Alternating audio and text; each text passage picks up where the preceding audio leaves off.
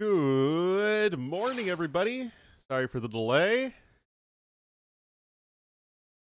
Whoops. We're getting the floors redone in our house, so I had to move everything out of all my crap out of the bathroom I was using downstairs, or am using. Because they're ripping up the floor in there.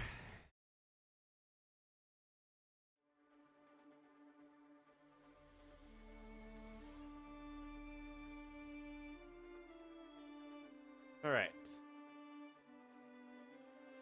So, we have the LingYuan Qualifiers today. And I technically could be casting Tatau versus Socky, but I figure that's going to be fairly one-sided. So I am going to be doing a show match instead for the Ling Hi Cup, one that just finished up.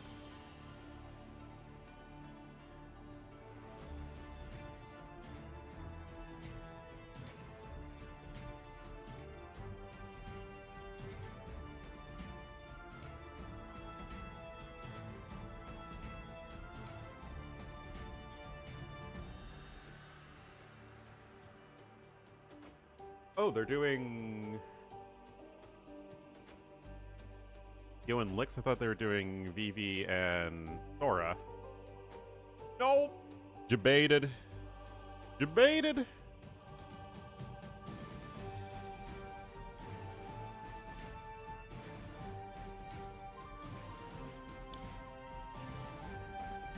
When I went to bed last night, it was Vivi versus Sora.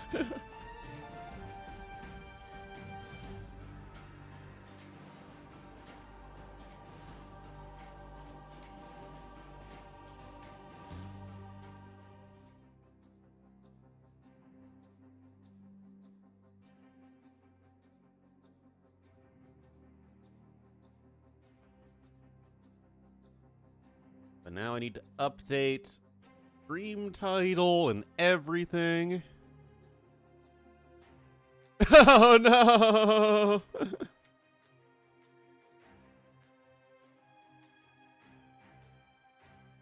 Oh no!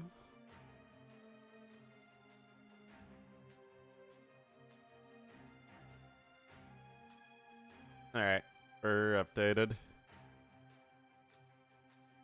So the draft, I am doing many different things here all at once. I will get to the draft when I have the chance.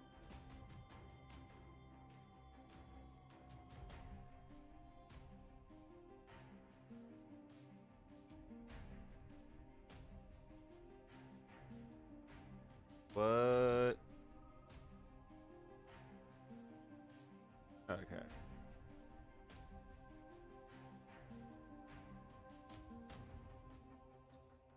Assume one.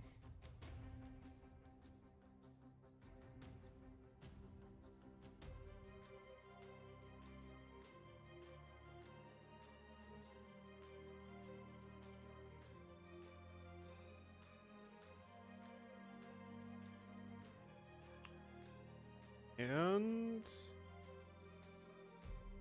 this is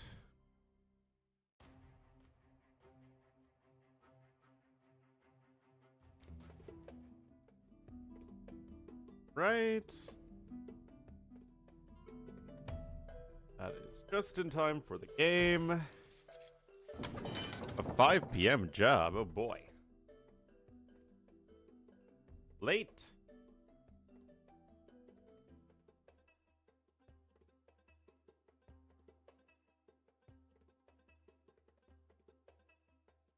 Just set up the scoreboard.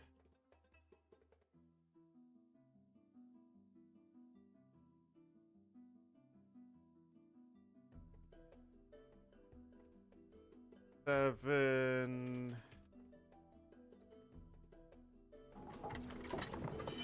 Then switch to the scene over here. And we are good to go with Bosmo, game number 1. What a great one to start it on here.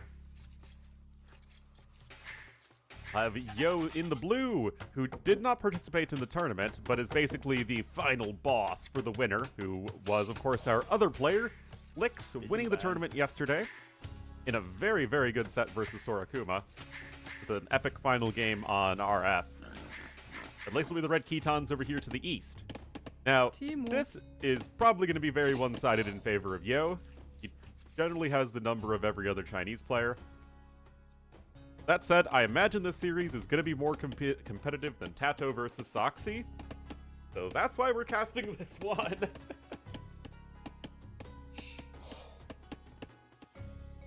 We must make do with the choices we have, unfortunately.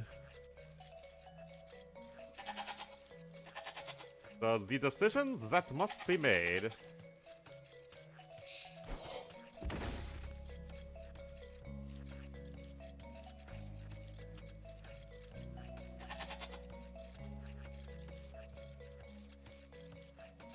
Alright. So, Malian's kind of an interesting pick. Regretting his life choices? I'm always regretting my life choices, man. That's a lie. I try to live without regret. Wait, 5 on wood early. Huh. Wonder why so many.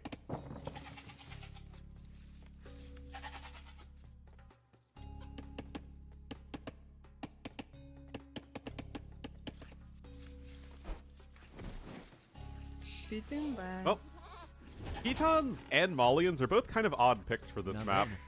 Not that there's anything wrong with Malians, as this tends to involve a lot of Castle Age pressure.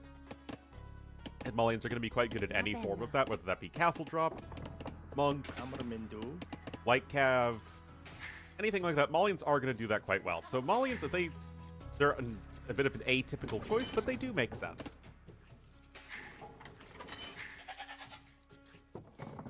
And then Ketons, like, do Ketons really suit this map? No. At the same time, can you just make Ketons work with their eco? Yes, so who knows?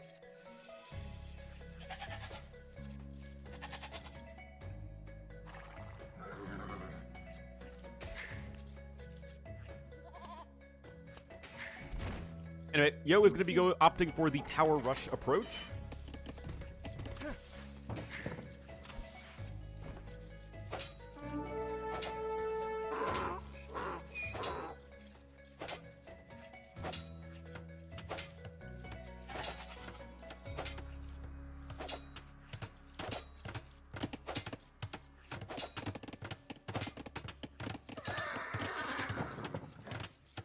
Well, Yo is going to get the kill.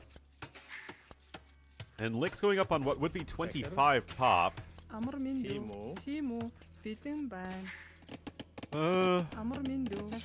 Like, why does he have so many on wood? Like, look how much wood he has. I guess he needs to start plopping down those pastures very quickly. But here comes the tower and the archery range. Barracks right there. And at this point, that is within the line of sight of that gate.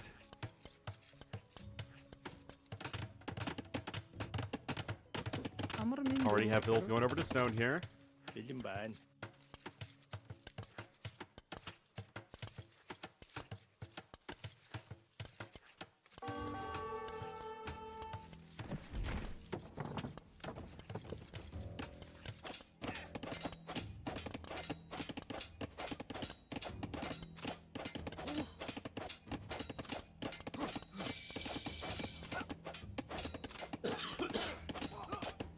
Apparently I don't know how to drink. Alright, Bidax. Bloom. Defensive tower in a very good spot. So far, Lix's reaction is quite solid.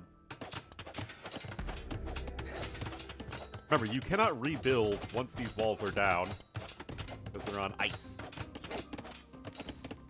You know, the architects here were not very smart. They built their walls on literally the least stable substance possible. It's like they perfectly threaded the needle to build the walls in the worst possible way. Defensive archery range too, so you're gonna try and fight fire with fire.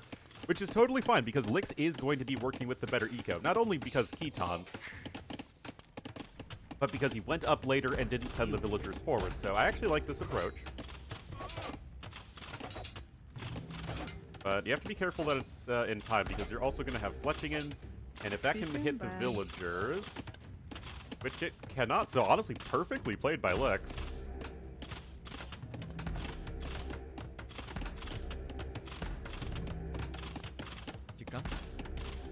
Right now, again, it's not really the end of the world that you're having some idle villagers, because your opponent also has those idle villagers.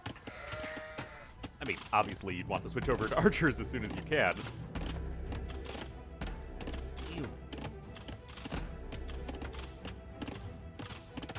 Well, it certainly is not done yet, but here comes tower number 2 for Yo. Lix can literally mirror this.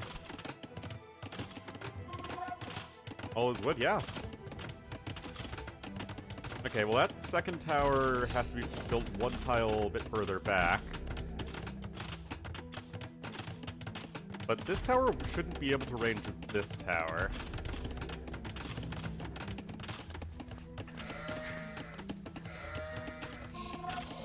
Morning, T-West.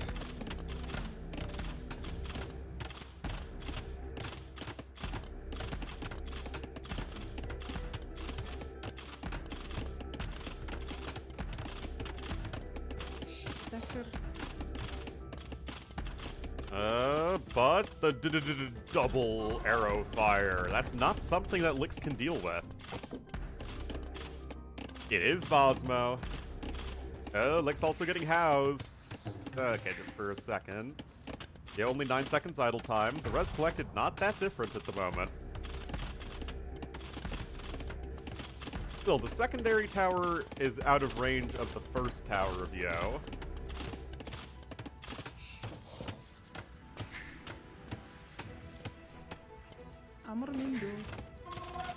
Added archer armor coming in, kind of interesting. Yo also just casually hunting in the middle of the map.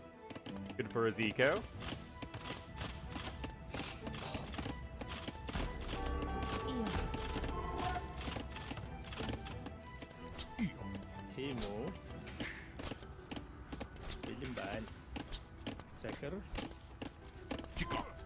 Good move there from the archer, gonna harass those villagers.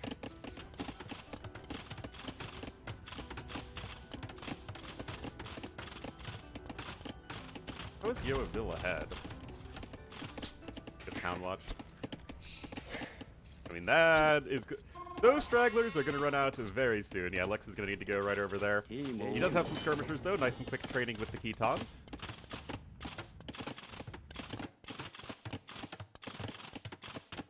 And both players working towards Castle Age here.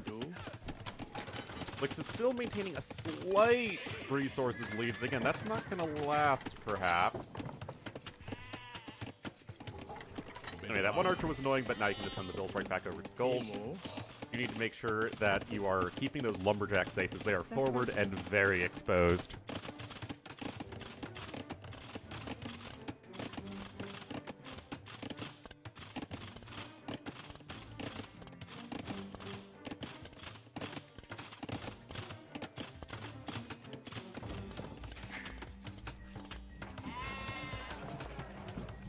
Right. Market coming in now for Lix. Again, both players' resources are looking quite similar. And another tower from Yo.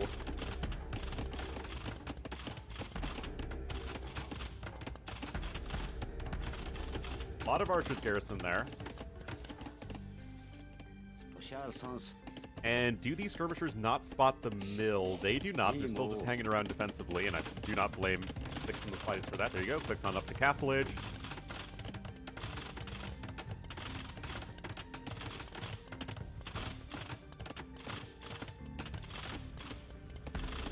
And is coming in with some secondary walls. Of course, he sees the stable. And I guess just have to fall back a little bit more.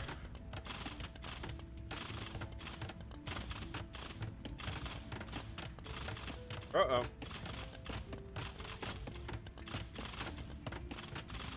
In the cold without shelter? I mean, to be fair, that's not in their contract.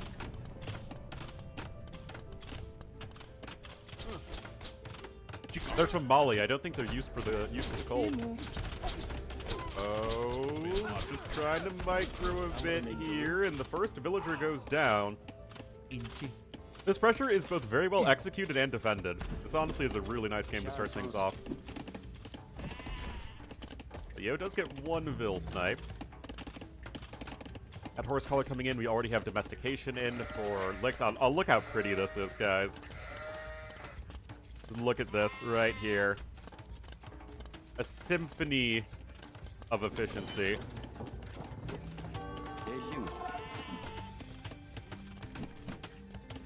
Got a scout cavalry, and another defensive tower is forced out. I mean, we're gonna be on two stables here. Licks, I don't think, has a stable whatsoever.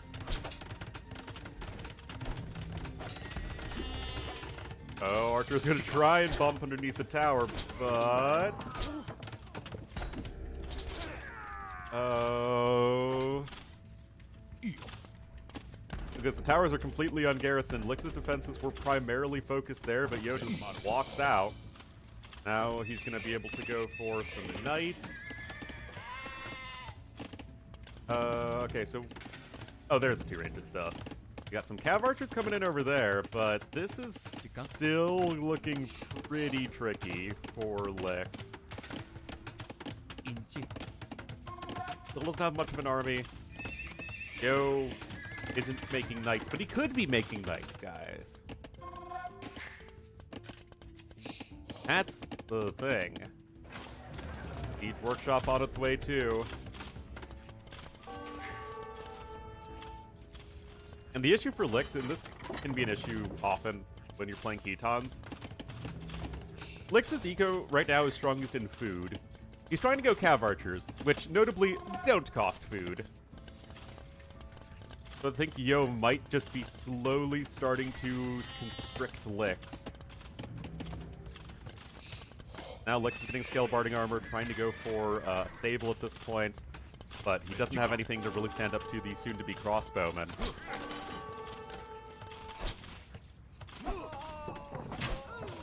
Uh-oh. Uh-oh. Guys, that's bad for Licks. Oh, dear. And the thing is, you just don't have the best anti-archer options from the stable as Ketons. It's absolutely treason. Yep, the foxes and the chicken coop and all that stuff.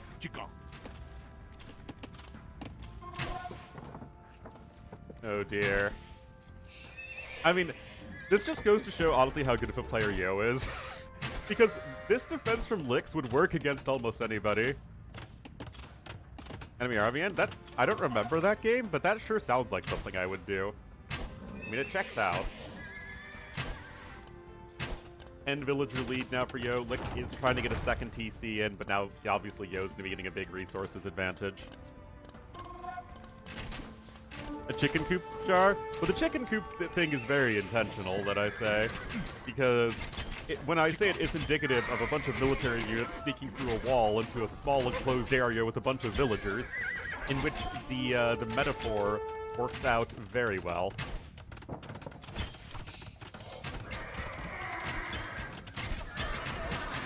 I love DE sometimes. There is the GG called, and Yo takes game number one. Not unexpectedly, but it was actually a very good game.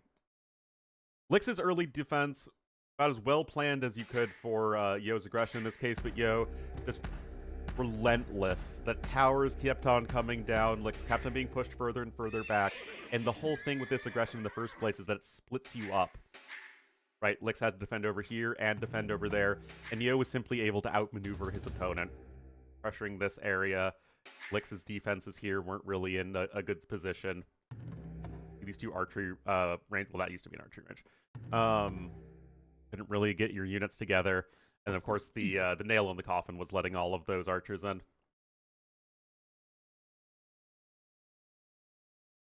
Good game though. Lots of strategerying of the real-time variety.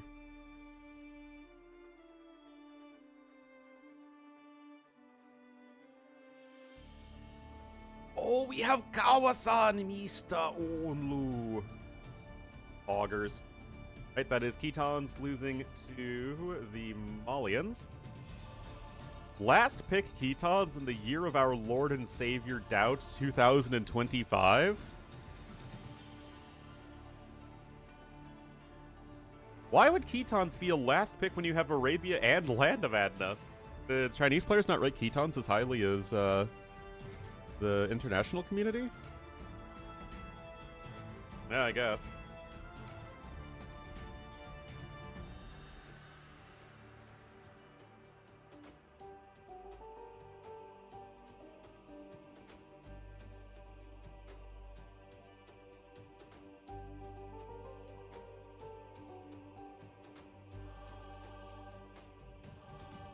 The water on Kawasan, then it becomes Berry Rush and a better map.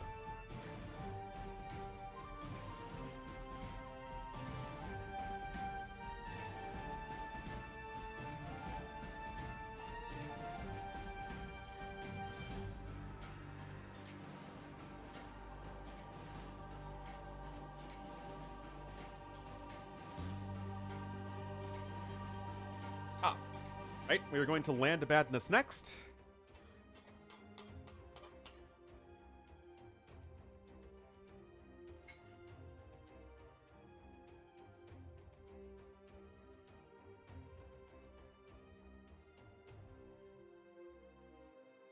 Harry Rush? No, I have not.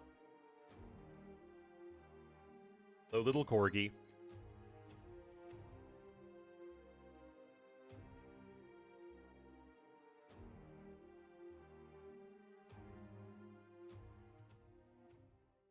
The game is over. Out of sync. Barichi? Is that Michi, but you have a bunch of forage bushes?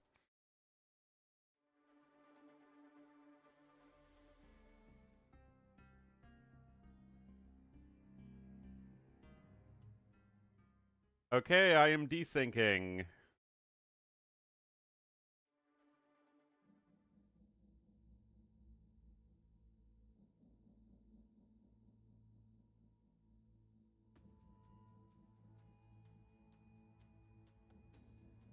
Let's just get these map packs and hope that fixes things.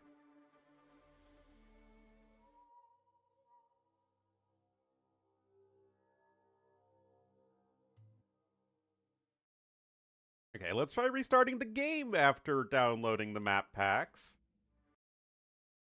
Sigh.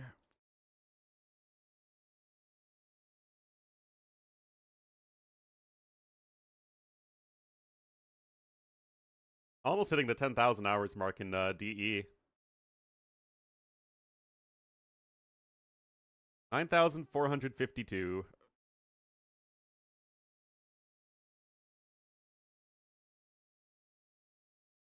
I hit the wrong.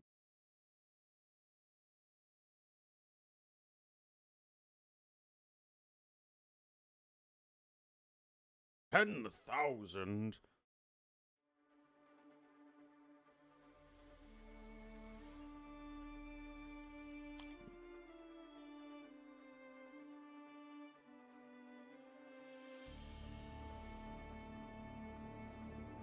Not just playing, indeed. All right, let's try again. Let's try again. Yay!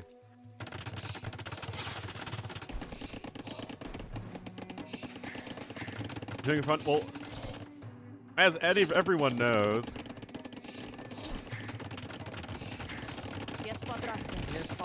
I am, I never play AoE for fun.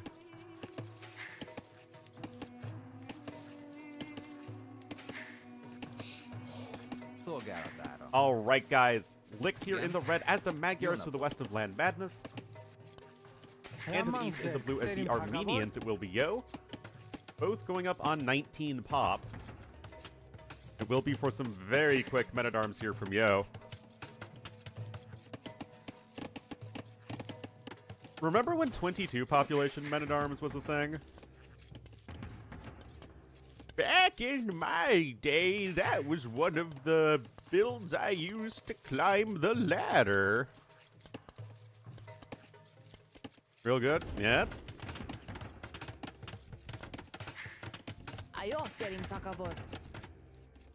It's still a new thing, yeah. That's just the late Voobly meta in a nutshell.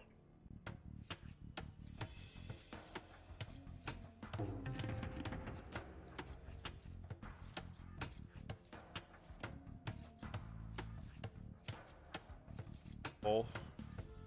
Coffee. Alright, so it's gonna be Scouts opening here from Lix.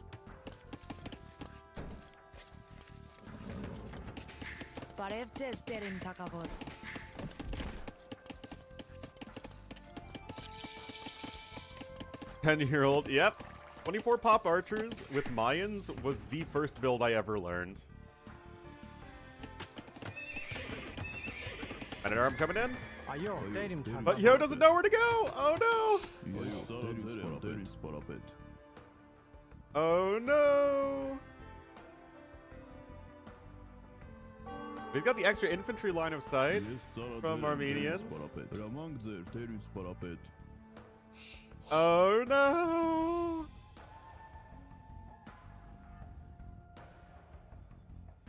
Oh no, guys. This right here is the downside of a 9 population start. Builds need to be so aggressive. It was like, where are you?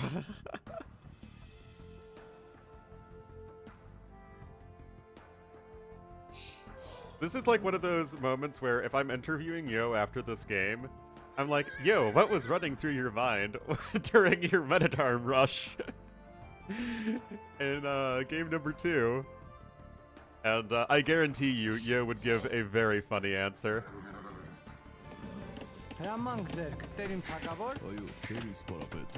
Yo is such a delight, by the way, guys. He is a troll. Turns into a long swords rush. Anyway, Lix just storms in here and snags a Vil instantly. Lix is like, oh, long swordsman. I thought you would have been here already.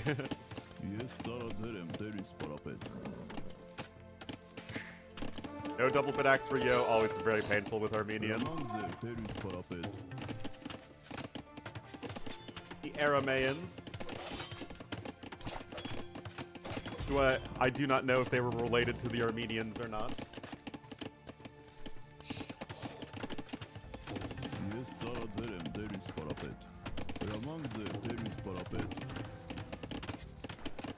No, this is for the same thing. Basically, the way the tournament worked is that you didn't have Yo and Vivi participating, who are number 1 and number 2 in China, or in the Sinosphere, shall we say. Because I think that the organizers would know that they would likely get first and second place in the tournament. So what they're doing instead is that they were casting and judging the tournament, and the winner plays Yo and the runner-up plays Lix in a show match, which I actually think is pretty clever.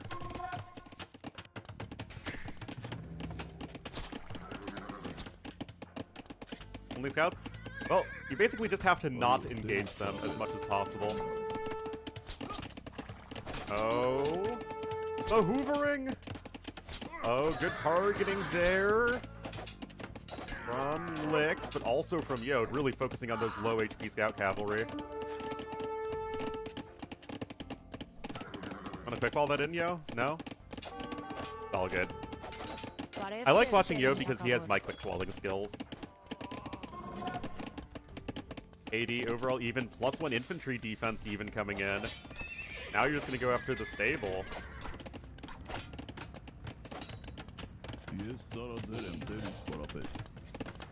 Nevertheless, solid defense so far from Lix, and he got the villager snipe, and he was able to get double bit axe, as Scouts is just more economical than the super aggressive Metadarm builds.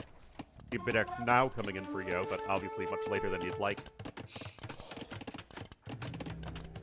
Meanwhile, archers coming out in the back here for Lix.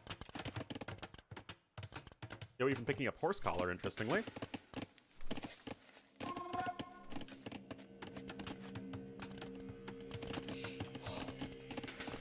Better than the Vilsegs, they both feel good, that's for sure. Oh, but you don't want to do that. That is what you don't want to do. Lix, thank you for demonstrating to the class what you don't want to do with your scout cavalry.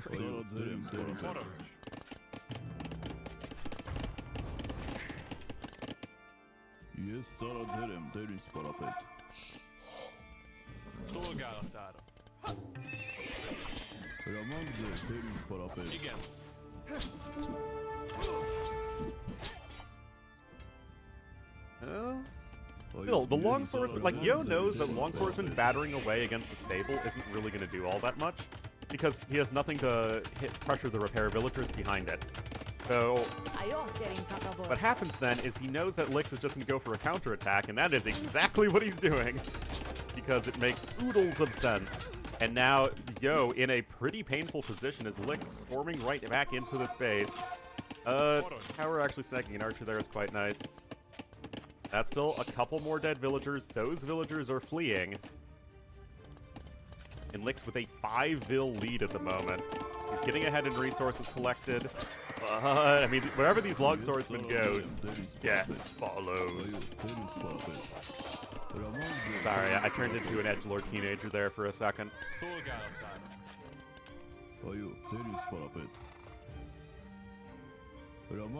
Actually, it's more like an evil villain in a novel that is being regurgitated by an edgelord teenager.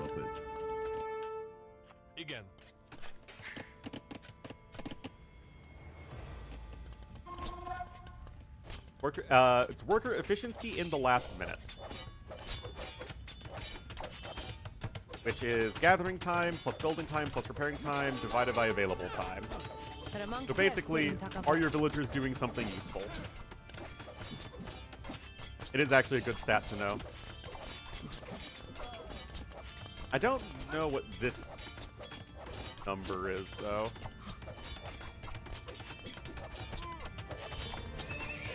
Alright, defensive, tower incoming.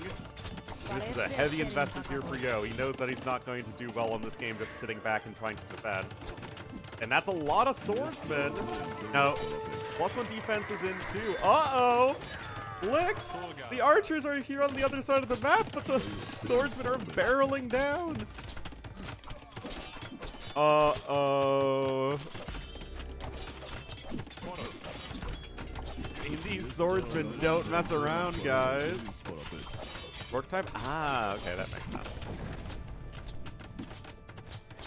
That is indeed some infantry play. The swordsmen don't give a floof, man. Oh no. Wait, why wasn't the TC firing? Oh, that is a bug. You just can't help but feel that 2 scouts and 3 archers is much less intimidating than 9 long swordsmen in the feudal age. Yeah, it is a bug. Yeah, that is a known one. Now I'm gonna go after the archery range here. It's like Lix gets himself into like a good spot, and then Yo just has this perfect counter move. Happened in the first game. Happened in this game.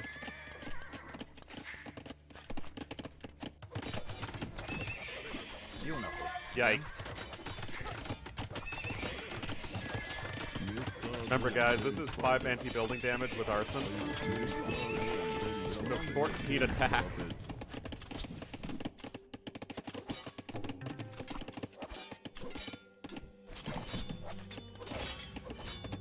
Another tower incoming. I mean, Lix is relatively close to clicking up the castle age. Which way to go? I would say it's too late in the game. Yo is and is not playing games.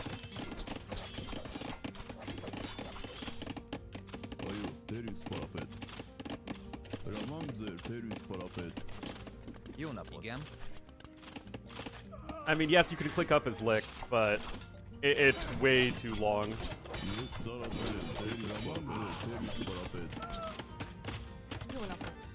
And Armenians are such a cool land civ. if they didn't have the issues they have with water, I think they'd be one of the more interesting of the new Civs in terms of overall design.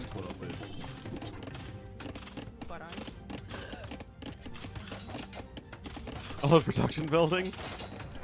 Well, you know, make his own long swordsman all the value. Yeah, this is obviously looking pretty darn over. Yo is not too far away from his own Castle Age time. He hits Castle Age. He goes ahead and gets his Zweihunders. It's a forward siege workshop. Goes to town. Nix is going to try to go for some knights. But, I have my doubts. Another barracks on its way.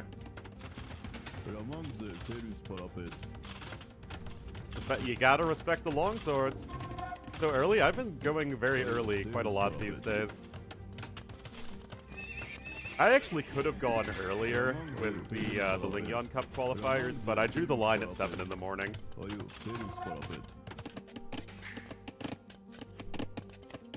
You know, early bird gets the worm, which in this case are viewers. I don't know what that says about you guys. Hender? Zweihender? Freaking accents.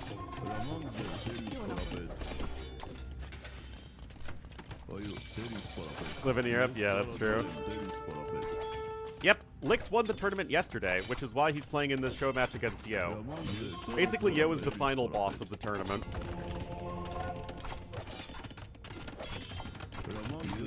Alright, and of course, yeah, you're going long swordsman, easiest thing in the world to mix up some pikemen. Same upgrade, same buildings. Got the 45 church.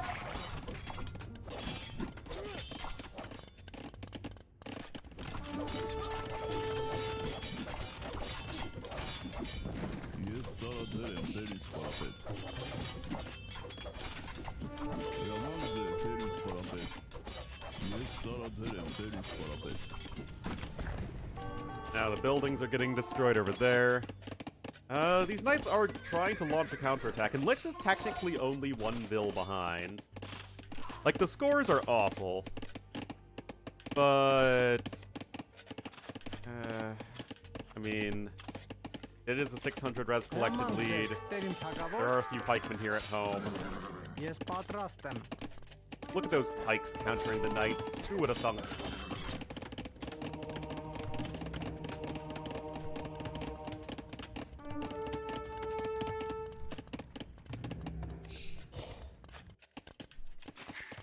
Well, 4 pikemen on their way. And Lix, at the very least, he's not dead yet. He's adding in another TC, guys. Again, the scores look like the game is comically over. The game doesn't feel comically over. Those are 2 knights dying for 1 bill, which is definitely not value. Oh, Insta! The churches, what other Civs would have had fortified churches? They're a pretty Caucasian-y looking thing. Maybe Slavs, but I don't think Slavs need them. Yo, conversion. You know, I've casted a lot of Yo games, and I don't know what all this propaganda is that Yo's conversion luck is any better or worse than the standard player.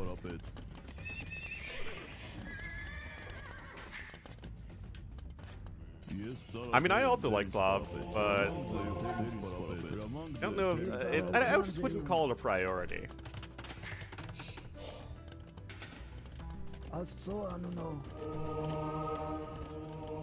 Maybe any of the monks that get the Eastern Orthodox skin.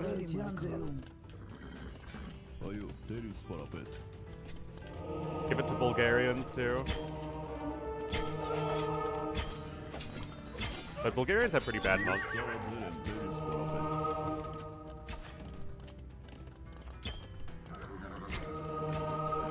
East Asian churches? Poles? It doesn't really feel like it'd fit with those civs, though. I mean, the fact, again, Lix looks super dead. The score indicates that Lix is super dead. I look at these numbers and I see a dead even population. I see a 600 resources difference. That said, Yo is on 3 TCs. Ah, Lix! Lix! Lix literally died to relics. How does it feel, guys, to lose monks to relics? That's pretty darn ironic. Anyway, speaking of worker efficiency, you can see right here that's it's not looking so good for our Magyar's player. And he's trying to go for the counterattack.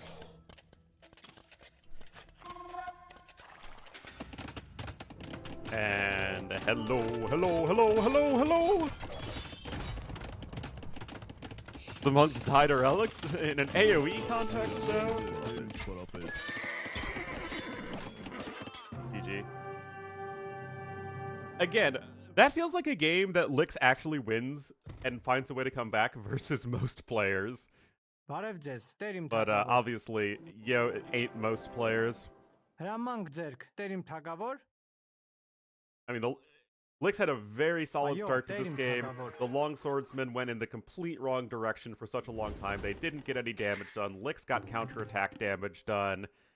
And then Yo shows up with a bunch of long swordsmen and kills Lix anyway. But I always enjoy seeing a long swordsman-based game. That's win, indeed.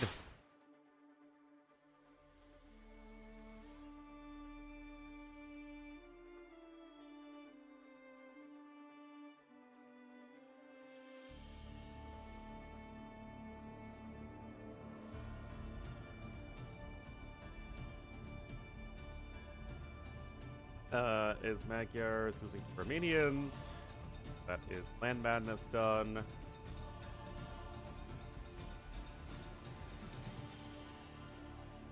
And Arabia! Arabia!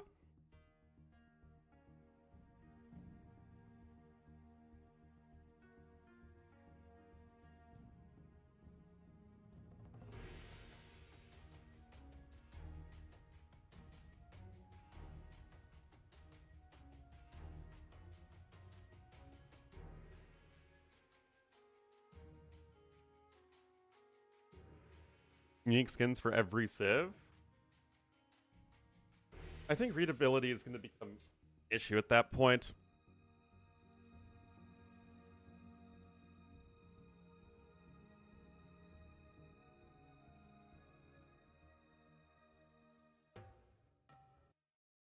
The game is over! Another out of sync detected.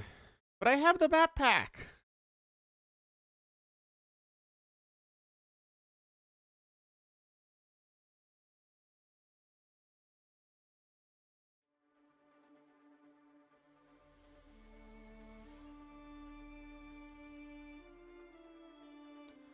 Let's try restarting the game again. Animal mounted trebuchets? Yes, there were. Now, were the trebuchets fired from camels? No. That would kill the camel. And we don't want to kill the camels because camels are delightful.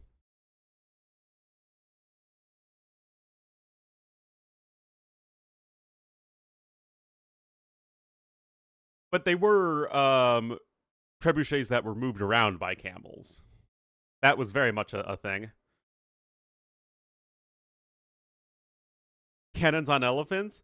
Again, that kills the elephant. We don't want to do that. Alright. Let's try again. Magically around? I don't believe you. That happened. That's very historical. I love how restarting the game somehow solved the out of sync issue. Bonus versus elephants? Do we really need to nerf elephants? Alright guys, here we are on Arabia. Down 0-2, but honestly giving us 2 good games so far. We'll have Licks in the red as the Malay to the west. And to the east in the blue as the Hindustanis, it will be Mr. Yo. Biomechanical accuracy. I don't know about that. But wouldn't villagers lower in HP also gather slower?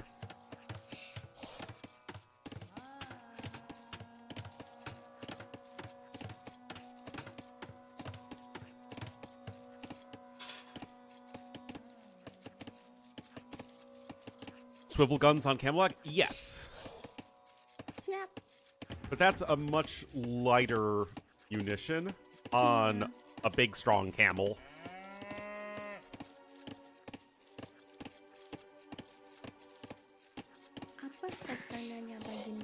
Cannon galleons on elephants? Yeah, literally the entire ship is on an elephant. That sounds pretty reasonable to me. Anyway, 20 pop up here for Yo. Yeah, with Loom. Okay, nothing too wild there. Vil HP, oh boy. Bombard tower and elephants that are also fired from trebuchets.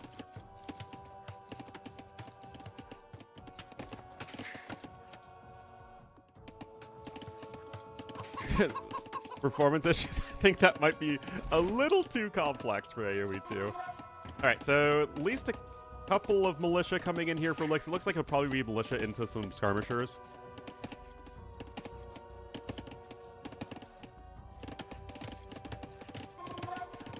A small tower that shoots midair? Exactly, it's the NASA tech. Yep. Unfortunately, they were going to go for that upgrade, but then it was defunded.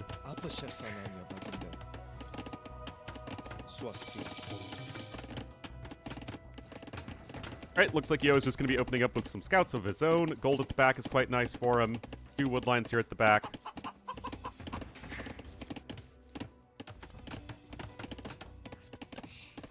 A trebuchet that fires trebuchets. It's just trebuchets all the way down.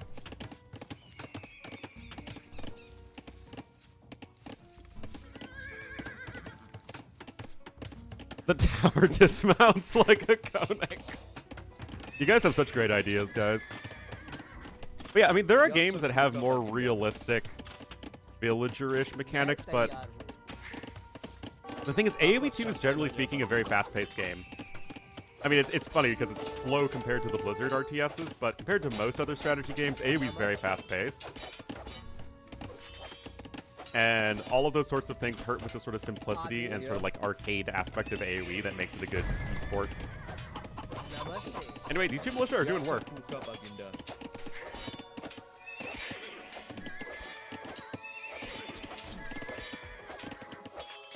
Also, hello, Dicelethmorphine Hero. I'll never say that correctly.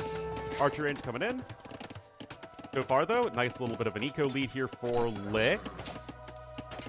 Yo's having to spend a lot of time with his Vil Shankin. Oh, he's gonna get it. Gets the Vil kill. Wait, where did Yo get one? Yo somehow killed a villager with it only taking 3 HP worth of damage. Diacetylmorphine. Pretending? I'm not pretending. I'm just dumb.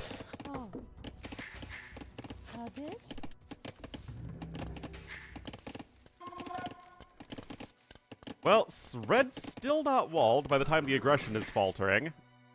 A lot of mistakes in that one. Tragedy.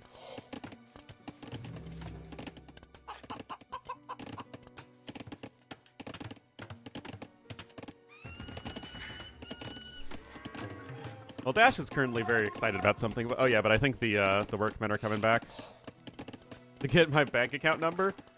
That would just make you dumb. As if my bank account is one worth hacking.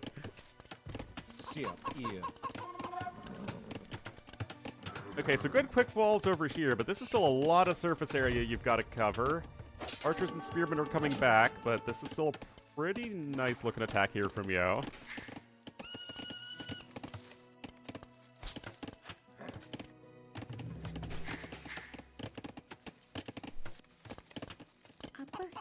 Those bills are a bit exposed. Those quick balls are quite solid, though.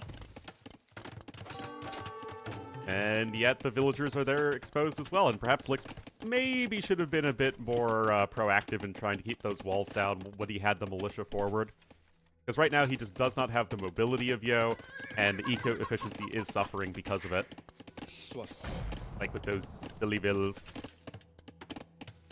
That said, the walls are slowly but steadily coming down, you know, eventually. What? Did you guys see that the Spearman only got 1 poke in there in like 5 in-game seconds? I mean, I guess technically that would only be 1 poke, but still. It's like 7 in-game seconds. Yeah. Double bit axe coming in very late here for Lix. Yo also has horse collar.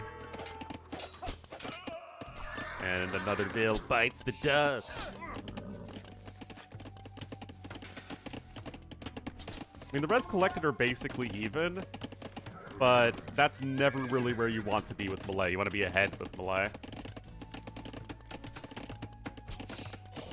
Those walls are good, but again, it just feels like the scouts are a swarm of bees that are just not getting evicted.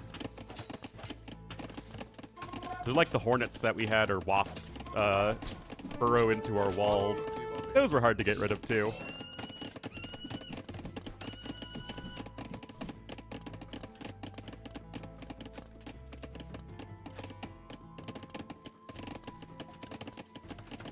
Table on its way.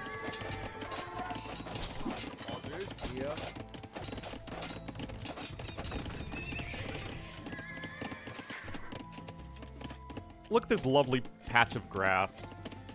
Preserving the honor and the memory of this fallen Bush A. Out of respect. Central Park, indeed.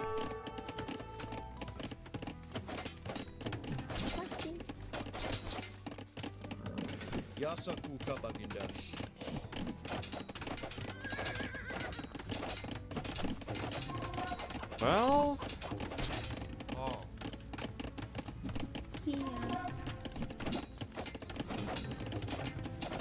Scouts here, definitely doing a lot of pressure. Remember, Hindustani scouts with that extra attack versus buildings. Tough to defend against.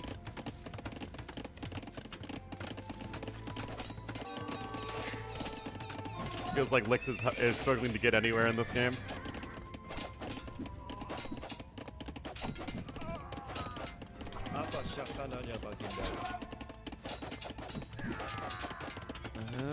Okay, got another layer of palisade coming in. Forging for the scouts as well, but this is going to be very bad on your eco. This whole thing is rough on the eco efficiency. Lix is still slightly ahead, though, which is impressive. But Yo's getting wheelbarrow behind this. He's going to get scale barding armor.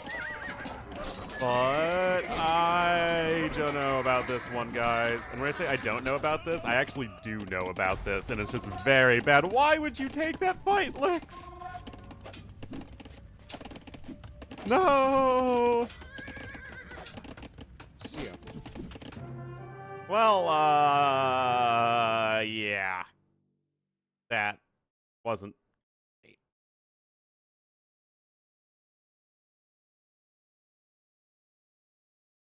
Oh, boy. Yeah, I think you need to use those 2 militia at that point to get the map control to get the walls down. That feels like that's always been the case with melee. Just use the initial drush pressure to get the walls down and then lean into your superior eco. And unfortunately, Lix did not do that and paid the penalty.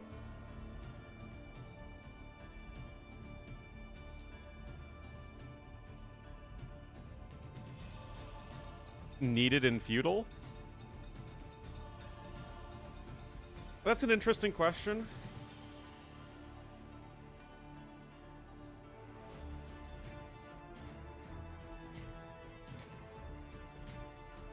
I'm not sure.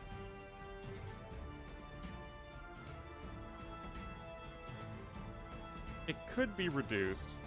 The issue is that fears are the only thing that stops scouts from just murdering everything. because Bloodlines is kind of crazy good. So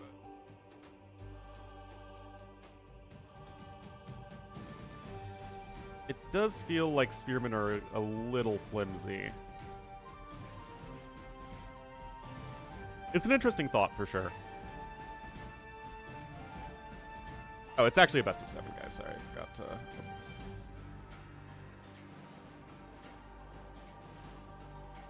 I mean, I think it's a best of 7. Oh, it's a best of 5! LOL! I actually didn't... I mean, I forgot, and then I forgot correctly. So, Yo wins! I thought it was a best of 7. LOL! Yo wins! Wow!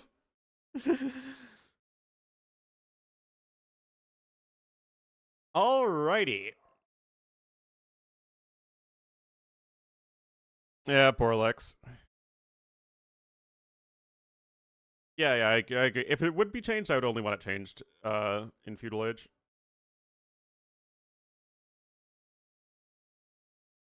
Alright, so the Vivi show match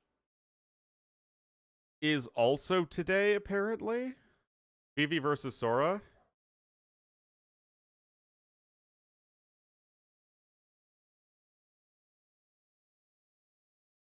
Solid Bubblegum? Yeah, basically. Alright, guys, so next on the agenda is going to be the LingYuan Cup.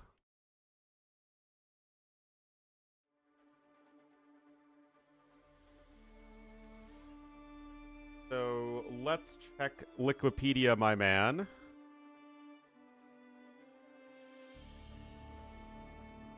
China time. I'm in China now. Okay, so 10 minutes or 20 minutes.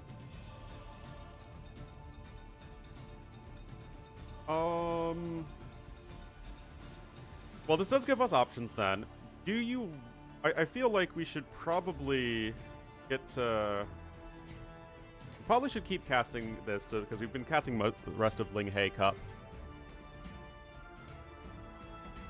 So, but in the meanwhile, what we can do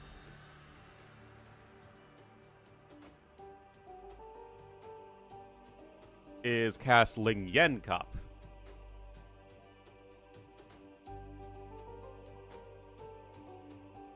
Alright. Let's not make Sora part of the PRC. Gotta be careful with the, you know, the Taiwanese and Chinese plays. You don't want to incorrectly flag them. Alright, so let me update the stream titles then.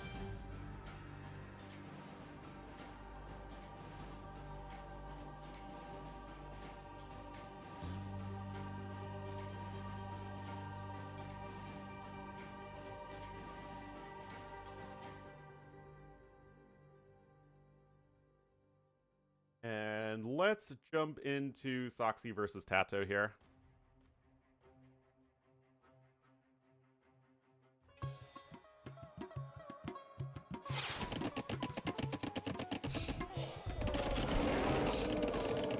Alrighty, so this is for LingYuan Cup. This is the qualifier. Tatau, super heavy favorite in this series, going to be the blue Dravidians to the southwest, and Socky is the red as the Japanese here to the northeast. It is indeed Fish and Fish. Everyone's favorite aggressive hybrid map. Honestly, as far as aggressive hybrid maps go, this one's one of the better ones.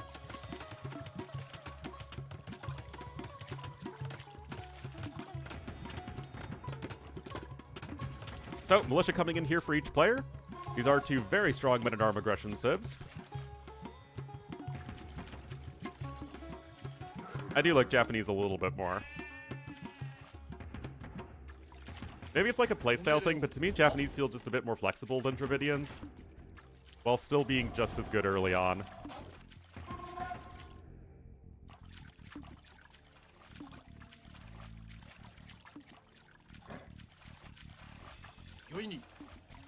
Well, Feudal Age is going to be in first here for Socky. He did go up a Vil sooner. no dock. It's all about the middle here.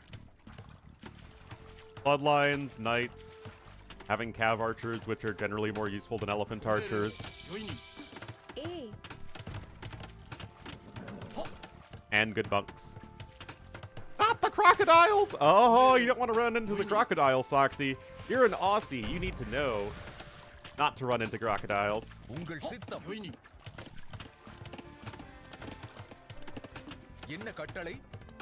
Now, Tatau does have the additional swordsman for now, though one is about to pop out of the barracks. And Tatau right now is just going to try and drag away Socky from the middle of the map. That said, Socky has 2 mills here and is just casually hanging around. With a longswords play, I mean, Dravidian longswordsman makes perfect sense. Nice and easy to tech into. Although, of course, you'd still rather have Japanese longswordsmen in the longswordsman battle.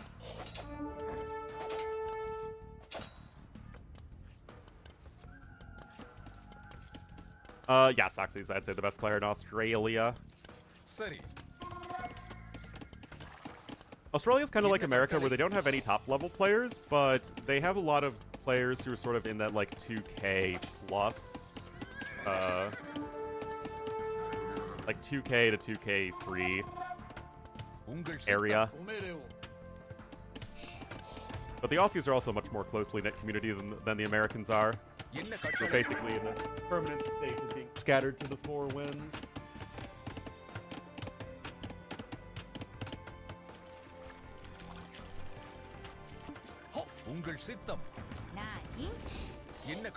More Australian players? Oh yeah, there are several.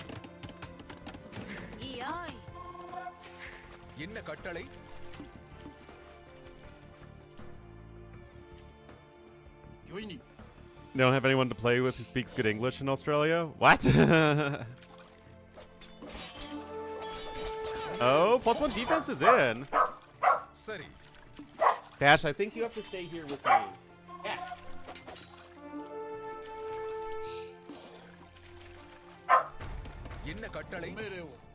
Oh, man. Again, guys, we have the floors being ripped up downstairs. We have a lot of work being done on the house. And I'm sure Dash was busy barking at them and was banished to my room. Gatekeeping the Kiwi players? I mean, that seems pretty fair. Oh, okay, I see what you mean. Yeah.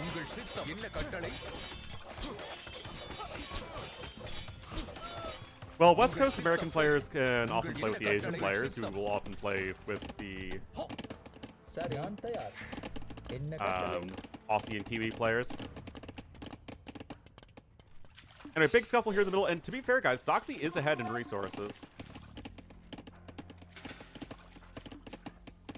And the Corgi has left.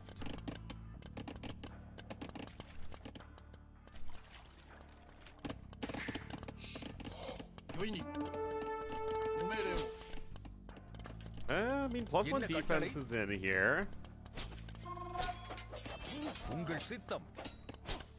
That's a bit painful.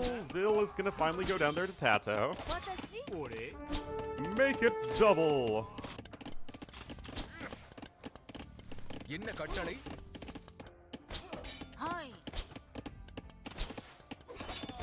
Oh boy, this hurts though. Oh, that hurts. I think Tatau's getting his value, guys.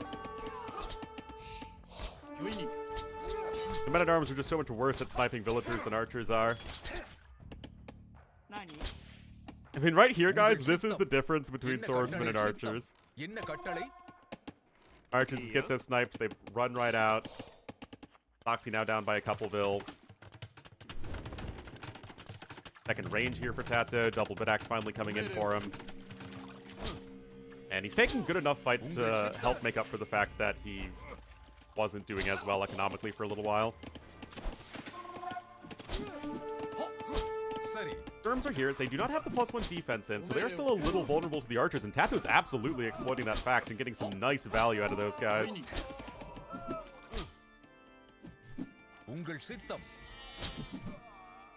Yeah, I mean, again, Socky is not doing half bad for being against a top 5 or 6 player.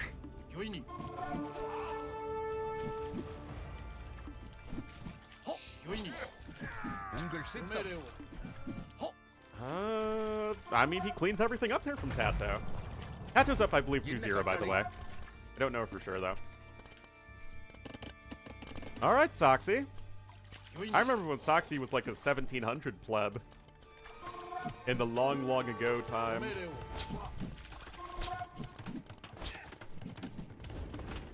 Added archer armor coming in. That's going to be a big help there for the skirmishers. And the men-at-arms here with the +1 defense are not that bad against skirms. I feel like people kind of have forgotten how good they are post-patch. And look at this, Japanese men-at-arms coming in swinging, guys.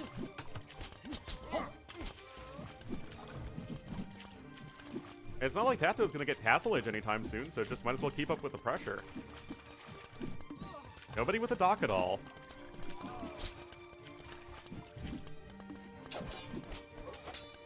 Military numbers are even. Socky does have a lot of idle vills somewhere. Like one over there. Where is idols? They're like all scattered around. Needs to get those sorted, but still the resources collected are pretty even. Tatau only slightly ahead in the overall KD, but he's making a nice kill or two there.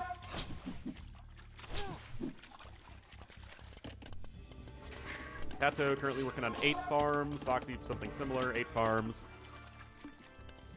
99.9993. So you're saying there's a chance? All right, more Japanese men-at-arms coming forward. I don't know about that from Socky. There are 3 archers in this army, but that actually makes a huge difference in just getting that little bit of extra damage done to the men-at-arms. And yet, it is going to buy enough space here for Socky to get that defensive, offensive watchtower, and kind of both.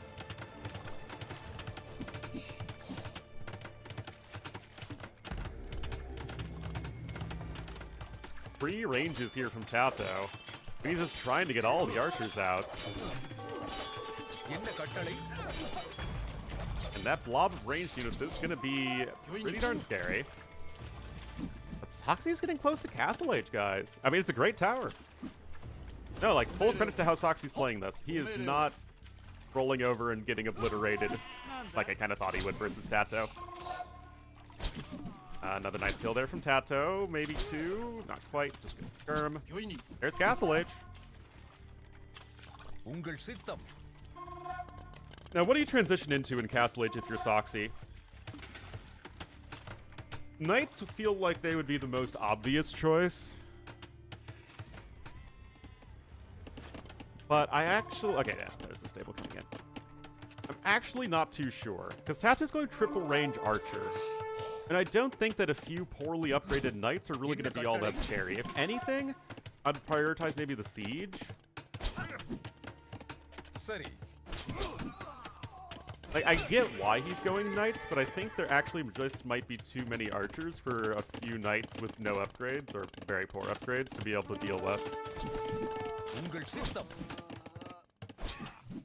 Army forever? Yeah, I'm concerned about that as well. Okay, the Bloodlines and +1 defense are coming in. Okay, getting those upgrades. Sounds like a buzzsaw downstairs. Hopefully you guys can't hear that. Pretty loud here, though. Alright, second stable coming in. And actually, the resources are looking a bit better here for Socky. Oh, love this from Tatau. Oh, be brave, be bold.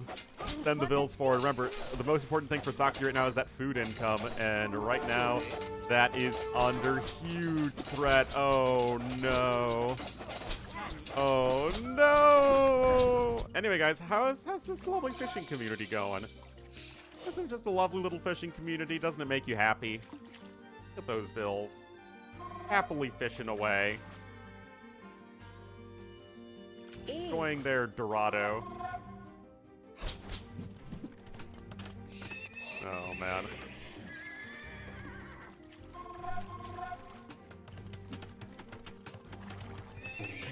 +1 defense coming in now, as Tatau is going to be mixing in some pikemen. I actually do really like Mahi Mahi, or Dorado.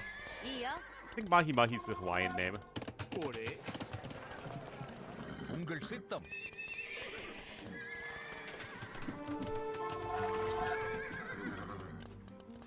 என்ன கட்டளை சரி Main barding armor coming in, but as McNeely was correctly saying, the issue is simply the numbers, and this is what I was talking about, guys, that I don't think a few knights are going to be enough to challenge this enormous blob of ranged units.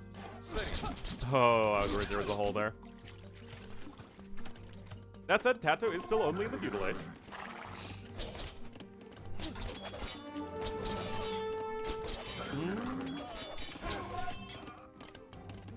Oh no! No, Socky! Guys, this is bad for Socky, in case you didn't know. Alright, knights are trying to come back home. Tatau might need a second barracks, though. He has way too many spearmen queued up right there. I think Feudal Boy actually might have a chance in this one.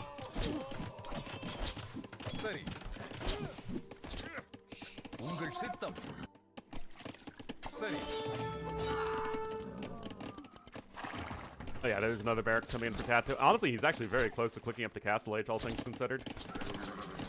Having those extra schemaders is nice. Forward army, not very many. There's only one. And random slowdown. To be fair, Spain and Australia are pretty far away. I guess especially if Socky lives on the eastern side of Australia, like Melbourne, Sydney, or Brisbane.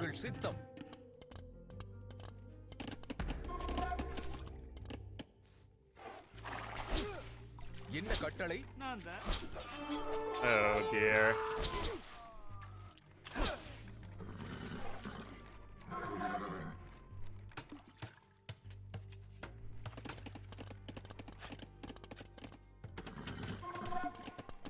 But I think he was correctly desperate to get damage done, though, because he was already so far behind in eco.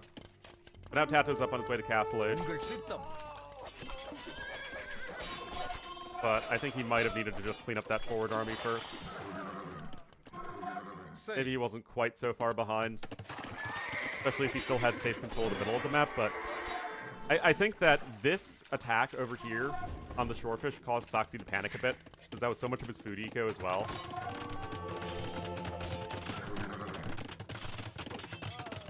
I'm sure it's a game that Socky will watch back and learn from.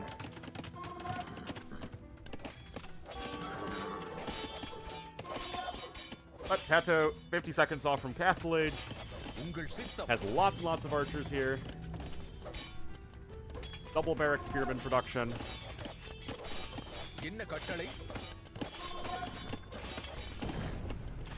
Oh, that's a bit of the S word from Tatau.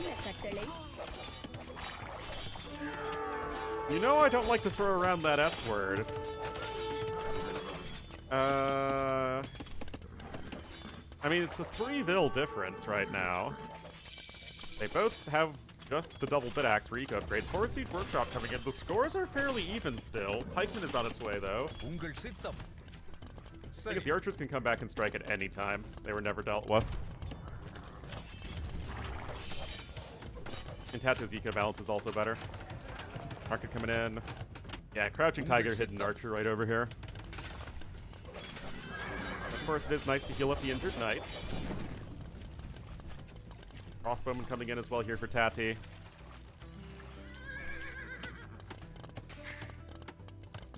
Uh-oh. Guys, have we all been here? I think we've all been here. You thought you cleaned up the archers, you thought they went home, and, well, nope. Nope. I mean, it was a good reaction, all things considered. I'm actually quite impressed with how well Socky's playing this game. But, yeah, this is... I mean, you are against Tatau.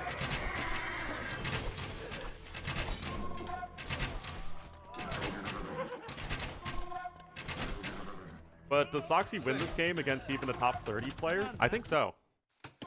I don't think Socky himself is a top 30 player, but I think he wins this particular game against most of the top, 30-ish players. In that top 20 to 30 range. Yeah. GGGL next says Socky. I'm sure, of course, you know, it's not like he expects to qualify for the tournament, but it's still fun to compete and have some fun and do your best and get to play against a high-level player in an organized setting. Good stuff. Wait, Yo literally ran into Sora on the ladder. Oh dear. Uh-oh. Is maybe Vivi not so ready yet?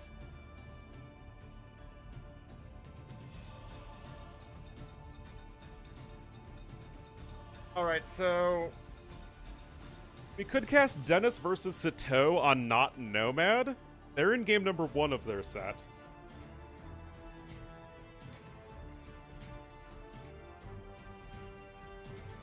Or do we cast Yo versus Sora?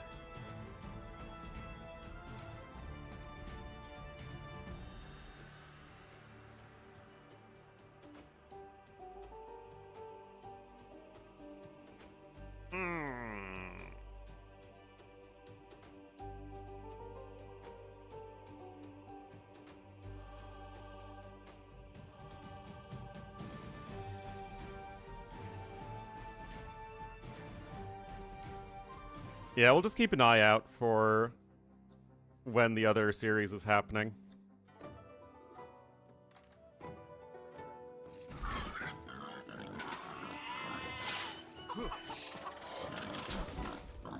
You don't have the time schedule. Yeah, I mean, that's just the struggle. Alrighty, guys, we are here on a rather circular island, or good old Not Nomad. The TCs seem fairly close this time.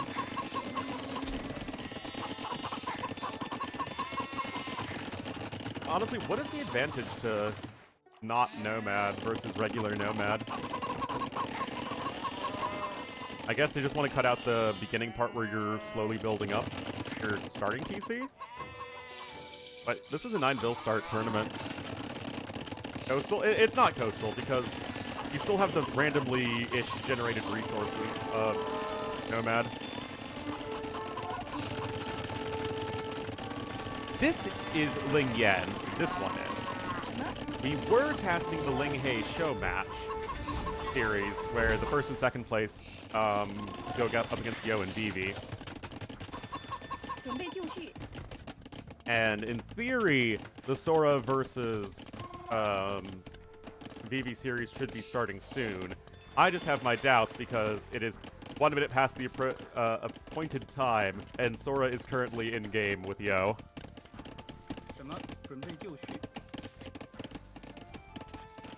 Landlock? Yeah, that's what I was saying, Kugelfee. Yo does not like the landlocked version, which I prefer the landlocked version because that feels more like the true Nomad experience, but I absolutely understand why a pro player would want to go for the more balanced map when possible. Anyway, Tatau here with his galleys. Chinese and Huns, certainly going to be 2 very popular zips for this map. Oh, nice actual surround there from Denis.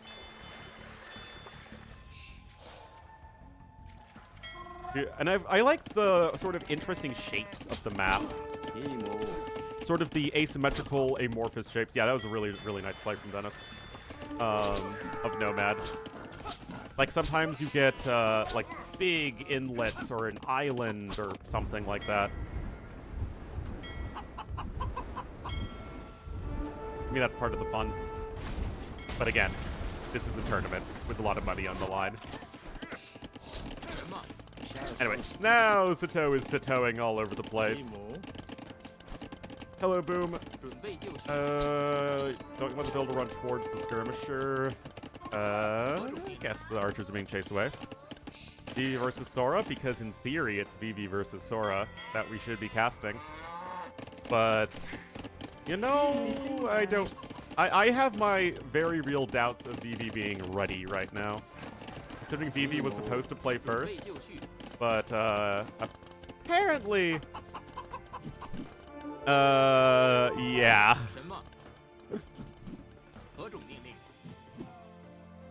The admins had some harsh words for Vivi and his professionalism, shall we say.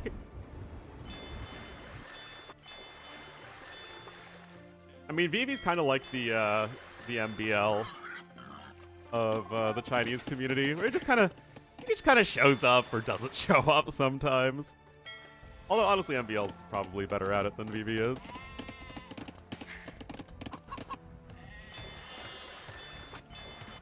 He used the R word to describe Vivi.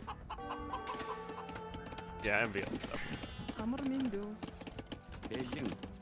Alrighty, so Denis not in anywhere near as good of a position economically compared to Tatau, which, considering Tatau's advantage on the water as well as his Chinese start, does make sense. But your Huns, you have the Castle Age timing advantage, and you better not be going skirmishers, Denis. I will not be happy if you just try and go only skirmishers. Go Cav Archers, man. Go for the other unit.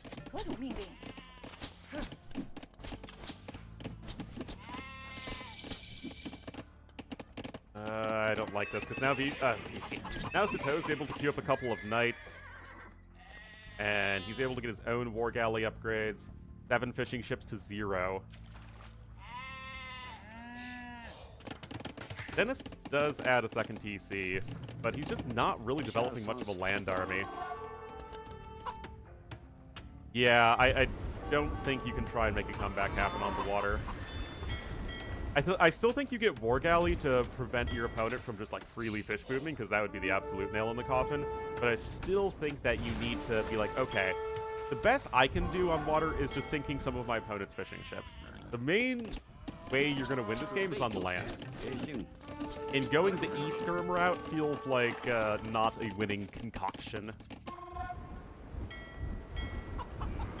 I mean, like, that looks great and all, but now you're gonna have a bunch of knights in your base, man.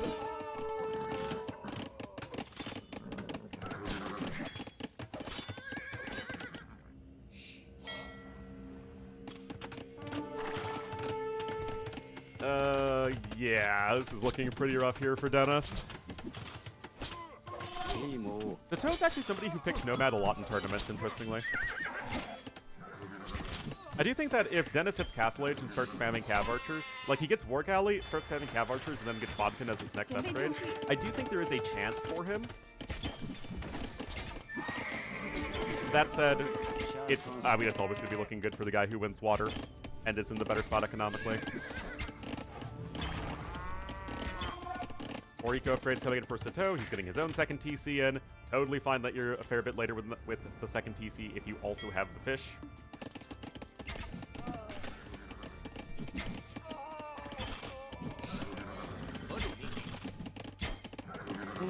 Cav Archer's slowly going to drive away the knights. Imagine, guys, if you just started making the Cav Archers from the start of Castle Age. Imagine.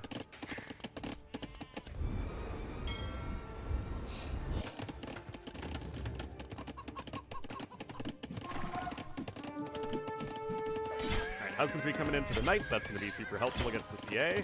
King's Workshop coming in, of course, could lead to some rocket carts. You know, now that I think about it, why is the unit for the Sinitic civilizations, plus Koreans, don't want to offend the Korean viewers, why is it rocket carts? When clearly the mangonels are the rocket carts.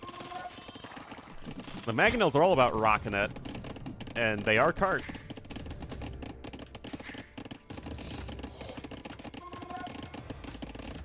I don't get it, guys. These are not about using rocks.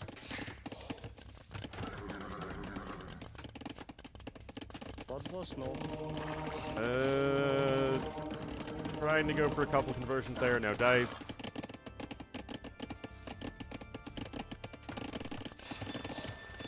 And we have reached a degree of homeostasis in this game. The issue is that one dude is ahead by over 2,500 resources.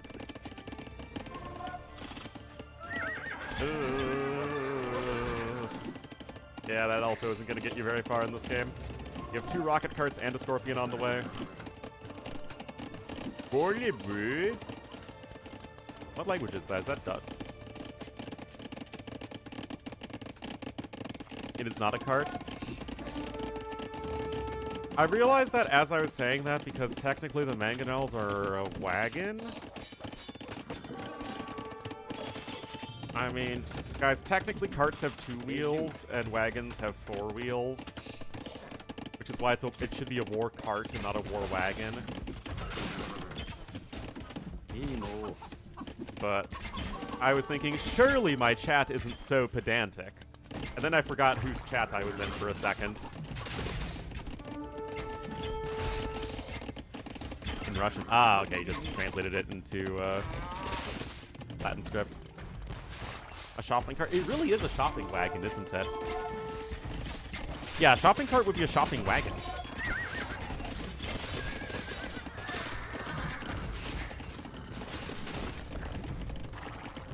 Is it transport? Then what's the point of a cart if not to transport?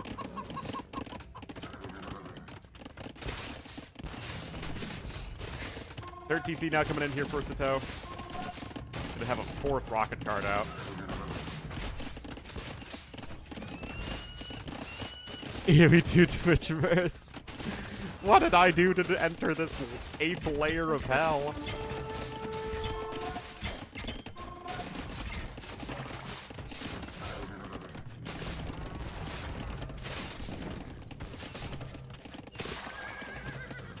Ballistics coming in, but I mean, the numbers are simply not there for Denis. Engine? Well, the point of the wheels of the mangonel is transportation. The engine, the siege engine part is the mangonel. The mangonel is on the frame of a wagon. All right, there's a GG.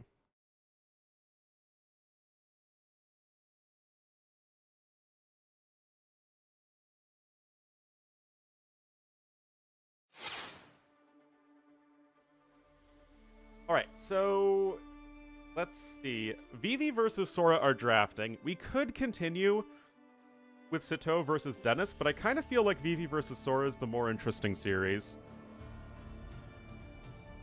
If you guys would agree with that assessment.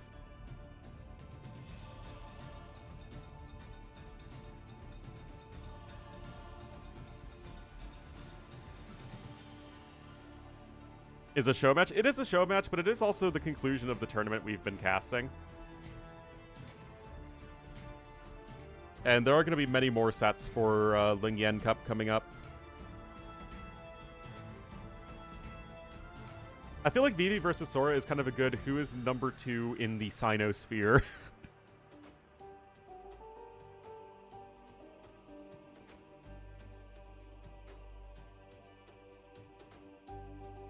Anyway, guys, hope you're all having a lovely Thursday morning. Yeah, it's Thursday. Hates democracy? I hate democracy more than America, man. That's pretty bad. It's obviously number 2. Lix is number 1? Clearly. Carrying a coconut? Oh, no. I'm just gonna leave, man. Hope you're all having a good day.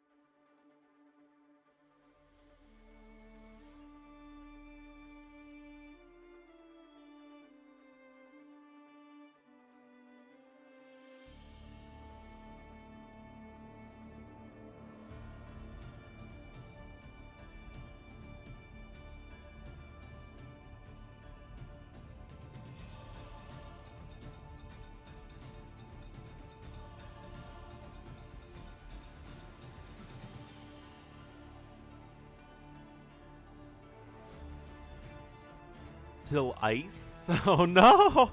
What have I done? Alright, one sec, guys.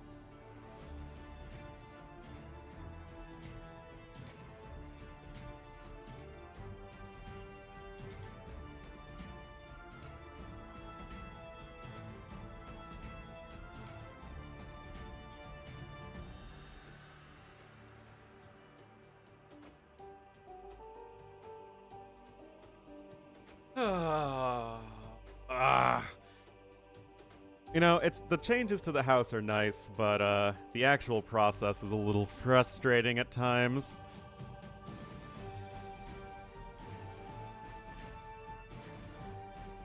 Only 8:47 in the morning.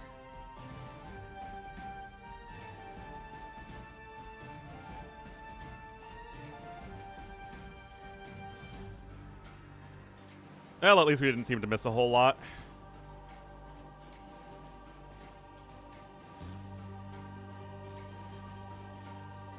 Vivi with the Byzantines first pick, oh boy.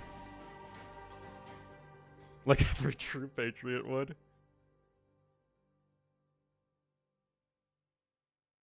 The chunk stranded this? Yeah.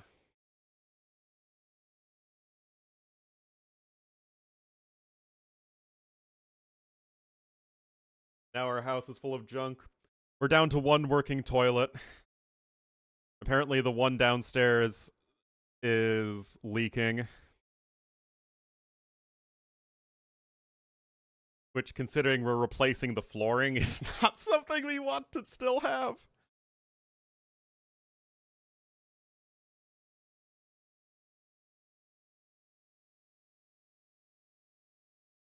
And like I'm having to run errands for my parents to various sides of the house, even though I'm in the middle of streaming.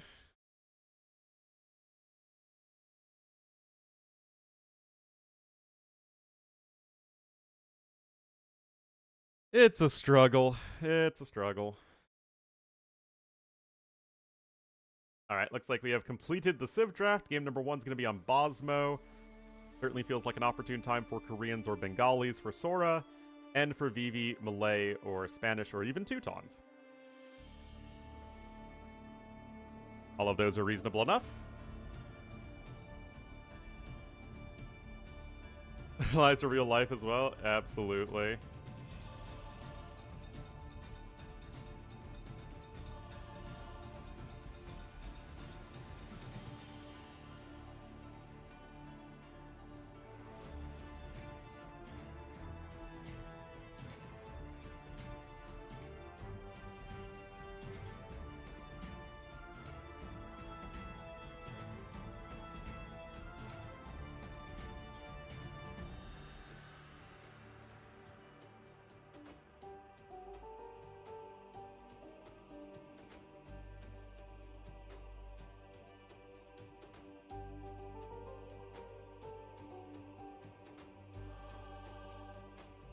Alrighty, so hopefully we'll get into the lobby here in just a moment. We'll have this best of 5 show match, and that will round out Ling Hi Cup. And then everything on out will be the LingYuan Cup.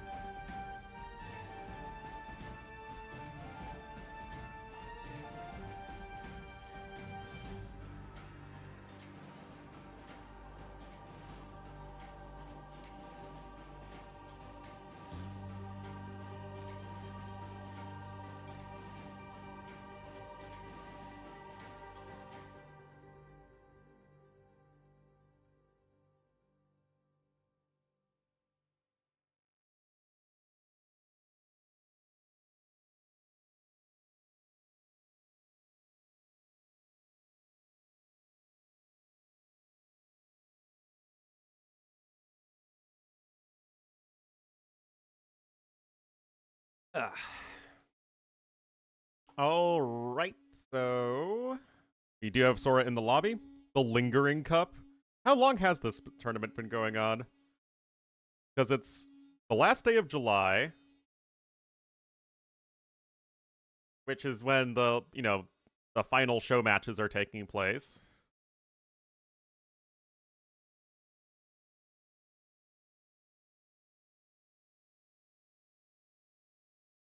And the main event started actually just July 15th. So this event actually has gone on 2 weeks. It feels like it's been going on for a while, but that's the AoE community for you.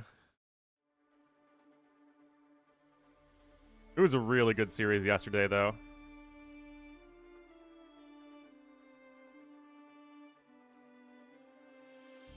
The Sora versus Lick series.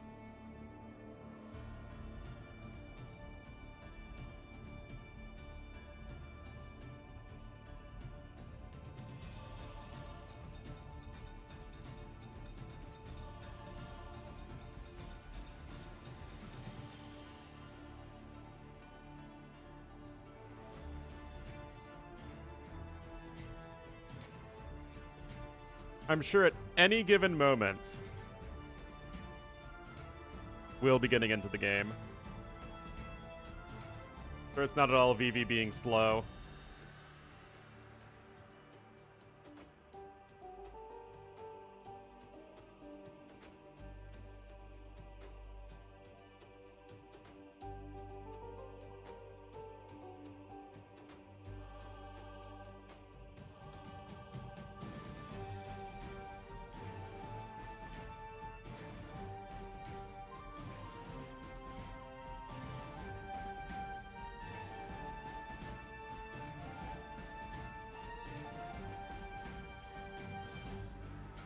He does know, like, Yo usually has the number of every other Chinese player. It seems to happen within the country-based communities that the best player tends to do really, really well versus the other players in that country. It was the same thing with Bact when he was the best Vietnamese player. He just beat all the other Vietnamese players and then ACCM afterwards. It was basically Dogao and Riet beating all of the other Brazilian players for a long time. Kapachanikov beating all of the other Argentinian players for a long time. Etc., etc.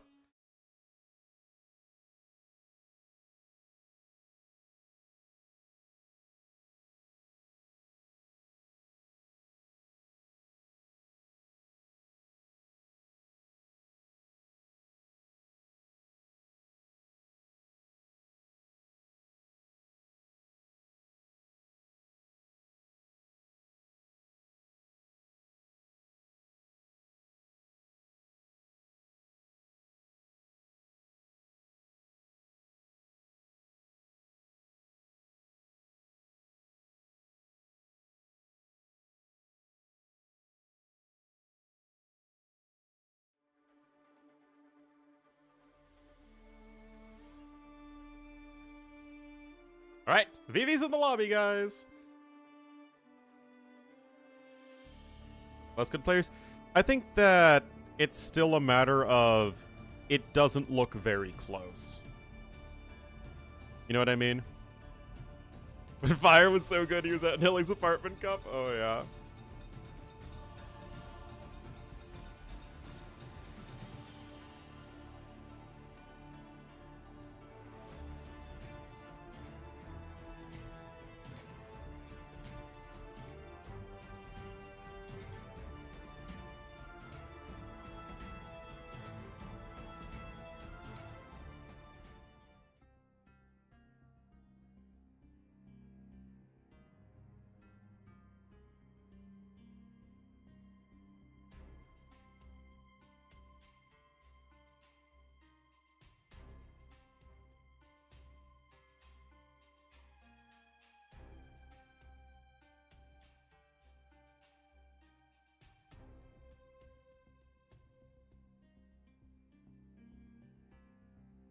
There's a unique national effect? I mean, it's possible. Tatau dominate? Yes. And I failed against other players at Vince's level. Yeah, that's another great example, is Vince and the Russophone players. Seriously, this is the third time today I've had to restart DE because I failed to download match content. A little annoying.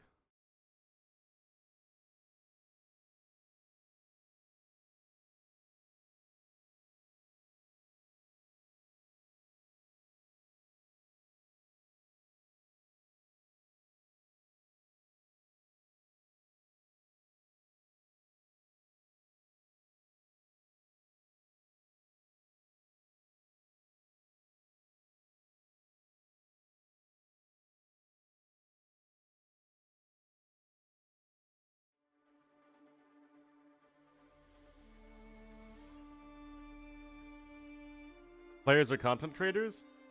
Mem? I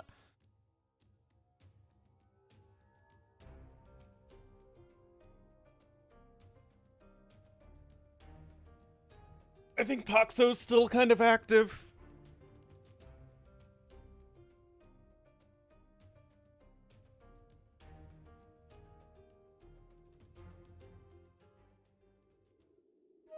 I don't know if Tomate's still active. I mean, yeah, Lan used to be around, but he's definitely not active now. Alright, guys, we're gonna get into this.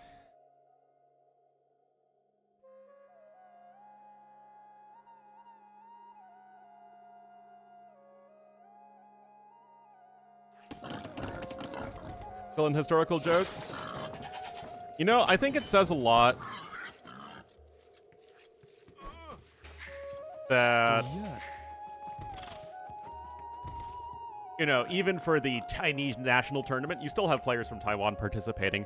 In no way have I ever gotten the opinion that the prominent figures in the mainland Chinese and Taiwanese communities have had any sort of animosity. Because the bans are hidden. So you just ban X civs, and then sometimes, you know, the civs will overlap. And is Yo better than Vivi than better than everyone else? Yes. Except, what is going to be interesting to me about this series is that clearly you have Sora and Lix at a very similar level. I mean, the series yesterday certainly proved that. It was a very, very close and well-fought series. I'm curious to see how Vivi stacks up.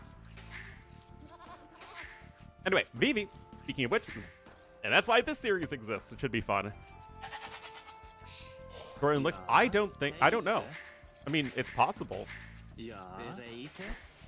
But I would hazard that Lix is playing very well right now. Which, again, is amazing considering he's almost 40. He's Doubt's age. In regular tournaments, Vivi has had a lot more success.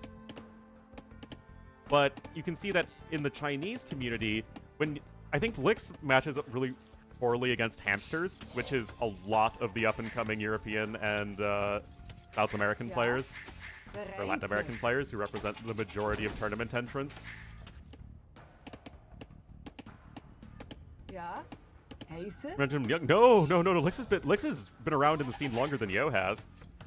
We went down memory lane yesterday. Hey, right. Yeah, Lix is old man Lix. Heise.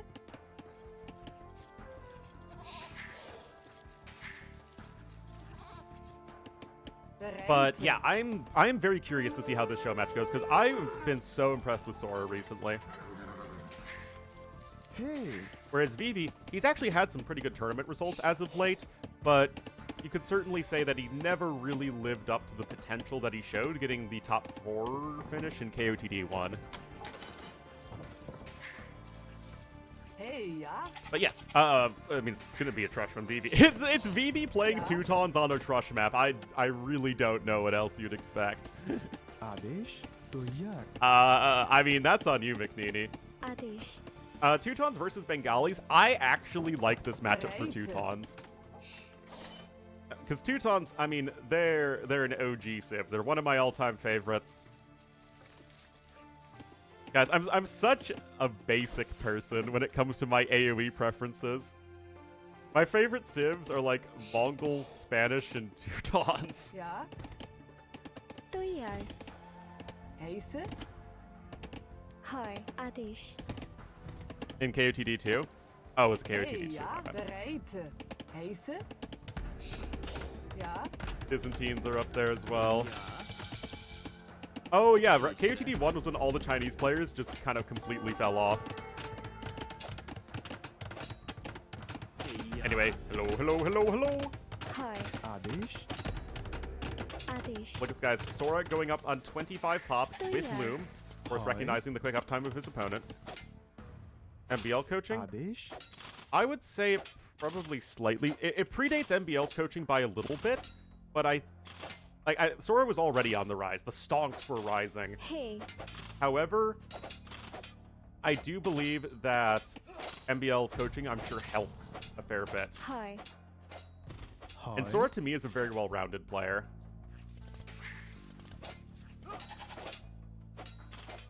Is Teutons, Celts, Slavs Adesh. are all good choices.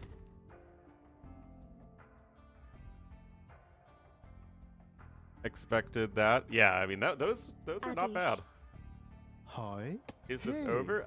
Well, I Hey. don't know why Sora's Hi. running to the edge of the map like Hi. that. Doyar. I guess he'll still have enough wood to click up, but this ain't good for Azika. Although, I mean, Vivi went for an 8 villager. I think it's 8 Hey, vills. yeah. Yeah, 8 vills is how you normally do this, guys. With Teutons. Obviously, that's going to do a number on your eco.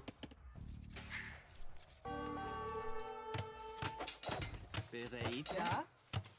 But if at first you don't succeed, tower rush again. Hey. I guess you build the buildings with those villagers? No, you still...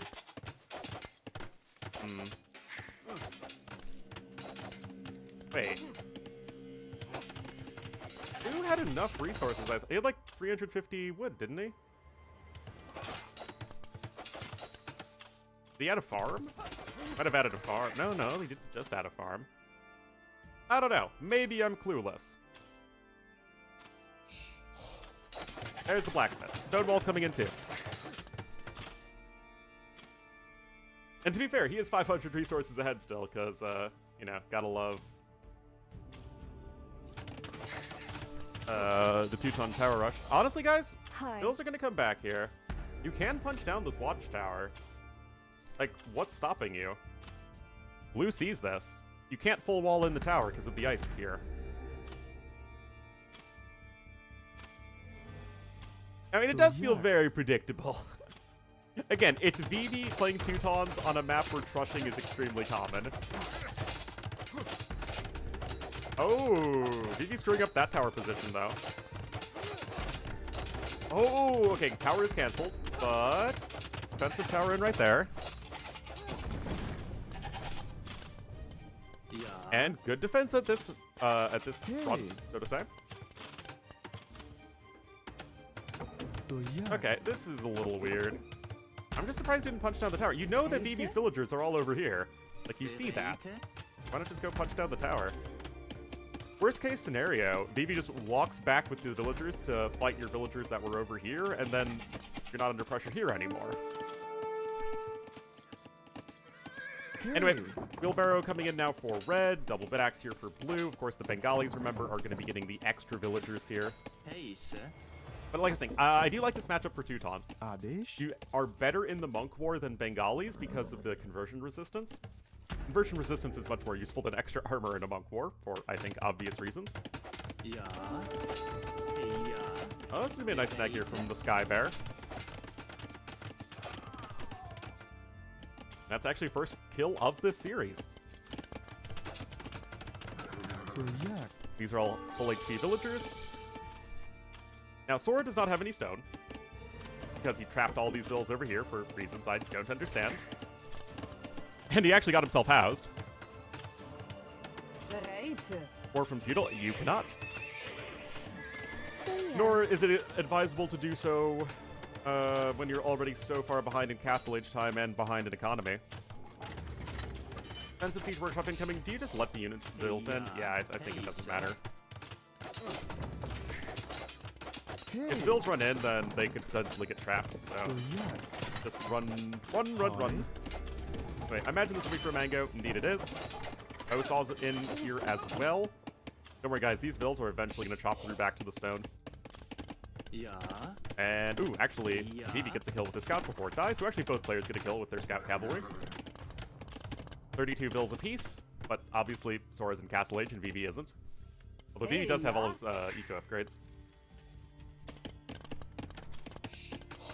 So you can see that, I mean, Vivi's on going to be 9 farms. Very efficient ones as well.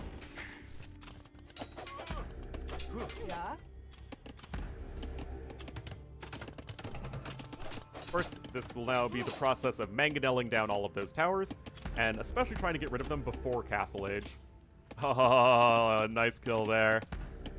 Oh, look at that. It's the outpost. I think he has Town Watch, no? Yes, he does. Nicely done. दोयार Again, this didn't make any sense to me. Hi Ends lives, yeah. It's such a cheap and easy to pick up upgrade. hey It's one hi having vision, I feel, is kind of underrated among lower level players. Hey.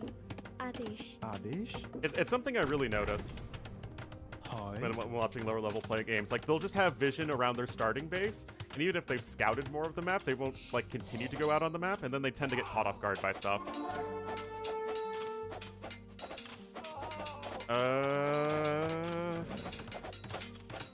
Well, that's bad for Sora.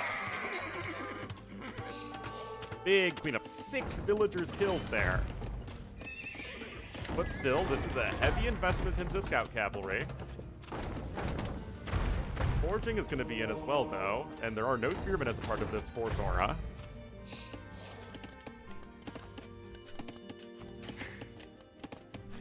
Less good at using the vision you have. Offensively, I would say yes, because seeing where your opponent's army is and repositioning your own army to deal with it isn't going to be as useful. And yet at the same time, being able to see when your enemy is coming gives you more time to react. And considering that slow reaction times are a common trait among lower level players, I think that it's very useful. You know what I mean? Yeah, now Vivi has done the damage. He's going to catch back up in resources. He's 8 villagers ahead at this point, and he has good eco upgrades. On the minimap? Oh, yeah, I totally agree. But that's why I'm talking about defensively, Town Watch. Just having stuff around your base so that you can see stuff incoming. Adesh.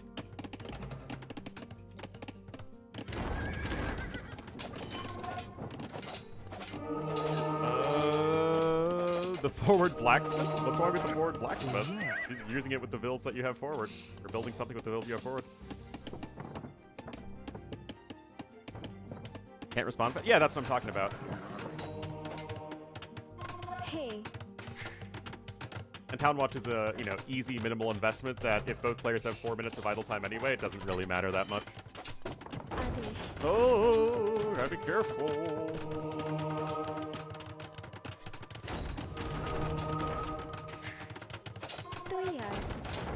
Oh my god, no! Sora! Hi. Oh, Vivi's getting the damage done. Oh my goodness, that is 12 dead Vils. Guys, oh, I didn't realize it worked like this. Look, Sora has 3 villager kills, but 2 of them are his own villagers.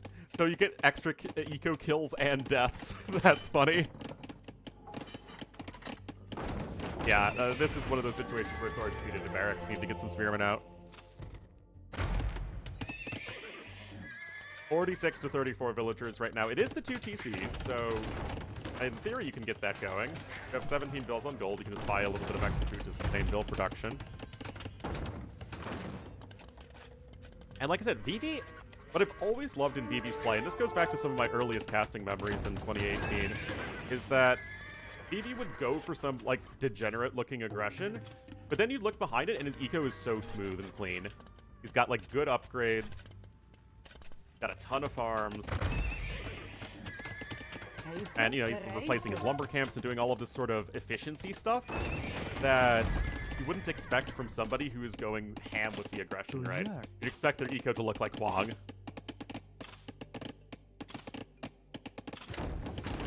Re-wall? You mean over here? You can't re-wall this. It's on ice.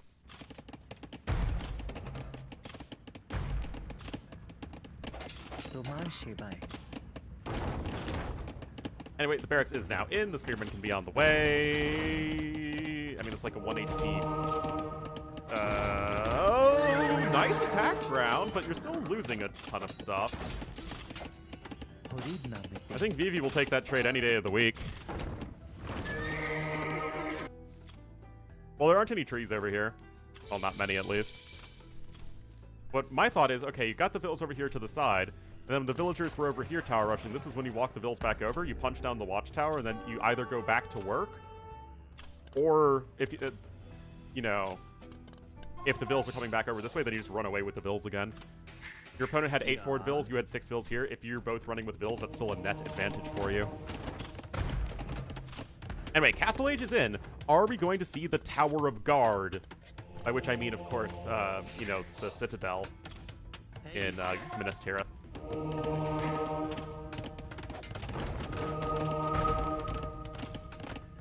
Anyway, forward TC here from Vivi on his opponent's stone. He is looking to be in a nice spot here in game number 1. 1,000 resources ahead. He's getting Bosaw, Devotion. Teutons with Devotion, guys. Teuton scouts with Devotion. Something here, oh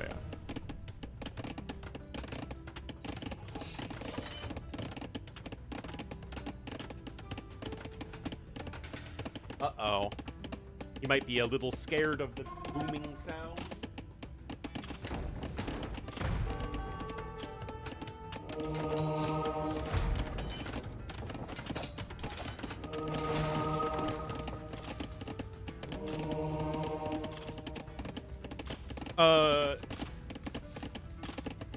If there's any civ that does not feel overpowered, it's Teutons.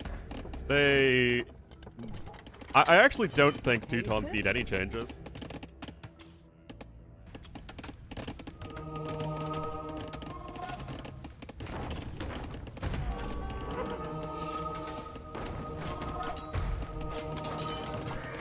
Oh boy, these scouts are doing work, guys. Couple conversions, and of course these are Bengali monks. They have their Kevlar.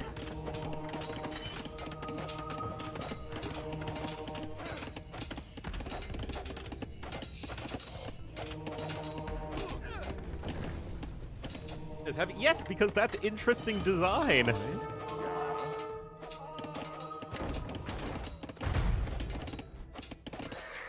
Oh, town center in the middle of the map. Guys, if you build a TC in the middle of the map, you win the video game. And honestly, guys, the Vil numbers are even between the 2 players. Both are going to be on 3 TCs, but Vivi controls all the stone on the map. So we got an armored elephant on the way.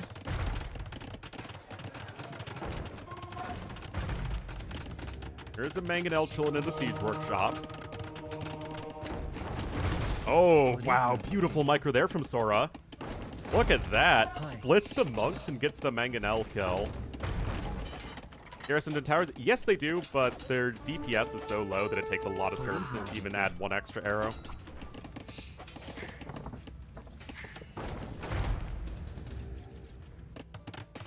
But it's going to be 3 TCs for each player. Vivi has the better eco upgrades. He has both horse collar and wheelbarrow. And is ahead by 2,000 resources. Guard tower, let's go! Guys, are you ready for the Teuton guard towers to defend against aerial attacks with their spikes on the top?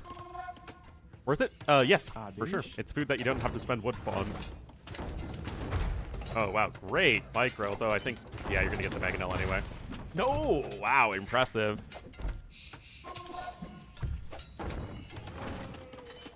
Look at these towers, guys. Those aerial attacks, they will not work at all against the Teuton guard towers. It's funny that Teutons and Vikings are the only civ that get this guard tower, and Teutons are the only civ to get the Central European bombard towers and keeps. And that's always been the case. Because they've never added another Central European architecture set civ since AOC. Tons.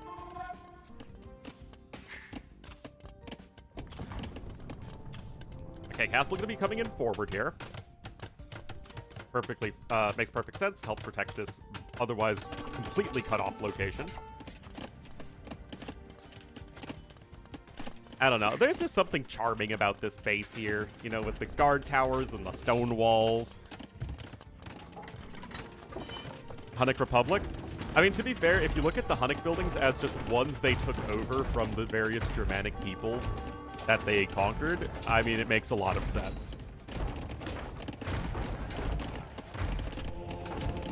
The Hun buildings aren't ones so much they built as ones they took over. Alright, guard tower coming in over here. Bodkin's already in as well. Those are some quick gates. Okay. I mean, it's already a very interesting game number 1. Glad we're casting this series. I mean, that's some good value here for me. He's even got iron casting.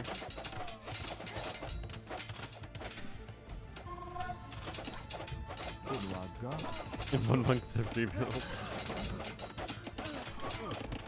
Culturally merged? Uh-oh. I do think that Bohemians should have the Central European architecture set. I feel like it makes a bit more sense, and also splits up the Eastern European architecture set, which already has a ton of representation. Uh-oh, Knight getting kills over here. I mean, Vivi is starting to completely spread apart Sora. He's caught back up in population. Ballistics is on the way. Teutonic Knight! Haisa? Oh, boy. Beretta. And now that tower is coming in here for Vivi. Again, remember, he controls 100% of the stone on this map. And Teutons are one of the most stone-happy civs in the game.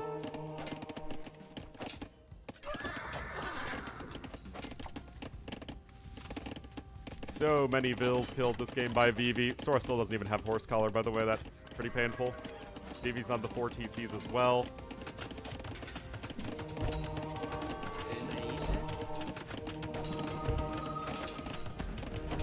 %? Nah, that's where the fake GGs come in. When, you know, you type GG just as you launch a huge attack in their opponent's base when their opponent is distracted by typing GG as well.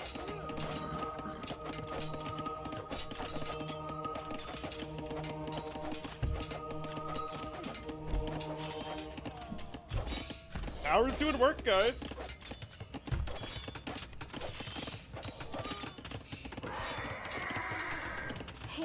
Vill count? I mean, the Vill count seems pretty unshakable in terms of it being even, despite all of the kills of Sora's eco. They're very weird. People are very weird. Anyway, Sora is floating a ton of resources right now. Doesn't really seem to know what to spend them on. As we have another castle coming in here from Vivi. And I just think it's going to be tough to win this game without a castle and no bombard cannons, of course, as the Bengalis. What's one tower going to do to an elephant? Kill it in 5 in-game minutes. Retreat? Well, he's kind of running out of units. Hoi. Oh, it's the Bengali Teutonic Knight, my favorite unit. Hoi.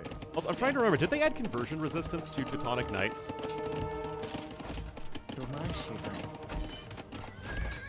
I feel like that was a change that was like, maybe it was proposed, or I don't know if it ever happened.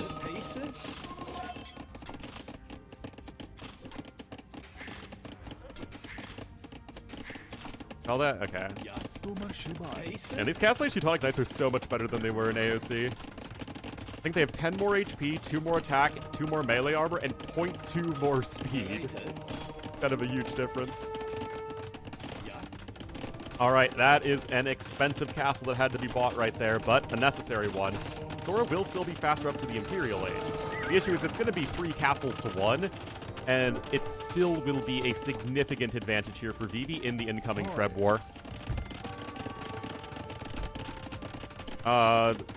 Most underrated tech in the game for cheapest is Town Watch. I was just talking about it at the start of the game.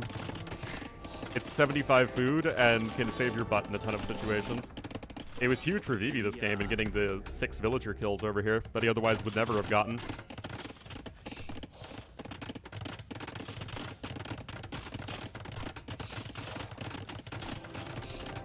But I do think, I mean, we have the exclamation mark Masonry command for a reason. I also think Masonry is underrated. It's very cheap and keeps those buildings alive a lot longer. Maggie Verza with the 12 months. Happy 1-year anniversary. Oh, geez, that's another castle that was bought. That is not at all a cheap proposition. Vivi's eco is still looking a lot better. Lose the stone? I don't think so. He just canceled and rebuilt it, yeah. I mean, it's expensive and it's painful, but I don't necessarily think it's even incorrect. There's Masonry coming in and the stone shaft mining, guys. Is the map out of stone? The map's gonna be out of stone very soon. Neither player is really developing much of an army, so it really is just gonna come down to the Treb War. No, Sora has not, you know, acquainted himself with the ways of the Masonry. Anyway, the Armored Elephant's gonna help out a lot here. 2 Trebs, 2 Trebs. Still, you have that extra castle. Soon to be 2 extra castles, although this one is already under fairly heavy attack from the ram. Or the elephant ram.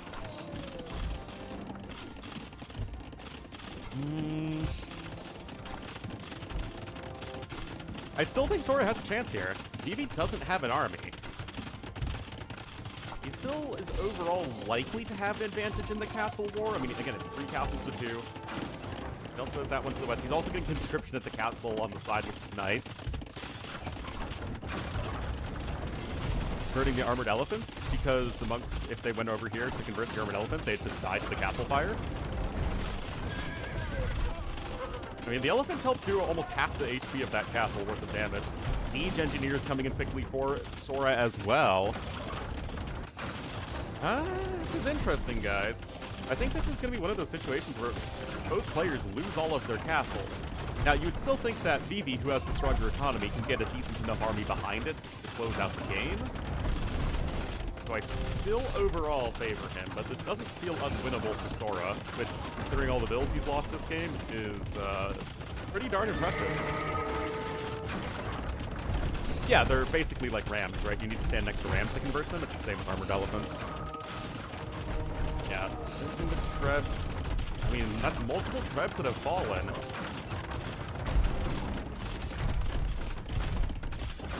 Chain Barding armor coming in.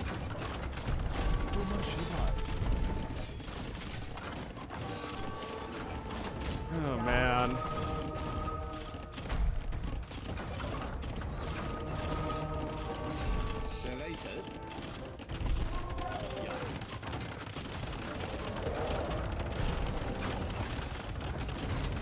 Vivi seems dead. I mean, Vivi is working towards Paladin. But that's a lot of castles being lost. Redemption now coming in to help deal with the bombard cannons, and this is just great play here from Sora. Definitely this cast is... Okay, the cast is definitely not going to stand. But you have to be careful. Those bombard cannons are possibly going to be getting converted. Fervor would have been really helpful there. Because bombard cannons and monks have the same movement speed without fervor. And then fervor brings it up for the monk. But then Wagenborg Tactics brings it up for the bombard cannons. But yeah, Paladin is on the way. Cavalier coming out here as well. But that was a very, very nice play here from Sora. It's not completely hopeless for him at all. I mean, he's literally winning the Trevor super hard. I just don't think there's going to be a way to deal with all of these Paladins that are about to be on the field.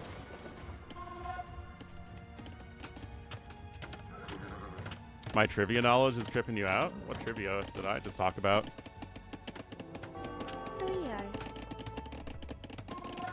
No, I mean, Sora doesn't know anything about the looming threat of the cavalry. Same? Oh. Yeah. I guess that's stuff I know. Hi. Faith coming in as well. Oh, boy. Wait, I thought we were going to be going Elephant Archers. It's in 138 bills, man. Go Elephant Archers. Oh, my goodness. Tower over here from Vivi. Anyway, guys, these are going to be Faith Teuton Paladins in just a second. Vivi's in treble? No, I think Vivi's in base.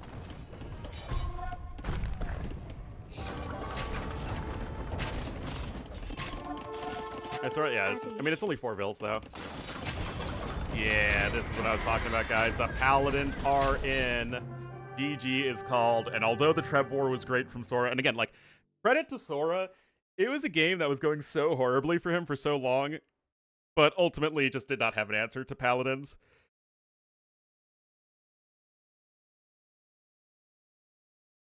Really great game, though. I mean, that was fun.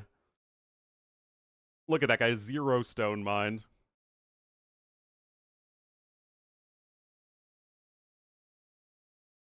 Oh, flat. I don't know, I thought it was pretty sharp. Oh, it's Bosmo, man. Never gonna complain about a Bosmo game. So Vivi gets the win there with his last pick Teutons versus the second to last pick Bengalis. And looks like Land Madness will be map number 2, so Tetons or Romans from Sora, and for Vivi, Huns, I guess. Huns are kind of an atypical pick these days on Land Madness, even though they are a good civ. It's just usually there are better civs. Give Vivi his Punto.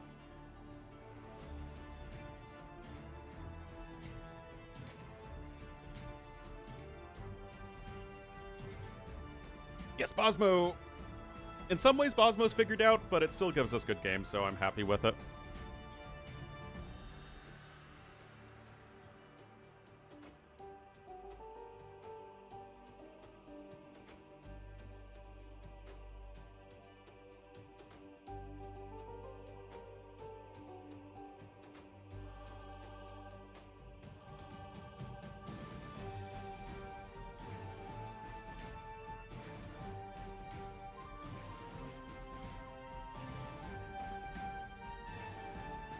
But it turned out to really? I think that's a good part of the map. It makes the aggression a bit better.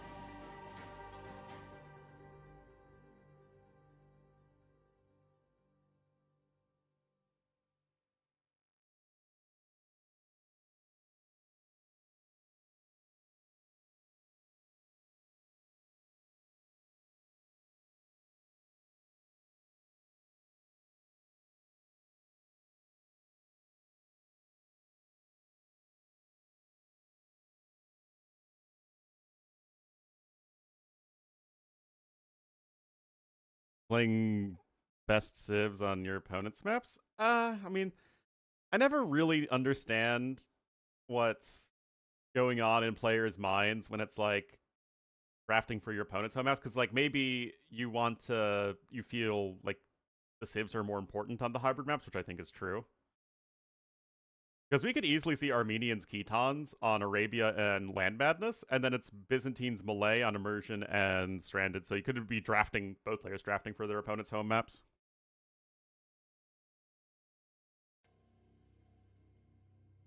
Starting Palisade Walls? What, you mean like modern Arabia? Yep. Ooh, interesting matchup here. In a minute 42, guys, we'll be getting into game number 2.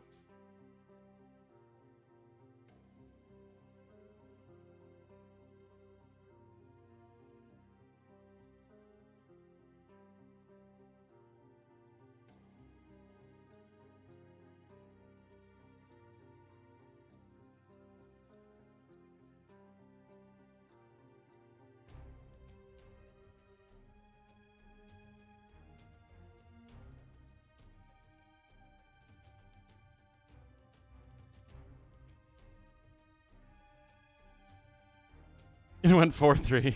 Oh, wow. The value.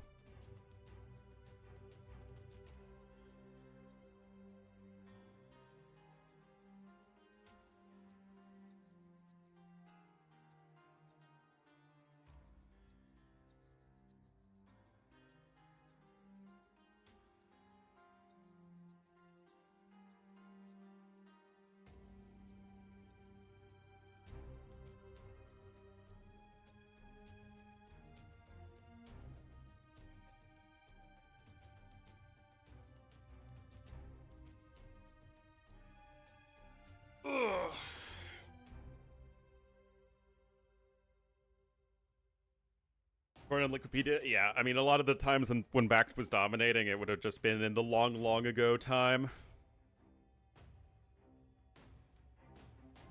For top players, Jordan's still probably the best overall 1v1 player, even a little rusty.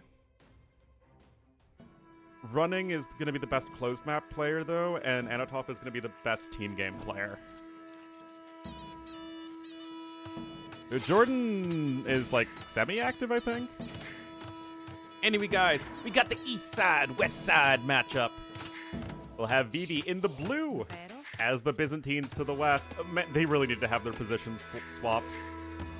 And Sora in the red as the Romans. These are even playing the appropriate Civ colors, guys. It's blue-red, Byzantines, Romans.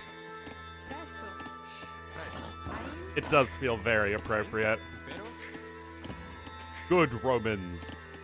Bad Romans.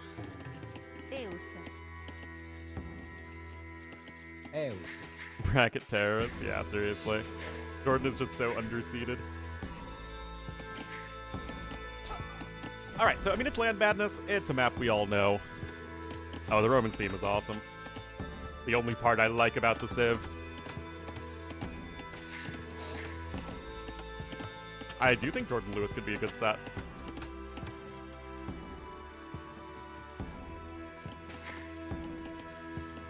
So, of course, everyone's just going to be pushing their deer. I mean, as far as this one goes, I still think that Romans are just so streamlined. They're one of the civs that can actually out-tempo Byzantines just because you get such a big resources advantage. You go like Scout Spearmen in Feudal Age, and the tanky Spearmen and the better Scouts would be a bit of an issue for Byzantines. Active hamster lifestyle. I mean, he's certainly a good hamster himself.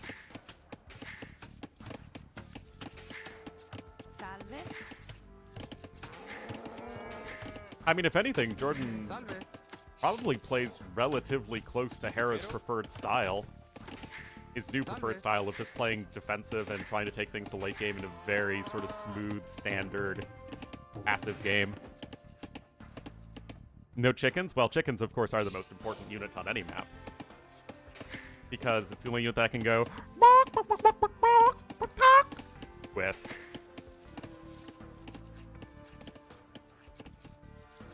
Wait, yep. Indeed. Prontos. Brontosaurus. That's what they're saying. They're saying Brontosaurus.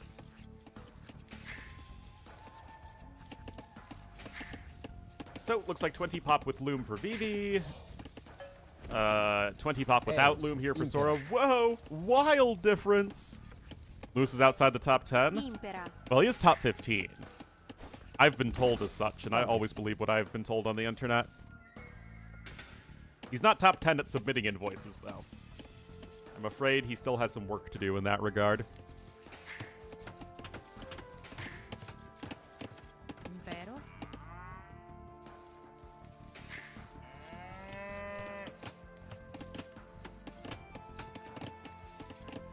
Salve. Salve.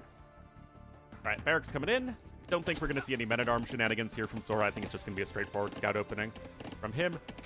With Vivi, I mean, Vivi loves the scouts, right? So I wouldn't be that shocked to see him go for a scout opening, but it also just could be defensive skirmishers.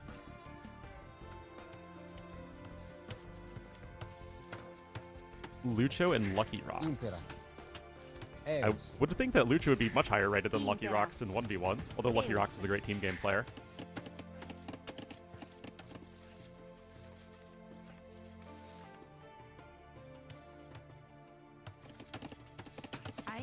Ein? Your messages in chat? No, old man Will, I cannot see your message in chat. Never, ever. Alright, Lumen double Bidax on their way. And the eco is certainly just going to be that little bit better here for Sora in every aspect. He had the slightly greedier uptime. He is playing as the Romans. He's able to squeeze out Bidax and Horse Collar, although Vivi might be able to do so as well. Nope.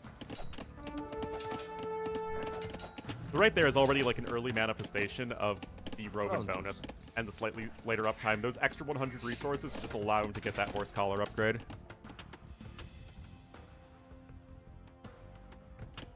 $19. Huh.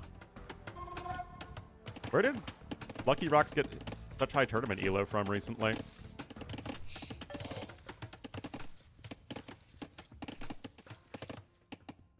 Andy, MBL, Yo, and Barles. Yeah. Andy is what, top 20. Barles and MBL, I would say, kind of bounce in and out of the top 10 to top 12-ish. But they're certainly hanging around there. And obviously Yo is top 4. Salve. Anyway, it is just going to be the one-range defensive skirmisher here from Vivi. Even Vivi not going to open scouts as Byzantines against Romans. Still 0 seconds idle time for each player.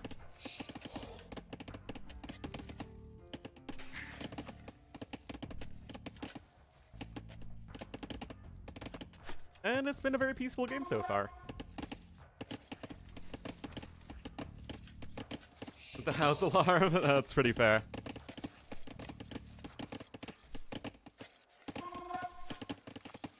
It's the dark side. Nah, I think it's all about that east-west battle. Deus. Battle of good versus evil.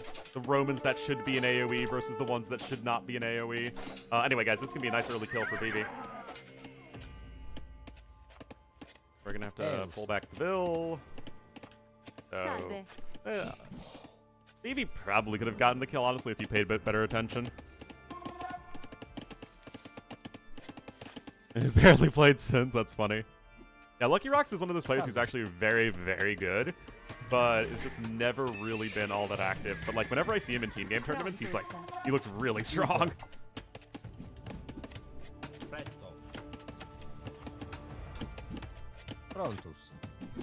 Lucky Rocks is the equivalent of that that one kid in The Prisoner of Azkaban that just shows up, drops the super hardcore lines about like Sirius Black, and then just leaves and is never there again. Salve. Well, Land was just kind of like active and then he wasn't active. Alright, defensive tower in here for Sora.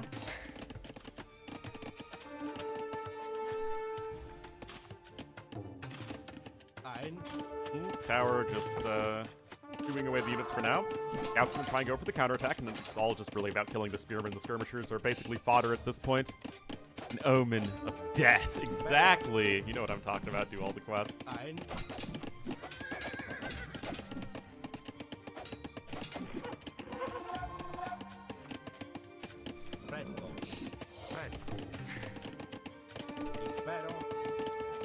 Well, spearmen are still going to force away the scouts for now. It has some insane Prontos. lore, exactly. Eus. He's been around for a long time, too. Eus.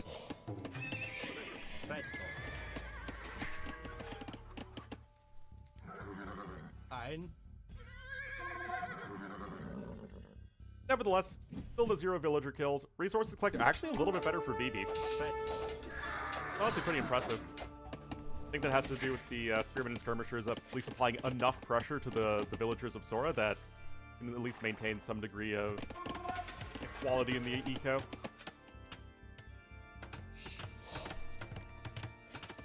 More houses coming in. He's an imagination of Ares. Oh, that's awesome. Yeah, it really doesn't make any sense. Salve. Eus. Impera. Eus. But isn't like the numbers of students at Hogwarts like completely nonsensical? Like, aren't there like way fewer students than it looks like there should be? Anyway, that's the first villager kill right there.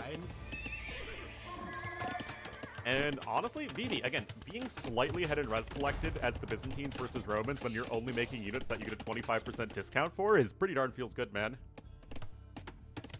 Place ball? I guess it's never really explained. British private schools? Wasn't Hogwarts publicly funded? Prontos. Considering it's the only school. And I don't think you have to pay to go there.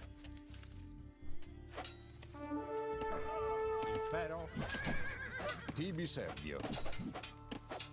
Salve. Yeah, aren't there only like 8 Gryffindors in Harry's year? Salve. Which would imply, if, you know, split across the 4 houses, would be like 32 students per year times 7 years. Means... what? 224 students at Hogwarts? Of a proper boarding school? Yeah, that's true.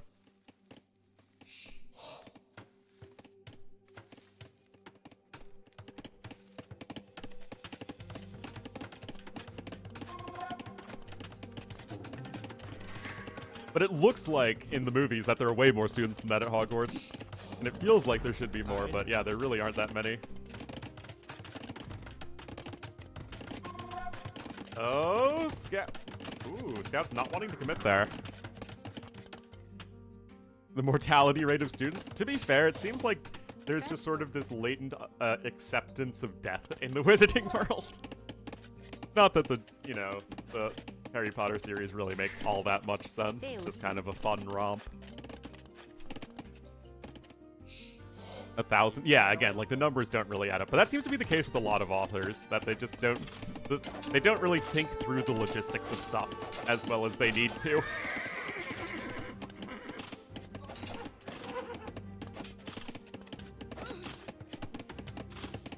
Government? Well, I mean, again, it's like the wizarding world in general just seems to be much more, well, sometimes you die.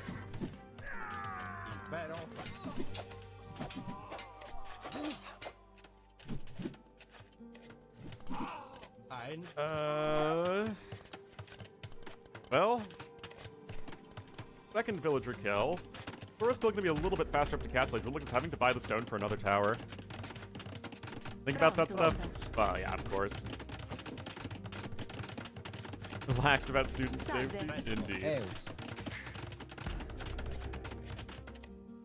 His publishing schedule, even in No Song of Ice and Fire, which deals with the logistics way more than most other books, there's like a ton of erroneous stuff with the dates and like the wall being a gajillion feet tall. Salve.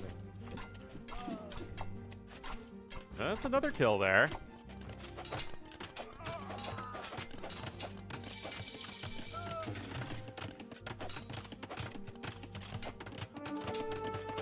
To catch students, yeah, the amount of patrolling that is done in the middle of the night just for students walking around the castles is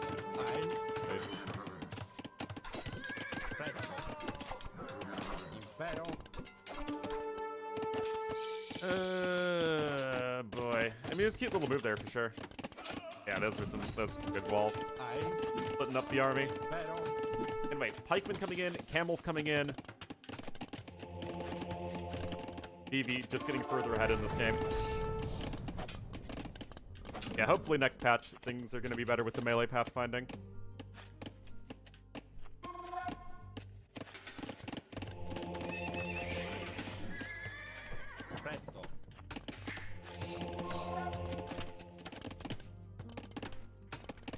Monastery on its way there. Vivi mining a bit of stone so we can add in a TC whenever he gets the wood to do so. Having Bosa will help with that for each player, but Vivi also has a wheelbarrow.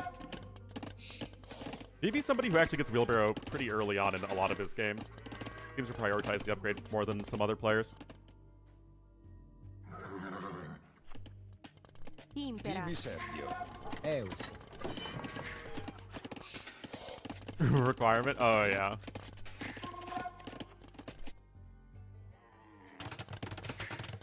Salve.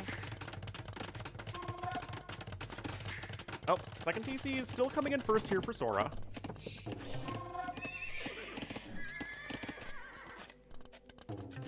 Empty rooms? Yeah, I don't think it would be that hard.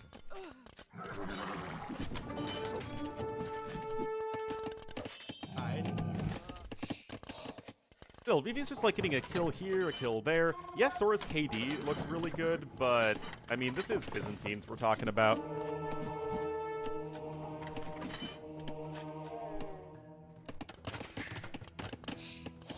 Presto.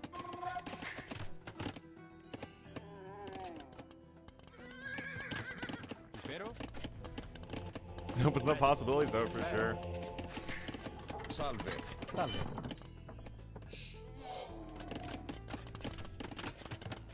Any paintings? That's also true. Oh man, that'd be really creepy.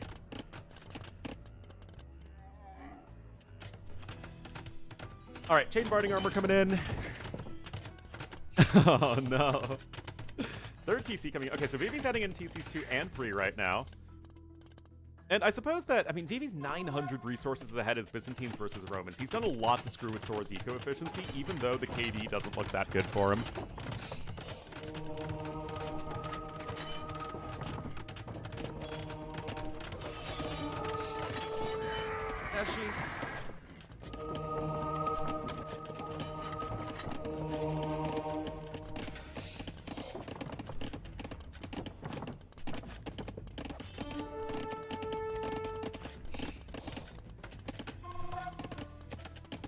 And there's a literal saw going on downstairs, and Dash decides to just sit in the open doorway.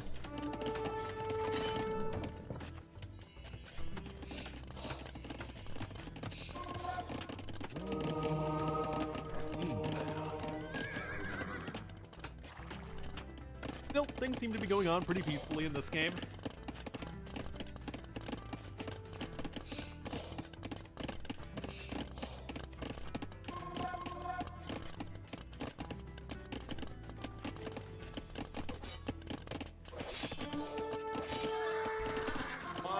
I expect my corgi to move when I ask him to. Can two-handed swordsman compete with Goth champion? Not really. Ethiopians versus Goths can be a tough matchup late game, but that's where you kind of need to rely on your siege, show tells, and archers, depending on what you're up against. But that's all very gold intensive. Corgi? The Corgi is currently sitting in my doorway and is not visible by camera. Salve. But I mean, this is Byzantines, right? Vivi just holed up in his little base, making his cheap units, and it's going to be very tough to break.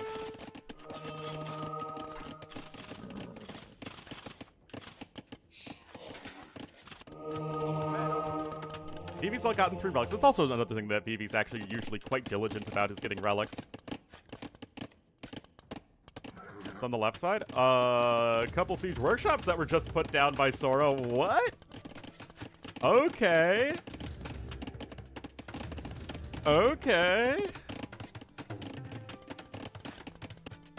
TB Sora's set like, here. screw this passivity, man. We're just chilling. I ain't standing for that. We're gonna go double forward siege workshop. Oh my goodness. I thought these guys were just gonna sit back and take it to him. Nope.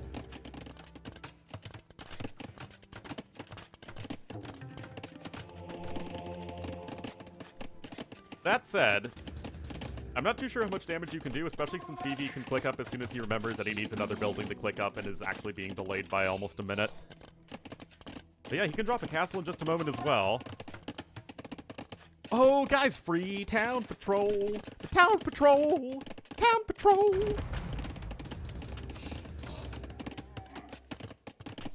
Gotta love it. The castle needs to be built over here. I'm not too sold on any of this. Castle's gonna come in, of course. Cataphracts should be the unit of choice here for Vivi. I do hear they packed quite a punch. And, of course, he's going archers. Sigh, sigh, sigh. But yeah, the difference in eco-efficiency is just, it really feels like the deciding factor in this game. And part of that's just because Vivi's been able to make Sora's life very uncomfortable. But Vivi's macro has also been very clean. He's getting the relics, getting the early eco upgrades, etc. Cat is good? Yes, it is. It's very good, in fact. It's 5 unblockable damage. So it's 5 damage no matter how much armor your opponent has. But it does not apply to the thing that you're attacking, only units around what you're attacking.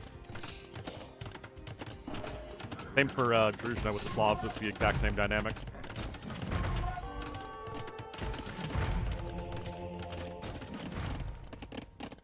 Newton Isolate? Versus Druzhna? It's actually the same exact upgrade, it just applies to different units. Well, I mean, Logistica also gives you an additional +6 attack versus infantry.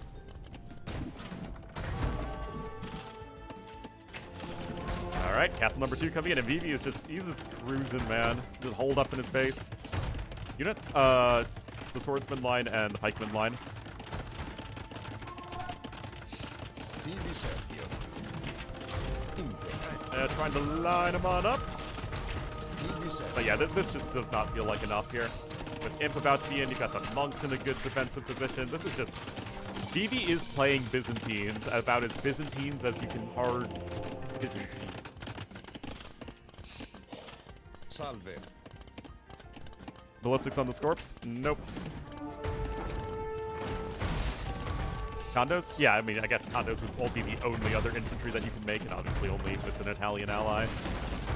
Oh no, what was that? 5 or 6 scorpions? And then oh no, guys. Oh no. That was very bad. It'll take some more gold over there to the west. I guess Sora's almost caught back up in the resources, but yikes. Got conscription coming in. I really don't know why he isn't prioritizing cataphracts and is just going for the arbs. I mean, to be fair, archers are good defensively, but they are weaker and more vulnerable to just dying to a bunch of scorpions.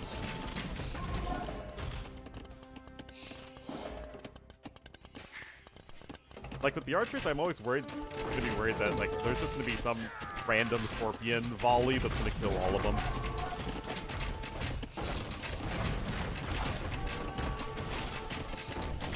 That said, that's not what's happening right now in this defense from Vivi. It is just brutal to see Sora try and break this. It's such a good setup here for Vivi. I think this is why the Byzantines are so often banned by pros. Well, not exactly what I expected to see here.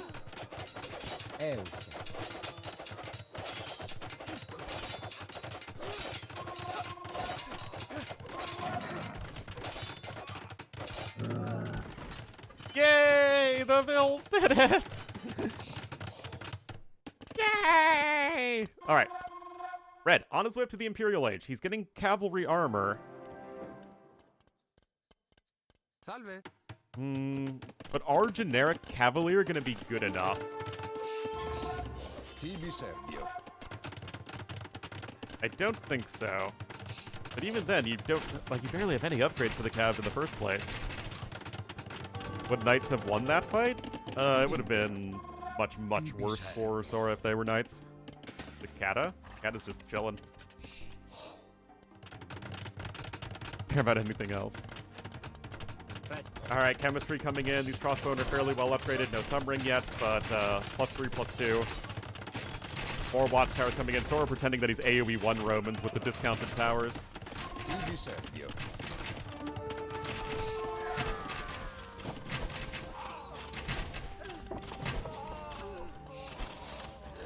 Salve.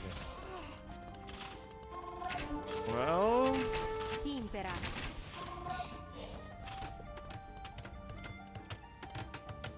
Impera. Another tower coming in. It doesn't feel great. Even guard towers? Well, I mean, it is a 40% discount, which is kind of huge.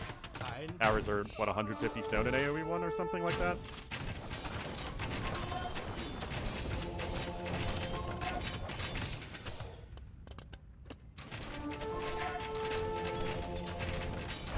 Guys, I don't think only going Light Cav and Imperial Age is going to be sufficient. Why did he stop making scorpions?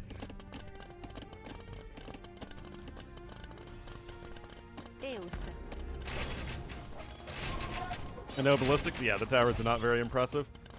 Anyway, there's Thumb Ring and Arb both on their way. They're going to be fully upgraded Arbs here for the Byzantines player, and I mean, Vivi is just cruising this game. Prontus. At no point in this game has Vivi looked flustered.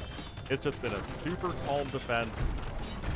Really nice Sim City there with the Byzantine base. Getting the castles up, getting to a good Imperial Age time. Able to disrupt his opponent's eco and keep his own eco safe.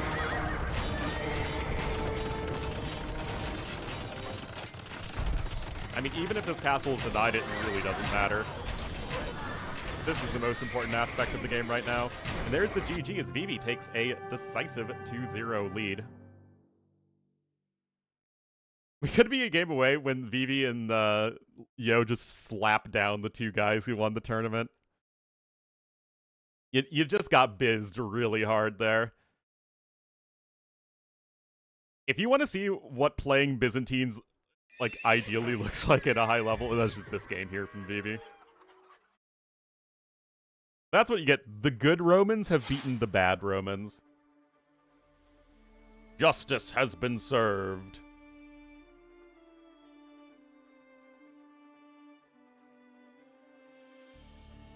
To be fair, that was Vivi's home map, but still you gotta win out here as the Sky Bear. And that was the first pick versus the last pick, but again, you need to win out here. Means you're not using one of your top 4 picks. And I guess you're using Ketons on Arabia. No way you're not, as Sora. So Immersion or Stranded. So I think maybe Armenians on Immersion and Koreans or Portuguese on Stranded, maybe? And then for Vivi, Huns on Stranded, that's a no-brainer. And then Immersion Malay, and then Vietnamese for Arabia. I don't know where the Spanish pick comes in if you're not using them on Phasmo. But we shall see. Also, Sora's title of the lobby is Cup. Just Cup. Really good that you picked them first. They're very good on a lot of maps, especially water and hybrid maps.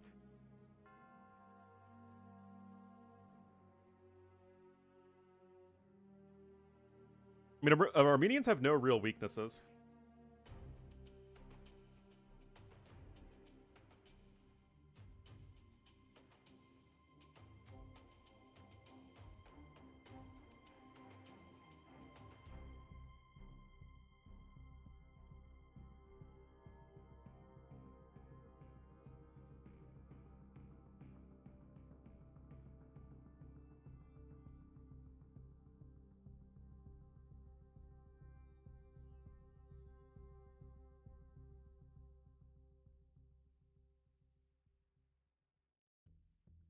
All right. So if indeed this series does end in a 3-0, what are we looking at next?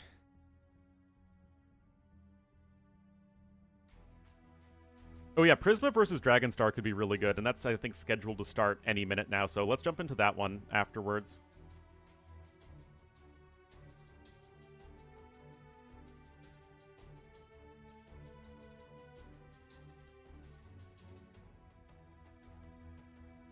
Faux show.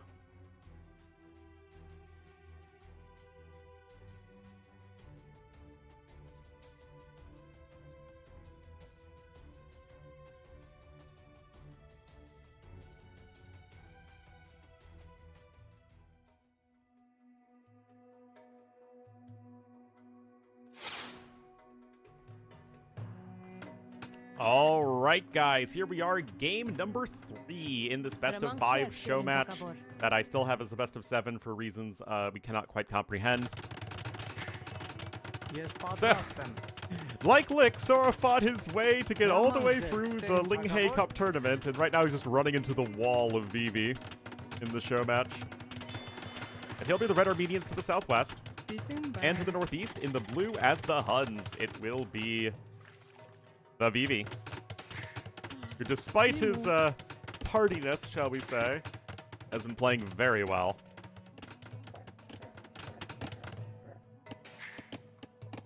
So it is stranded. Big fan of Huns on this map. Being able to pick up all of those extra water buffalo with the horse is just so impactful for delaying your farming, and it just makes your gameplay so smooth. Still not a fan of the Hun horse being able to pick up the water buffalo. The only time you ever pick Huns is because of this random change they added. It's best of 5. No reason to keep playing if it's a 3-0.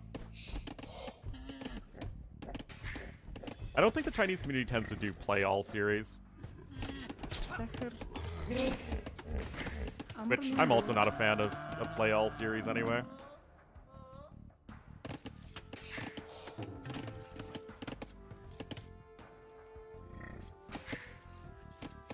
Unless it's like an even number of games and it's like part of a group stage. Or, you know, something like that. Like the play-all in TTL makes a lot of sense, but for a show match, it doesn't, in my mind. Anyway, you already have 4 water buffalo in here as the Hun player versus the 0 water buffalo in as Sora. As he is just scouting with one.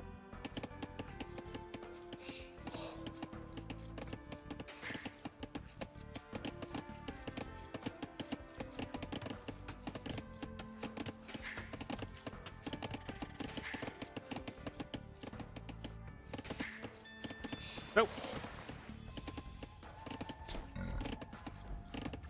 Rhino coming on in.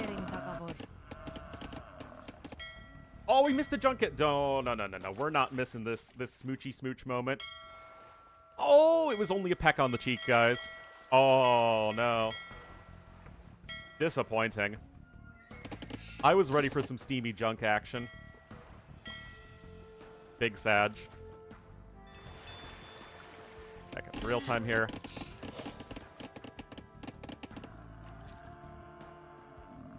That you're trying to show off? That's true. Like, if it's a show match to promote an upcoming tournament, yeah, then the play-alls can make sense.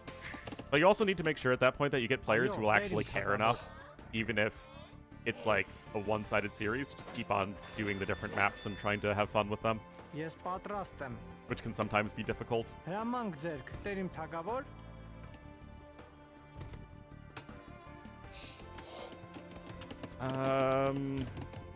Interesting early walling.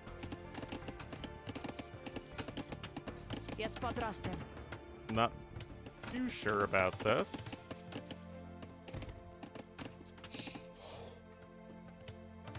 Doesn't... I mean, I guess it forces your opponent to walk around a little bit more. Okay, Yes, now I thought he was just going to go over here to take the Rhino, and I guess he is, but just doing a little bit of extra walling first. Why not? Men-at-arms are very common on this map. Although you'd think that Huns, if any civ, might want to just go straight scouts or archers. But they certainly can open men-at-arms. There is nothing wrong with that. There's the lumber camp on the way. You still need to build that so you can get double bit axe, nothing else. And indeed, it will be men-at-arms even as the Huns. Armenians, of course, are always going to be very happy to go with the swordsman opening, and we could even see some long swordsmen. This was the #1 pick here for Sora Kuma, Civ-wise. Notably, Vivi does have a couple more fishing ships and an extra villager compared to his opponent. Did he skip Loom? Yes, he did. I help you. Oh yes, he's been good. He's just been wanting to sit in the doorway.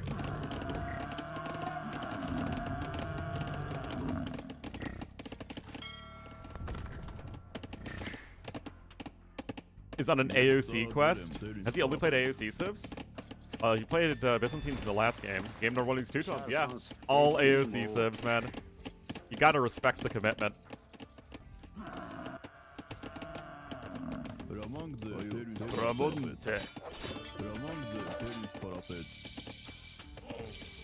Alrighty. It's men-at-armsing time. Archery range coming in here for Sora. So it is kind of funky looking walling.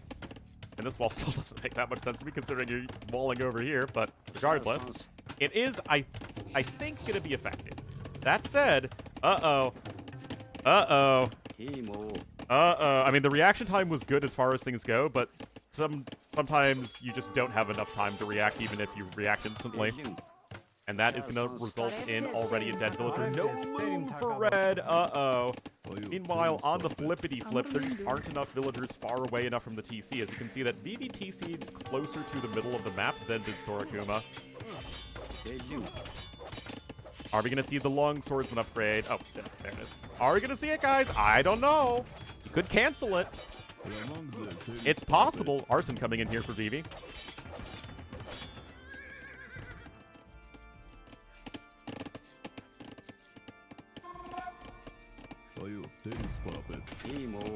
Emo.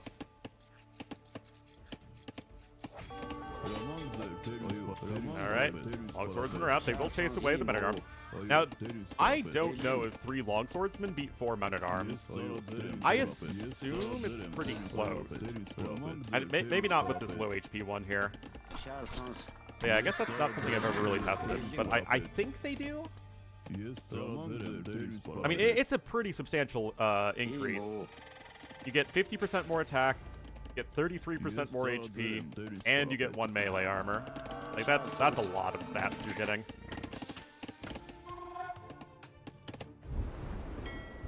Anyway, fire galleys are out here doing fire galley things, and this is just now the first one on the way, as Vivi has this forward villager, and he waited till 2 fire galleys as well, but you'd kind of expect, honestly, that there would be at least some fire galleys on the map, so already Vivi is doing work here. He is ahead by 500 resources. Oh my goodness. That is indeed painful. Defensive tower coming in for our blue player too.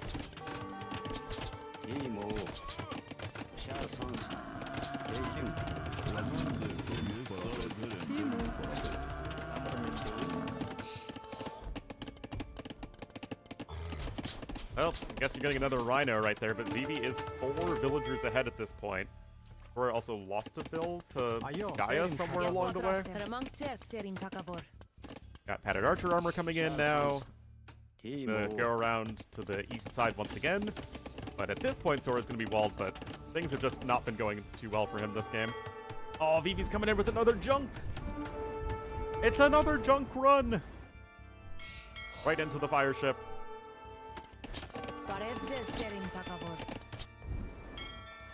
Yeah, I mean, more fishing ships going down. This is looking like a very strong series from Vivi.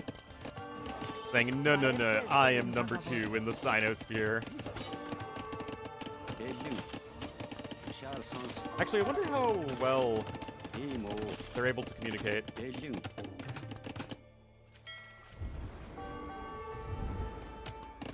I would imagine that most people, even in Taiwan, are at least somewhat familiar with the Mandarin. I mean, I'm sure it's not that hard to learn one or the other.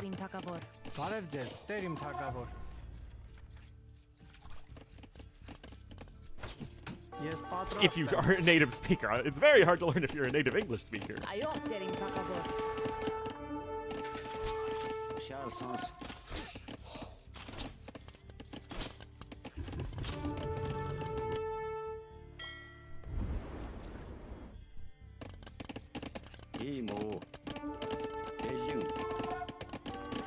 It's an enormous res lead. That's what I've been saying, and it's going to result in a much faster castle age time. Oh yeah, I mean this is pretty darn brutal.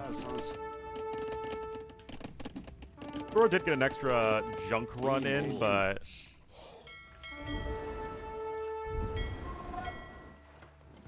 not ideal.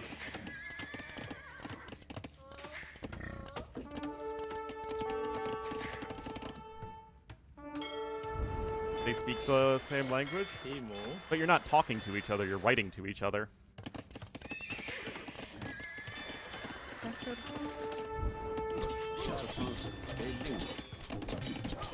At least for the most part. Yeah, guys, unfortunately, I thought the series would be super close, but Vivi is saying, nope.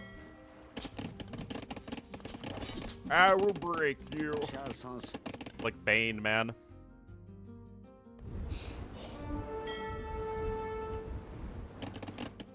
Looks like it will be for the two-stable knight transition. There is nothing at all to stop this. Sora stuck in the feudal age. Vivi almost up to the castle age. Hello, Gagrati. The Fat Dragon cannot and will not be stopped. But the good news is we should be just in time for Dragonstar versus Prisma for LingYuan Cup. That said, because this is the end of the Ling Hi Cup, honestly, I had a lot of fun with this tournament. I think it really just goes to show that you have decent settings with closely matched players of interesting styles, and you can get a good tournament. And I think that's what this little event delivered. We got to see a lot of the lesser-known Chinese players, and then we had the really, really good finals yesterday between Sora and Lix. Even if the series against Yo and Vivi were not as competitive, it's still nice that, you know, this tournament was sort of about letting the other Chinese players shine. And they were still involved at the end, and they were doing the judging as well.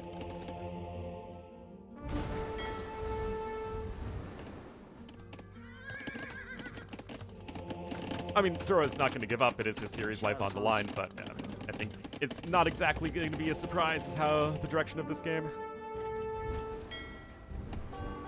More fishing ships going to go down. But of course, after this, we'll have the LingYuan Cup. There's the GP call. Well done to Vivi. Honestly, he played a super strong series. That is the series that looked like somebody who's a top 10 player versus somebody who is a top 20 player. Now, I don't actually think Vivi is a top 10 player, but I'm talking about the actual skill level that he showed there. I mean, Vivi has the capacity to be a top 10 player, he just isn't consistent. Which is usually the downfall of most players outside the top 10, so it's not like it's anything outside the ordinary.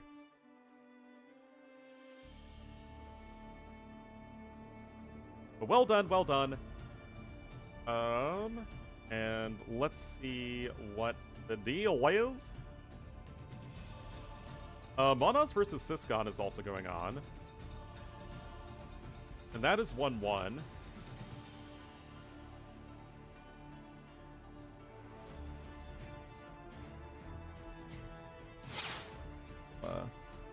Jump over here.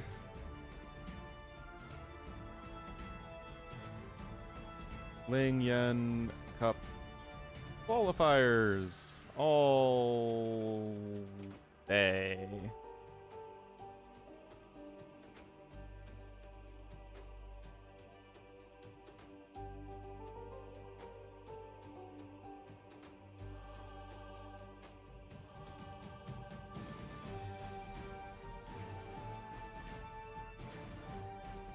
All right. Let me move myself over here. So, Doubt, 3-0 over Stone, please. Mihai, 3-1 over Chart. 3-0, 3-0, 3-0, 3-0, 3-1, I guess. Yeah, Lucho Antagonist yesterday was another very, very good series. And Ozone, 3-2 over, or 3-2, almost beating Classic Pro. About to start. Have they done the draft? I didn't see them in a lobby, but looks like they did do the draft, and they will be starting on Chicken Arabia. All right, let me pull up the drafts for you guys. I'm really excited about this tournament. I like the settings a lot.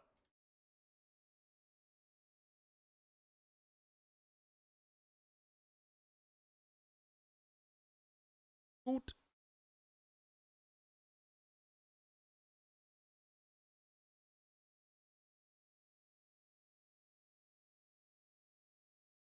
Logo up.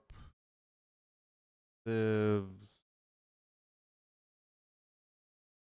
Oh, there's Seychelles that was drafted, which we have not seen yet. And by we, I mean me.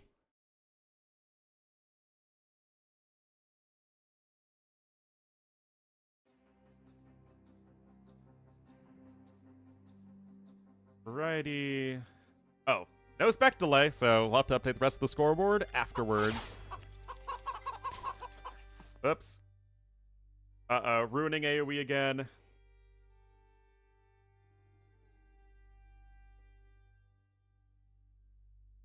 Best of 5. Prisma. I don't know, who are we favoring in this series? Argentina.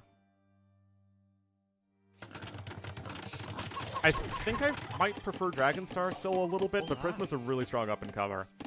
We'll have to see how this goes. Nice standard map to start things off with Dragonstar in the cyan to the west of Arabia as the Portuguese, and to the east in the yellow as the Hindustanis. It is going to be Prisma. Surprise? Yeah, I mean, I favor Dragonstar, but not by that much.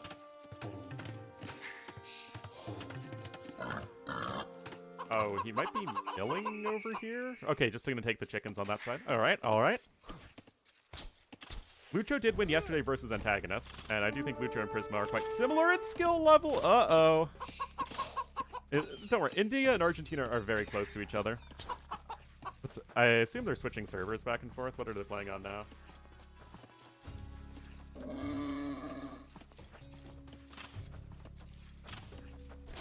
Not say. Doesn't say.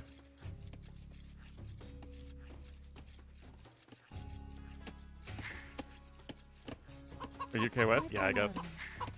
That'd be the neutral one. Anyway, Scout taking a bunch of damage there. Looks like Dragonstar is also milling the chickens. As far as Civ matchups go, Estou pronto.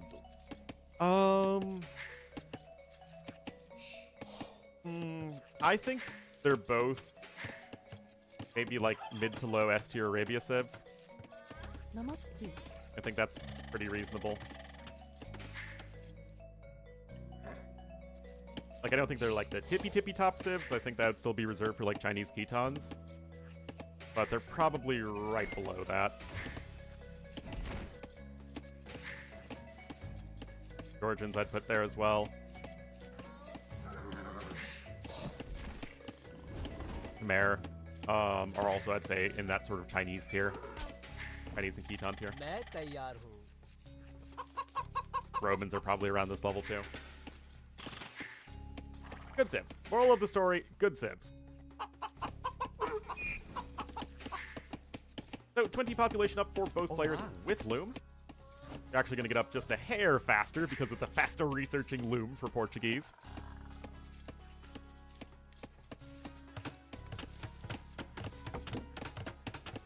As far as maps go, Arabia is usually pretty balanced these days. Interestingly, the Dragonstar is taking 2 forward wood lines here, and with the 2 lumber camps, this would indicate that he is going to go for a scout opening.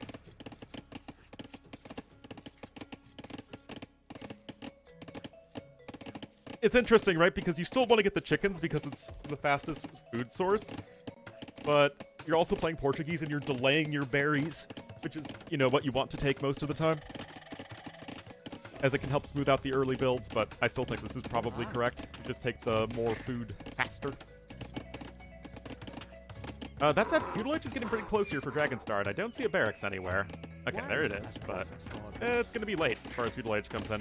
You need to start the barracks by, at the very latest, 60%.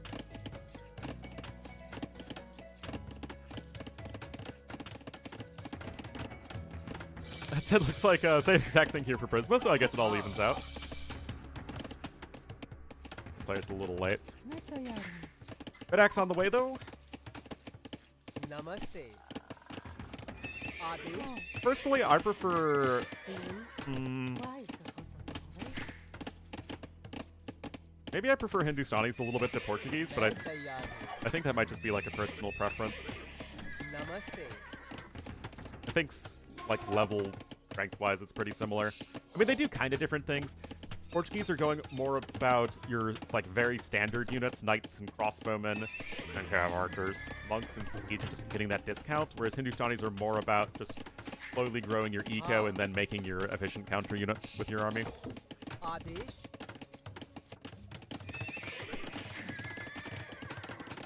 Anyway, second build coming there in the back, so you can start going onto the forge bushes there as Dragonstar, and he is going to start to wall to his E. Although it does leave the forge bushes exposed. I guess he's going to just try and wall... I have no idea how he's going to wall, actually. He does know about that wood line over there, but... I mean, that's too far to wall early on. Whereas Prisma disagrees. Prisma's just already going to the edge of the map, so... If I were playing, this villager is 100% dead. It's the Indian Civ, oh boy. Indeed. Indian Elephant Archers were really, really strong at the end. Scene. Like, right before Indians were split, like, Indians were a top-tier flank on BF because they were good at bill fighting with the food discount. And then late game, the Elephant Archers just murdered everything. People like realized just at the end that Elephant Archers, if you could get to them, were insane. But they obviously had to be nerfed to come out of an archery range. And they're now a lot more viable in general than they used to be. Note that Prisma has 0 seconds idle time, whereas it is a little bit here for Dragonstar, close to 1 villager worth of idle TC time. But that's Hindustanis for you. Hindustanis are very good at minimizing idle TC time.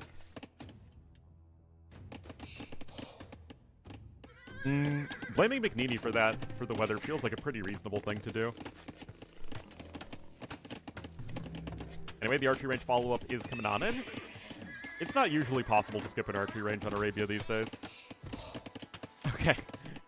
This looks really derpy, guys.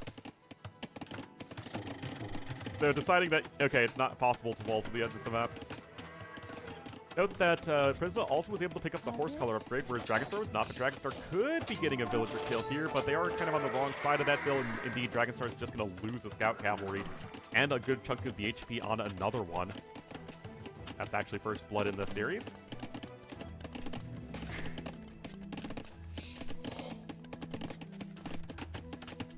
Now going on to the gold, but I still don't see an archery range anywhere. That could be an issue.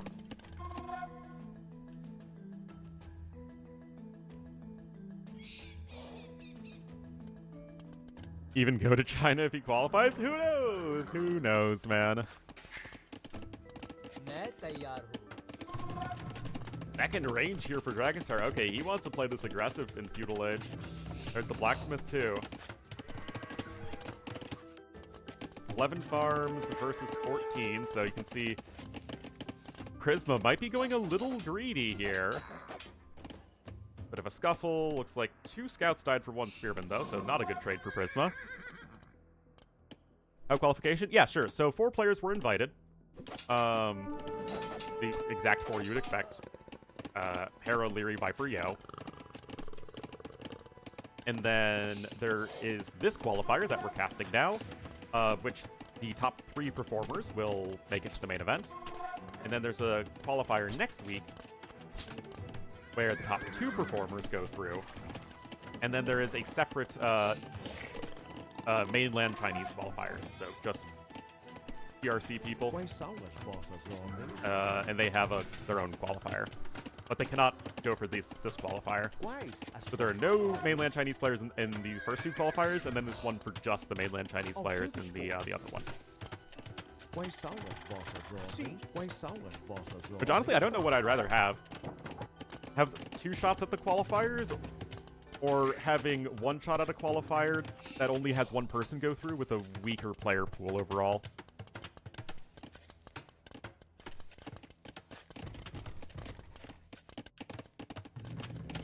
I don't know if you can decisively say that the international players or the Chinese players have an advantage.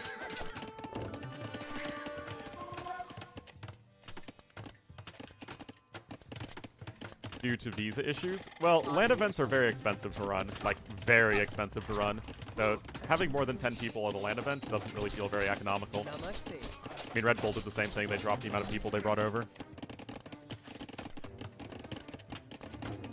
हाँ. You allowed to play in the international ones? मैं तैयार हूँ. Yeah, I mean, I think then people might say that it's rigged for the Chinese players. नमस्ते. मैं तैयार हूँ. हाँ. I don't know.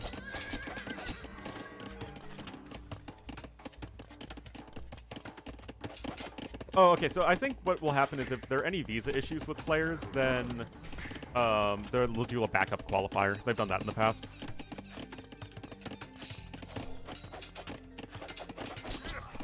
But yeah, I assume Dragonstar would have a hard time getting into China. I assume Sora might have a hard time getting to China. Anyway, obviously nothing too impactful has been happening in this game so far. 300 more resources collected though for Dr. Agonstar PhD though. So he is slower to cast Lich.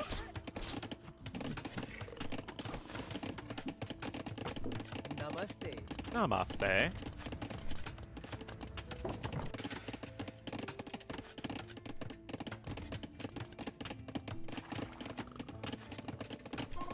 Able to make it there.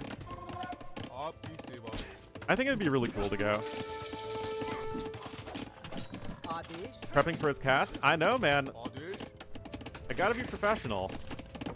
Scene. You gotta, you know, there are a lot of good casters out there. You gotta keep raising the level of your own casting and or entertaining powers. Oh, that's not ideal. Namaste. Will not making it home. Oh no, he stopped. Rip. First build that goes down though. And what is yellow doing actually?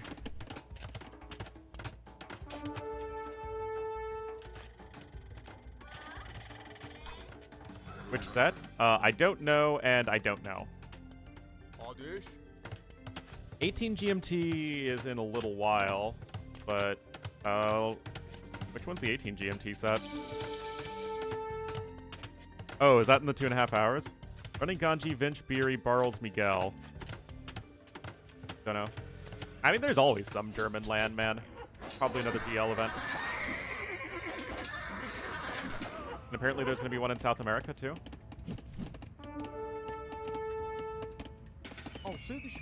But yeah, no, I'm not going to cast in Korean. And if I'm not casting in Korean, I'm definitely not casting in Mandarin.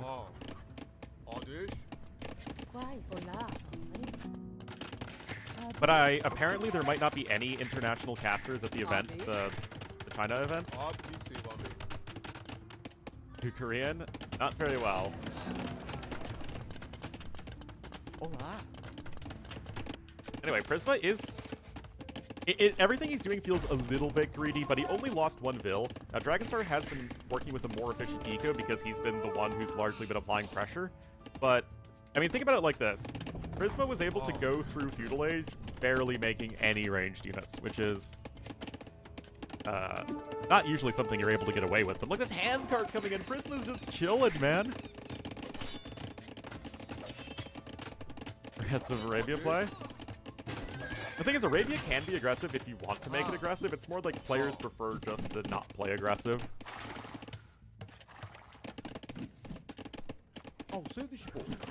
But if you just go on the ladder, you'll see a lot more 1TC plays. I mean, we're going Knights and Crossbowmen here for Syed. It's 1TC only, but Portuguese, one of the best civs at doing this double gold unit army composition.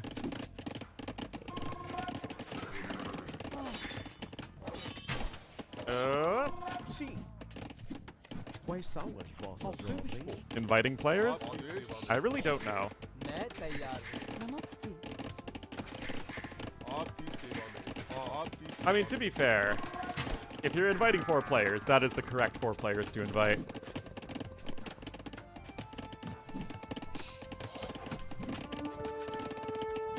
Anyway, a few villager kills here.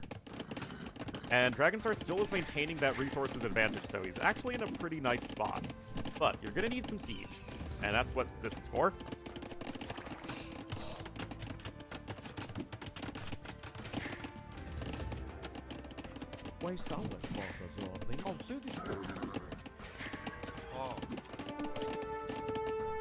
Alright, Manganella's on its way. Ballistics is about to be in for the skirms, but like, you don't have anything else, man!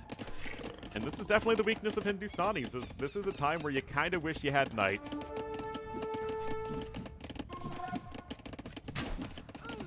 And it gets another villager kill for the road, but Prisma is gonna start to get that eco advantage. I mean, look at this eco upgrade difference. Look at it! Oh.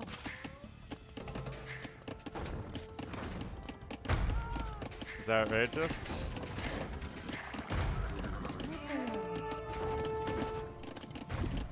Yeah, I mean, I don't really get why there would always be so many invites. I mean, I guess there, you could make the argument that it allows players that you think are going to qualify to not block up the qualifier spots for other people's, but that's, I guess, where you just have more qualifiers, right? Namaste. So that if you end up getting one of the top dogs in one of the earlier qualifiers, you can still go through another qualifiers. But I'm not the one in charge of these things. 7 villager kills at this point, but Prisma's still working with a 14 vill advantage, plus a significant eco upgrade lead.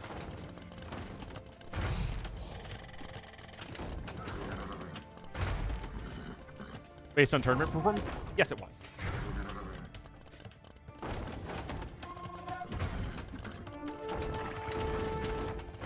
No one's gonna watch?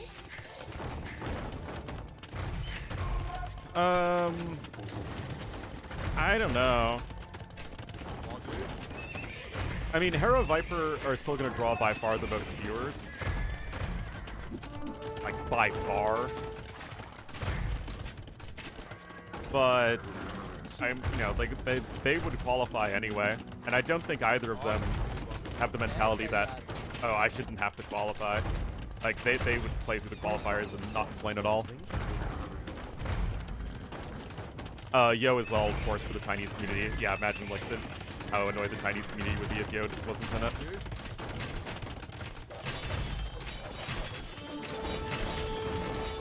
To play a set every day. Where's Project Bug'em? In Bug'em land doing Bug'em things. Anyway, they've broken through! Rond has entered. Has busted down the gate. There is no defensive siege workshop. You're going to try and go for the quadruple stable camels, but that's still a lot of crossbowmen here from Dragonstar.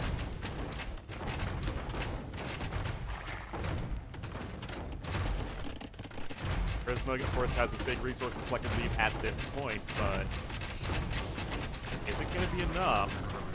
Got the camel and the skirm. What are those vills doing? Oh, no, that was another 5 vills right there.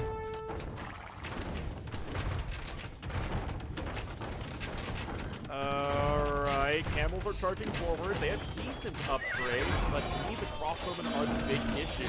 They are able to just wreck the camels, and the skirmishers can't get to them. Because the crossbowmen is going back there on a hill.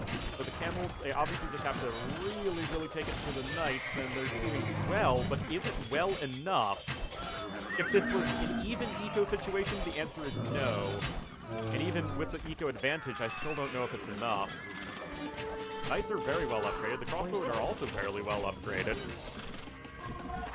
And the first monk is out, too. I think it's only one range. Yeah, no more skirmishers are on the way, whereas we are still making both knights and crossbowmen as Dragonstar. He's also about ready to drop an aggressive castle. But Prisma can get a defensive one. If he gets a castle up on this hill, which is exactly what he's doing, that might be enough to buy him some time. But this castle's not going to be denied, whatever the case.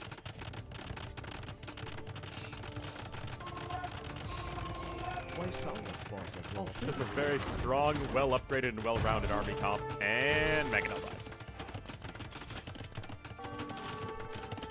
It's a very nice defensive castle, although this is a very good aggressive castle, which denies the main gold. You have that gold there in the back. You also might try and work towards that gold on a hill as well. That said, we would think Prisma can be faster up to the Imperial Age. But honestly, Dragonstar's resources are pretty good. Yeah, Dragonstar's been very efficient with his army.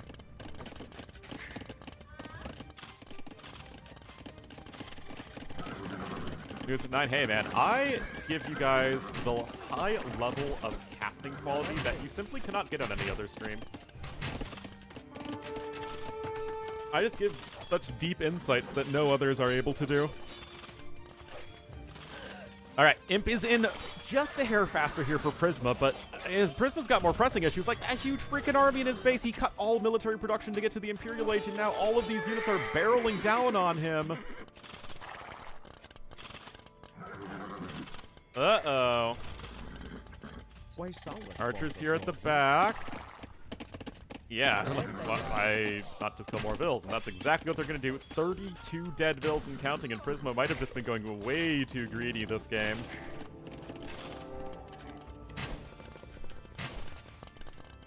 Camel numbers are slowly going to be climbing right back, but the eco efficiency is just going to be taking a nosedive. Look at that.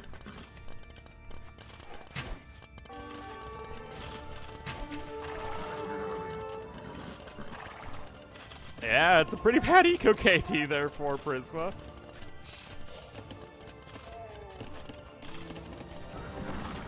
And it doesn't matter if you're 20 vills ahead if you're like having 30 villagers who aren't working at any given time.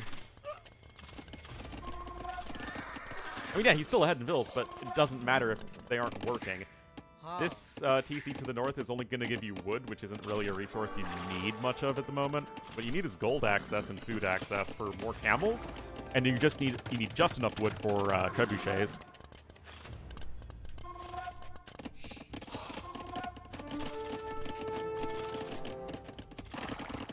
Still, somewhere along the way, 2 villagers were killed by these camels, so poggers.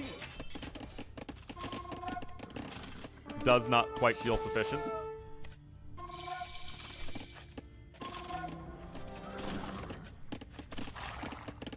Alright, Treb coming in. And both players' eco's taking a bit of a nosedive, but Dragonstar should be getting his back up and running without too much difficulty in just a second. Core lead is around 600 for him. He's also healing up his injured units. That said, this castle's taking a lot of damage. There's another one on the way. Racer coming on here for Dragonstar, and these camels are still quite poorly upgraded themselves. Another one queued up, though. Prisma's not dead. I mean, he's taken damage. Taken a lot of damage, but he's still hanging in there. Still keeping that Vill production machine going. Their TC just now coming in for Dragonstar. He is still 24 Vills behind. With worse eco upgrades. I mean, that was like an insta handcart in Castle Age for Prisma. And this is going to be a 1-Treb war here for Prisma. Which is going to be a rather critical tool in making sure he's not dead. And great fight there for Prisma as well. Solid game number 1 to start this series. Pretty darn different playstyles. Castle falls. And these 3 relics for Prisma are in the forward monastery, so if you just treb that down, then suddenly Prisma's the one with those relics. I mean, this is still a very scary army composition, though, for Dragonstar. 3.8k army value, and that's basically deflated by, like, what? 15%? 10 to 15%? Camel's going for a raid here as well. Yes, he does know about the PC. That's more dead Vills, and there's still only 4 total dead Vills on this side, as Camel's obviously not very good at killing villagers. And the opposite is true for Archers and Cavalier. Okay, the Cavalier with their terrible line of sight do miss those ones. But oh my goodness, this is still more and more dead. And these Camels are simply not cutting it. In plate fighting armor coming in is nice. Cleaning up all the stuff at the front is nice. Dragonstar actually bring 2 of his relics back? Oh, he brought all 3 of his relics back! Okay, well, I guess... Oh, man. The pilgrimage... It's a good thing that Europeans never stole relics from the rightful lands of India. That has never once been the case. Yep! Alright, there's 1 trebuchet. The 1 trebuchet that was produced before the castle went down. And that can actually apply some nice pressure to the TC. Remember, Arbs even deal 2 damage in arrow to the town centers.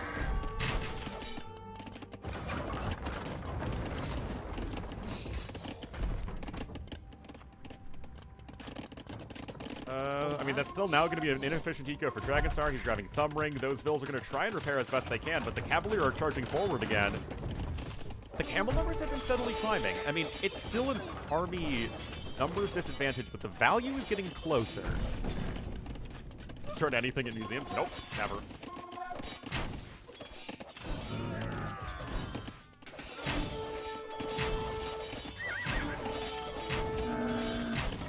Okay, well, I think now you run away.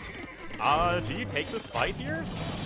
I mean, I guess you are on top of the Arthalasts, and the faster attack speed of the Hindustani camels can be a big help. And right here, camels on top of these units. The values are getting closer and closer. Just 2 camels on the way versus 16 archers, however, but 0 on gold for Dragonstar. I mean, the KD is so good for him. But does it not matter? Camels charging up the hill, and look at those Arbs, going to be absolutely getting massacred. And keeping those range unit numbers as low as possible is obviously critical here for any time you're using a melee unit. All of the monks have fallen, and the Arb numbers are falling. The villager numbers have actually evened out at this point, which is pretty funny. But now it's going to be Prisma who has the better long-term army composition, probably. He could mix in some Gulams for sure. They would be not bad, to say the least, against archers. Who saw Div? Yeah. Oh, the 3 Trebs are over here as well. They're sniping the production. I like that. And Prisma, I mean, it's been a tough hold. He played pretty greedily. Honestly, this is kind of reminiscent of old-school Viper gameplay. Just add the TCs, get the eco upgrades, and then just rely on barely hanging on until eventually you can push back and win the game.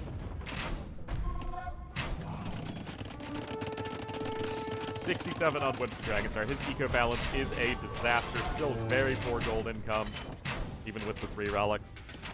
And now the skirmisher numbers are going to start climbing up again. You do need to get some more archery ranges, though. He only has the 1 still. Would recommend getting more than 1 archery range. Estou pronto. And Dragonstar is pushing back. As camels, well, camels are still not that great versus archers. If you can get even numbers of units and being able to pounce on top of the Arbs if you're out of position, yeah, that's awesome, but oftentimes that will simply not be the case. Like right now. So what about that poor Treb being left behind? These 2 Trebs knew what to get going when the going was good. Imp Camel coming in, though. Or Camel rating.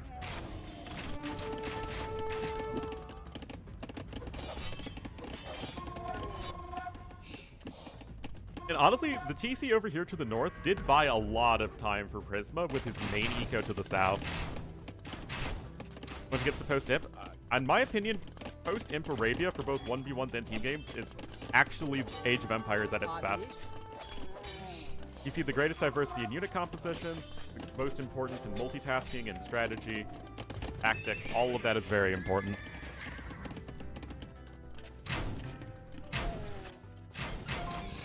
Still no relics though for Prisma, which does feel like a mistake. Especially as Hindustanis are a civ that like having a lot of gold. I got the Lycav in for Dragonstar, but only 33 on food. Bosaw, a little bit late. Guys, Prisma got Bosaw the second he hit Castle Age. So Coach, well, it's hard to argue with that. And Dragonstar's population's higher once again.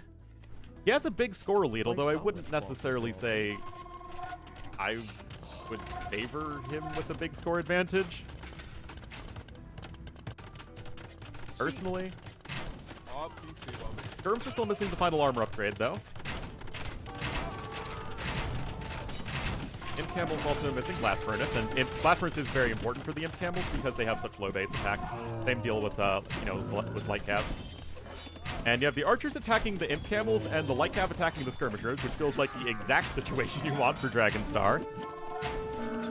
And Arms are taking about as efficient a fight as you could ask for. The gold income, I mean, yeah, he's got 25 on gold, but Prisma has lost a lot of gold this game.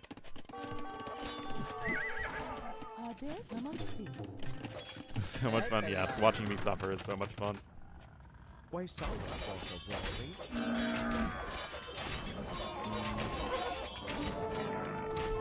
Well, the Imp Camels are going to kind of wreck over here. Oh my goodness, look at that.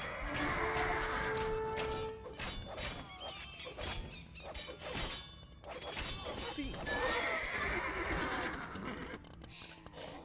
Adesh And we're at 20 skirms, actually. With 44 arms, so, like, it's still a lot of arms, but you have 0 wood! Where's the wood, man? Oh, he's trying to secure some over here to the west, but honestly, Yellow taking his opponent's wood makes the wood situation really difficult here for Dragon Star. Hola. He really has very little left to play with. Imp Camel's trying to kill some reinforcing archers over there. I mean, the goal is running really low, though, for Yellow, and look at all those bills that are going to get wrecked. This is a great game one, guys. There's still gold income to the south for Cyan.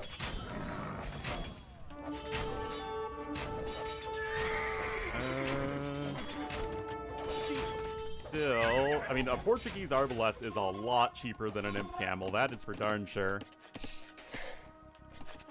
And, I mean, I guess you do have a stable setup for Light Cav spam, but it doesn't really feel all that great. Not with still a ton of arbs on the field and more gold income for Cyan. And honestly, guys, Dragon Star's back to four relics. Olá.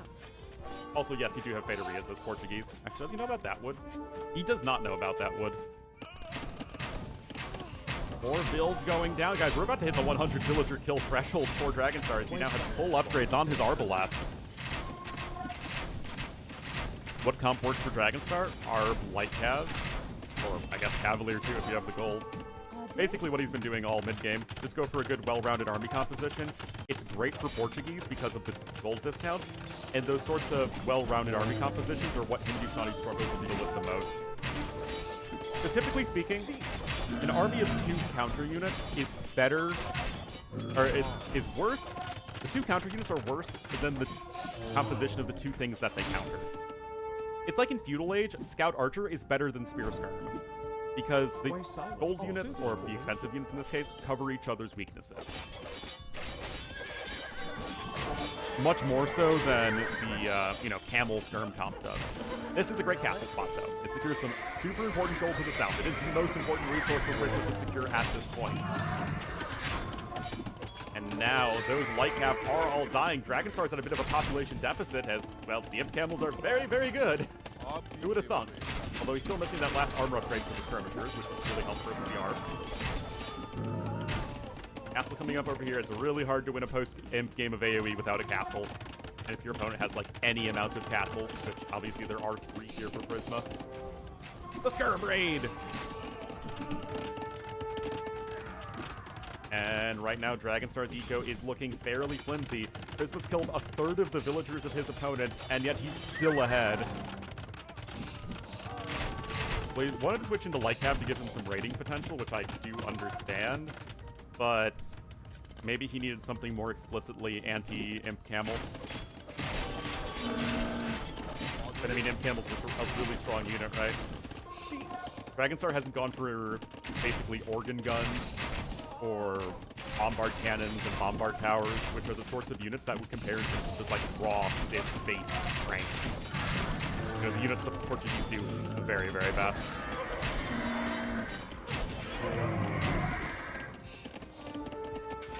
Yeah, Arb Cavalier works a lot better, as these Light Cav are just evaporating is kind of the issue.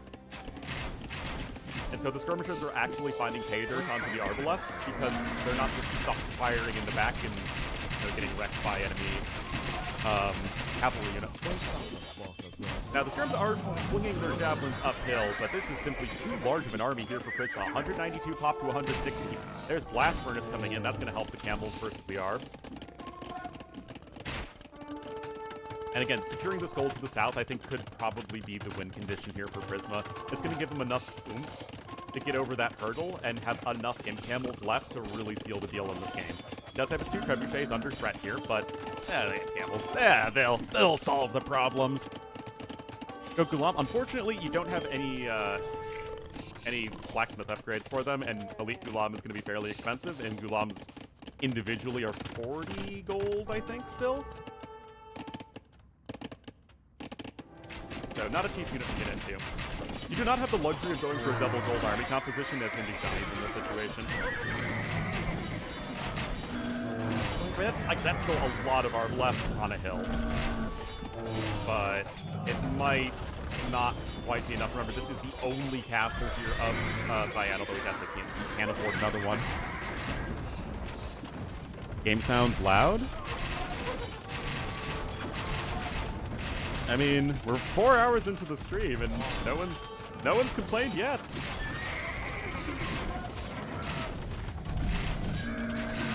Hoarding's even coming in. Round out all the rest of those upgrades. Make yourself hard to break here in late game for Prisma.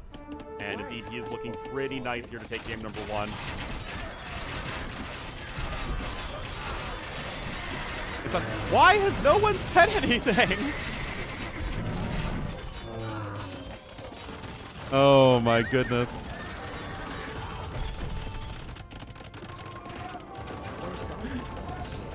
Alright, let's try lowering the sound volume.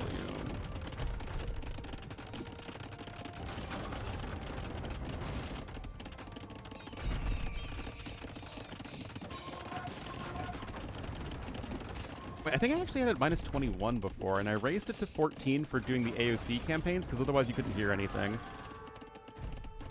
Alright, I think that should probably be much better.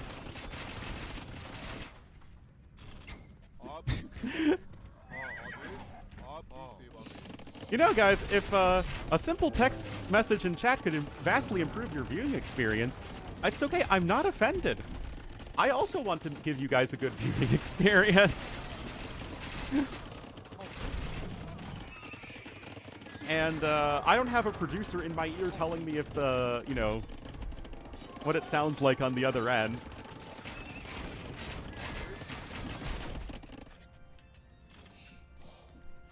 And yeah, at this point it's also going to be too late to even go for Faderias because the upfront cost of those is still going to be pretty high.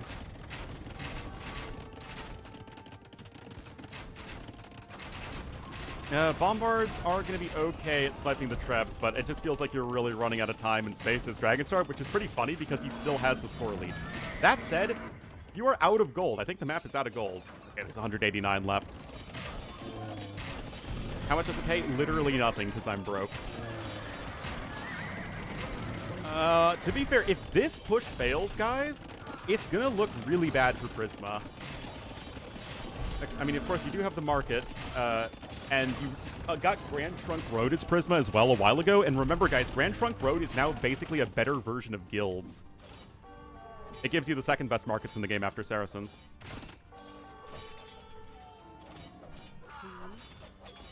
So that does help.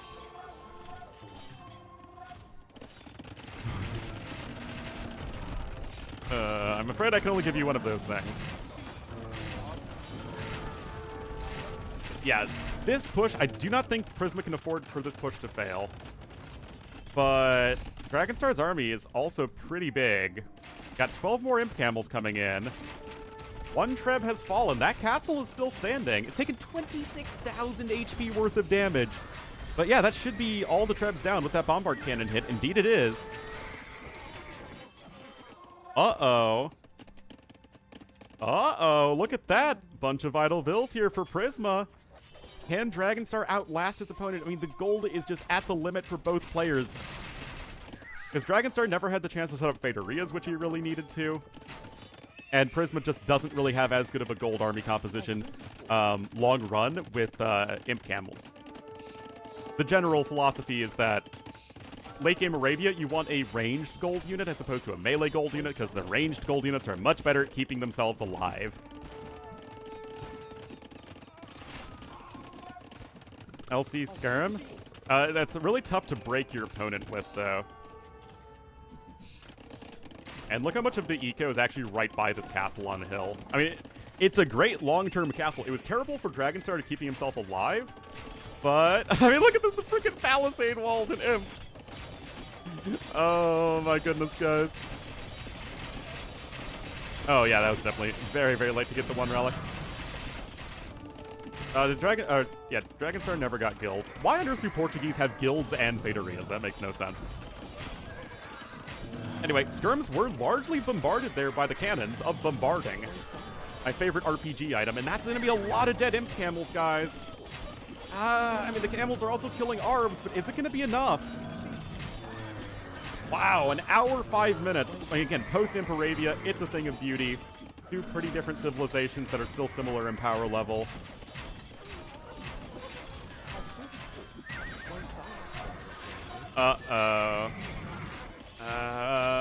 The Vil number is going to be looking very low here for Dr. Agonstar, PhD. Only has 2 military units in the queue, but I mean, it's only 9 for Prisma. It's not that exciting. Dragonstar also never got crop rotation, but he has 4 relics. I mean, he's got 4 relics and a 20% gold discount on his arbs. That's 9 gold cheaper, by the way. So it's what, 36 gold instead of 45? And like I said, I mean, now the push is officially run out of gas as Prisma. You no longer have any siege units. Neither player has any siege units. And can you win this game in the super long run, so to say? I think Prisma sold most of his stone as well to get the extra imp camels, which I think is a good idea as far as it goes, but the Gambit has not necessarily paid off. Now, it's still a 50 population lead for Prisma, and I still heavily favor him to win this game. But he's now going to need to do it via rating, which is, of course, exactly what he's trying to do, because Prisma is, guess what, a good player.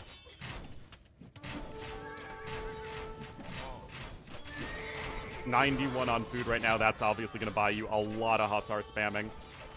Only 99 bills, 30 of which are idle here for Dragonstar. Again, he only has the 1 castle. It's been a good castle. To be fair, I don't think you can ask more of a castle than what this one has been able to accomplish. But now the Hussars are barreling in from the side. Remember, there is no gold income. Every arb that dies is precious. And I think that Prisma might have this game number 1 in a really, really nice back-and-forth game. Let me tell you guys, I am absolutely loving the settings of this tournament. It has some random admin bans, so you don't see the exact same Civ matchups over and over again. You got a good map pool, and it's all leading up to a big LAN event in China. And because you don't have the top 4 names in the qualifiers here, to be fair as far as like a viewer goes, it's going to be very exciting to see who actually makes these qualifiers.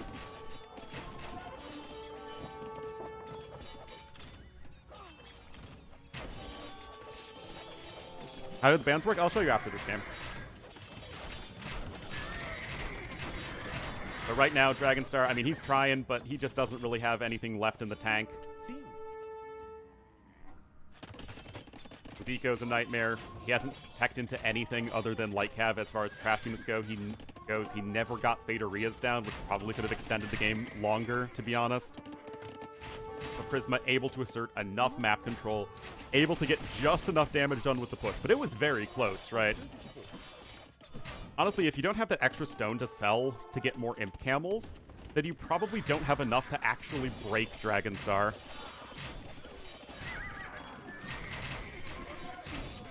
And selling stone in late imp is something that's not an easy decision to make if you've ever been in that spot in a game of AoE 2. Considering it's such a precious resource.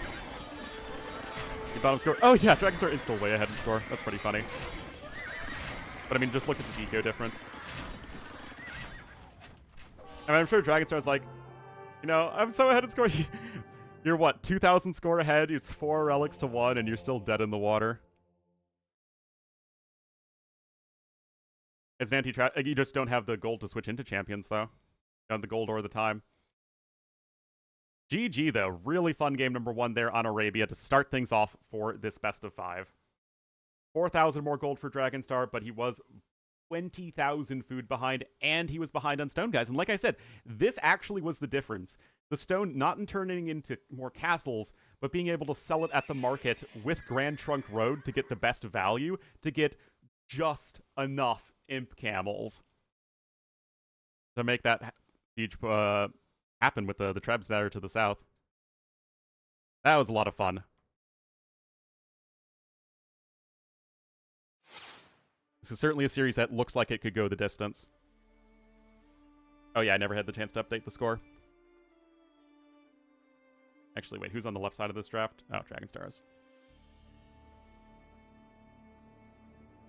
Dead in the water? I think it has to do with ships being becalmed. Actually. Like if you're sailing and there's no wind, and you just can't go anywhere in ye old days, then I think that's probably where it comes from.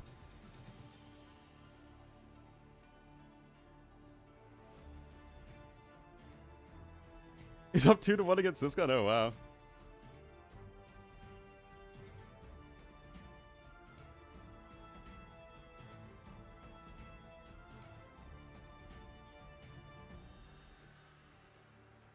Right. Flags right.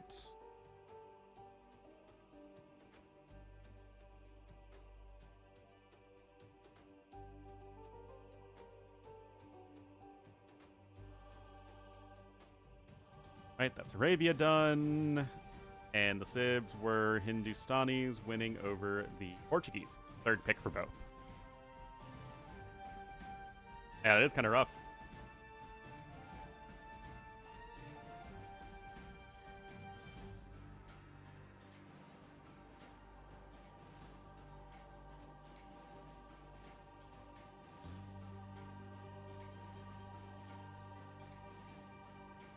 Ooh, we're gonna go to Seychelles next, guys. I have never seen this map before, so I'm pretty curious as to what it's gonna look like.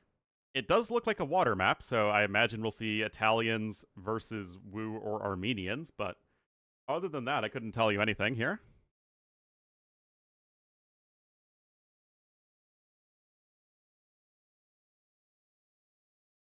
Ugh. 4 hours into the stream already, and it's only 11 a.m., man. These 7 a.m. start times, they're tough on a poor guy. That said, I think, gonna go to the pool later today and do some swimming, so that'll be nice.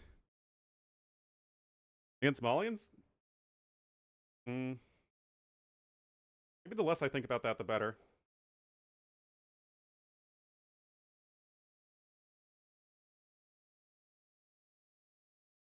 Anyway, one sec, guys.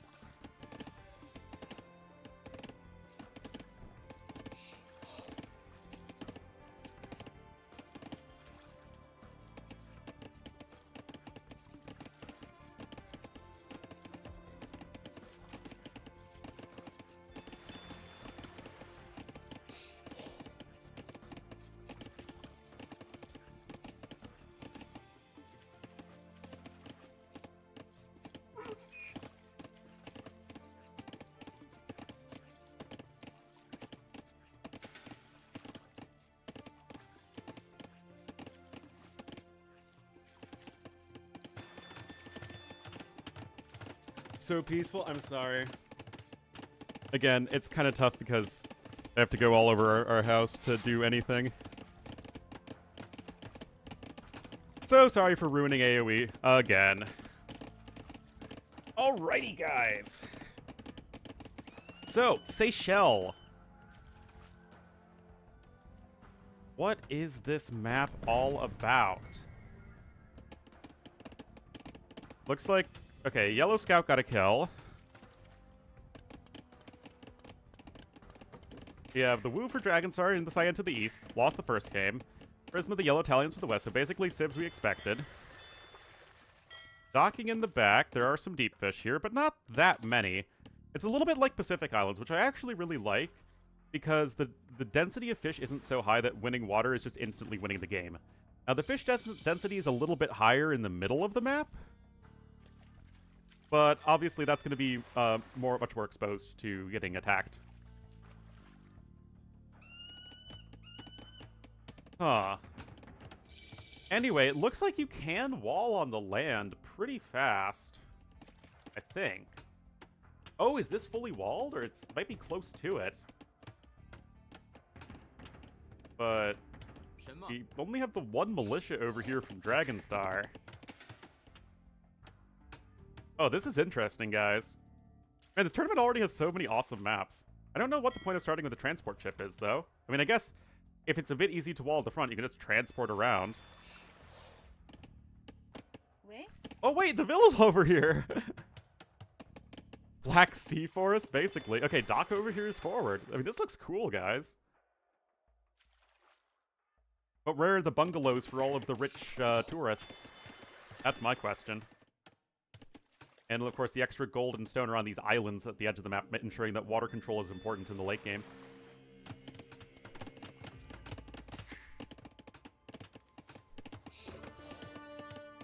Oh, I only put it up on the in-between game slides. No. There will not be Kawasan. Oh, look at this! The random militia made it over. Not mandatory, but it's still a good practice to do. Alright, we are at 7 fishing ships to 5. But the forward dock is here. Is Dragonstar looking for Castle Age, though? I mean, both players can click up pretty soon.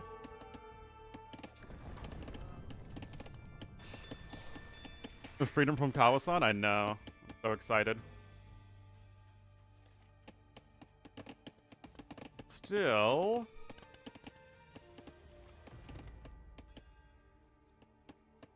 Yen swordsmen are gonna be a bit annoying to deal with, as they basically always are. It's a second forward dock here now. Prisma is... I was gonna say none the wiser, but wow, he just scouted it. Ooh. Nicely done there. Will necessitate a reaction from Prisma. Hopefully not any slower.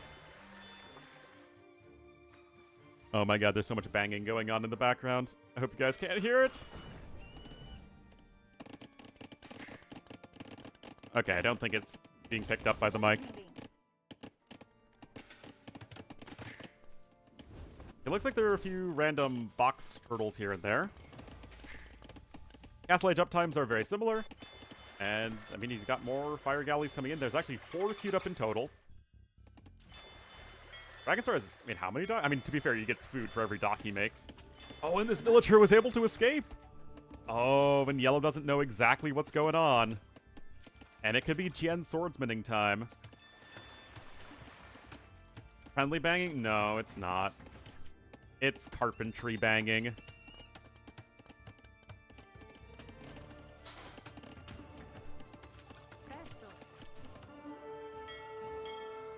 Well, fire galleys are there, and you will have maybe a little bit of a timing advantage here with the Wu. You do have a stable down to make some knights to help deal with the Jian swordsman, though, but of course, a monastery and some monks, or even a pikeman switch could really deal with that no problem. Oh, War Galley also just queued up after that 1 fire galley. But we are in 3 docks here forward to 2. Yep. I mean, of course, it's for the Jian Swordsman.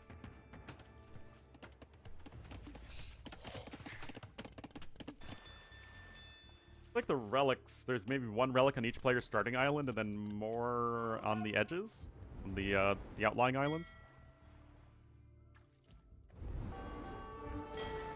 Anyway, fire ships are in. War Galley is a lot slower, because remember, it was queued up behind a Fire Galley, and also Prisma was a bit slower to Castle Age.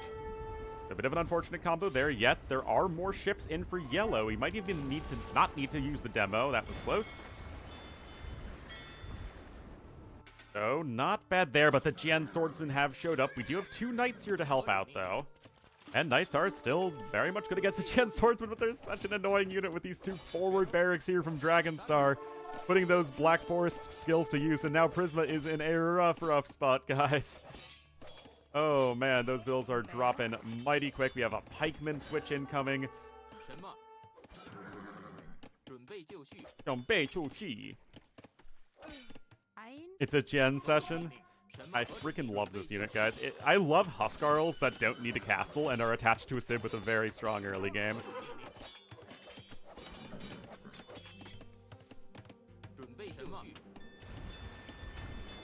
Well, at the very least, Yellow's doing all right on water, but he's never really been able to send his fires... wait a minute. Okay, no, that's Dragonstar's, my bad. Yeah, he was never really able to send his ships across the map to actually harass the enemy fishing fleet. Where are the other 3 fishing ships? 5 there.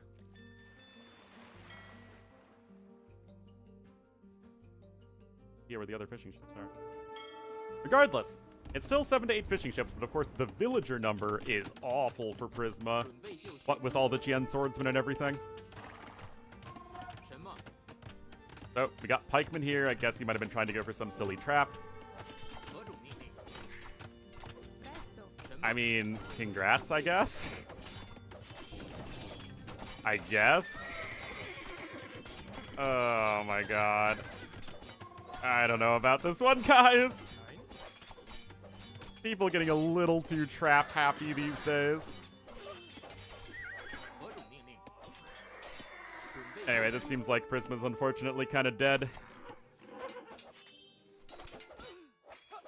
Well, remember, kids, today we learned that forward Jian Swordsmen are very good.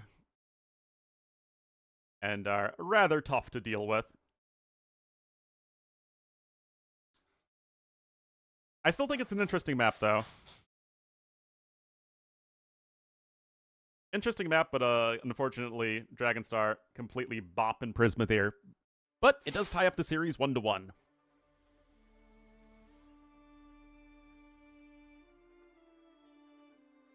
And it is Dragonstar's #1 home map. We have the 2 Arabia-ish maps here for Prisma, and then the 2 wonky hybrid aggressive maps from Dragonstar. And that was his #1 pick, actually, so is Prisma's, though. So, let's see what the next game has in store for us. Oh yeah, I need to do the thing.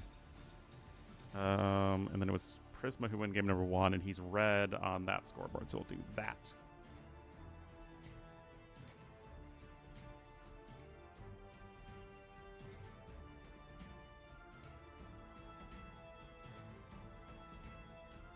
Alright, give me more! More, I say!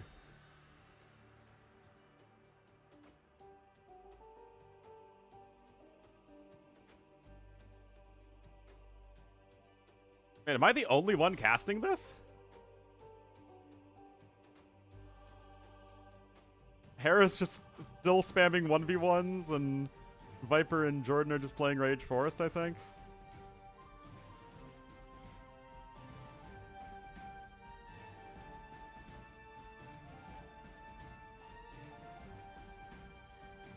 Oh, man.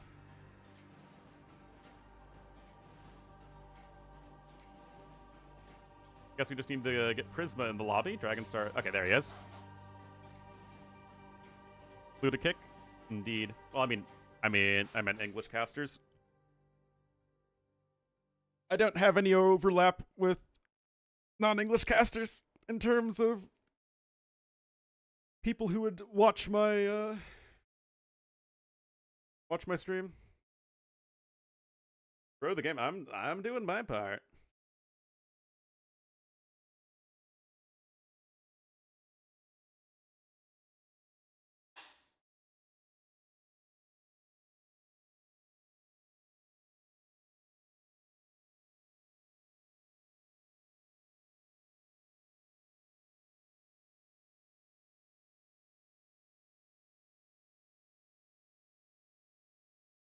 For the next match? Well, I don't know what the map is. They're still on Seychelles. I think Daniela stopped casting. That's what her stream title said.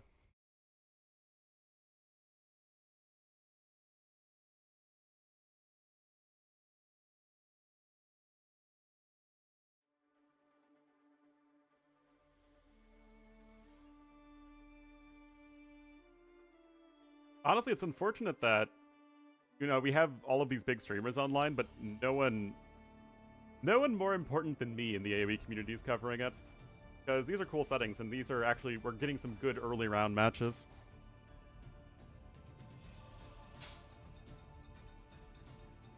Cast it? Well, I mean, the Tatau game was just, you know, a one-sided stomp, as one would expect. Okay, Fish and Fish is the next map. I mean, to be fair, Socky did well enough in game number 3, but he kind of knew how that one was going to go. So Fish and Fish could be Armenians. I think Armenians or Romans. I mean, you could literally justify any of the civs for Dragonstar on Fish and Fish. They're all good aggressive infantry civs and hybrid-y sorts of thing. It's probably Romans from Prisma.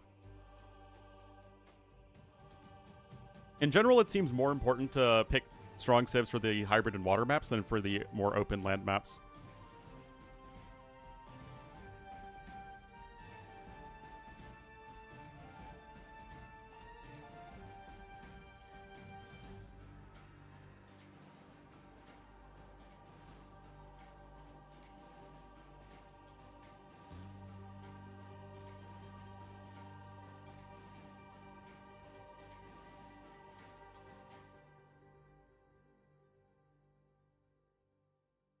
Berbers?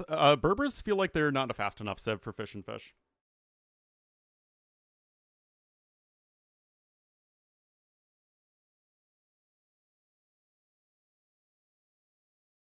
Oh, hey, the Google or Microsoft little thing is for Lollapalooza. Lollapalooza is the biggest music festival in Chicago. It's every summer. And it starts today. Is there anyone good there this year? I've never actually been, but I'm not really a big music person.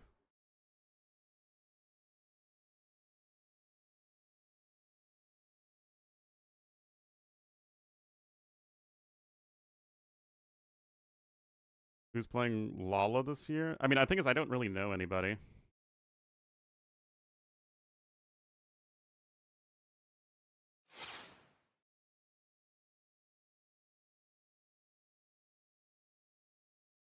In Oh, they do like a Lollapalooza Stockholm? I don't know any of these people. So I know Cage the Elephant from Borderlands, and that's it.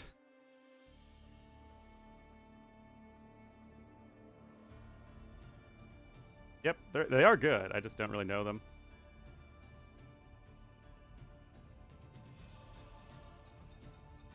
It's great, yeah, I don't know.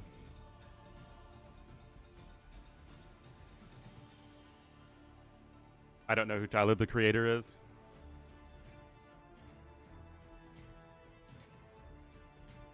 I think there are other days. Oh yeah, other days.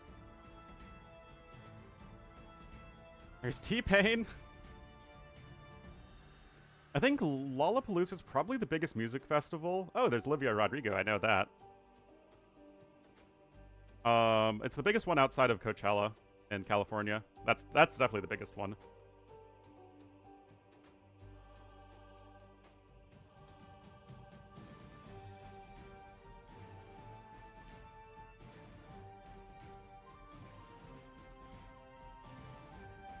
Corn. Oh boy.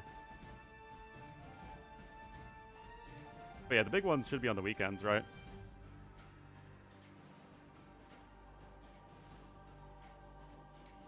Doichi, she's pretty popular, isn't she? Oh, Twice is gonna be there! Oh, maybe I need to go see Twice.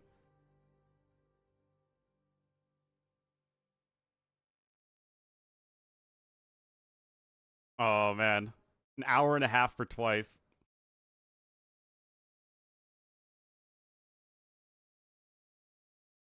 Alright. Sabrina Carpenter is gonna be there. ASAP Rocky. Well, I only care about Riri. I want Riri to be there, man. Oh, was Rebecca Black there? Oh my goodness.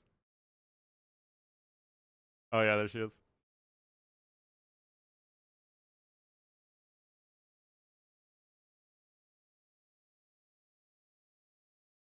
But yeah, I don't know most of these people. Hey, what? Why didn't I get into the game? I guess it just started.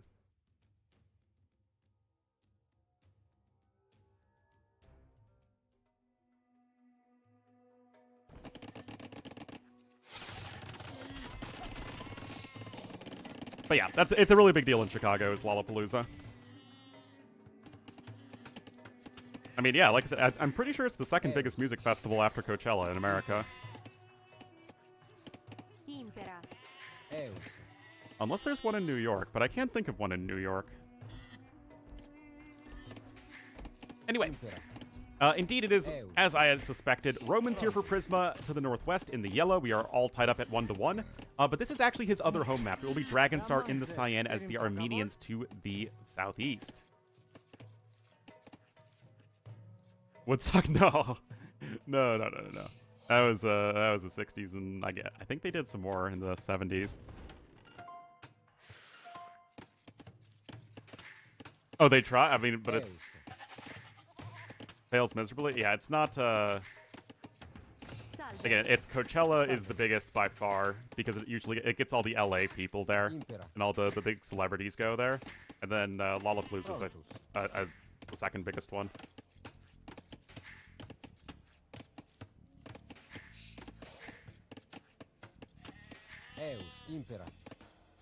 All the rich kids? Well, it's like all the rich kids and the influencers and all those people are at Coachella. I wonder how much the tickets are for Lala this year, though.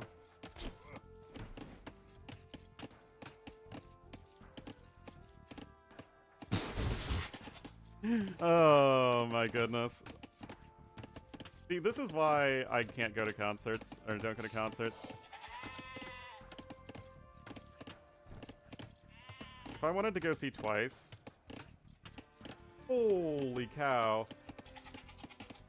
255.45 for a...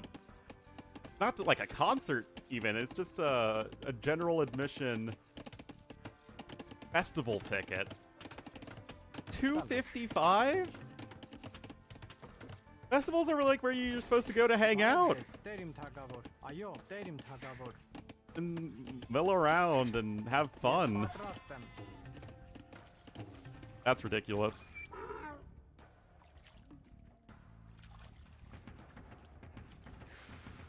Can see everyone? I have no idea.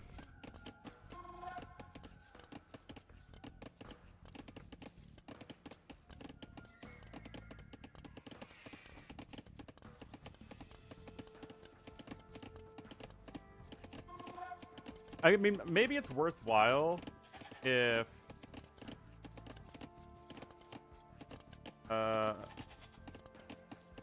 let's see. No, a general admission ticket is $367 for one person. So yeah, if I just wanted to see Twice, it would be like 100 whatever. But if I wanted to, like, the general admission tickets, just to hang out at a festival, which is what people I thought were supposed to do, $350. Anyway, big militia fight here in the middle of the map.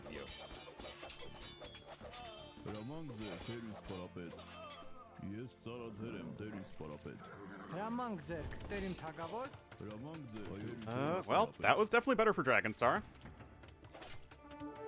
And he is actually going to invest into the Men-at-Arm upgrade.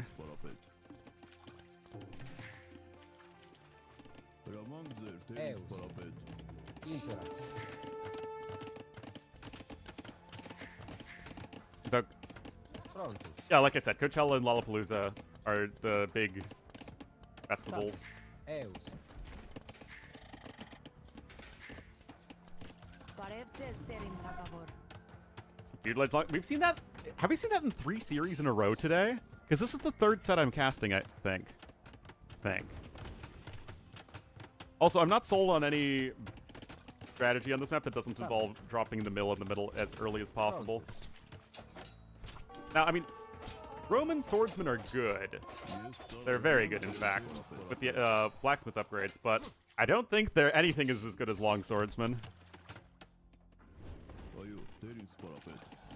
Shrooms there, probably, but I don't do drugs. Salve, prontus. For 3, no, that's a 1-day ticket. Is 350. Unless I misread that.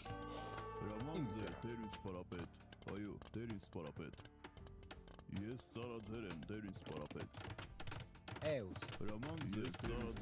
Oh, one. Okay, so that's where I was getting confused. And it's sold out. Ah, okay.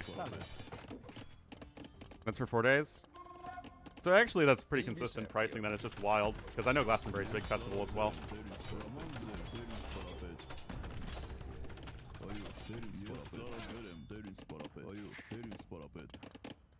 Well, Prisma's out of food income, which is obviously not good. I mean, he's ahead overall in res collected, but how much of that is not food? Yep, this is what I was thinking, guys. You're super far behind in food. Now, you are going to be going for double range archers because I think Prisma is correctly recognizing that you can't really go for men-at-arms against Armenians here.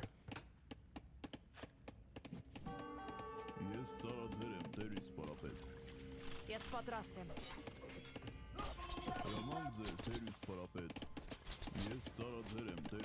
Salve. Impera. Oh, yeah, the lack of food income is kind of a huge issue. Eus. 1, it's going to make villager production difficult, and 2, it means you're not going to be able to get fletching anytime soon, which is going to be rough in trying to deal with all these infantry units. Oh, that said, archers are still good against infantry, who would have thought? Parevces terim tagavor. And it's going to be more skirmishers on the way here for Dragonstar. Now, I wonder if it's worthwhile to add any more swordsmen here, because the skirmishers themselves aren't very threatening, right? They don't bust down walls like swordsmen do, and they don't really kill villagers quite quickly, especially if you're only doing one range skirmisher. But for the time being, Dragonstar seems content to only be making skirmisher. He did lose his scout cavalry pretty early on. I mean, he didn't, like, run into the TC that Prisma did, but still. Need to use that Armenian line of sight bonus. That Dragonstar with a 5 villager lead. You do the idle time and the 1 villager kill. And yet, Prisma's coming in here to launch a counterattack. Uh-oh. Blacksmith on its way as well. Parevces terim թագավոր։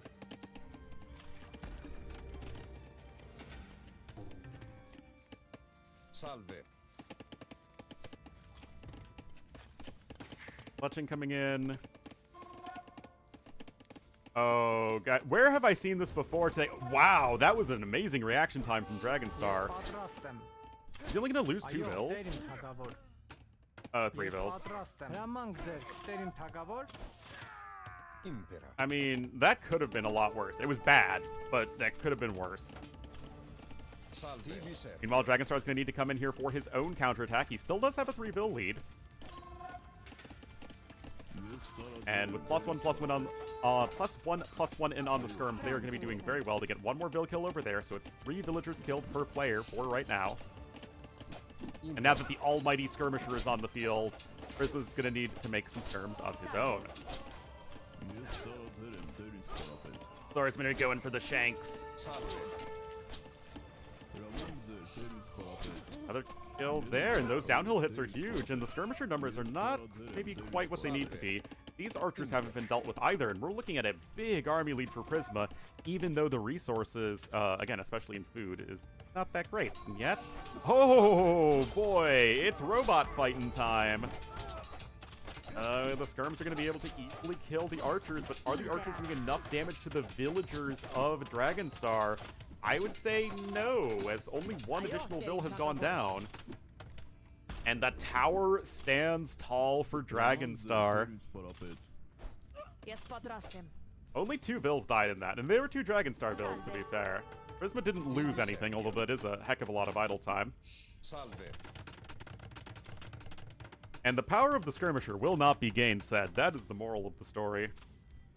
But yeah, protecting that tower is huge. Impera.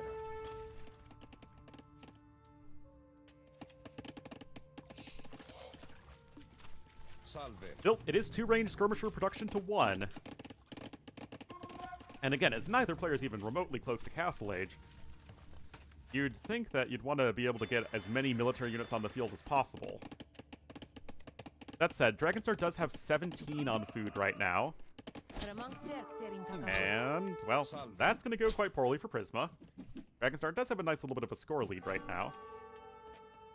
Although he doesn't have double Vidax, and is not Romans.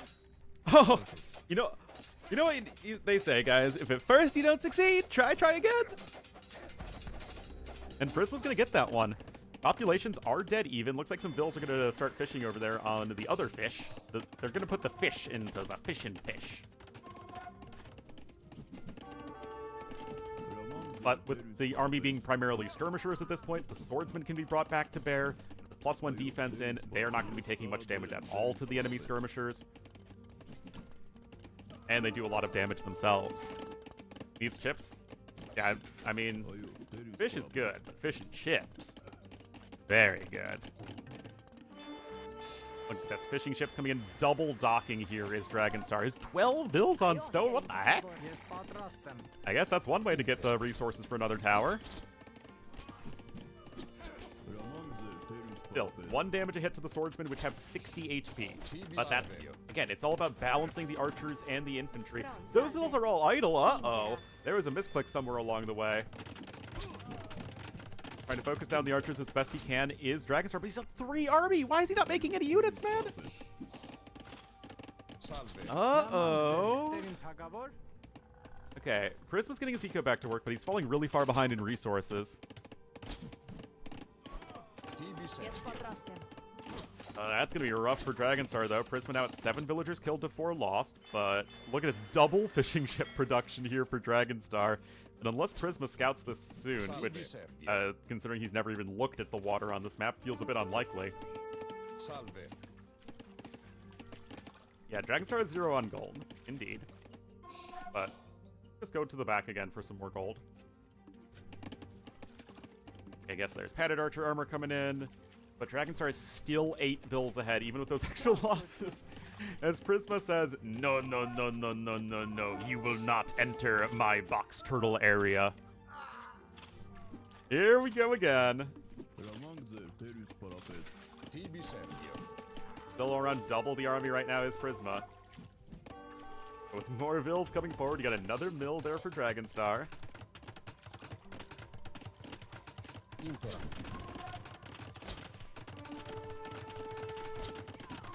Two forests. It does seem like a much more open map for yellow. Salve. 6 lead still for Dragonstar, in part thanks to the fishing ship. This army is looking really good right now. There's, what, 3 more villager kills? And Prisma gathering from some 4 fish as well. The swordsmen here aren't really able to do a whole heck of a lot, though.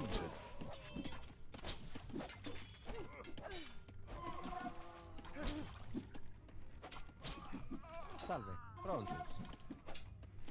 Impera. Tibi Sergio. Salve.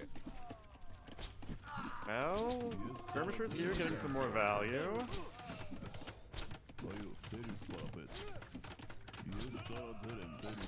And I think we'll just the 2 long swordsmen now. With only 2 archers on the field. like they're going to be that great against him. And there's a lot of villagers here for Prisma that are running around. We are looking at a 9 villager advantage for Dragonstar. Look at this difference in idle TC time. It is very substantial.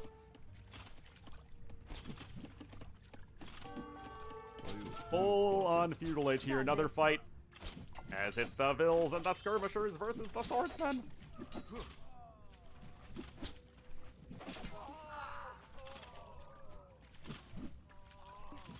Scrappy fighting. Forging now coming in for the infantry units. But an 11-vil lead for Dragonstar. He's got a ton of stone. Honestly, more towers here to secure more of the fish seems like a very good idea for him. And right now, Prisma is forced to flee, and that is GG as Dragonstar, 1 game away from knocking out his opponent. 8% more efficient in eco there. That was critical. You can just see right there, Prisma spending a little too much time with his villagers running around, and nowhere near the food income needed. 19 longswords, man. But really, it was the skirmishers. Let's be real. To deal with the enemy archers.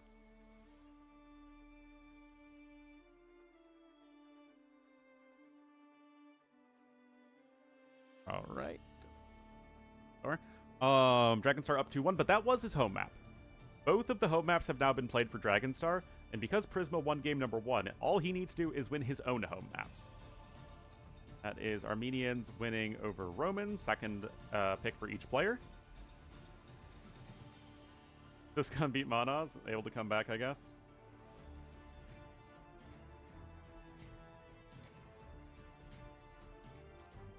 Ling Hi Cup? Oh, yeah.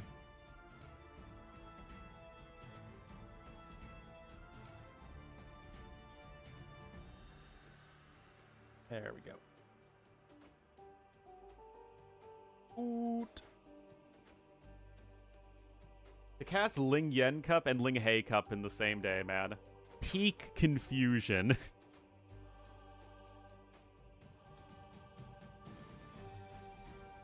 Alright, so Acropolis is going to be next. Number 1 home map here of Prisma.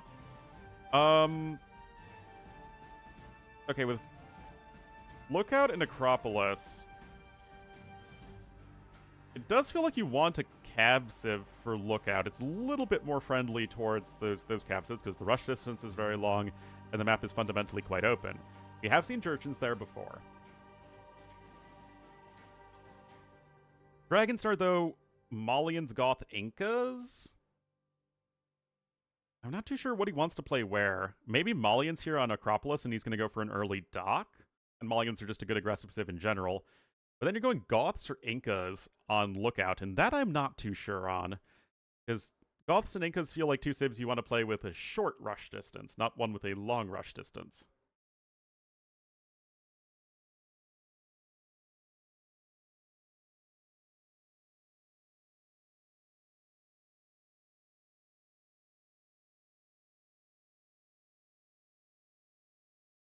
A China only qualifier?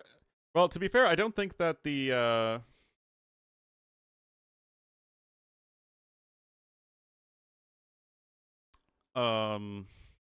losing my mind. I don't know if it's necessarily an advantage for the Chinese players because I don't think they can play in the other qualifiers. So, would you rather be in a weaker qualifier pool, because that's exactly what a Chinese qualifier is without Mr. Yo in it especially.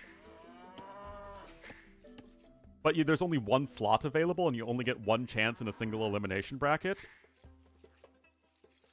Or would you rather have 5 chances across 2 qualifiers, so to say?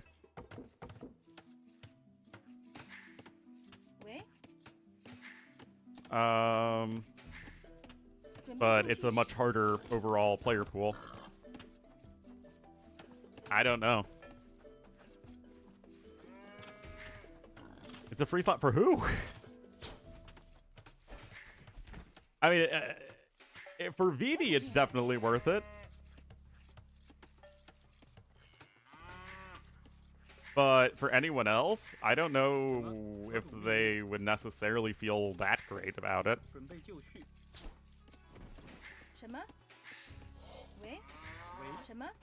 But I'm sure the Chinese host of the tournament wanted to have there be at least a couple of Chinese players there.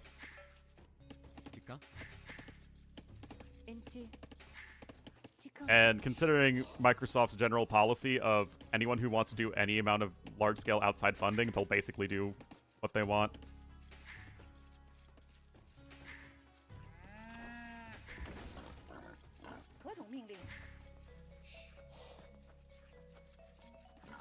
Have home teams? Honestly, as far as shady stuff in AoE goes, this seems pretty low. At next year's LAN? I mean, if they're the ones who are putting up the funding, then one spot seems pretty innocuous. Like, would I generally prefer there to be 10 qualifier slots for a 10-person tournament? Yes. But, you know, there are other hills I'd want to die on.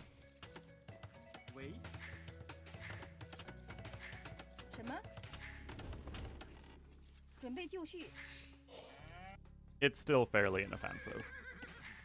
Anyway, indeed, Dragonstar here as Malians to the east of Acropolis, going for the early dock like I thought might be the case.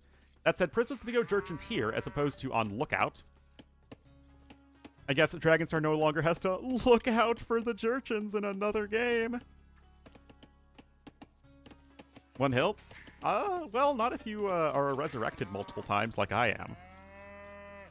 Yep. Is there any LAN tournament Vivi participated in? No. Other Central European civs should be added? I don't think any Central European civs need to be added. Sora's stock. How have I missed all those messages? That's so weird. I don't know, YouTube chat's weird.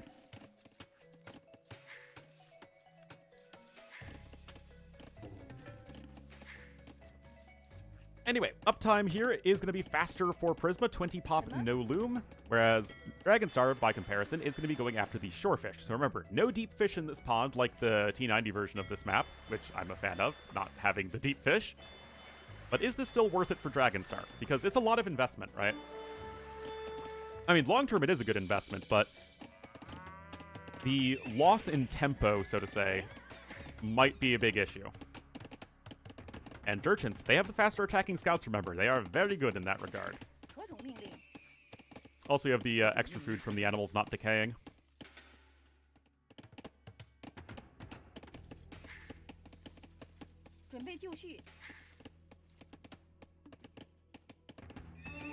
Nope, a bunch of scouts queued up, of course. And let's see how Dragonstar is going to try and deal with this. He is going to be going for, I guess, just defensive spearmen and skirmishers, considering that he isn't on gold. But I still think this is going to be a pretty tall order against these very strong Jurchen scouts. But yes, eco is better for him overall. Meanwhile, very quick archery range follow-up here from Prisma as well, so he can start sniping the spearmen. But like, especially if you can properly utilize the high ground and the faster attack speed, it might be tough here for Dragonstar to actually take good engagements. That said, his villagers are right here next to the barracks on the wood line, so it isn't that exposed. Those villagers are exposed, but at the very least, they are far away. Nice early horse collar for Prisma before he seeds the first farm. Common with Jurchens, honestly, is being able to get horse collar because you can delay your farming enough. Kind of similar to Tatar's. Running out of wood line over there. And indeed, it is just the trash units here for Dr. Agenstar. Now, Prisma knows about these fishing ships. He knows he's up faster. So there should be a little bit of pressure on him to try and make something happen. I mean, there is pressure on him to make something happen, but he should recognize that fact. And there is no defensive watchtower in yet for Dragonstar, either here on the low ground or here on the high ground. So that could be a potential opportunity here for Prisma to get some damage done. While farming is just now starting, spearmen are in pretty solid numbers. And, of course, the longer that nothing exciting happens in this game, the better it's going to be for the guy who invested into those fishing ships. I mean, unless they're destroyed by skirmishers. I guess I never thought about that. Yeah. Alright, Blacksmith coming in now here for Dragonstar.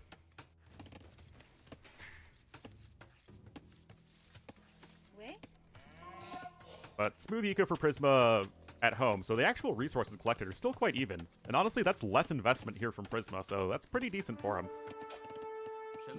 Meanwhile, this is just the starting scout here for Dragonstar, but there aren't any spearmen to help out those skirmishers, so it can be a bit annoying. Meanwhile, that is actually a scout going down. Loses one scout, takes some damage to get a villager. That's still probably worthwhile.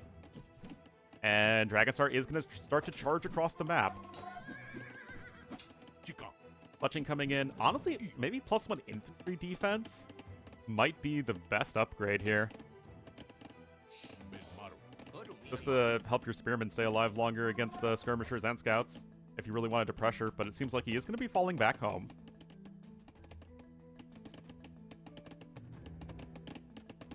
Hey, called it! I guess you prioritized fletching first. I mean, I would personally prioritize scale mail armor and then fletching right afterward. Obviously, it doesn't really matter. Yeah, these are Malian spearmen, remember, so they'll be at 2 pierce armor.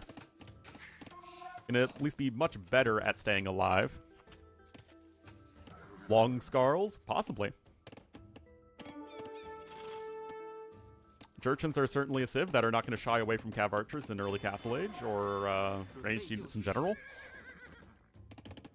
Because as we saw from Lucho yesterday, the friend and training partner of Prisma, Jurchens are just a Hussar CA civ, nothing else. No siege. No gunpowder. No rocket carts. No thunderclap bombs. No iron pagodas.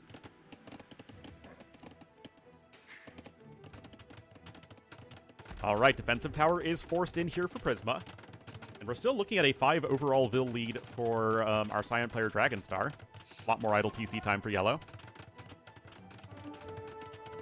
Headstrong Prisma and Lucho are both young, up-and-coming Argentinian players, and they're both about as good as each other, which is pretty funny. Anyway, here we are, fletching and forging in. The F upgrades. And it is going to be the tower on the high ground that I potentially highlighted earlier. Several spearmen are taken down, but there are 7 in total. And this is still pretty annoying here at the back of Prisma's base. Neither player has mined an ounce of gold yet.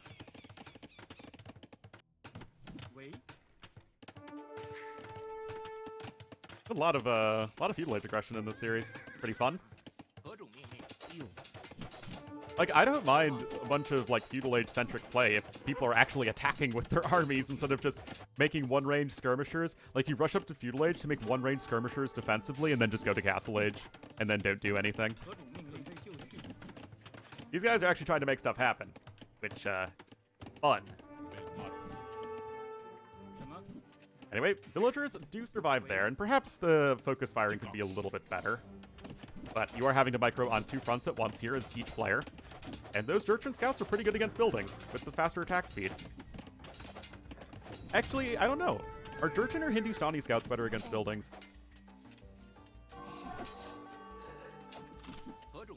I wish I knew the answer to that. Probably Hindustani still, if I had to guess. Anyway, Skirms here starting to get some more value for Prisma. This is his tournament life on the line, at least for this qualifier. He would have another chance next week.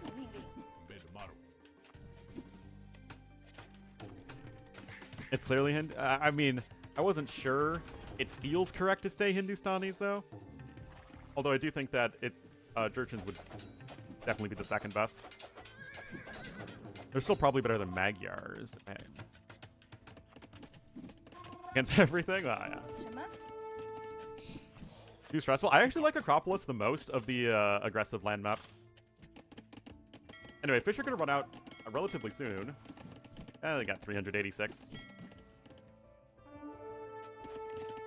I think Land Madness is also good, but Land Madness is just overplayed, in my opinion.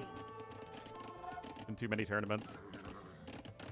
I like to mix it up between Acropolis, Land Madness, and Atacama.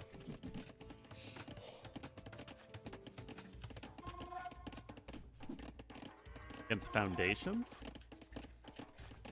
Well, you get the +2 attack no matter what against buildings, including against foundations.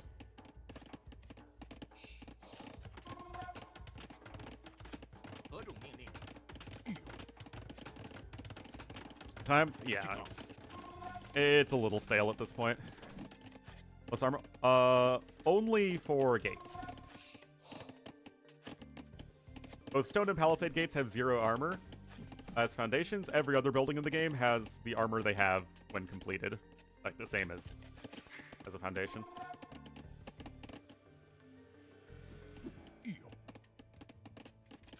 Well, forging also going to be here for Dragonstar, but look at that eco balance, guys. 27 on wood in Feudal Age. Not generally what you want.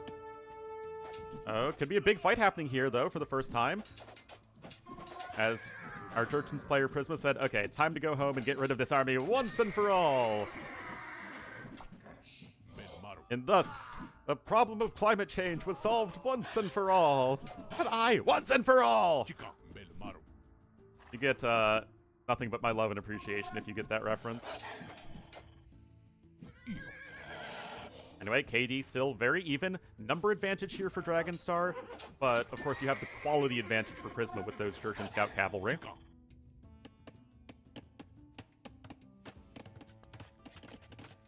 A lot of farms here. Honestly, yeah, another mill.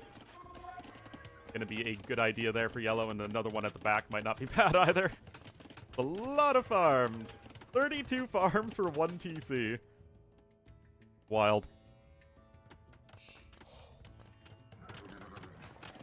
Markets in here for Dragonstar, but we're not looking anywhere near Castle Age resources just yet. You look at these scouts running in, they'll see it. Okay, Bloodlines is on the way for Dragonstar. He has forging. But this is going to be pretty darn scary. Spearman doesn't even get a single poke in.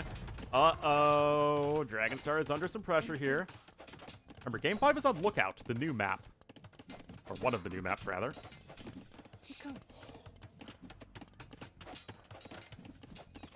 Res collected still is very slightly in favor of Dragonstar. And he also has the wood discount, but I don't think you can take that fight there.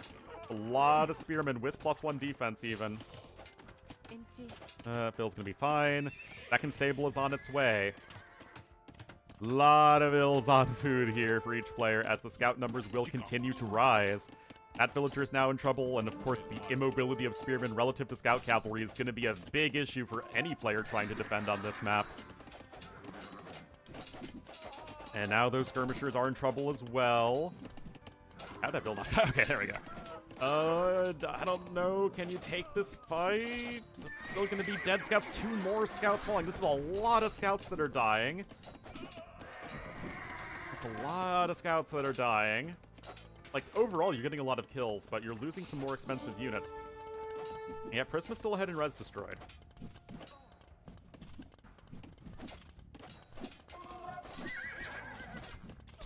Some more scout fighting over there. Tower gonna help out as best it can. And this is a big scrappy fight. Wheelbarrow finally coming in. Dragons are mining a lot of gold here with the Malians, with that more efficient gold mining. And he's going to try and maybe buy his way up to Castle Age soon, but we still need to cut at least some amount of unit production as it looks like this attack is starting to peter out. Actually, all of the Spearmen have basically been sniped. Oh, yeah, man, this is what I'm talking about.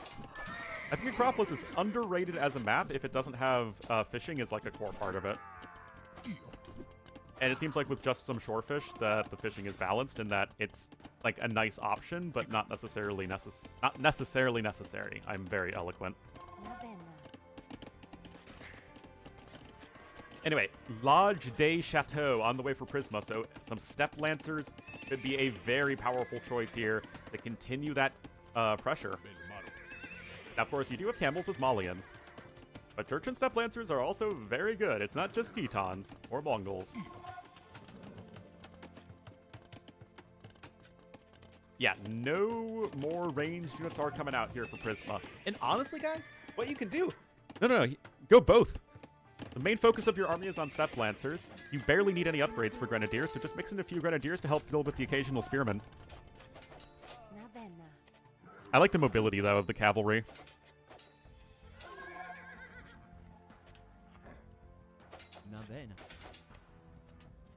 More Vills going down, and Prisma looking nice here.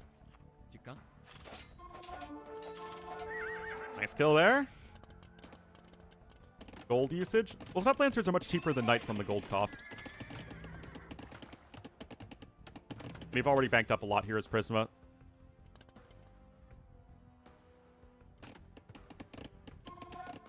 Even Vilcat. Well, he also has Wheelbarrow, also has more idle time, and also the 5 fishing ships. He's even going for fish traps too, jeez. No +1 defense even in for Sciento. The scouts are significantly worse. Castle Age in for Prisma. And indeed, Step Lancers are queued right on up. Light Cav upgrade. You have 17 scouts, guys. It's worthwhile to get Light Cav. But yeah, seriously, just mixing in a few Grenadiers, not a bad idea. Scouts pouring in from multiple directions. +2 defense also going to be on the way. And Jurchens are such a fun civ, man.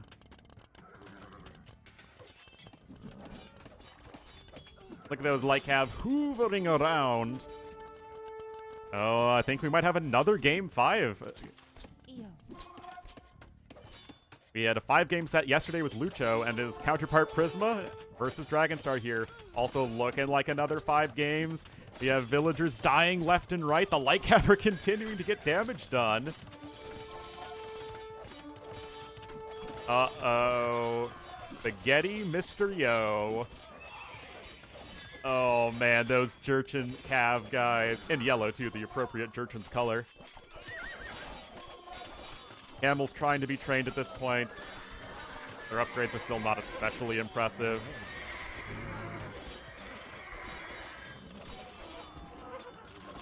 I mean, look at this, guys. That just ended real fast. I mean, you are on triple stable camel production, which is nice, but it is not too realistic to try and come back from this stage. With 26 villagers killed this game, you're going to be already on 3 TCs in just a second as Prisma. It's not like he's all in or anything. That said, the camels might be able to take a good enough fight against the split up groups of units from Prisma. But once the Step Lancers are able to just get right next to each other, they're going to start to look much scarier. And that's kind of exactly what we're seeing here, is the camels are going to struggle to pathfind properly because, you know, DE. And GG is called. 41 scouts made there by Prisma. That was a fun one. Good Feudal Age Aggression Acropolis game. And it's going to bring us to that game number 5. So far, every player has won both of their, well, has won their home maps. Dragonstar won both of his. Prisma has won one of his. But because Prisma took that first game, he only needs to win his home maps. But thank you so much, everyone who's watching today. Hope you're all having a good time. I'm going to be covering as much of this tournament as possible.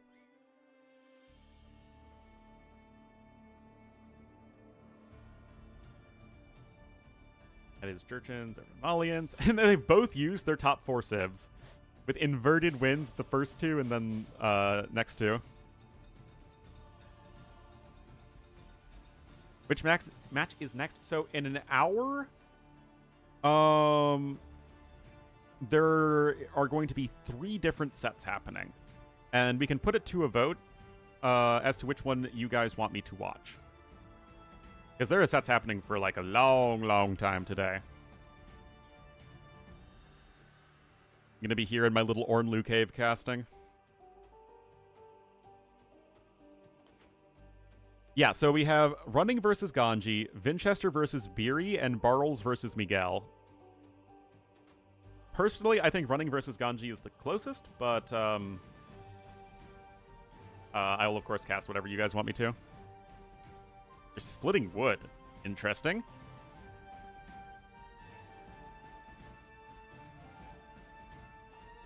Oh, hey, Fire. Are you playing in the qualifier? Ah, Fire versus Margugu. That could be fun. Yes, tomorrow. It's the day between yesterday and tomorrow. Also known as today. Formatting PC, oh, that's always a very fun process. Alrighty, guys, here we are. It is Lookout game number 5. Dragon Star going to be in the Cyan to the west as the Goths. Starting, ooh, that's no fun. The Prisma, what is this civilization? The Have you ever seen this civ before in a tournament? Maybe in the long, long ago era. In the before time. Don't think I know these guys. Is this like bad Georgians and Magyars? I think so. Possibly. Guys, this is way too... This is a 2001 Civ pick right here. These are the ancient magics. Alright, guys, this is going to be interesting. I've seen exactly one game on this map, and it was a fantastic one. So let's see what we're going to be getting here. But in all seriousness, Prisma, the Yellow Franks to the east versus the Cyan Goths to the west. It is a classic AOC Civ matchup, and look at this. Instant rush. Before I even had the chance to talk about the map, you do start with a barracks, and a watchtower, and a tent, and 3 vills and a mule cart on this hill.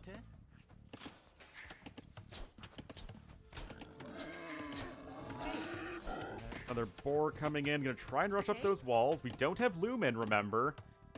Uh-oh. Uh-oh. Militia are here, but those villagers are safe within the confines of the lumber camp. But yes, so the way this map works, guys, it's kind of an Arabia variant, but this is... I've talked about this yesterday as well. I really appreciate when we get different sorts of open maps in a tournament, and it's not like we're just changing Arabia constantly. So yeah, this is basically, you know, a semi-open land map like Arabia. But you start with some outposts. The map is still overall a little bit more constricted, but it's still tough to wall. Although you can sort of wall yourself into the corner, the rush distance is quite long. These hills are very useful to take in the late game, but you can still, of course, charge across the middle of the map as well. So it has some interesting dynamics. The civs that are good on this map are going to be very similar to the civs that are good on Arabia. Just a little bit of a gimmick with the starting barracks and mule cart on the hill. So a civ like Goths are going to be a little bit better. But let me tell you guys, there is a unit available to the Franks at the castle. You may have heard of it. It's called the Throwing Axeman. It's actually a very powerful unit against the Goths. It kills everything the Goths make except for hand cannoneers. Now, thankfully, Goths do have hand cannoneers, but it is still actually a tricky unit that Goths have to play around, because the Throwing Axemen actually deal with any of the Goth infantry pretty darn effectively. And this is even before the next patch. CA? Don't be ridiculous. If the only person allowed to make Goth Cav Archers is the Sheriff. And that's how you know you're an OG AoE fan, if you know that reference. Bearded axe even mean? It's an axe and it has a little, you know, beard on it. Are we gonna get that house? I mean, it's a little bit of a consolation prize. Obviously, this rush hasn't really done all that much. Prisma is ahead in resources collected. Although I guess maybe that'll change. I guess it's basically even. Now the vills can go right on to gold. By the way, in case you don't know, and this has actually happened with pro players before, if you are not Armenians and Georgians, but you have a mule cart, you cannot research upgrades at it. It will still function as a mule cart, you know, as a drop-off site, but it will not allow you to research upgrades. Just like Folvarks don't work unless you're Poles. I mean, they serve as a drop-off site, but they won't actually get the food bonus. And I don't think you can upgrade. You cannot research upgrades there as well. Oh, what the heck? Oh, villager still goes down, though, so the militia, although initially ineffective, gonna get a vill. It's worth getting that militia trap to actually get a villager kill. Watching Ornlu long enough? So either you're an OG fan or somebody who has made some very poor life choices. By the way, what watch streak are you on, Boom? You know, I'm sure it's not at all an embarrassing number. Oh, is that changing next patch? Oui. I have no idea. I didn't read all the patch notes. Just the balance ones. Anyway, Militia gonna heal up in the tower. Still going strong, you bet. And then we got another game 5 here with the Decider being on lookout. Hey. Poor Militia. Shot like a fish in a barrel. But unlike, who was it yesterday? Or not yesterday, in one of the earlier sets, one of the players went for a drush. I think it was with Malay. But then they didn't get the walls up behind it. That is something that Dragonstar has been able to do. It's really important if you go for that early aggression that you're not just getting counterattacked and wrecked when the aggression actually starts to flare out. That said, I don't recommend getting housed, but that's just a me thing. Also, where are the eco upgrades, Dragonstar? He's got a mill and a lumber camp. Right. The unique unit, I agree. Café. Hey, yeah. Okay. I think it could also have it applied to pikemen and give them a little bit of extra range. Like, give them the 0.3 range that hoplites get in the Chronicles campaigns. I think that'd be kind of interesting for Franks. Make them more of like an infantry and cavalry civ. And besides, the bearded axe can also kind of work with the halberd, right? They have an axe head on them. Anyway, Daniela, thank you for the raid.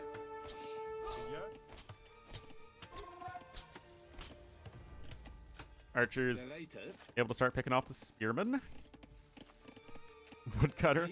I don't think you need a, you know, late Castle Age lumber camp upgrade, personally. At the castle. Anyway, still the 1 bill lead for Dragonstar. Resources collected are close enough. And that is going to hurt when you don't have these 2 upgrades. I mean, obviously, Franks get horse collar for free, but you still want to get those other upgrades. And in part because of that, Prisma is going to be closer to Castle Age. That and the fact that he hasn't really spent any food on military. Scout also hanging around here for Prisma as well. So it looks like he found his geese later. That's when I start to call the player a silly goose.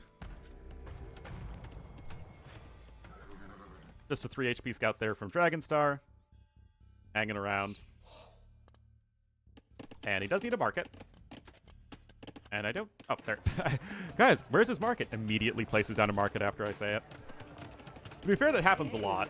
But I guess that's just because I kind of would be thinking these situations as, like, what I would be doing if I was playing. And so that's kind of how you get that. I'm sure it's the same for the other casters, too. Yeah, today, I hope not. Selling the stone, too. Okay. Dragonstar wants Castle Age. But he's going to be slower no matter what. Prisma was able to go for that defense early on with the archers, not get fletching until he clicked up to Castle Age. And remember back to game number 1, guys, when Prisma just went for 3 TCs, fast bow saw and handcart, and just played super greedy and was able to just barely hang on long enough? It was an epic game number 1. And it's just been a great series all around. I hope we get another good one to end this. Yeah, no, double bit axe is a little concerning. You're also going to want horse collar at this point as well because it's in this transition to Castle Age when you really start plopping down farms.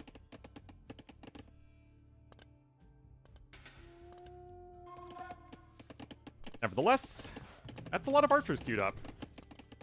I'm not really sure why. It feels like if you're Goths here, unless you're going for a super heavy early Castle Age pressure, you'd rather just sit back and boom. Unless you just think that this matchup is awful for you in late game, which it is, to be fair. Because remember, guys, Prisma could have also gone for Berbers here. And Berbers, is that a better matchup for Goths? I don't know.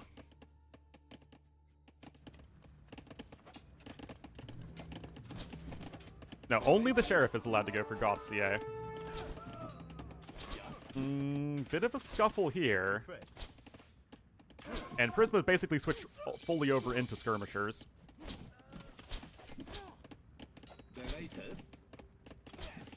Frank's a bad matchup because Franks have a lot of stuff that kills Goth units.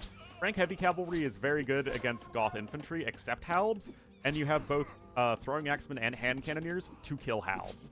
And you just sort of get to the point when that composition is just not something Goths can realistically handle. Franks also have a better economy and the ability to put on a lot of late Castle Age pressure with cheap castles and knights and stuff. So, lots of things that make Goth sad in this matchup. Anyway, extra TC coming in here for Prisma. He did not have to use the market whatsoever. So even though the resources collected are even, the overall efficiency has been better for our yellow player. And now they're both going skirmishers, because that's apparently all you do these days. Nah, it's actually just because, for some reason, the China DLC trees don't properly work with small trees. Well, they do if you use the in-game small trees setting, but that doesn't work with Capture Age. So it's kind of a moot point.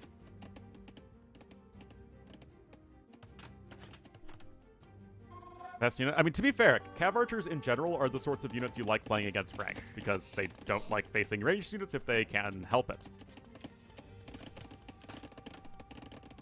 But I guess the skirmishers will deter the Cav Archer play. I guess. Ballistics coming in now for Cyan. You can just see already. Prisma getting that eco humming. EC's in the back. This is very similar to what we saw in game number 1. The goat. I don't know if I'm a goat.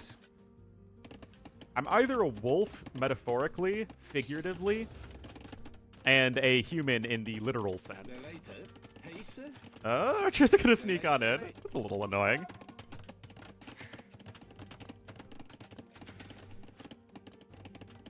Hand cannon Halb. It is possible because you have the range advantage with hand cannon Halb than you do with, let's just say, Throwing Axeman plus Paladin. But I think it's one of those compositions that's so strong and hardy that you can just barrel them down anyway. A Mongol tribe? Actually, the Uyghurs are a Turkic tribe. They're not a Mongol tribe. They're so cool. I actually really like this map. Like I said, we need more just land maps, versions of Arabia with a few different twists on them. Because on Arabia, it's much more difficult to go for like a 3TC boom at the back, because normally you're closer to the middle of the map and there's more room for your opponents to run around and counterattack you. But obviously, it's still aggressive in Feudal Age because it's off to wall. Nice kills there for Dragonstar. This is the sort of thing he needs. He is getting extra TCs at the back, but is obviously doing so slower than his counterpart. And any amount of time that he can spend idling his enemy's eco, that's how he was able to keep things efficient in game number 1, at least for a very long time.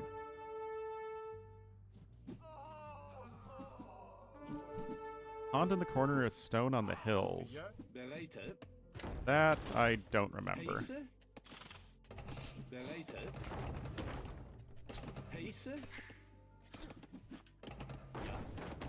Oh.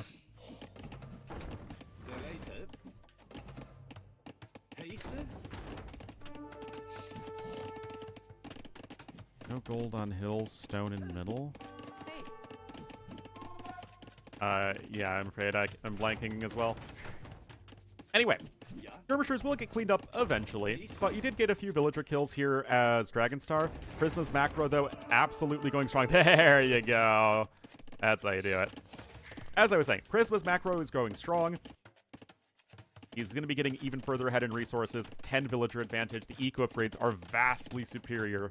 He has both of the farm upgrades because, hooray, Franks, and also wheelbarrow and an early handcart. We saw the early handcart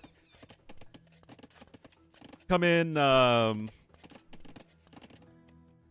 game number 1 as well, and that really paid dividends for Prisma in that game. Helped them a lot in getting the camel numbers going. And it will be similarly useful here. African reed beds. Oh, that one. African reed beds was more open, and it was also kind of a fish boom map. And this isn't a fish boom map, which makes me happy as well. Dragonstar gets horse collar, way too late for my taste. That's just the answer. Yeah, you're going to need to go for a 4th TC pretty quickly because as Dragonstar, you know full well that your opponent is chilling on 3 TCs. You can probably guess as well based off of the score advantage that he is doing nice economically. Anyway, there's Horse Collar. Subscribe to mediocre AoE content. That's what I do best, though. I don't think there's anyone in the AoE community who can do mediocre AoE content as well as I can. 2 years of subscribing to mediocre content. Thank you so much, the Iceberg Man. Feels generous, feels sad, man. Yeah, the Knights don't really feel like they're going to accomplish a whole lot. It just takes one monk to start to shoo these guys away. Now, there is still an option for Dragonstar. What you also know, guys, as Dragonstar, because look at Dragonstar scouting. It's very good. Prisma's actually isn't too bad either. Oh, this Mangonel 12 kills already. You'd love to see Mangonels killing skirms. But as I was saying, look at the stone. Main stone right there, secondary stone right there. It's not easy to take, and that's going to be a free Mangonel for Cyan. Yeah, Dragonstar's been taking stone since like Feudal Age. So is there a world where Prisma tries to go up to Imperial Age and then go for his Cav or whatever?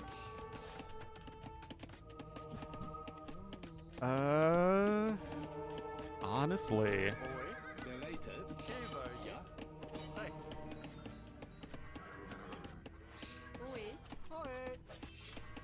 Wolf getting 2 kills. Oh, did it? Must have missed that. No insta. Yeah, I think that's a reasonable enough win condition here for Dragonstar. Because again, he's in a bad spot. Okay. Adding in the 4th TC feels like it's too late. That probably would have to have gone in early Castle Age. Remember me being the only streamer in Red Bull issues? Yes, that was a day. That was a day I did not expect. But beyond that, I still cast every tournament and stream most days of the week. This is still my full-time job, and it was before then, and it still is now. All right, Imp is coming in closer and closer. Indeed, there is going to be the Cav switch. Gold shaft mining coming in. You certainly are going to need a lot of that resource here as Prisma. But this is what I was saying. You're kind of stuck at home. You only have the 1 gold that's... Oh, sorry, 2 golds that are secured. And it's going to be tough to push out on the map for resources. So, if Dragonstar can maintain some semblance of map control, maybe you have a chance. My concern, though, is that all of this is just happening a little too slowly for Dragonstar. And he's just trying to play catch-up on eco when I just don't think you can feasibly do that.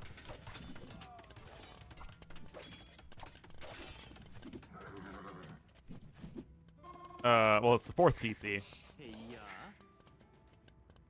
Qualify. Oh my goodness. Am I ruining AoE again by my typo? I'm so sorry, guys. I'll have my representatives issue a formal apology in a minute. Yeah, Dragonstar's not going up anytime soon. He's trying to go for more Knights and Pikemen. I'm just not too sold on any of this. At this rate, Prisma's just going to barrel down on Dragonstar once he has enough Cavalier. Because the gold income is still going to last him for quite a while. Even if he literally never makes it out of his base, he's still got 8,500 gold left to play with. Kind of apology? Nah, that's not Fodler's style. Cavalier coming in as expected. Now, the thing with Pikemen is that if you get enough Goth Pikemen, yeah, you can still kill Cavalier. Mangonel goes down there. Look at the difference in idle TC time, though. Prisma with the better macro is kind of a big deal. And look at this. Dragonstar is now coming in with the castle. This is the sort of thing I would want to have seen when he went for the 4th TC. Just because I don't think there's any way that you're catching up in eco. Yeah, this feels like one of those right idea too late situations. Because look at this. We're already at 13 Knights to 14 Pikemen. And now we're getting into Knights counter Pikemen territory. Support that? I mean, it's also his only chance in this game. I, again, think it's too late. That said, the Cavalier are very out of position to try and deal with this, but also so are the Pikemen, to be fair. Lol, rip.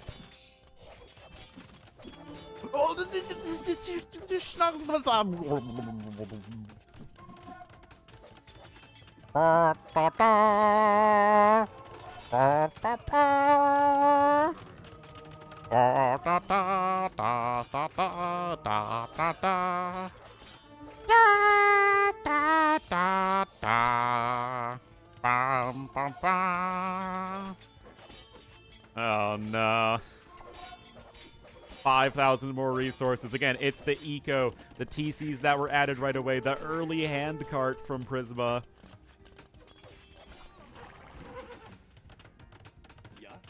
And of course, you're going to get that hand cannon transition as well. Still no castle as of yet, but you can also go for bombard cannons at that point. And this is just looking very good. Yellow swarming into the base of Dragonstar. He wants to go to the second round. Like his counterpart Lucho. Big Game 5 win against a solid opponent on Lookout. We're going to get to Paladin Hand Cannoneer, guys, as the Franks. That is a pretty darn good army composition. This is a knockout. It's single elimination. And GG is called Prisma. Down 1-2, able to take the final 2 games and win his home maps, and he is going to be moving on to the next round. Just way ahead in resources except for Stone. And unfortunately for Dragonstar, he will have to try again next time.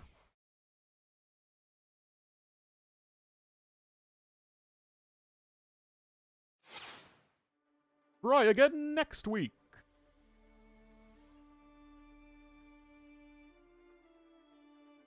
Alrighty, guys, so here is the deal.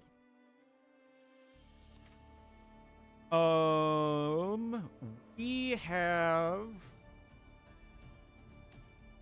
no sets live at the moment, but there are going to be a bunch of sets live in a little more than a half hour. I plan on casting Running versus Ganji then. What I think I'm going to do instead... I think I'm going to go ahead and cast one of the other series. I don't know if really anybody was covering Monoz versus Syscon. So I think I might cast that. We'll probably cast it on maybe ×2 speed. When is Lewis versus Jordan? Tomorrow at 9 a.m. And I mean, I'll be casting tomorrow as well. Plenty more games going on for the rest of the weekend. So, now I need to find the Rex. Place a challenge at times.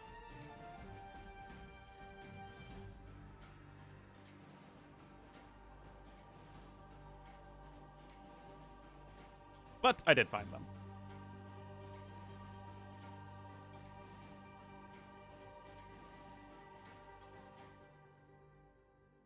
Let me get those set up.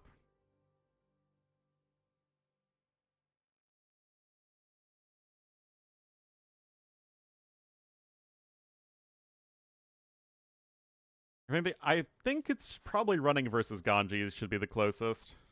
I think.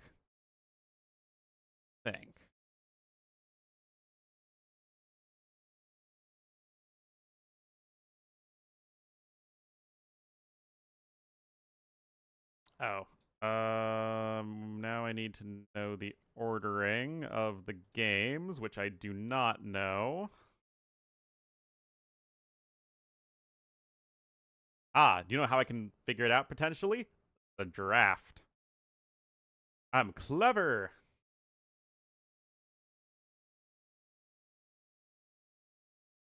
Alright, so Chicken Arabia is game number 1, which means I think starts at the bottom and goes up? Yeah, we'll see.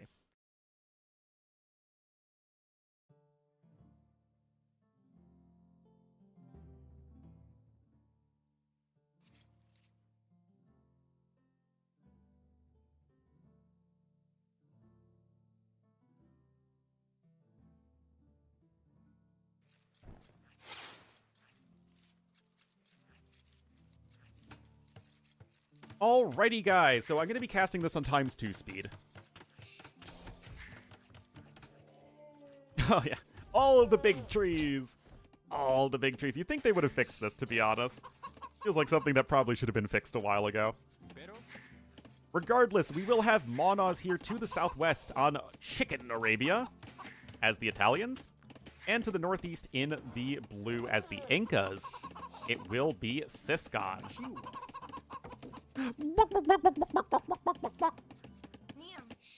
I wouldn't have picked this series if it was going to be a one-sided stomp. I don't know if anyone casted it in English. Oh, the chicken funnel! We've got a chicken funneler on our hands. Much banging.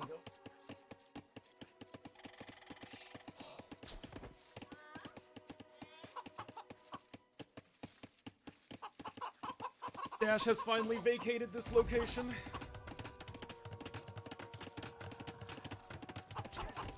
All right, so Italians on Arabia is pretty interesting.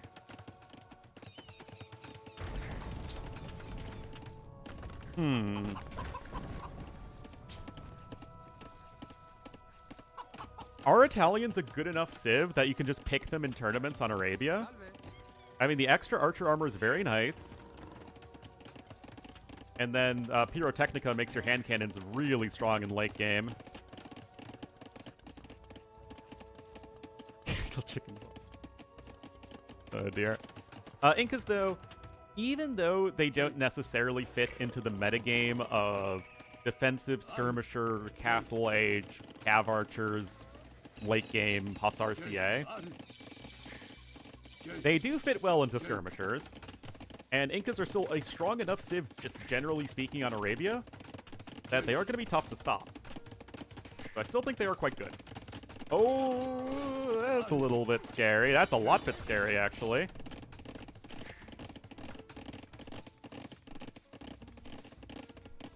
The Monos song? Oh, the Monos song. It's, quite the tune.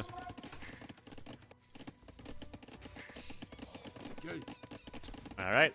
Archer number 1 is out, but you can only make one archer because you have been denied of your gold for the time being. Both players have double bid-axe, but Syscon was also able to pick up horse collar.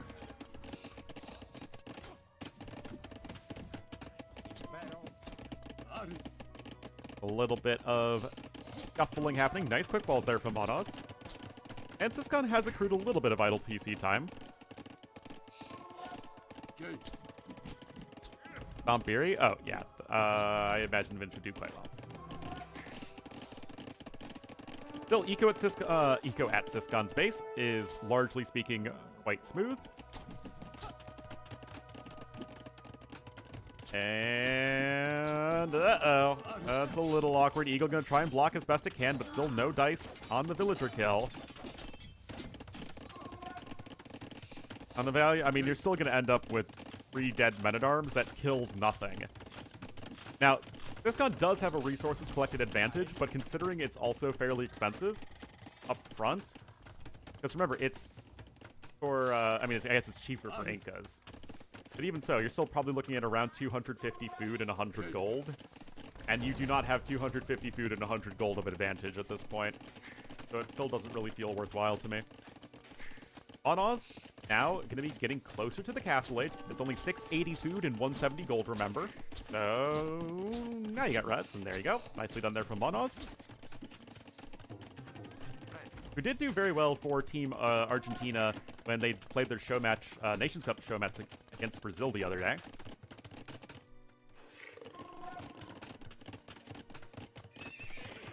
Able coming in, because of course when there are mostly skirmishers on the field, that knight transition makes all the sense in the world.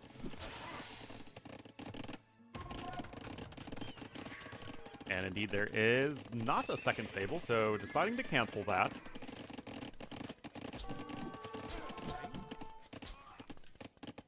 And I imagine you're going to need another TC, maybe even over here by the stone in the wood.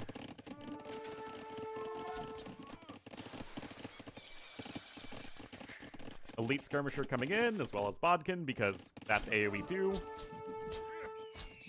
Not the Komodo Dragon! Second TC, I don't know if I love that position. You need to secure some more wood line, says Monos. I'd prefer to see him expand that way. His secondary golds are both forward as well, which although the main gold is very nice, the secondary ones not so much.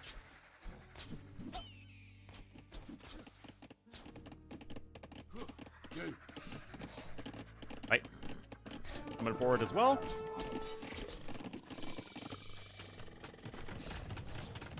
Yes. Syscon ha avanzado a la edad de los castillos. Alright, second TC coming in immediately for him. Gonna try and secure a little bit more gold income.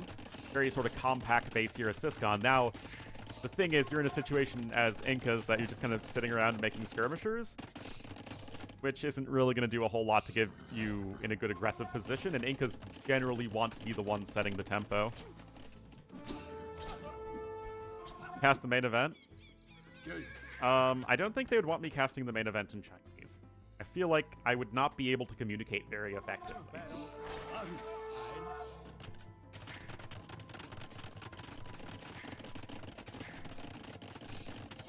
Alright, third TC here for each player. Things are still progressing at a fairly stable rate. Although Syscon does have that resources collected advantage, even with his slightly slower uptime. He also has superior eco upgrades. I mean, I do think it'd be really cool to go to China to cast the main event, but it seems like they're only going to have Chinese casters on site. I mean, I'll still cast it from home, but a man can dream. But I love casting AoE events on location. One of the most fun I've ever had doing this. This gig.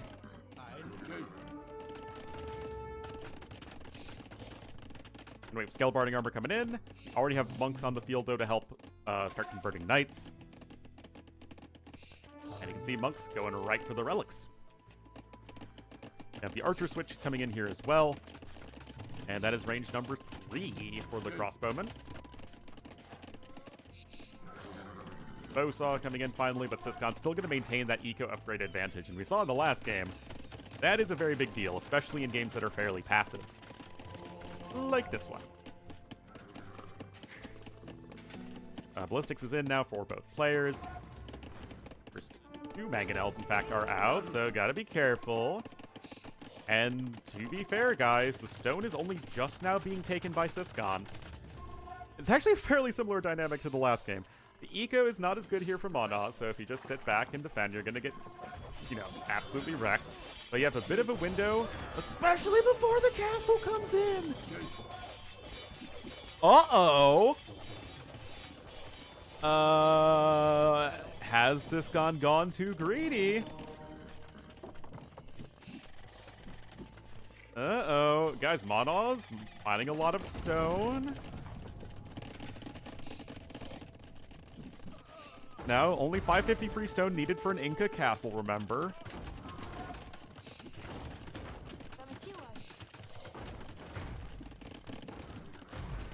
Oh boy.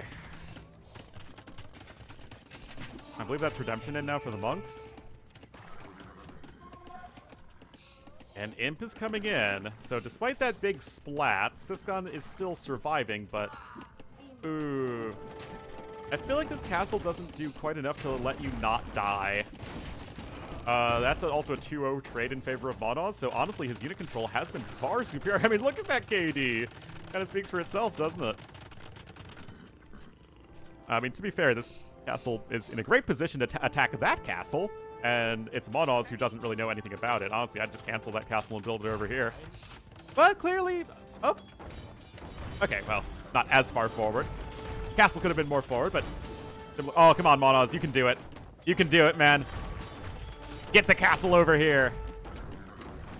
Don't be a coward. Oh, he's built it all the way over here. Coward! SMH. Uh-oh. Uh-oh. Uh-oh, guys. I think there's a bit of a problem.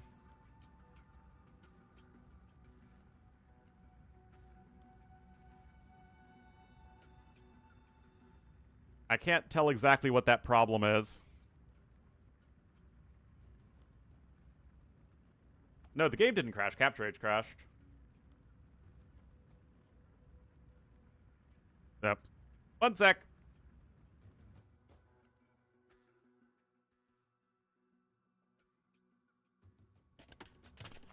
So unfortunately, the stats aren't going to be quite what they should be.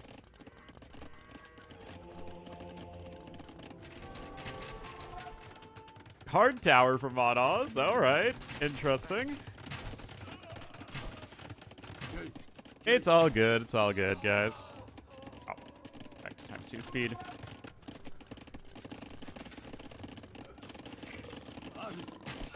Still, there is only one Treb on the field.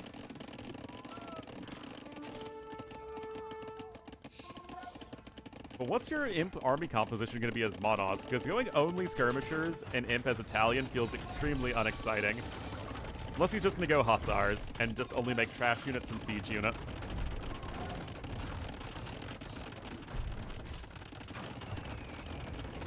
Because I don't really see him teched into anything else at the moment.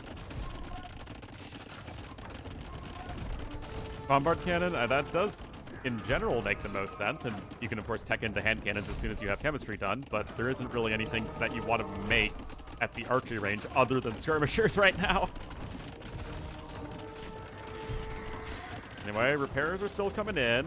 Skirms can start to whittle away at the trebuchets, although they're kind of going... Honestly, the skirmishers should have just kept on firing on the trebs. Don't know why they decided to go all the way back. Yeah, we definitely are Turkle Treb in here.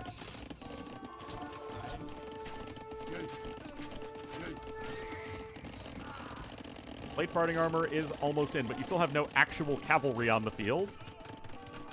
Stables are just now incoming. Still, the bombard cannon numbers are climbing. Incas do have block printing plus redemption monks and sanctity, so you have a lot of the basic imp upgrades that you need. Epic skirmisher on skirmisher fighting. Syscon has 4 relics as well.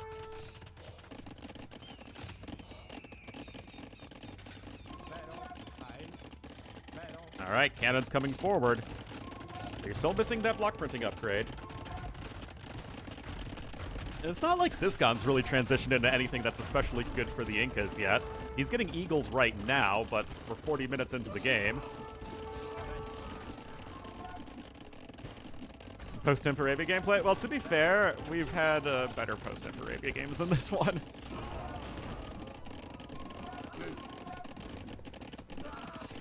Matrix has been updated. Yeah, something like that. All right, the Igelos. No Pyrotechnica yet. I still have yet to see Pyrotechnica in a pro game, or in a tournament game. I've seen it in regular ranked games. Oh, that's actually a fair amount of value. And yet that castle is under a lot of pressure. You have fabric shields coming in. But still, 10 Pierce Armor negates the bonus damage of hand cannoneers, but they still deal 17 damage in attack.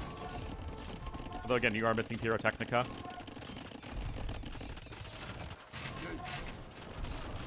Got some crossbowmen coming in. Why do I hear the sound of a corgi?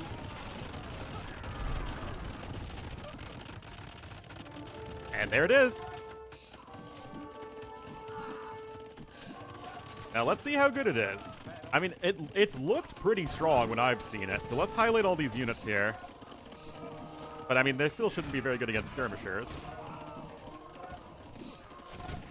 Also, it makes them more accurate. 90% accuracy.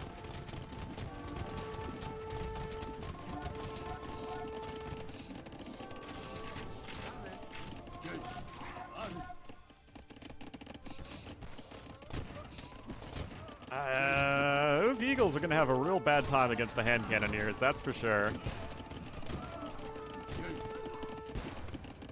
Uh-oh. Honestly, 7.2k army value here from Monos, guys. GG. Dang. Yeah, a lot of these stats are going to be kind of scuffed.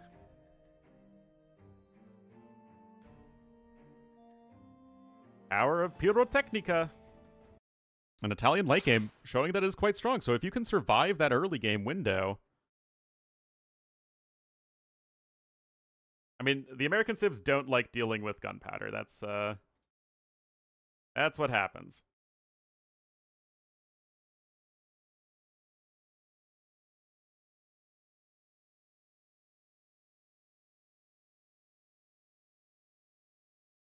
Italy and not Spain who conquered America? Yeah, exactly. One sec, guys.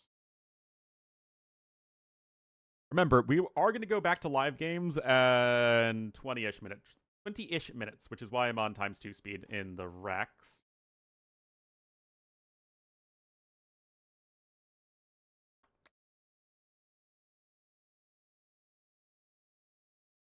Water hybrid enclosure. I mean, I think that Italian's just a super good civ right now.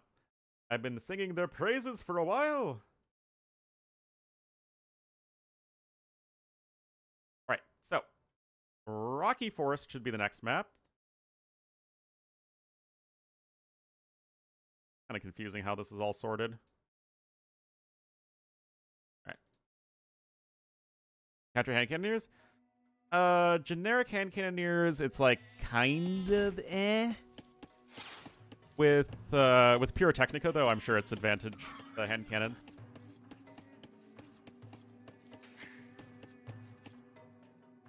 Your best bet's just going to be cheap skirmishers, and then onagers and scorpions can technically work. So we are on Rocky Forest. First time we are seeing this one in this particular tournament, but it is a classic tournament map at this point. Certainly a solid aggressive option. We'll have Monos here in the red as the Romans to the south. And to the east in the blue, it will be Syscon. Oh, as the Armenians. So, Romans versus Armenians. We've seen this matchup before. I think it was on Fish and Fish. Like, literally today. And it was a big men-at-arm fight. But, haha, I have long swordsmen. Yeah, the Armenians, they kind of crush every other civ in a swordsman fight. Long swordsmen beat every other civ's men-at-arms. As one might expect from a Castle Age unit. So, your strategy here as Romans is going to need to be something other than the men-at-arm family of plays. My future plans for my job? I'm on like 70, 75 job applications in the last few months. It's a terrible time for looking for work in my field. It's like a straight up awful time. But we're still trying, and I'm still very much full-time doing this. Up until a point that I do get a job. Can find a job. And also, it's hard to find time to apply for jobs because I'm streaming so much. What's my field? My degree is in international affairs with a concentration in Asia. I had to 4,000? Yeah, but the jobs I applied to are like, I actually need to apply to them, and I'm not just like spamming the exact same application. You have to do, I'm not just submitting my resume, you have to do cover letters, and you have to find a job that's a good fit for you.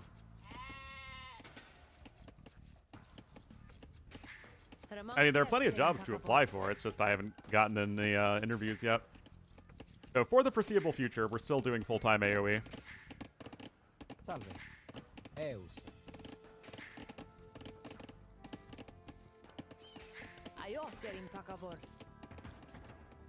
Anyway, militia coming out here, and indeed it looks like Monos is not going to be going for some men-at-arms. What's a neat? Oh yeah, isn't that like no income? Like the dregs of society? No, I mean, I've literally been working full-time in this, doing this since 2020, so... Yeah, I've been doing this full-time for 5 years, and trust me, I put in the hours. Put in a lot of hours into this. But unfortunately, this does not pay the bills, so... I needed to start looking for real work, so to say.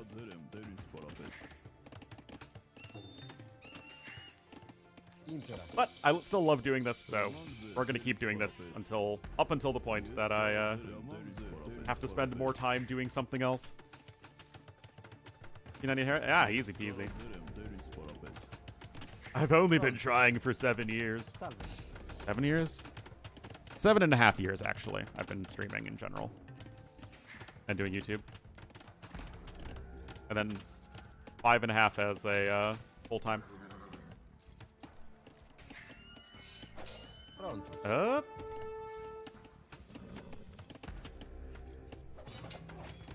Okay, there's the archery range coming in. Ayo, Denis parapet. We'll have to see if Syscon actually opts to go for the long swordsman, because your eco's already at the limit. Just going for the fast men-at-arm play, because you can't really just go up on 22 pop and go men-at-arms these days. That's way too slow. They can see that instead of getting that long swordsman upgrade, you are opting as Syscon to go actually into some archers, but this is just the one-range skirmisher defense that is all the rage with the kids. That said, Syscon's way ahead in resources compared to Monos. Yes, patrastem. That shouldn't even be a thing with Romans, and yet here we are. He's already got a couple farms down. Chomp Sky 21, thank you so much. Coming in with the sub with Twitch Prime. I appreciate it. Welcome to the Wolfpack. Enjoy the beauty, glory, and majesty of Ornlu, Wolf, and friends. And I know he didn't build a tower, but it shouldn't be that much of a difference. Not when you're Romans as well. Oh, come on! Freaking TC's not hitting anything.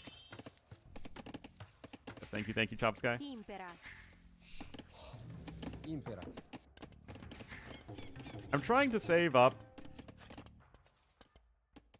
Chomsky? Oh! But it literally spells Chop Sky. Salve. Alright. Tibi Gnome. servio. Frontus. Eus.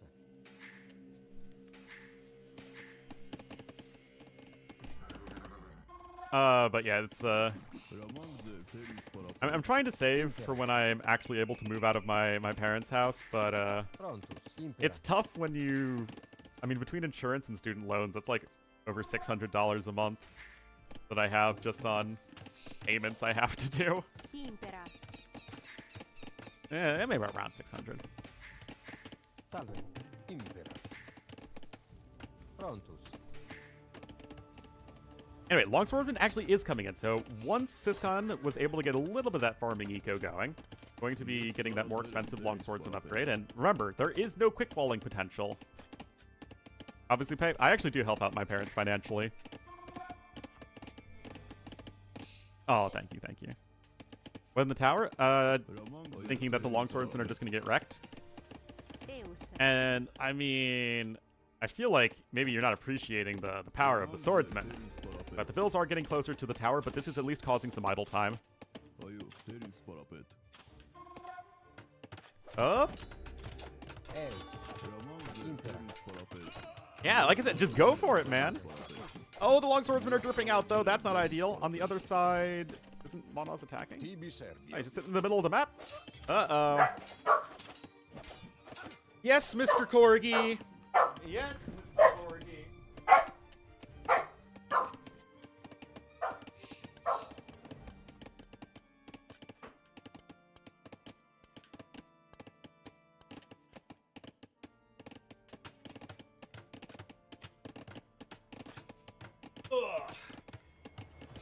Why not get a relic? Why not get a relic? Vogelborg tactics, indeed. Dash likes to go in my room and out of my room, and especially since we're having work done on the floors downstairs, it gets pretty loud, so I need the door closed. But the Corgi doesn't like that. It's a real struggle. We manage, though. Alright, so we have swordsmen and archers here. And Monos like just has skirms. He's so far behind in resources too. It's the eco efficiency, guys. Look at this. It's already 14% in the last minute. We're gonna have Arson now in here for the swordsman. They even have +1 defense, and it feels like Syscon has just been in complete control of this game as people are really starting to realize how strong these feudal age longswordsmen are. Impera. Those vills are certainly gonna have to flee. It's just without the quick walling potential, it's really, really tough to keep your vills safe versus the long swordsman. We're not doing ×2 speed because I forgot to hit the ×2 speed button. Honestly, we should probably do ×4 speed at this point. Next series is scheduled to start in 10 minutes.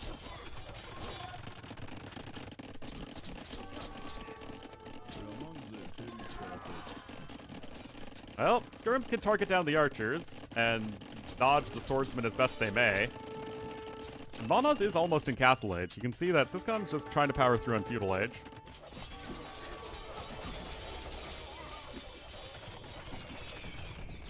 Power goes down. Got some knights coming in.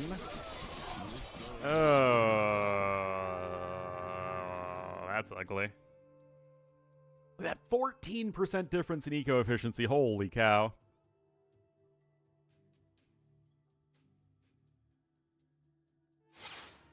That is wild.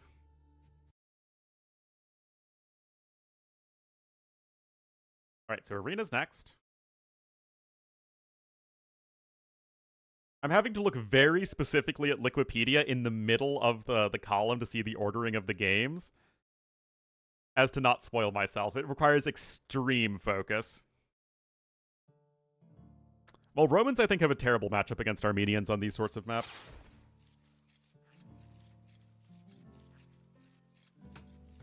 Bodler inviting me to play AoE 2 DE. Oh my goodness, man. Wait, this is Arabia. I thought I hit Arena. Oops. Hold on, hold on.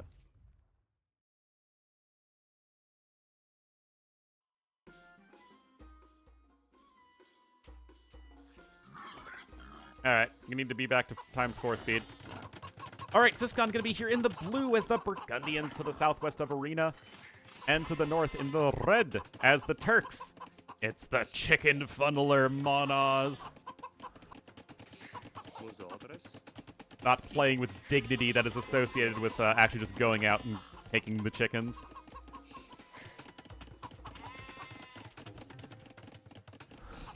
So I actually, in all seriousness, don't love Burgundians as much on this version of Arena because you just can't get double bit-axe quite as quickly as you can when you can lure in the deer. But it's still pretty good.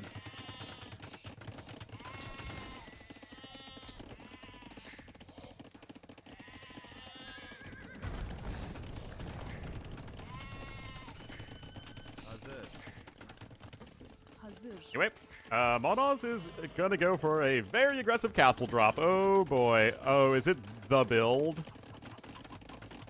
No, I don't think so. Okay, it's just gonna be some spearmen. Play all three? Neither. It's a best of 5.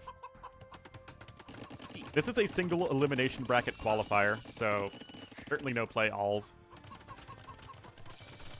Oh no, it is the build. Oh, it's literally my least favorite build in Age of Empires. Uh-oh. And my least favorite, I don't mean, like, it's bad or ineffective, that I die to it. I think I have a 0% win rate against this build, guys. It's light cav and a castle drop with a fast up time.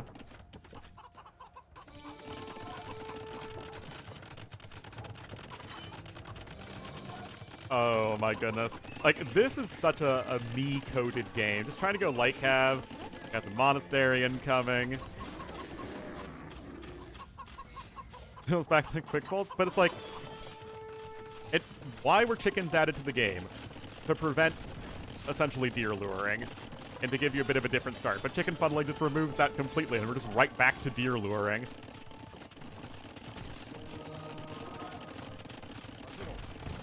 It's just deer luring that's even more annoying.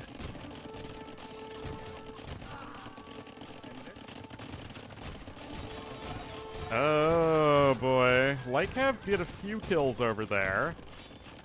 A few of the secondary layer of walls, and even a second TC coming in for Syscon. Because the thing is, if you're up against this build, guys, you know they're not getting a fast imp from it. It's just too much of an investment.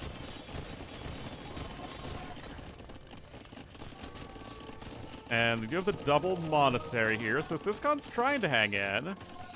Blacksmith coming in so he can start heading into the siege workshop. That's pretty rough, though, to have the forward stone like that. Now Ram's coming in, and the idea at this point is just to not lose any of the army you have. Second castle? It can be. And we have Phil's back on stone. But yeah, it's always really annoying if you're getting one TC all in If it's like, is it the fast imp variety? Is it the second castle variety? Is it the unit variety? Is it just the Trebs variety? And all of which require very different responses. Alright, here's castle number 2, guys. Uh-oh. Uh-oh. Cavalier is in. It's not enough at all. Not at all. Oh my god. Rams are here. More Janissaries. Garrisoning Janissaries and Rams is awful because it resets the reload animation, so it's like a super long time before you can shoot. And there's castle number 3. And you're just gonna run out of gold in the moment here. It's blue. Oh, I feel bad for Syscon, guys. I feel bad for him. 40 kills to 22 deaths. Rip. Rip Reno. The Res Collected Cup. The RCC.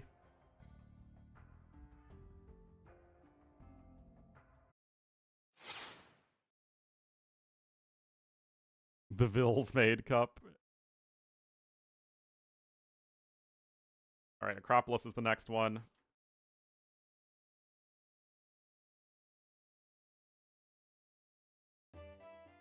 Too many monks. Too many monks, not enough stone for a defensive castle because he had a forward stone. I'm still not entirely sure what the perfect response is if you have a forward stone. Burgundians are also not the civ you want to deal with that. You want like a very good monks into fast imp civ behind it, and that is just not what you had as with Burgundians. I mean, they're still like okay at it. It's a tough spot though.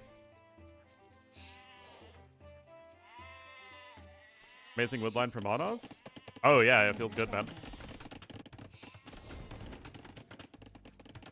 I mean, you need imp, but you don't know if you go imp and your opponent, like without the castle, and your opponent is going for the aggressive units, then you just die.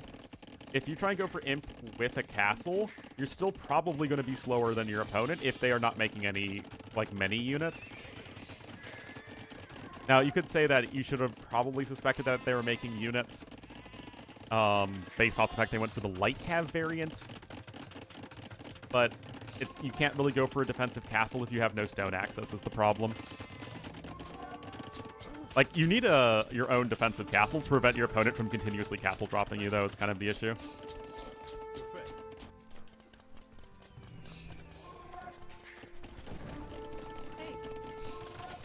It's a really, really tough build to defend, though. Alright, first villager kill there is actually in favor of Monos, who is one game away, by the way, from knocking Syscon out. Frank's Archer, it's always about the Frank's Archers.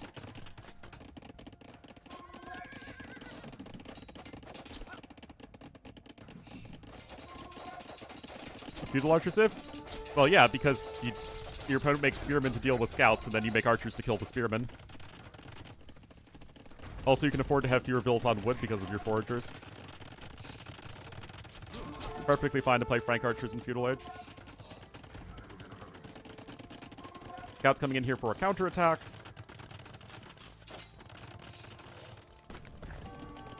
Monos is starting to bank up some resources, though. One vill goes down, though, of Gray.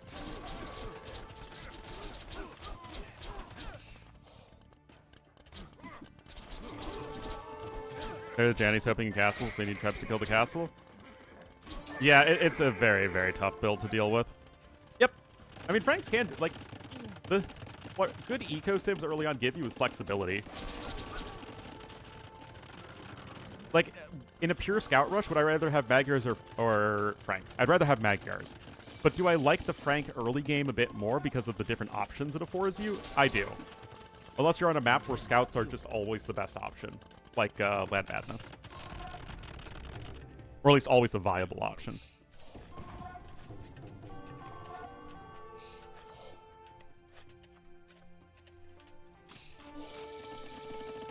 Feudal aggression? Oh, you should have seen one of the previous series. It was like, you know, 30 plus minutes in Feudal Age. It was fun.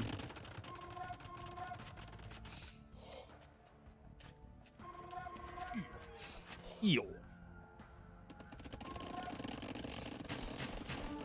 Tragic. Well, he's causing idle time, and you can see that Monoz is ahead by, was it 8 pills? That's pretty darn nice for him. Scouts, though, getting some nice damage done. Even if they're low HP, it's all about finding that damage. Syscon didn't lose a single archer there. Thumb ring about to be in. Obviously no thumb ring for Franks. Is this like actually good enough for Monoz? I mean, it's fairly even. How many ranges is yellow on? Just 3 range crossbowmen with Franks. How many ranges is Gray on? Only 2. Oh, this could be a big issue. Done 3 TCs, but Syscon's the one with a big blob of archers. Oh, no. Even with thumb ring, man. Oh, no. Okay. Oh, my God, guys. With better micro, if Monoz even matches Syscon in micro, he wins this easily, but Monoz not really able to match Syscon's hamstring.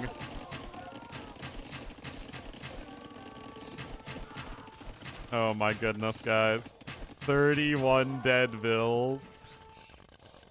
I mean, it's not like he had... Oh no, he was on 4 ranges too.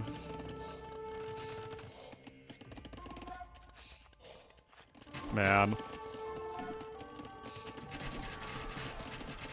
I mean, now you're just super dead because Syscon has an eco behind this. He's now getting Bowsaw.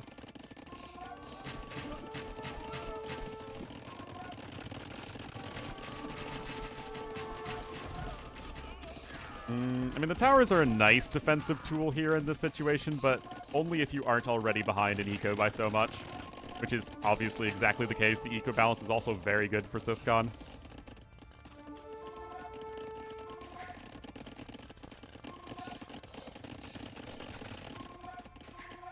I mean, 4th TC being attempted, but this is looking like a game 5 indeed.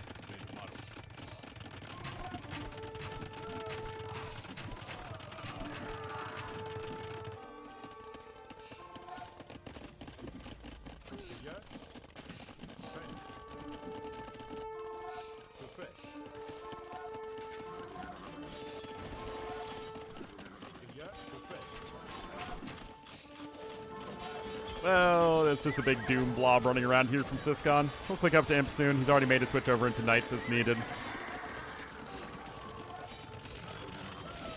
Mixing them up. I don't think this game is going to go on long enough for it to matter in the slightest. Yeah, we're watching on times 4 speed because these are Rex, and the next series should be starting momentarily. So we had an hour to kill between the live sets, so we're watching on times 4 speed to clear that hour. And I don't think many people saw this one live. Yeah, there's GG. Very back and forth series, though. I would have expected Syscon to honestly kind of crush Monoz.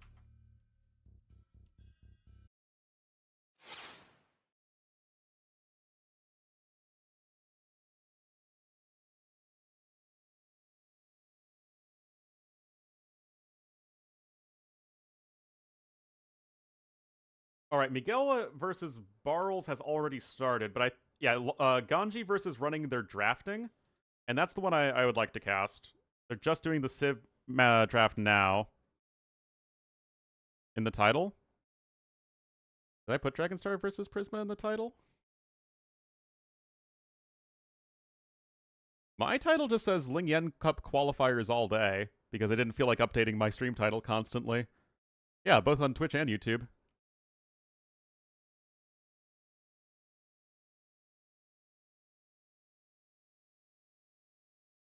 Oh, that overlay. Well, yeah, because I was just blazing through this.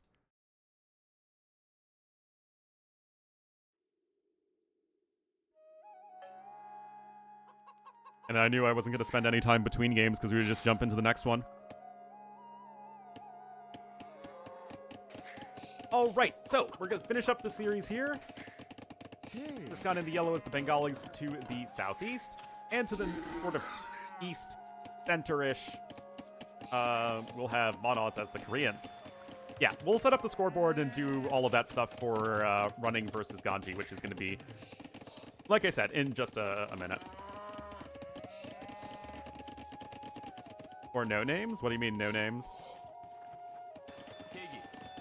Again, I wasn't spending more than 40 seconds in between games. It typically spawns kind of close on this map. If it's irrelevant. Again, I didn't think it would be a big deal since I was spending 40 seconds between games. Oh my god.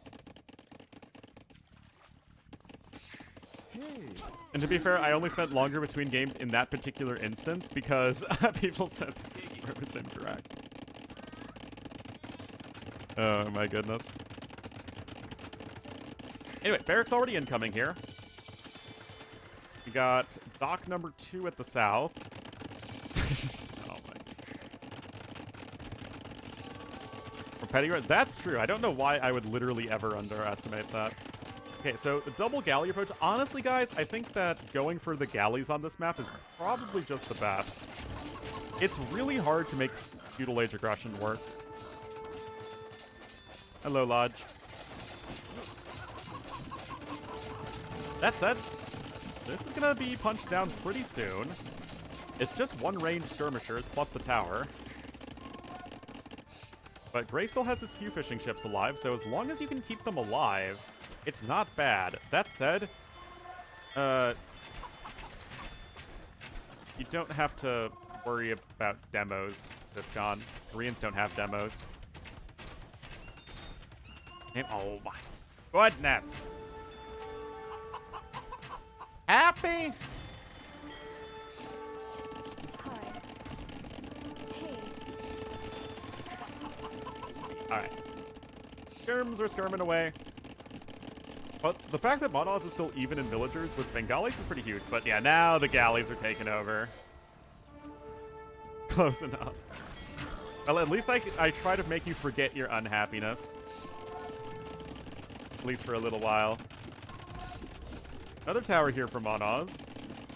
Gaslight time should be looking pretty similar, but now it's just, this is the issue, guys. This is why I don't like going for feudal age land aggression on this map. I think you should always play this like a hybrid map.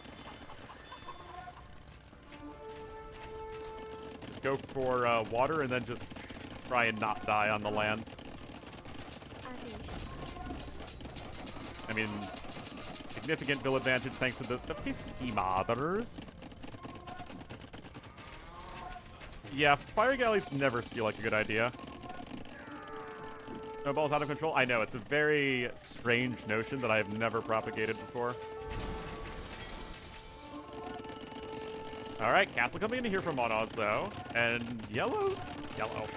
Formerly yellow, aka red, does not feel especially well prepared for that. He does have ballistics to no ballistics, and to be fair, you're already making skirmishers against war wagons. Still the 10 fishing ships, though.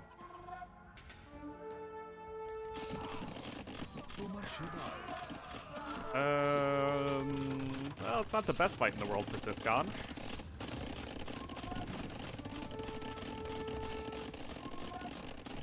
Random rocket card over here.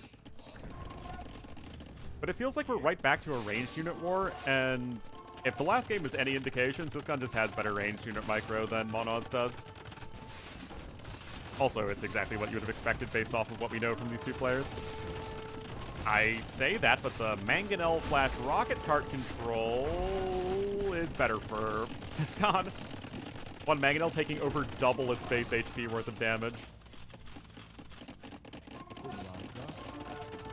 I mean, Syscon's a pretty darn grade A hamster, although he's more than a hamster now, but it is, the microing is what he's best at.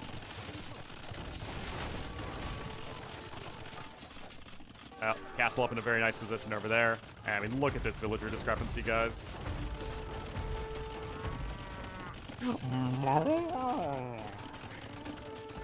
That's me on the cow. Alright, Imp is coming in, and this should be Syscon moving on.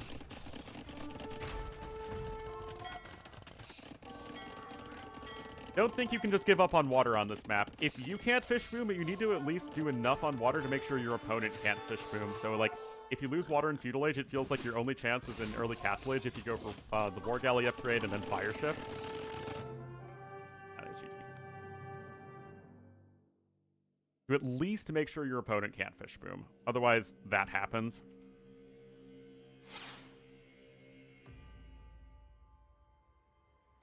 Nevertheless, Monaz taking it to Game 5 is already quite impressive.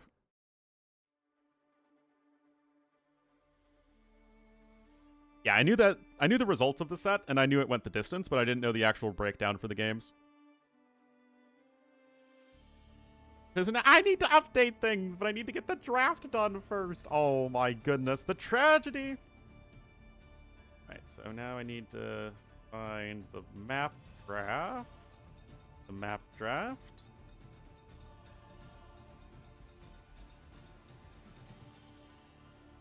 Why are you guys so mean to me? I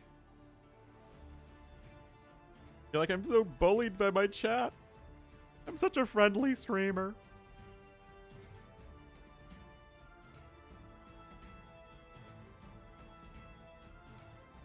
Alright.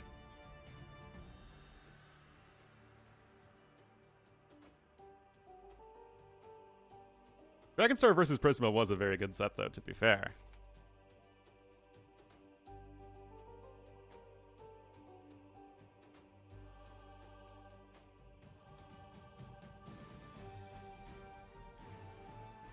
Where are you running?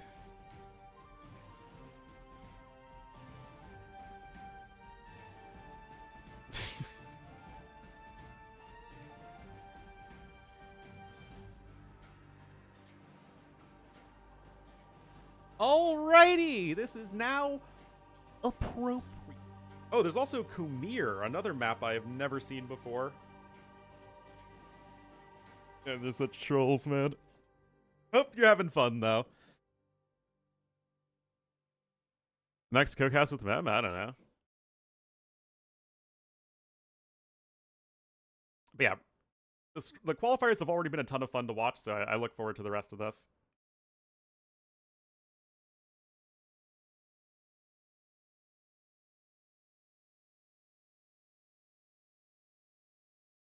Never seen a career? What? All right. I need to take a quick break, guys. I need to get some lunch. I've been live for 6 hours, and I need some refreshment.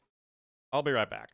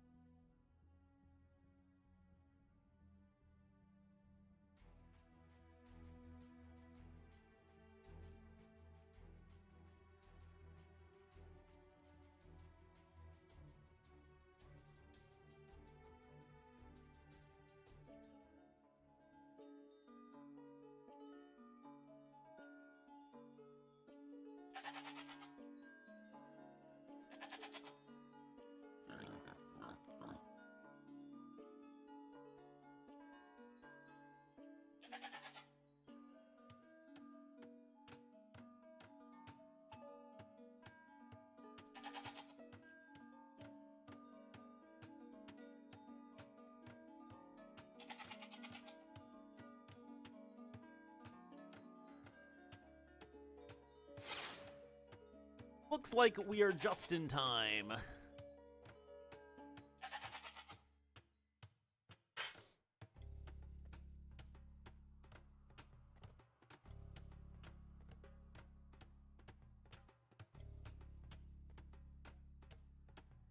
Six hours looks like a working schedule. 6 hours is already fairly long for a stream, though.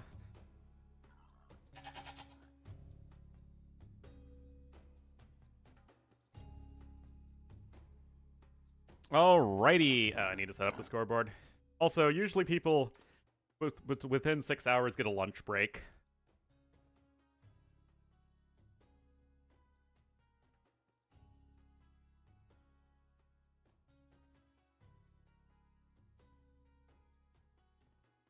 Alright.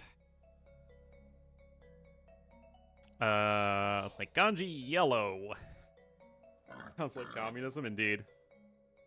Alright, guys, this should be, I think, a pretty interesting set. Here in the northwest of the map as the Burmese, it will be running rarely seen Civ. And to the southwest in the yellow as the Hindustanis, it will be Ganji.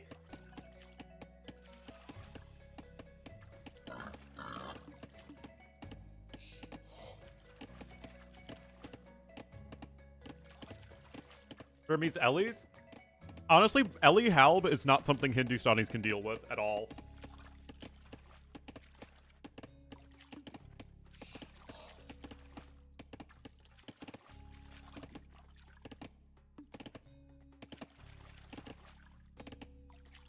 Too chonky. That said, this is a low eco map. So I would not at all be surprised to see scouts and archers from Ganji trying to apply pressure to running while he tries to go FC around by.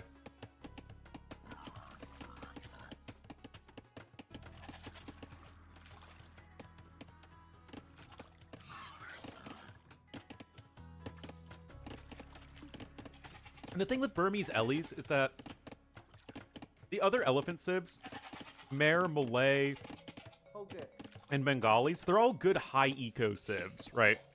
Good big boomy civs to get to expensive units. Burmese don't really have a good mechanism to get to a big eco needed for elephants.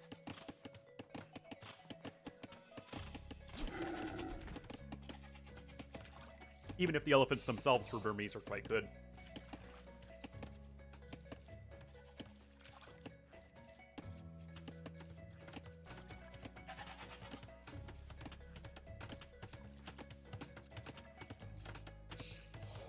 Those points towards infantry play? Yeah, and that's often the case.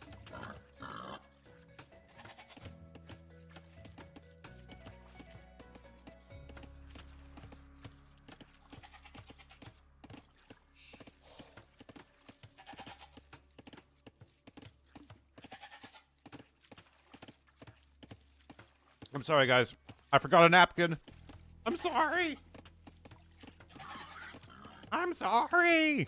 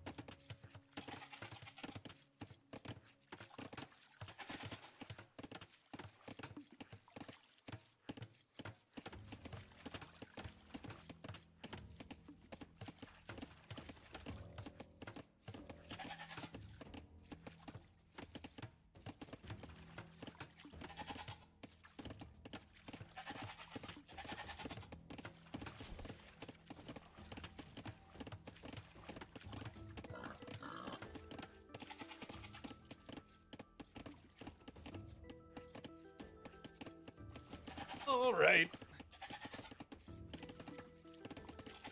So, running up on 22 pop, and so is Ganji. Okay, so FC from both. Now, do you think you can go FC Cav Archers as Hindustanis? And is that good enough to deal with the likely Arambai play?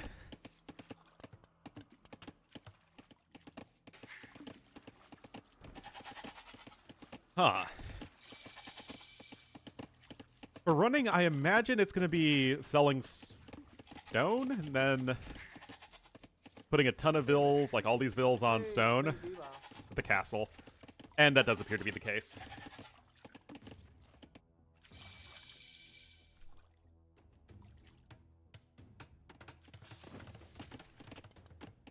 Market blacksmith both on the way. Yep. Just as I suspected.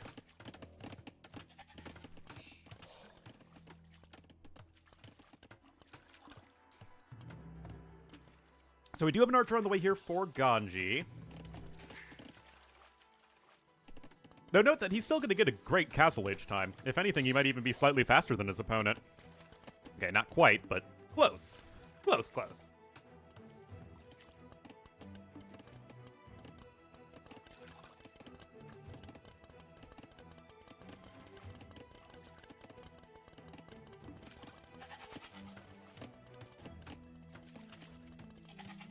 Free DBA win. It's nice. It's a nice little bonus.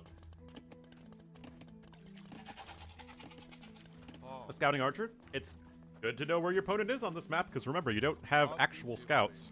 You know where your opponent generally is, but you can also use this archer to harass any villagers that might be greedily out on the map taking from shorefish, like that one. I'd say it's worthwhile.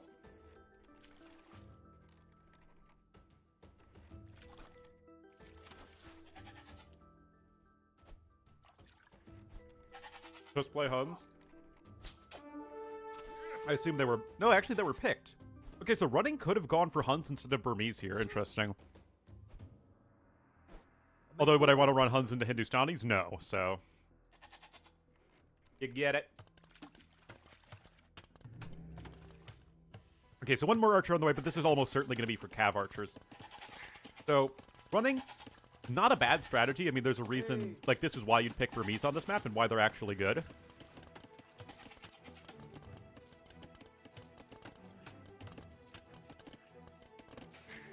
And, that's a lot of goats.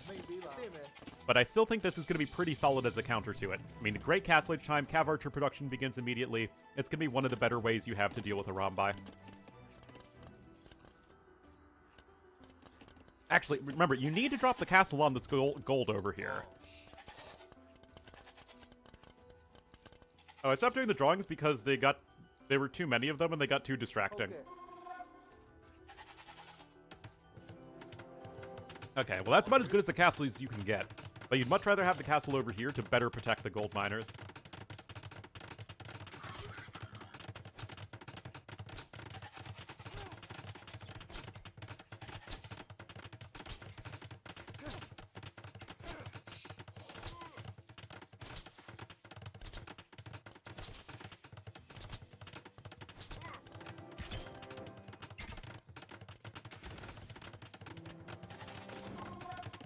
Alright.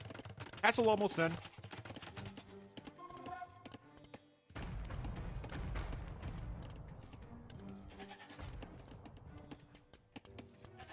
Stopped and then never chat distracted you? Yeah, but it was even worse before.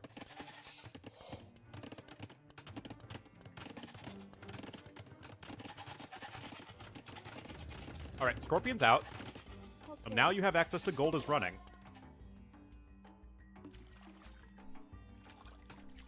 But I really like Ganji's approach here. He's already on the 2 TCs. He's going to be getting into a good spot economically. Got plenty of map control, and he's got a nice mobile army with the Cav Archers. And channel, that's the problem, is that you guys are too rich in channel points.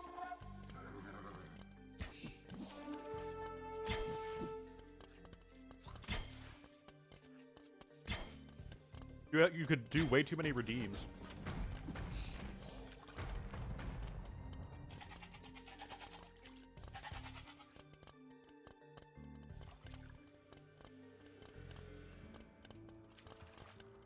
Counterpoint stuff, though the problem is that I would need to set that up, and I'm already pretty darn busy between series much of the time as is.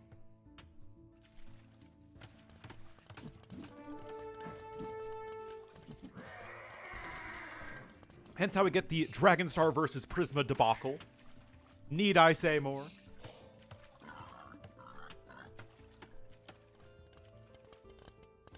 Alright, so already a 5 villager lead right now for Ganji. Eco upgrades are the same. He's already 800 resources ahead.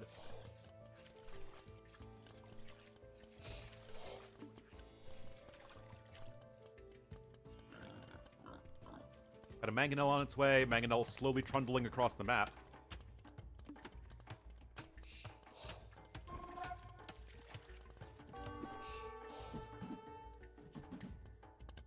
I mean, at this point, yeah, there's just not a whole lot.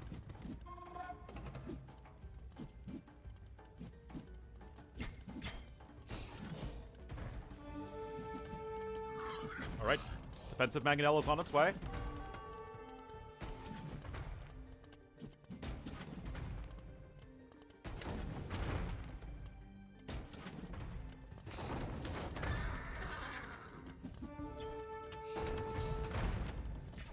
Still, you need to make something big happen here as our purple player. But we're almost 20 minutes into 9 start Bedouins, and you're still just getting to your opponent's base.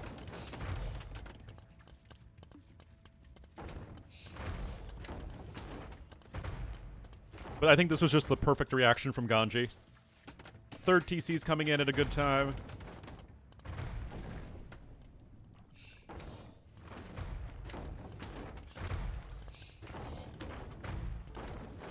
Heck's been gone forever. Shore fishermen are still shore fishermenering.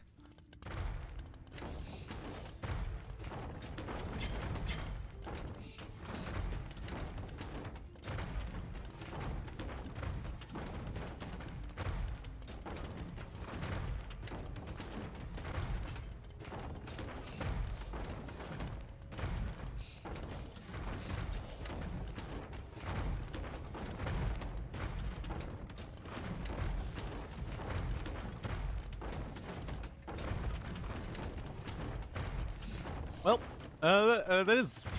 Wait, why is he getting a scaled barding armor? He doesn't have a stable. Okay, well, to be fair, now he's rushing up a stable. Now, here's the deal, guys. Running is way ahead in the Mangonel war. So if he can take some good trades here, it is still possible for him to win this game. But it's going to need to be some good Mangonel hits.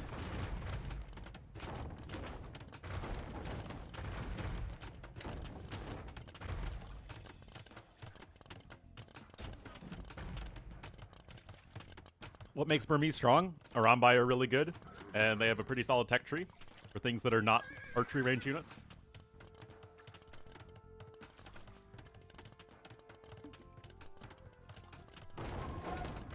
They have a decent enough eco.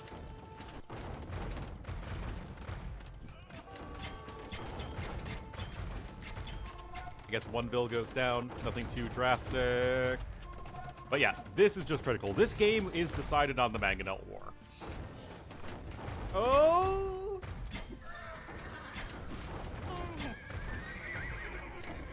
I don't know about that.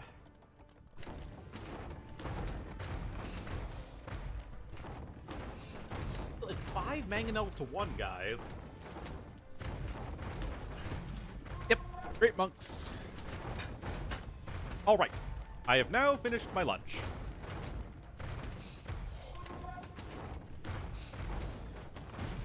Isn't this GG? How so? Oh wait, that was a 1-for-0. Oh my goodness. Okay, so if Running lost the Mangonel War, he's like is instantly dead.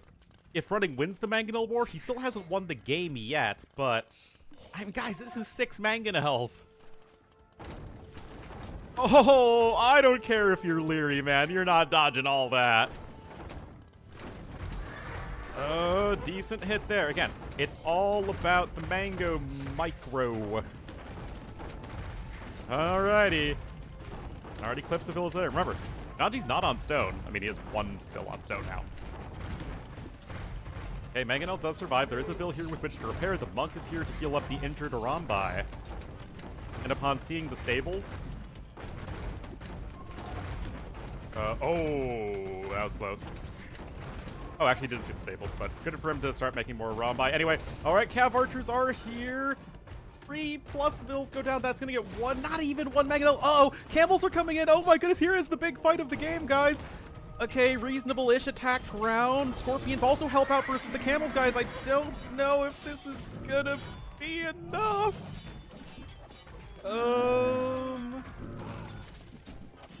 I don't know, guys.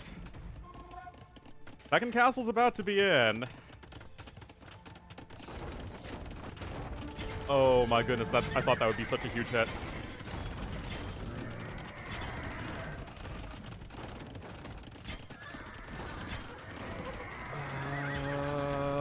I don't know, guys. Uh-oh. Okay, second Mangonel comes out at a terrible time, unless running was not paying attention, but this is literally the most important place for him to look on the map right now. Oh, I thought this would be too slow from running, but you know what? He just didn't stop making Mangonels, and sometimes that's what you gotta do. Now, the Mangonel numbers have been heavily reduced. You still are on 3 TCs as our yellow player, but he's just lost so much army in the process. Now, he does have all this eco, which is totally safe, and purple is none the wiser for it. Where are the bills for the forward castle? They're building the house, but still probably want more than 4. Gonna have redemption in just a moment as well. That's gonna make things even more difficult here for Ganji. I keep on thinking Ganji's gonna get these huge Mangonel hits, and they just don't hit. Okay, random Arambai goes down there. Yes. But, like, that's what the Mangonels give you. They give you that sort of slow, steady inevitability. Oh, purple. Dodge is there at the last moment. Where are the monks? There's only one. So you're going to scooch back a little bit. Mangonel numbers are slowly climbing back up. Guard towers wouldn't really do the trick. And one, not against, like, 6 plus Mangonels. And 2, he wasn't on stone. That was, like, his whole thing. He had to do the CA for units. Okay, that's still 2 for 1 in favor of purple. Bills are going to be able to drop a forward castle here in just a moment, though. Yellow can afford one, too, though. Actually, can he get one up safely is the question. That I don't know. Oh, God. Oh, wait, is it out of vision? Just go forward 1 tile, man. He needs to go forward 1 tile. Okay, he sees it. Oh, the stable's down so he can get a good angle on the villagers. Oh, no. Oh, no. Oh, that's it. That's it, guys. Nothing else matters at this point.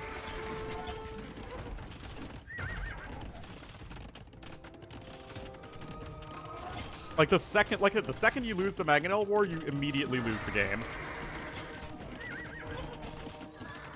Okay, maybe I was a little overreacting right there.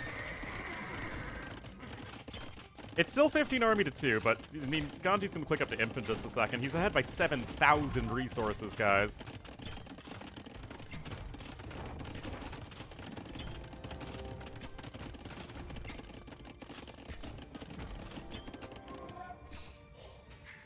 Second TC coming in? I don't know, it feels a little late for a second TC. That is the Imp TC, to be fair.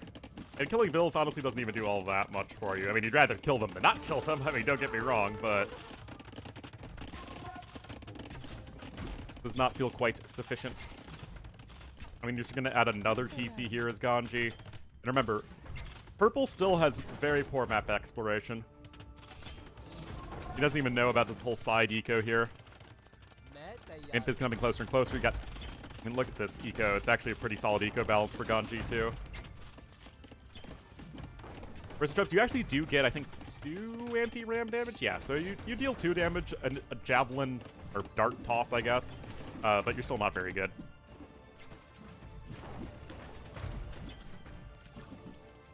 I don't know how you can possibly force fights at this point.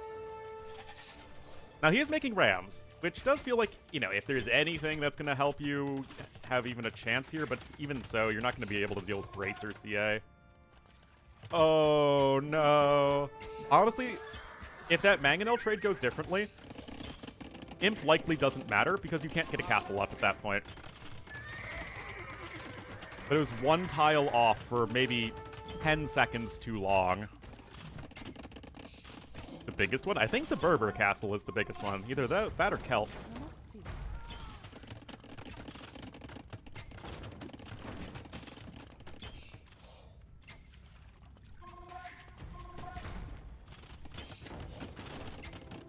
Ivo the Trebcredel? What? Ah! Alright, Skirm's coming in because they're the best unit in Age of Empires. Like, one random CA was converted. Imp is in. The scores are still relatively even. And to be fair, Running's eco isn't bad. I think the tech difference is still probably going to be too significant. I mean, I love the gates there as well. You also have the defensive Mangonel, so you can't really ram rush this effectively. The issue, the CA numbers are only going to be climbing from here on out. It's going to make the Mangonels very difficult to use against Cav Archers with Bracer. They'll deal 3 damage an arrow. Got ballistics coming in. I mean, it's a fun game, but it really just, it all fell apart here. Because 0 for 3 Mangonel trade. And like I said in the, early Castle Age, if the Mangonel trades go in favor of purple, the game goes on. But there were still several opportunities for Ganji to lose Mangonel fights. And still... I mean, he's never even, lost them super hard, right? He kept on basically taking, you know, maybe 1 for 1.2 Mangonel fights on average. But that's good enough when your eco is just so much better than your opponent's. Yeah, exactly. Running needed to win every single fight. Now, to be fair, Running had the advantage in every single fight. But, you know, it's just the way that AoE micro works out. It's not at all difficult, especially when you're looking at 2 relatively evenly matched players, that just a fight just doesn't go your way. It happens.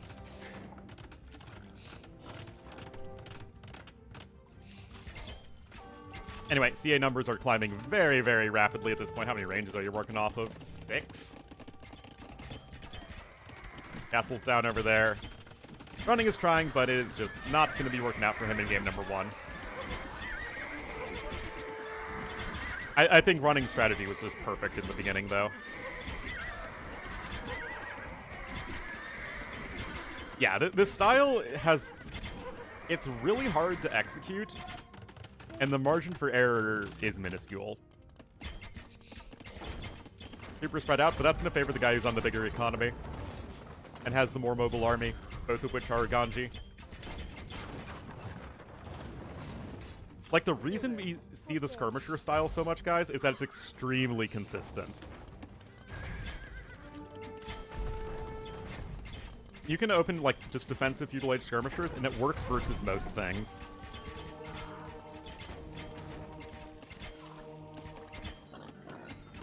The CA give you some of the biggest room for error of any unit because they're fast and ranged.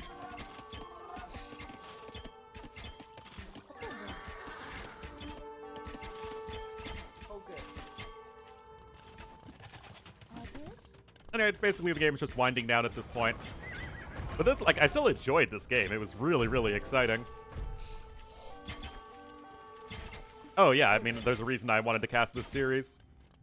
Is because I thought it'd be fun. And it is. You still got another 4 games, potentially.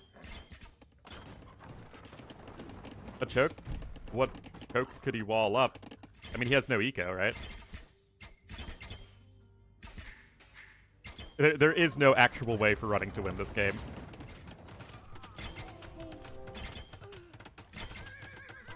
Even if Ganji disconnected right now, it would still likely be given the... He'll still likely be given the win by the admins.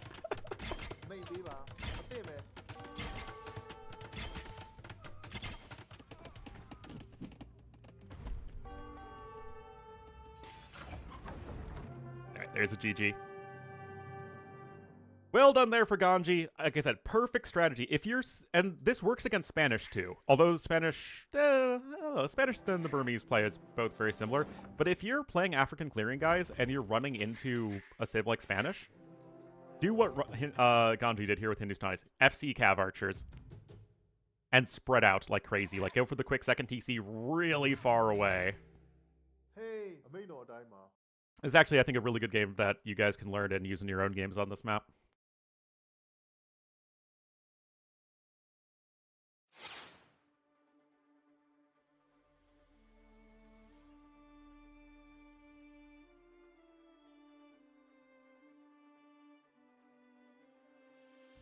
Alright, so that's game number 1 going to Ganji, and that is the Hindustanis over the Burmese. The rest German player? Arguably.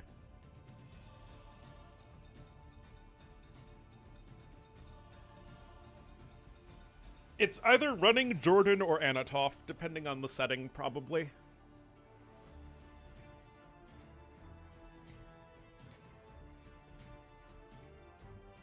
All right, Chicken Arena's next. Oh, running. Oh, running.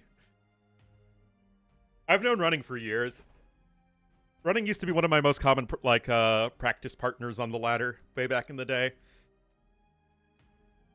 As I fondly remember, I was 7-0 versus him once upon a time. And then he got good and I didn't.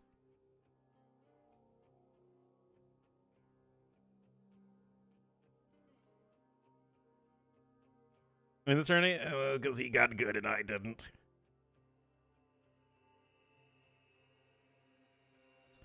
I'll get back. I don't think I'm ever getting there, guys. Running was already very strong mechanically back when we were both like 1800 Vubli.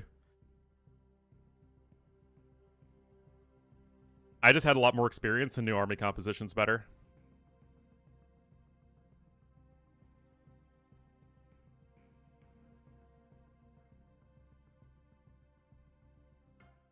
But of course, once running got more experience and practice, he was off to the races. I was not.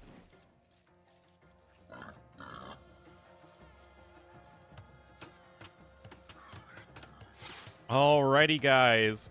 Game number 2 in this best of 5. Thank you so much to everyone who's watching. We got plenty more where this comes from. Wait. Versus Dave, there you go. To be fair, I'm 1-0 versus Viper. Funnelable. Alright, guys. Jurchin's here for running to the west of the map. And to the east, in the yellow as the Malay, it will be Ganji. Did Viper not make military? It was a 4v2. Yeah. No, it was 5v3. It was a 5v3. I'm 2-1 against Hera, though, playing 2v1 with T West. Anyway, guys, I'm so ready for this for Jurchins. One of my favorite civs, and I really like playing them on Arena, too, because you get to make a bunch of units that go boom. Trash swords? Trash swords are very rarely seen with Malay. Or like a good eco, good monks, halbs, arbs, and karambits.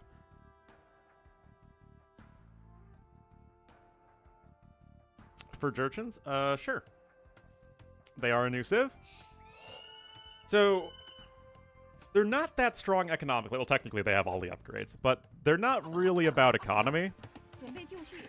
You have the huntables that don't decay, which is nice.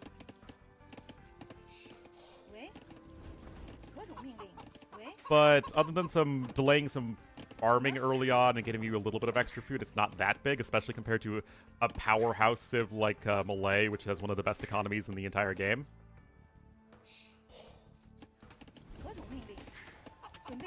And then militarily, it's a bit of an odd tech tree. You have good cavalry, but no knights. And you don't really have a good eco to support good cav play, which is kind of an issue. Is there enough of an upside? It's tough. Like, Lithuanians also don't have that much of an eco to support good cav play, but they have such a gigantic upside with the relics 什么？ that it's worth it to play them anyway. 准备就 With 绪。 Jurchens, it's not as... 喂， Each ecotech, that is the way.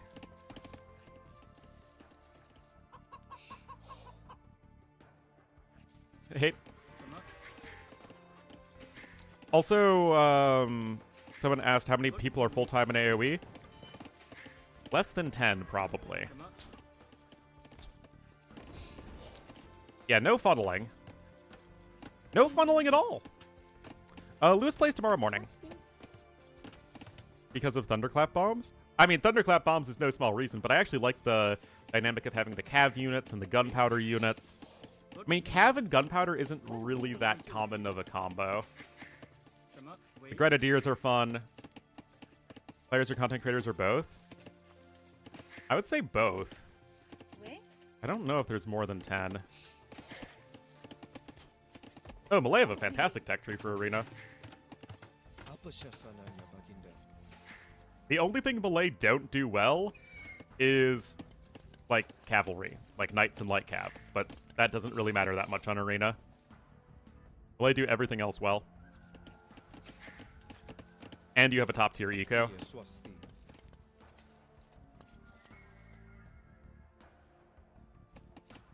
Do friendly fire damage? Yes. Actually, do they? I don't remember. I, like, never see it is the problem. We never see Thunderclap Bombs.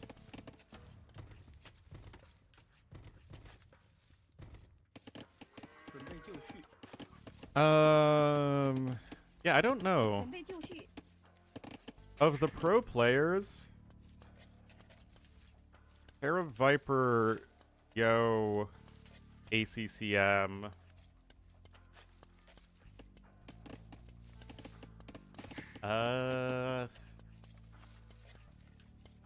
Doubt. Is Tatau?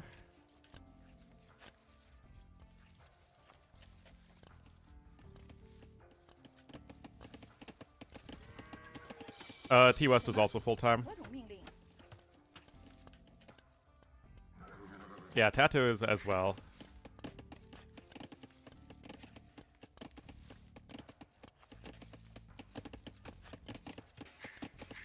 Job? Yeah, I don't know. Mem, obviously. 什么？ Jurchens do have bombard cannons, but they're generic bombard cannons. They do not benefit from thunderclap bombs. To take the hunt?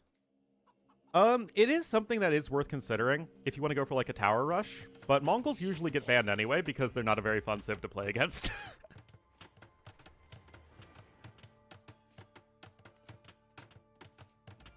Finch? I don't know if Finch is full-time.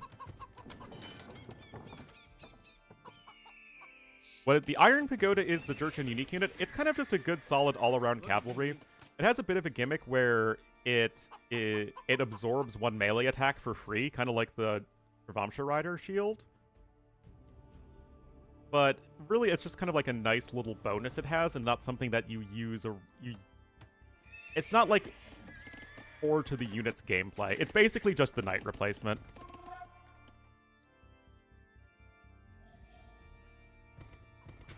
Lewis is full-time?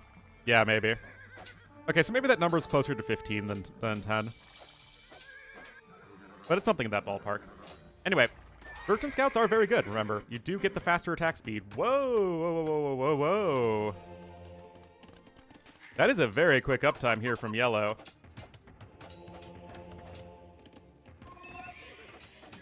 Cavalier like Paladin, it splits the difference, by and large.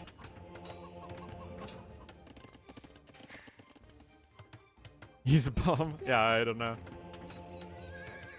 I mean, some of the younger players might be essentially full-time like Lewis or Margugu, but they're also in, you know, situations in their life, I'm sure, by being much younger, that they don't need to make a ton of money to, like, support themselves or other people. That's what I did, of course, throughout most of my 20s, but now I'm at the point when I kind of want to be able to support myself and live on my own.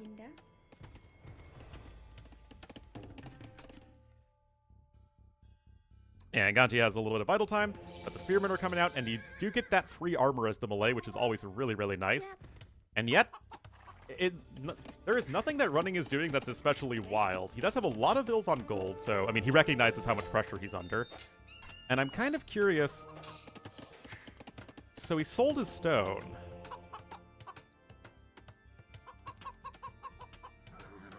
I'm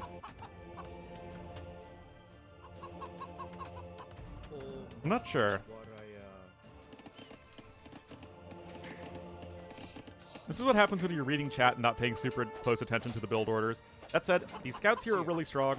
They're going to get even stronger with light cav. Oh, I love to sneak around from the side. Yeah, like, Jurchens, one of the things they're going to be best against is a smush. What with the whole, you know, strong light cav. Like, you want to open light cav with Jurchens as much as you can. So I'm not sure why. Like, if I'm melee here as Ganji, like, let's theory craft this. I think going with a few spearmen to try and secure a relic or two, because you never want to just let your opponent get full map control for nothing. Otherwise, they can make 3 scouts and get no upgrades and get all 5 relics, which is never where you want to be. So I think you still need to make some spearmen and use your starting scout to try and snipe monks.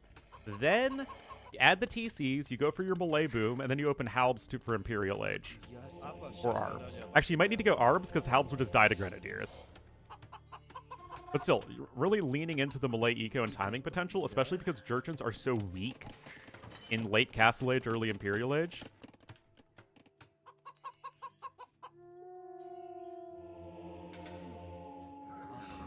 I think that probably would be the most consistent way to approach this.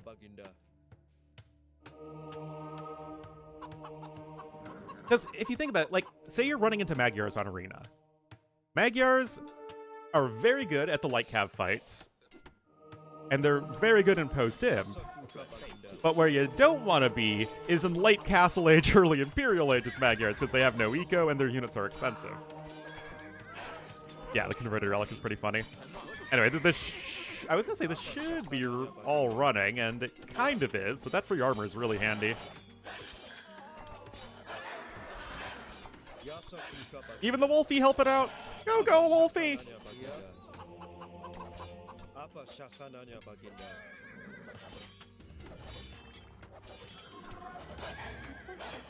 Running is doing well.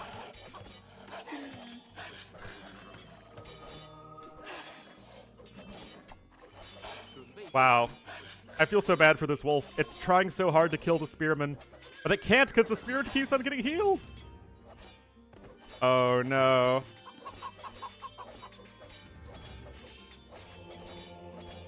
Tragedy. Alright, Sanctity coming in for running as well. If you're curious about the Jurchen Monastery tech tree, by the way, they have everything except Redemption and Heresy.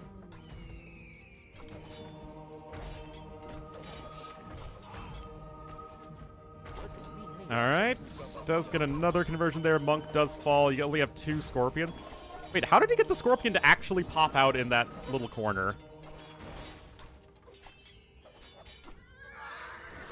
Feels like that never happens. You can never actually get units to pop out exactly where you want them to. Anyway, guys, if you look at the KD, you'll see that it's not very good for Ganji. And running is a through and through clown. And, you know, if you do expect him to beat somebody who I'd say is still a bit better than him on average, which is Ganji, winning Arena is certainly going to be an important step in that direction. Also, I imagine Malay are a higher priority pick. Yeah, Malay are pick number 2. Jurchens are last pick. I mean, in general, Malay are one of the best civs in AoE 2 on, like, a ton of different maps. And Jurchens are not a top pick on literally any map. So running getting a win here would be really nice for him. He did add the second TC behind this as needed, coming in with his own ram. I like it. Now, that is actually a lot of spearmen here with the armor, and the Scorpions are coming out too. Devotion's in for yellow, I want to say? No. And for neither player, because I'm a goofball. Oh yeah, you also don't have faith as Jurchens. Forgot to mention that. Okay, the Ram is here. Forging about to be in, but Ganji is now back up with the army lead. Also has Wheelbarrow, I suppose. He's starting to go on stone. And that's a good fight for Ganji. Remember, he's just made way more units than his opponent. Running is still ahead in res destroyed, but it's 37 to 24 units trained. And also, I guess you're +1 in the conversions.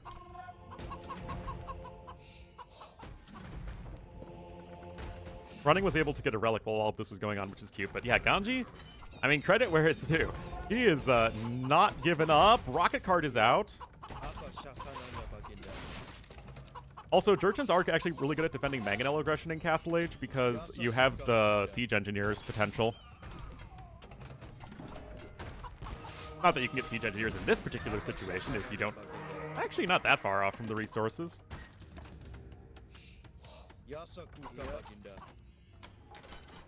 54 for a single... That feels a little high. I would probably give Ganji maybe a 6 or 7 point edge in a best of 5. And hey, Redemption's coming in. That's going to be a big one. The Siege Workshop is no more. But this is where you gotta spam the university text running.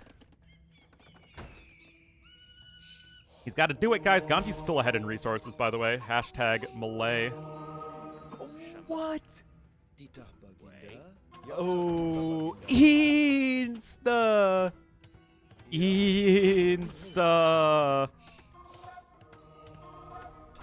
Oh, that's not going to make Ganji happy. Oh, man, that was such an Insta moment. Yikes.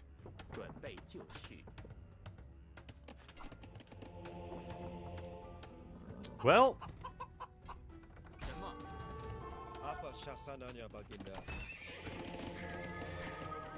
let's see. Appeared in 2 seasons. I don't know how many seasons. I know they've both been in TTL Platinum. I don't know the total, though. Jurchen Monks, you don't have Redemption, and you don't have Heresy, and you don't have Faith, but you have everything else.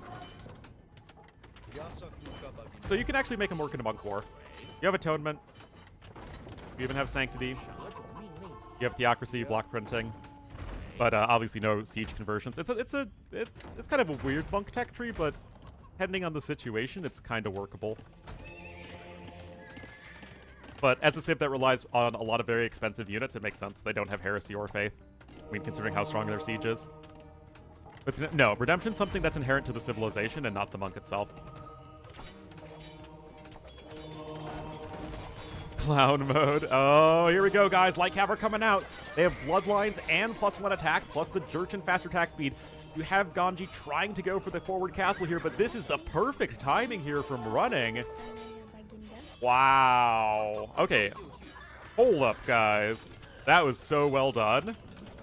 There's one converted light cav there that's actually going to be able to get several monks. And the castle has to be placed much further back than Ganji actually wants. But, like, real talk, guys. That was so well done. That was, like, the perfect timing. Nevertheless, the castle is still actually coming in.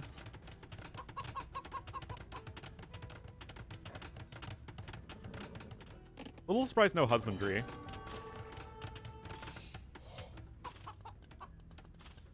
Now, if you were a not Malay civ, I'd still say you're pretty dead because running will just be faster up to Imp and kill you. That said, Ganji is Malay. Is running going to get another relic? Oh, he is going to get one more relic. Such a clown game. Who needs relics when you have monks going for conversions? Guys, I'm noticing a distinct lack of fortified bastions right now for running. Somebody suggested earlier that the only reason I like Jurchens is Thunderclap Bombs. Nah, you also have really cheap university upgrades. And healing buildings. I mean, it's a civ that has the cheapest and fastest researching fortified wall upgrade. How would I not like it?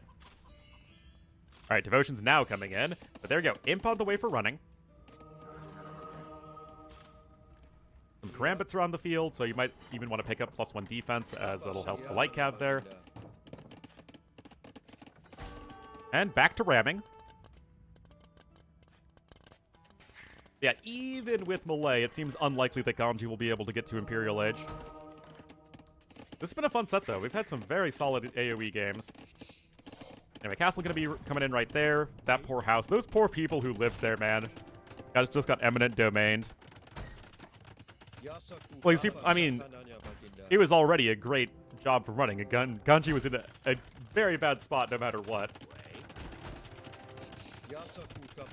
I still think the fact that he didn't completely roll over and die after the initial cleanup with the light cab is really impressive. Anyway, Loom's coming in.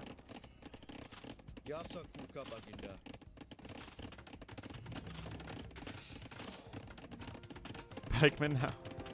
I'm not sure what Pikeman gets you that the Spearman did not get you. Penthouses? I mean, look at the swanky penthouse on top of the castle. Anyway, got a couple Grenadiers coming in for running. Those are going to be good against the Karambits, of course. Actually, the Grenadiers are very good against Karambits, now that I think about it. Anyway, even with the power of melee, Ganji is still much slower to the Imperial Age. Around a minute.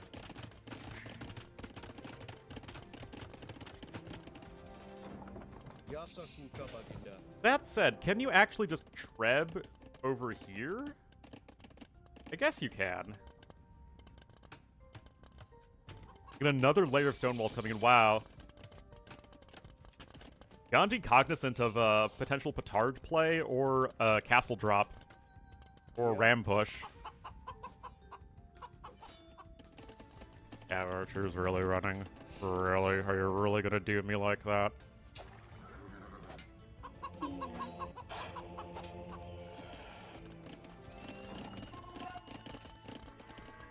Alright. Against Grenadiers? Skirmishers. Bombard cannons are also good against them. Autagers are good against them. Well, if Ganji abandons this forward position, he immediately loses the game because he has a worse eco and a worse post-imp civ.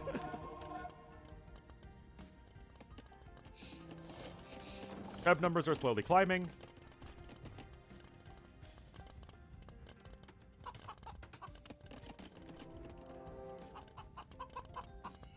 And spam, use a good eco and spam units. That's the melee way.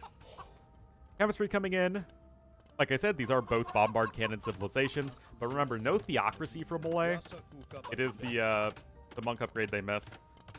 And fervor, but that one's not super important. Although very few civs actually miss fervor. There's like 5 civs that miss fervor.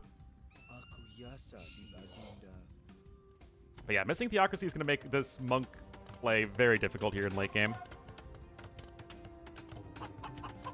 Well, the thing is, running is, beyond just being an arena player, running is actually a very good macro arena player. So although running can clown, I actually think of running much more as like a post-imp style arena player.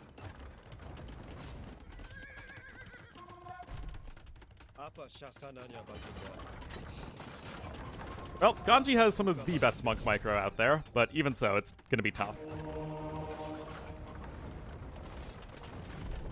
DA numbers slowly climbing. They have Bracer. You do get the faster attack speed, remember, as the Jurchens. Deep Siege Engineers coming in. I like that for running a lot.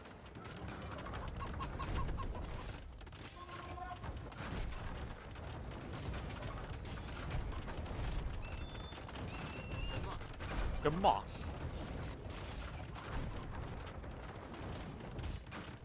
But this is where you need fortified bastions, man. Heal up the castle! Heal up the castle! Ornlu, wouldn't you just want more trebs so you actually win the treb war? No. I feel like you're not fortified bastioning hard enough at that point. Because monks? I mean, that's just because your opponent has monks doesn't mean you can't or necessarily even shouldn't go bombard cannons. But you don't have chemistry, which is actually a better reason that you don't have bombard cannons. Who spends more repairing? The guys building the castle. Because one, castles are more expensive than trebuchets. Duh. Oh no. Oh, no. Oh, no. You gotta respect the Ganji monk micro, man. Respect the Ganji monk micro, man. Snipes are coming in. Yeah, but still, without Theocracy, like, nobody has literally perfect monk micro. If with Theocracy, honestly, that's still probably not a great fight. And again, the fact that Ganji's even, like, trying to make this remotely competitive is quite impressive, but yeah, now you're obviously running out of units. Even the random Grenadier is helping out. I mean, again, Ganji has literally some of the best monk micro in the world.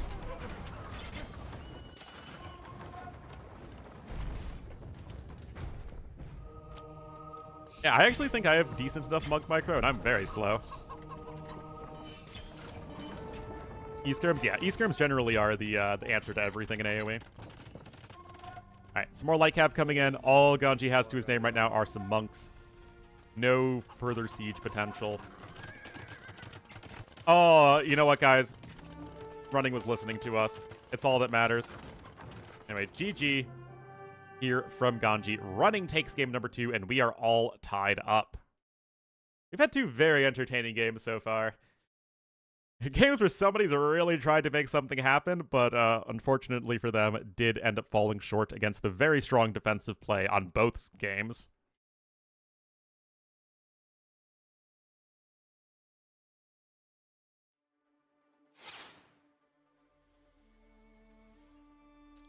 Well done.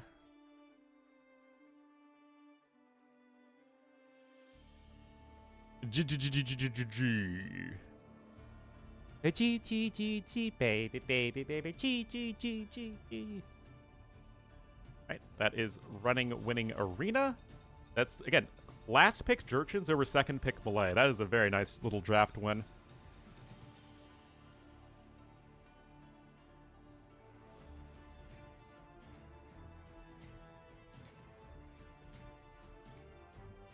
That's right. I mean, it's called using real-time strategying.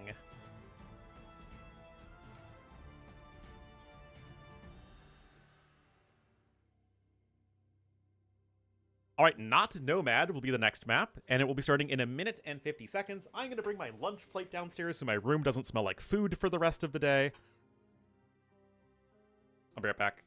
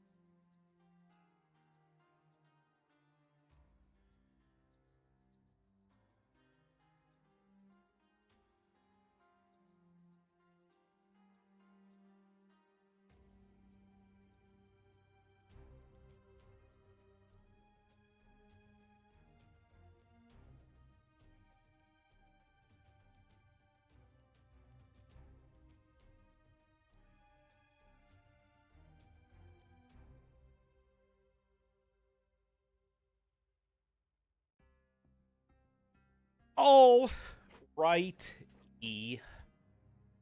I return. So, 3 seconds.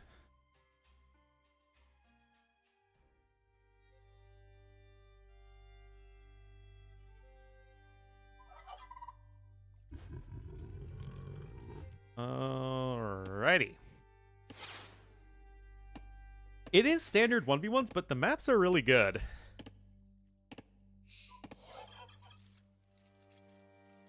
We have some really fun maps in this tournament. Which, to me, tournaments don't actually need gimmicks. If you have good maps and good, like, actual settings, especially for LAN events. I don't even know. I mean, like, Vivi, yeah, he wrecked Sora earlier, but...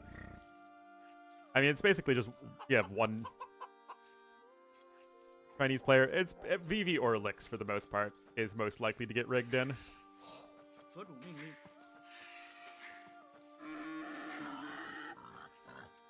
Edmund, yeah, but good draft settings. Yeah, small tree mod doesn't work for any of the new trees. Work for the Asian pines. The willows just happen to be large trees as well. It's unfortunate. Anyway, Ganji gonna be here in the yellow as the Chinese, already celebrating the upcoming LAN. Here to the northwest and to the southwest in the purple as the Portuguese. It will be running.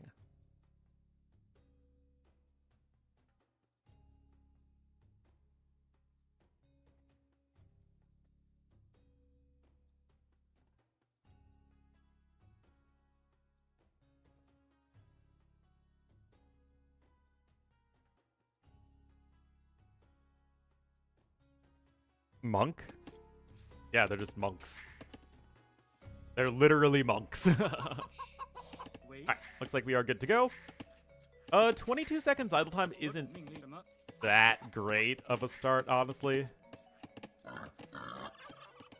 Friar? I don't know the difference between a friar and a monk, although I know they're both Catholic-y.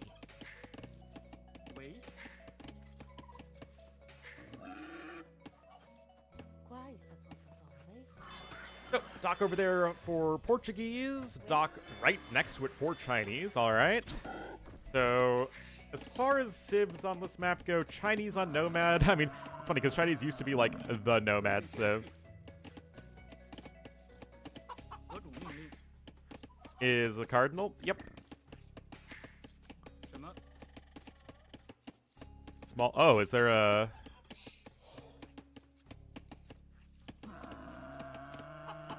a tier below? Ah.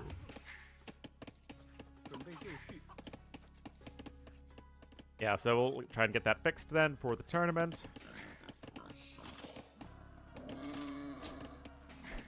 But Chinese broad tech tree, Portuguese broad tech tree. Portuguese are probably still a little bit better on the water. Organ guns are going to be good against Shukonu in general.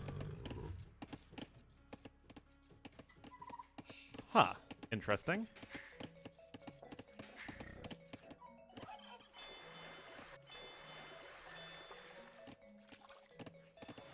Fasty? Ah.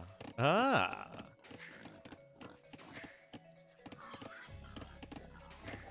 I'm not too good with religion. Is it bishop?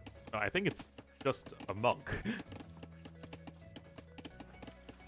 Pretty sure monks exist in all forms of Christianity. Monkeys. Ah, there you go.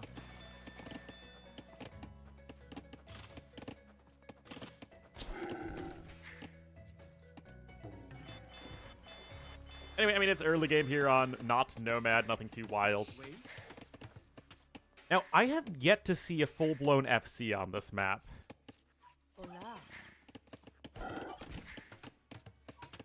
So maybe you don't have quite enough food or time to get the full FC here. But I've only seen a few games on this map, so we'll have to see. Anyway, running is running behind in resources. Don't think he's... Oh, he's even housed a bit. Oh, that hurts, guys. Ganji's up, 23 pop. I feel like double Doc Galley is still probably the best.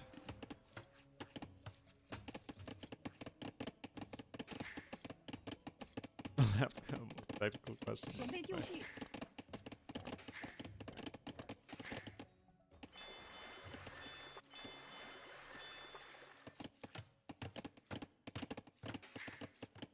All right, so those villas just go in gold. Yeah, I think it should just be for 2 dock galley here for yellow.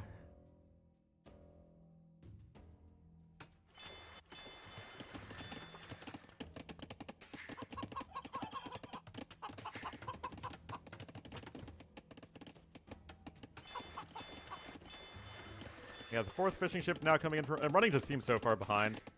I mean, Ganji had, even though it wasn't a perfect early game, seems to have just had a better early game than running. And of course, some Chinese are still going to be ahead in terms of resources, because that's how that one goes. Faster conversion? Well, Christianity and Islam are kind of the big convert everybody to us types of religions.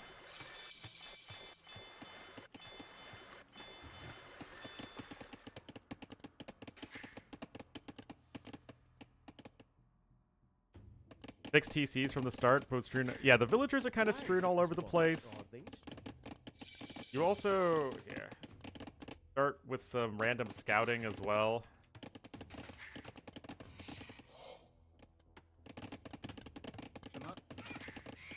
But do damage to your units, yeah. Guys, I don't think I've ever seen the person who opens fire galleys win a game of not Nomad. I think I've literally seen 2 dock galley win every single game so far. And yet they're both going fire galleys now. Huh. And proselytizing? Well, that was still most of, historically, how Islam spread.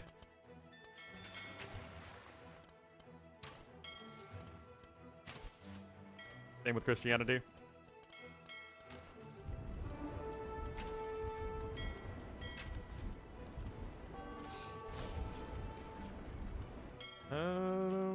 Well, already the fishing ships snipe, but maybe running will have a bit of a chance so long as it's only fire ships, and you do get the extra HP on your fire ships, remember?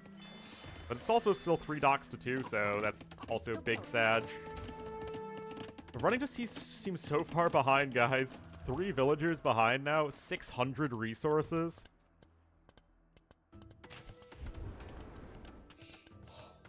That feels like kind of a lot. Running, getting housed again.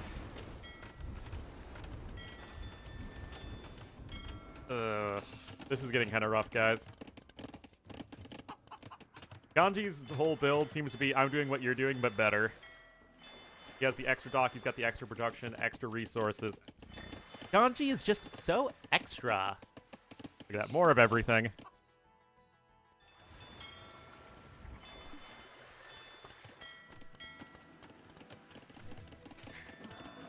More fire ships coming on in.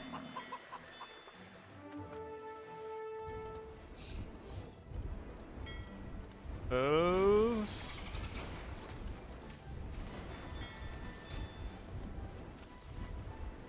Decent demo ship hits. That's actually a lot of very damaged ships right there. Oh, okay, that was a very good early fight for running. Okay, the demo ship did enough damage there, and Ganji didn't pull away quite fast enough. We have LingYuan Cup? We had just had finished the Ling Hi Cup. This is the LingYuan Cup. They're both Ling. They're both sponsored by different Chinese organizations, and they happen right next to each other.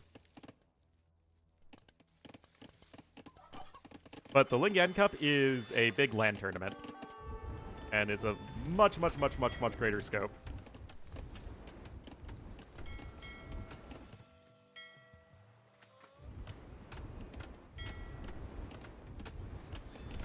Yen. Oh. Alright, still no demos here for Ganji. Win dominantly? Yes. Every game I've seen where it was double dock into triple dock full galleys, it was looking like 12-0 KD. Not the best demo ship hit ever. And you can see that even with the fantastic KD advantage, it's like you're still behind in army. Because the production is just so much better. And still, Portuguese extra HPs coming in to help out. kind of have like the mix of ships right now. Oh, good enough demo hit there. Oh, 2 HP left.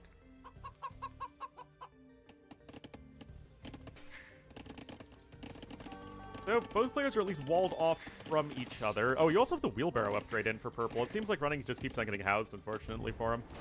And then with Castle Age uptimes, we're probably looking pretty similar. But as you can see, Ganji just keeps on getting further ahead in terms of resources. But 15 kills to 5 deaths. Like, running has an insane KD and is also behind in score still, and is also possibly behind in Castle Age time.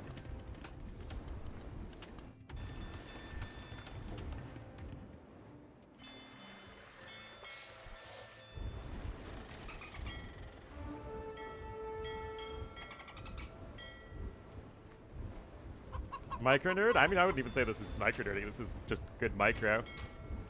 What Syscon did versus Monoz, that was micro nerding, when you just have 2 even numbers of crossbowmen, and then one guy doesn't lose like anything, and the other person gets obliterated.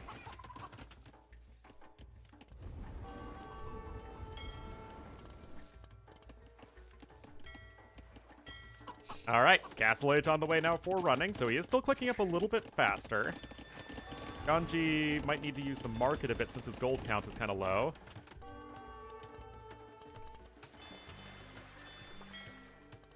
No, you forgot. It's Captain of Industry. That's the word.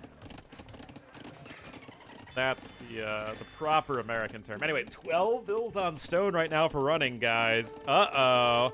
AT West.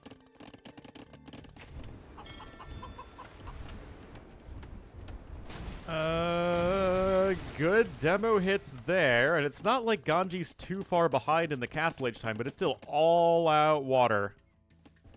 I wonder if at this point it's not better to just maybe garrison the docks a bit, and then just try and go after the fishing ships in Castle Age, because there is a lot of... There's a lot of investment happening for not that many fishing ships. But the thing is, if you win water, like the second that happens, then the other person just gets up to 12 fishing ships and immediately wins the game.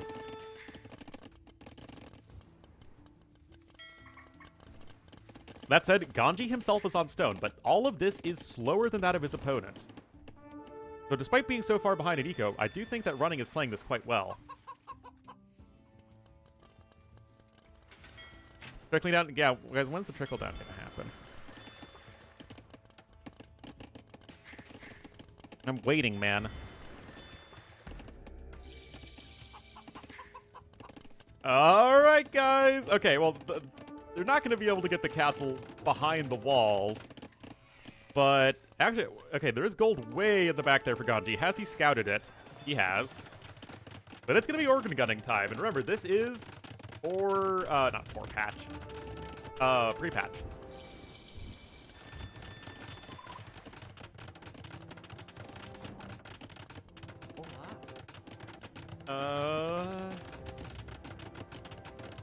Okay, so we have the stone walls coming in, although this will delay Ganji's own castle here.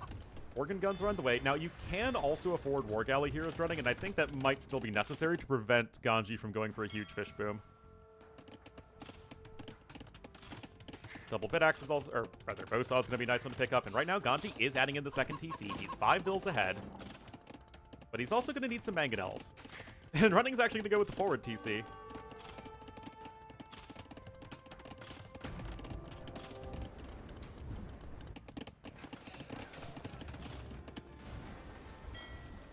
One fishing ship was sniped there. Now, Ganji still has the big eco lead.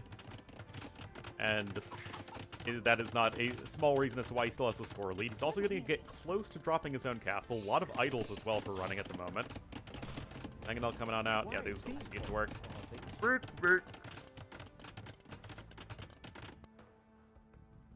Still, we got a rocket card on the way for Ganji.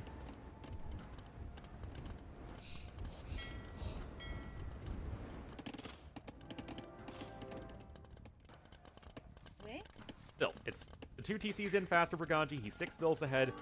Can he get the castle down safely? If you look at Running's line of sight, he still doesn't really know that much. You might suspect that Ganji is expanded over this way, considering that he can't expand that way. But there's still only so much you can do. And there's even a third TC, so Ganji not really rushing up a castle. Mangonel. I guess the Mangonel's just destroying some outposts for the time being. Even more British. Oh no. I don't know if I can handle that. The boar gonna be in right there.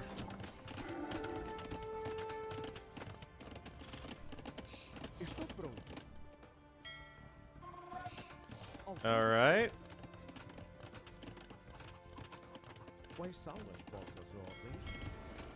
Well, the organ guns are gonna make it around the side. If you get those stone walls up, it's gonna be a nice win there for Ganji.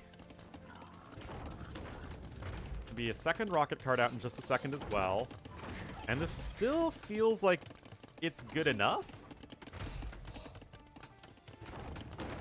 Free healthcare? Yeah, you bet I do. Ah! Ah!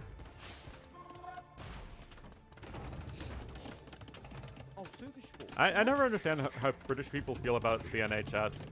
Like, at the same time, it feels like all British people do is complain about it, and also it's like, it's one of their favorite things ever. 准备就绪。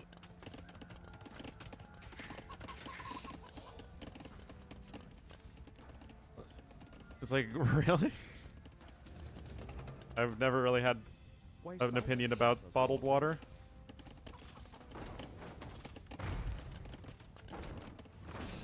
Well, each workshop is going to go down.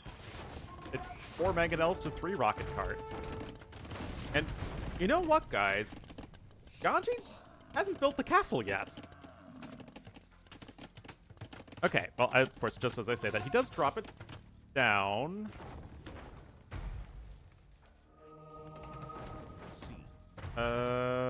Yeah, you had to back up with her at the monk because it wasn't at full HP. Defensive tower coming in too.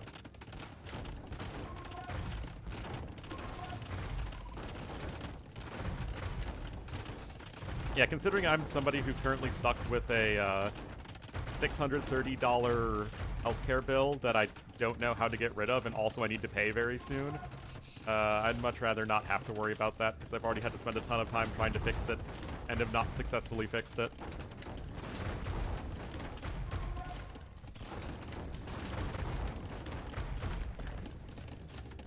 Well, I guess the blacksmith is down, but you still can't realistically push from that angle.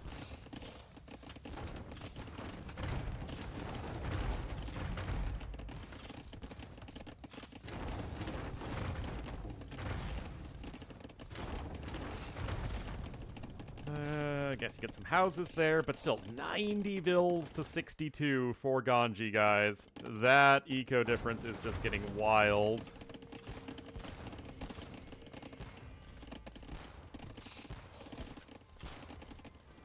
Oh, they absolutely can force you to pay.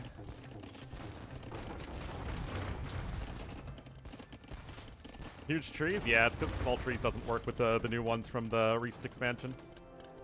Okay, guild nuts coming in. Ah, yeah, that's where the extra bills are coming from. See, this is what I was talking about, guys. I don't think you can just give up on water.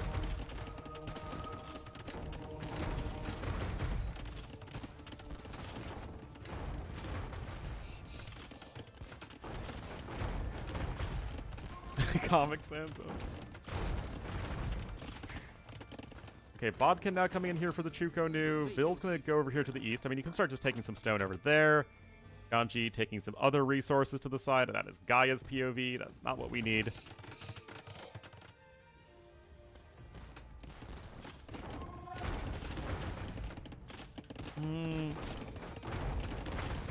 My concern for running is I don't really understand how this is actually getting him to win the video game. It just feels like you're kind of stalling.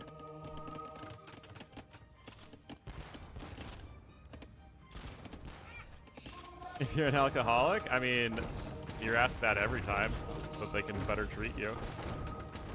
Considering how many medicines aren't going to work with alcohol. Or are dangerous to take with it.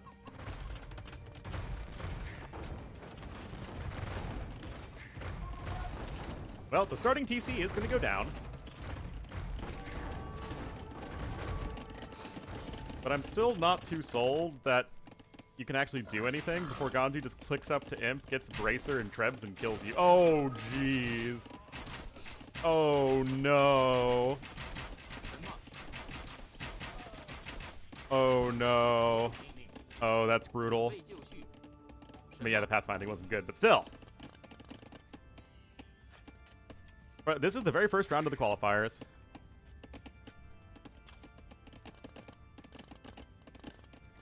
Uh, 85% of Americans are not below the federal poverty line.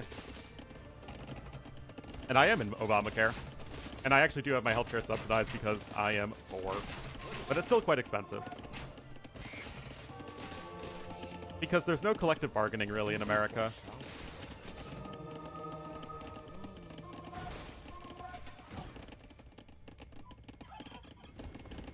Well, both rocket cards, yeah, like this is what I was saying. There was nothing that running could really do to stop his opponent from getting up to the Imperial Age.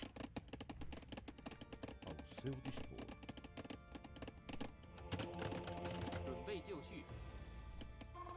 Ganji all over the map. And so far, guys, the one who's tried to go aggressive has lost every single game so far.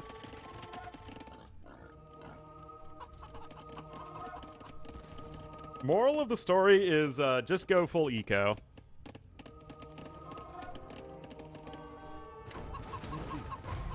Alright, so I guess some light caps coming in to try and help deal with the monks. That's light cap plus Chukonu.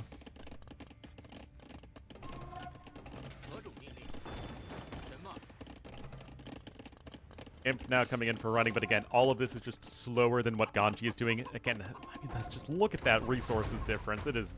It's not just ahead, it is just comically far ahead. I feel like this map is going to start to become very bad if it is picked in every set. And so far, it feels like it is picked in every single set because it is the hybrid map.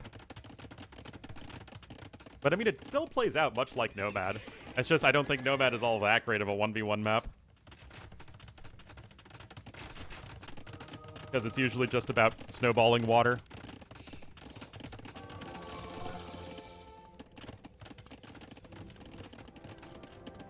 Wait. The transport ship. Alright, Bracer coming in. Light cav production has started. Yes, Nomad is a great team game map and not awful, but not great 1v1 map.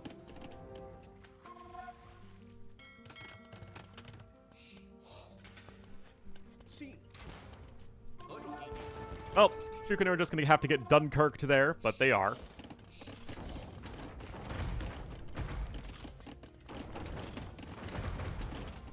As good as Coastal? Yeah, I mean, I guess. I feel like this map would still be fine so long as we don't have to see it in every set. I just have a very strong suspicion that this map will be played in almost every set.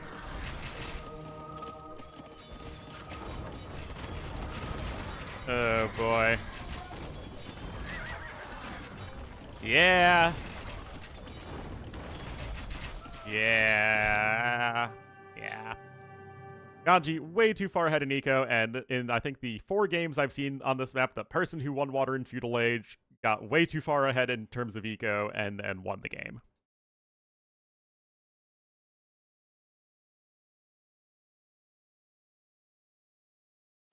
Still, the series is overall quite close.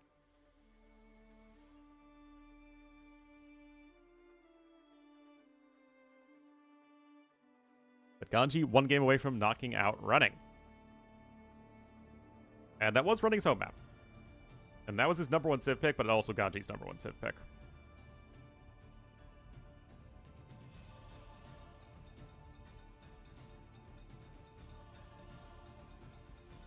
You mean harder? No, that's just part of the, it's like baked into the American mindset. It's like, if you work hard and are talented, then you can become a millionaire. You know, the American dream, right? And historically, America's had a lot more class mobility than other countries. It's just not in the modern context.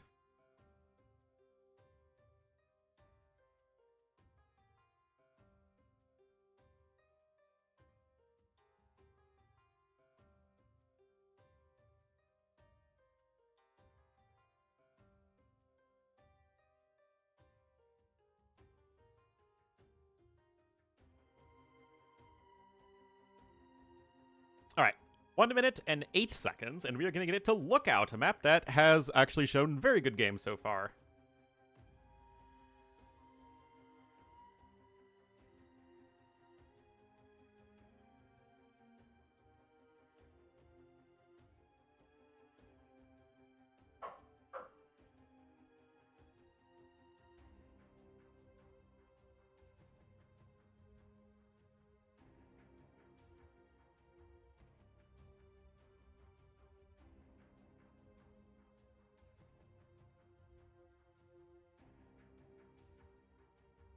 All right, 30 seconds. Pre-game chat? I didn't see any pre-game chat.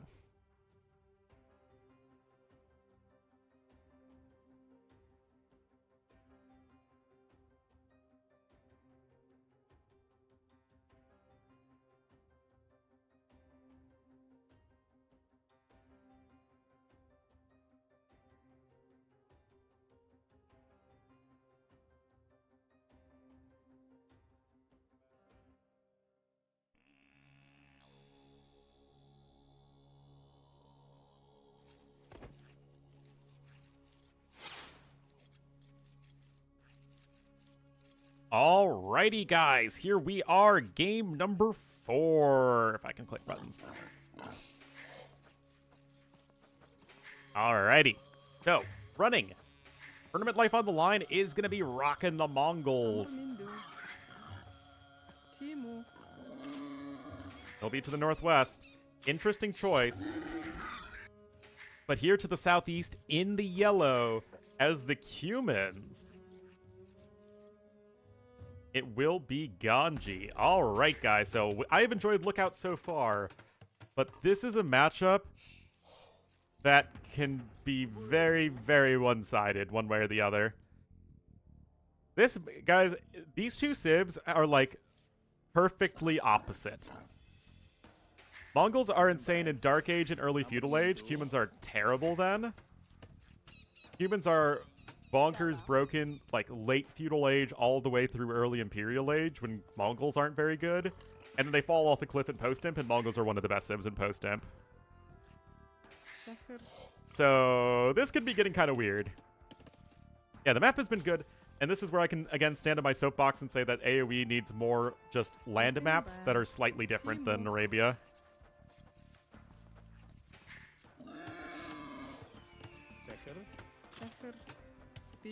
Actually interesting. Yeah, I mean, this is what I keep saying, guys.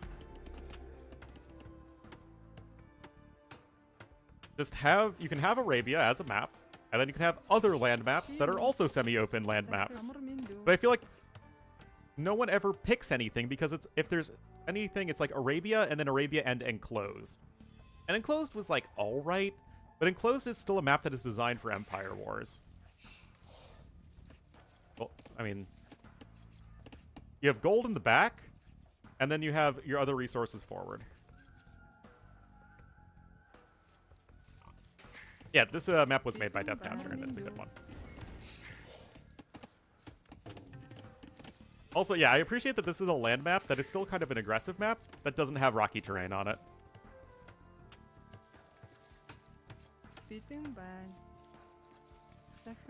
Of course. Well, this tournament also has Acropolis, which I think is also an underplayed map. And it's given us a lot of good aggressive Feudal Age games. And this tournament does not have Land Madness. It does not have Kawasan. What else does it not have?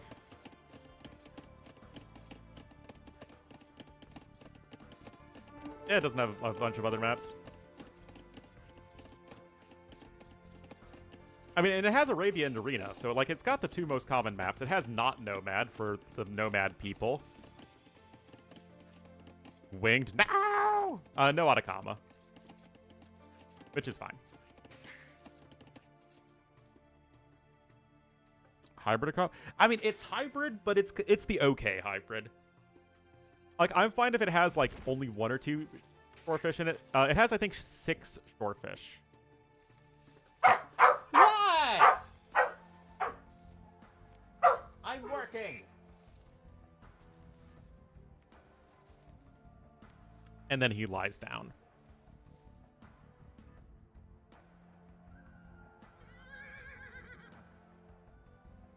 Nomad Fever. The caster's estimation dash never agrees with my estimation, man. Yeah, the thing is, I've seen the Shorefish work out and not work out already on this version of Acropolis, so I think it's fine. I don't have... Like, the Acropolis here looks fine. Anyway, wall over here. Wall over... What am I talking about? Ponds are mostly just decorative.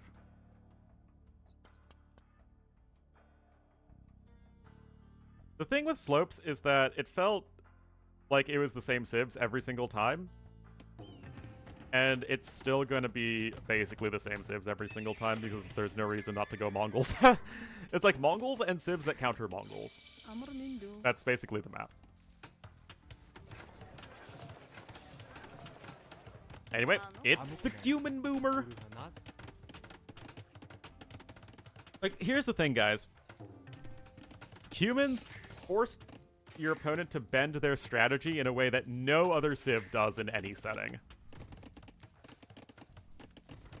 Dash works very hard at being a corgi.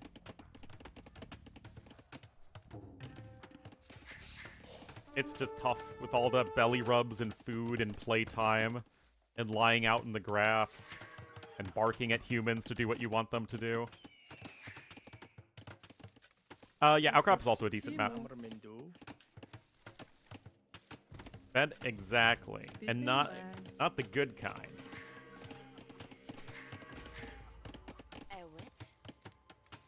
So basically, running needs to go ahead and kill his opponent. I don't think it's... Mongols just going past castle with 3 TCs, I think that's still not good enough.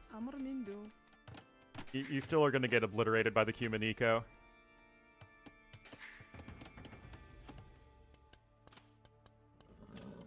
Actually making... a minute. Oh, I'm like, where did he get the second scout? What? An Atacama Fortress mix. Oh, that's interesting. But yeah, guys, shout out Heavenly Chorus.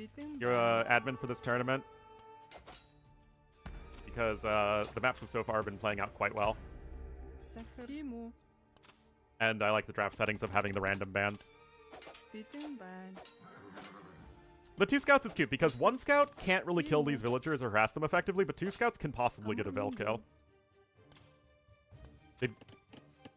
No second racks from Ganji. Well done, well done, well done.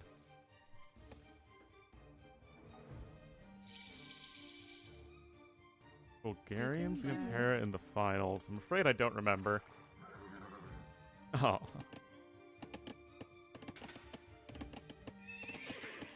Alright guys, steppies are on the way. Actually, on this map, I don't think I've seen any repeated civs. I think I've only seen unique civs. Oh, Sacred Springs is not my favorite. I'm not a big fan of like the Shorefish hyper aggro maps. God, did I say the players backwards like a goofball? Oh, he did make a second barracks. Oh, noob! Kill the Q men. Q women and Q children. Alright, guys, it's Cumansing time. I hope running wins, just because I like theories that go the distance. Game 5, by the way, would be on Komir. Which really should be called Kumir, and all you can play are Cumans on it. Every game is a Kumir on Kumir. The Cuman endonym is Cuman.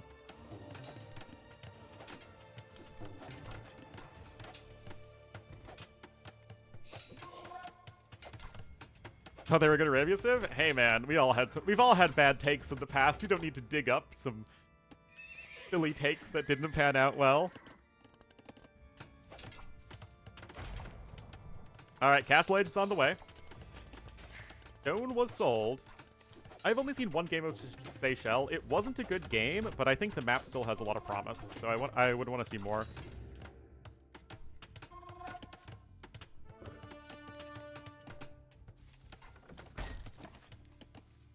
Tower was the meta. The meta shifted pretty quickly, though, because the tower nerf happened, like, right after DE, I think. I mean, to be fair, Bulgarians are still a very good Men-at-Arm tower civ. It's just there are better civs now that there are a gajillion civs in the game. Alrighty, guys. Are you ready? Would I travel to Seychelles? Absolutely. It looks beautiful. I would feel kind of bad, though, because isn't it, like, super gentrified? Isn't it like the Maldives? Where it's like the locals live in poverty, but then you have all these luxury bungalows for rich tourists. Anyway. Oh, boy. Seychelles? Is Seychelles also going to sink? I thought it was... Oh, isn't it volcanic and not an atoll? Or is it also an atoll?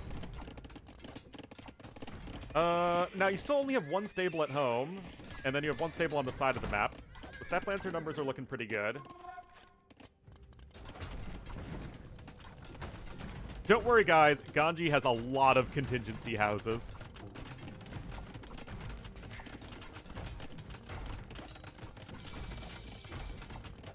Alright, there's the second one coming in, and Camel production has started. You have a decent enough resource count. But Ganji's ahead by like 800 resources, which is, like, it's good. It's very good. But you gotta turn that into army somehow. Siege Workshop. Oh, this should have been rushed up in Feudal Age.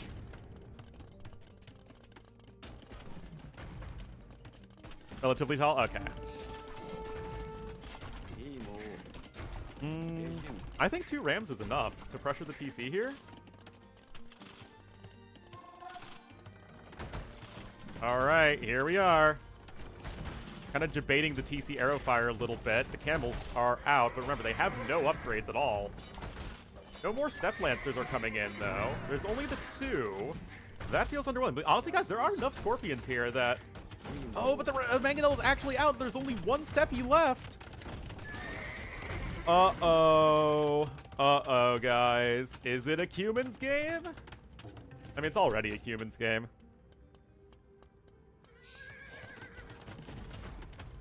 Oh, jeez.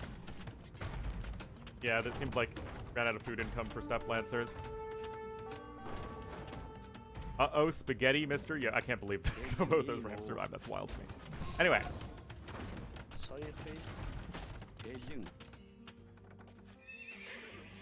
Now, basically, Ganji needs to lose a 1-for-0 Mangonel. Okay, it's just like so many of the other games. If Running gets a 1-for-0 Mangonel trade, the game marches on, and if he loses this Mangonel, the game is immediately over.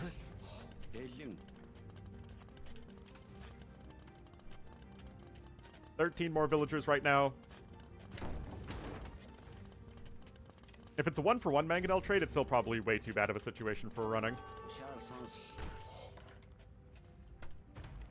14 humans.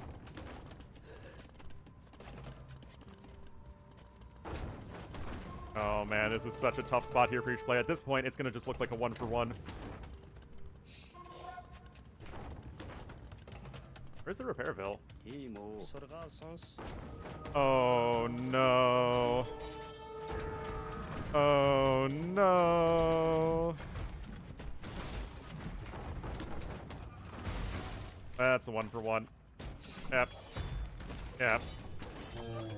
Guys, aren't humans your favorite Civ in AoE too?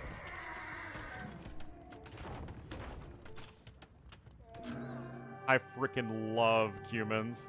The games are so fun and dynamic.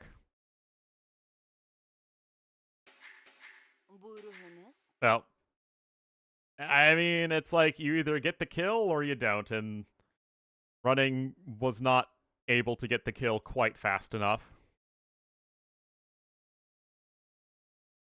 Yeah, if the Siege Workshop was made on the way up, the game would have been over even sooner.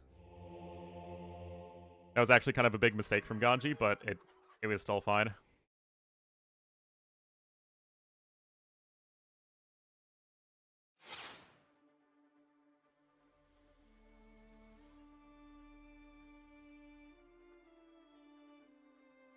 Well done there for Ganji. We at least still had a pretty fun series. So, MBL versus Goku is scheduled to start in 4 minutes and 21 seconds.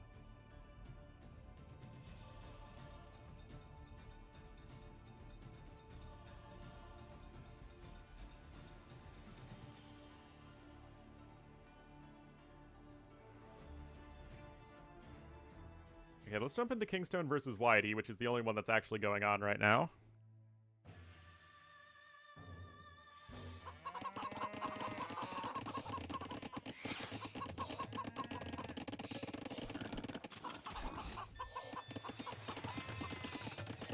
Alright, so apparently this is 1-0 to Kingstone.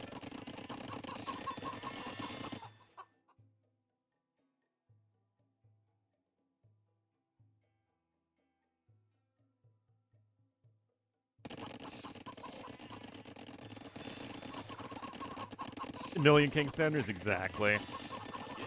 Alright, so Kingstone, Cyan Koreans here to the west of the map and to the east in the red. As the Persians, it will be wide. Are we going to see some gallying?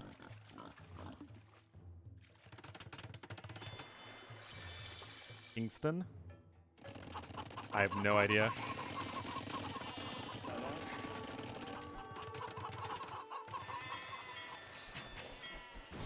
Well, looks like an early kill. Oh no, Wide lost a bill to a boar somewhere along the way. USBs? Yeah, he's actually named after a USB producer called Kingstone. Hey guys, remember when I said that every time I have seen this map, it has just been whoever goes galleys wins? Remember when I said that, guys? And it always looks something like a ton of kills to no deaths? But who knows, maybe Wide will buck the trend here.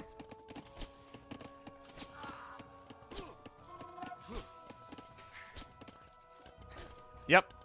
Kingstone's name actually did used to be USB. It's how we know it's what his name was based off of. Well, gold income is secure, and once that tower is in, your wood income is also probably fine. Might even want a wall over there. Wouldn't be the worst idea. And honestly, the build counts are pretty similar. I mean, this is Persians. And honestly, denying the wood income is pretty wild because it's what is preventing Kingstone from actually making more fishing ships.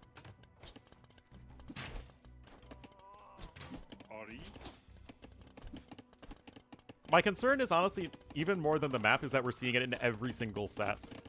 And what's always the issue in AoE tournaments is that it's just the same maps getting played over and over again. Like, I haven't seen Ring of Breeds once.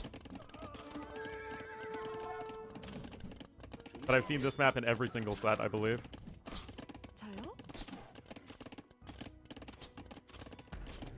Alright, another range coming in. Oh, another kill there for Wide. Was curses! Foiled again!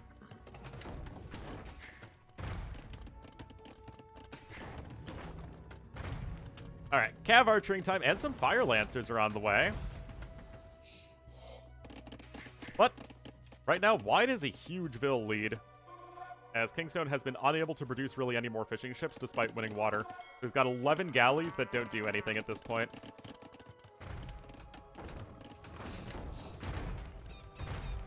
I mean, obviously, I have not seen every game of this qualifier, so I can only speak from my own experience.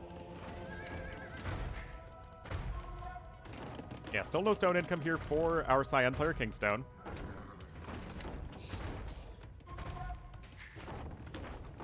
Bodkin here in just a moment.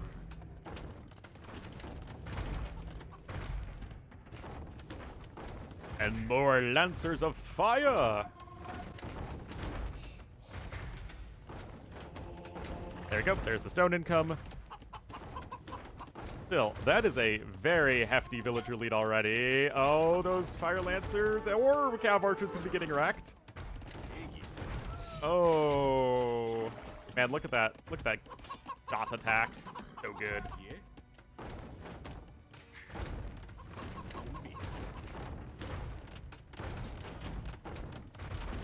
But when, hey man, I only expressed worries about this map. This isn't like Kawasan where I hate its guts now. It's still a new map. There's still a lot to learn about it.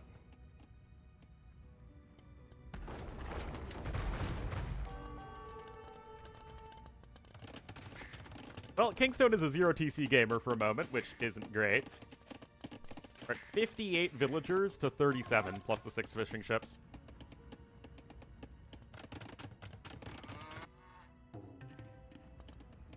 By the way, guys, what would you rather see? MBL versus Goku, which is going to be starting in a moment, I think.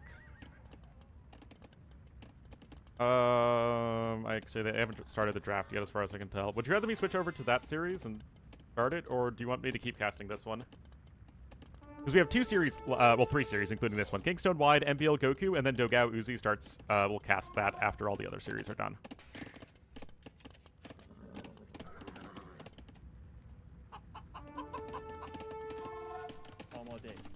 I feel like this series should be closer, but the other series has one of the most popular players in AoE. So I mean, I don't really care. I'll do whatever. Put it up for a vote. I could do this one. I could engage in democracy.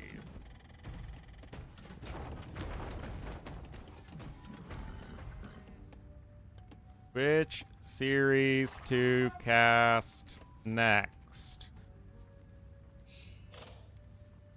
Kingstone versus Wide. MBL versus Goku. Okay, we'll leave this up for 3 minutes. And I'm not even letting, you know, fake voting.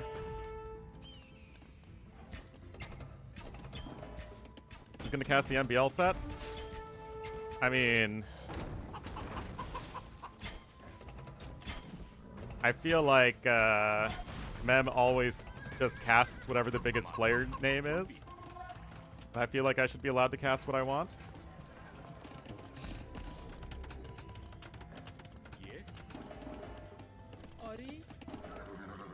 Or rather, what my people who are watching want.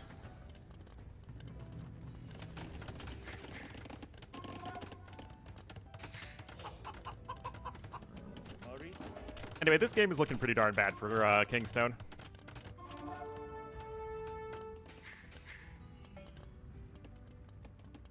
For my people. For my people! But yeah, I'll whatever people... Oh, wow, that's actually close. Oh, no. Oh, no? Use your own voice. Express your opinions. Embrace democracy.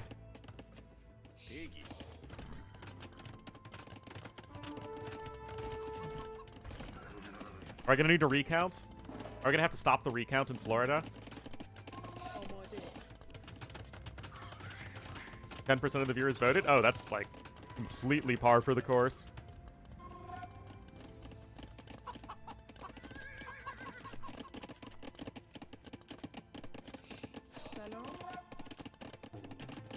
Bot army in case our side loses.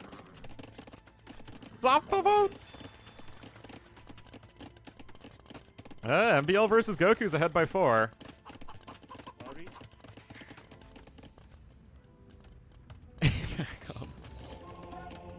Embrace democracy!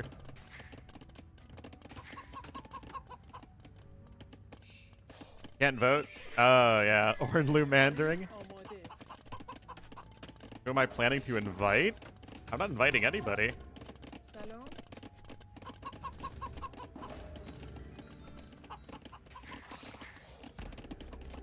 Safari before Kingstone is Zim. I mean, they're both in Castle. Kingstone actually has the score lead, or had it for a second, which really doesn't feel like does not do justice to how incredibly one-sided this game feels.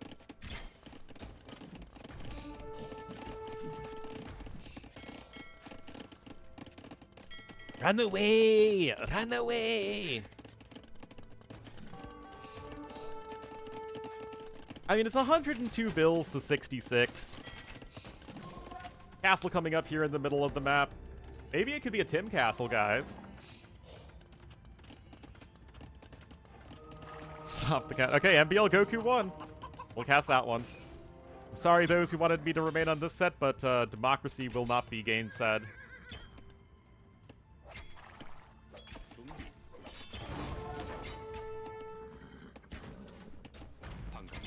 Hungame.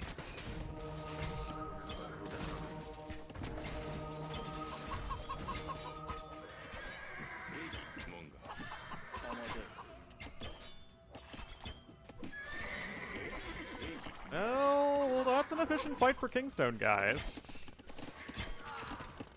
Rigged. I didn't even vote. I actually can vote, but I did not vote. That nobody wants. The third option, guys, is to literally wait around and stare at a wall until Dogao versus Uzi starts in an hour. Anyway, guys, holy cow, that was a great fight for Kingstone. All right, guys. All right. I mean, you're not up to imp anytime soon. All for president. Somehow Pat Buchanan found up on the ballot.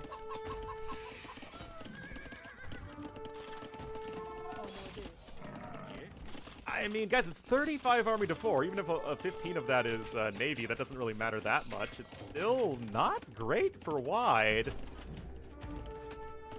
I mean, that's the thing with the Persian army, is it's very expensive.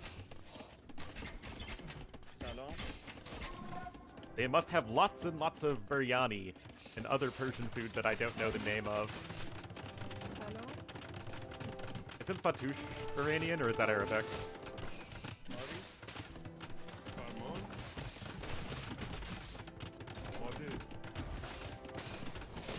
No, there's no Cav Archer nerf coming, but according to Phosphorus, that Cav Archers won't need a nerf because the melee pathfinding is making such a huge difference anyway.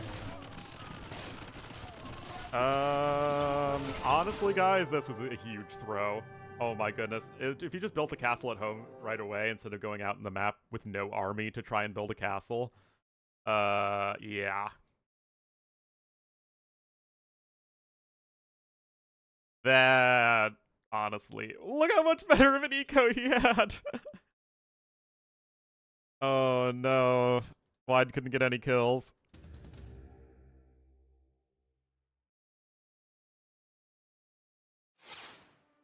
We have passed the 8-hour mark of this stream, by the way, so thank you so much to everyone who's been hanging out today.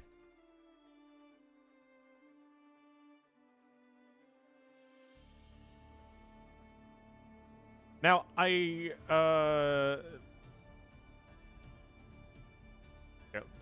doing the drafting tomorrow. By the way, guys, yeah, the first set is Lewis versus Jordan. Oh boy. Yeah, that's at 9 a.m. my time. I do right now have a doctor's appointment scheduled for 9:30 tomorrow, so 30 minutes after the start of that set. I'm gonna see, though, if I can reschedule it.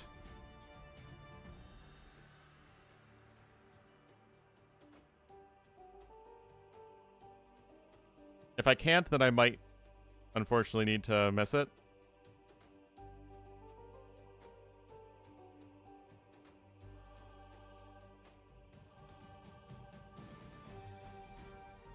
But we'll see. We'll see.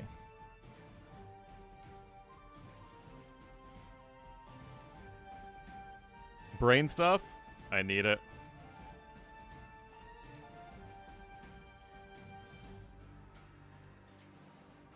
Alrighty. Here's Civ draft.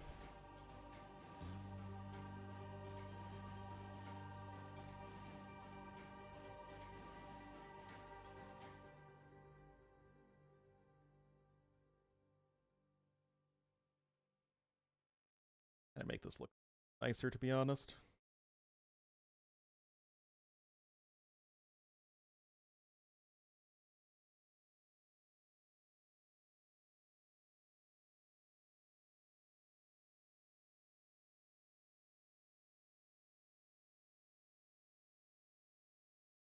A true addict?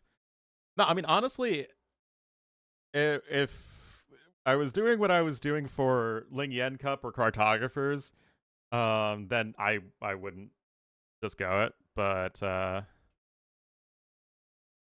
we seem to be doing well. There seems to be a lot of interest in this tournament for my stream, so you got to strike while the iron's hot, or something.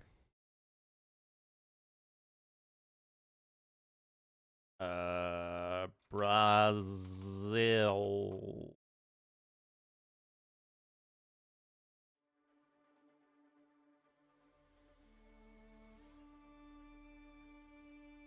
Later sets, I am going to... There's only Dogao versus Uzi after this. And then Lewis Jordan's tomorrow morning.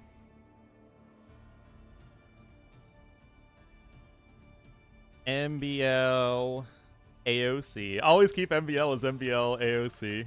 Gotta have the throwback there.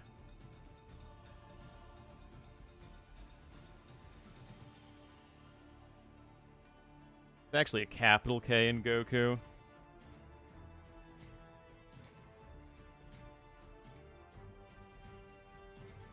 You can stop whenever you want. Sure you can. Sure, Jan.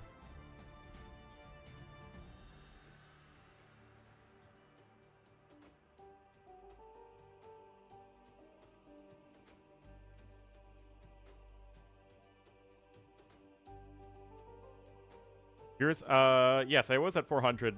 Before we had the hour-long break, I was at 400 plus.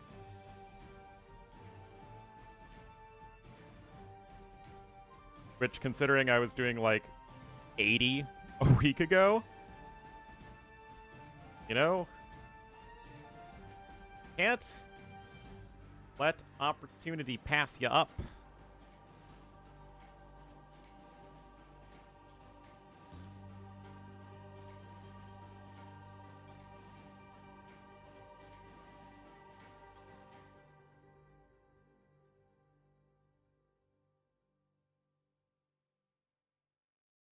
All right. Oh, MBL with Way at pick 3. Opportunity. He did indeed.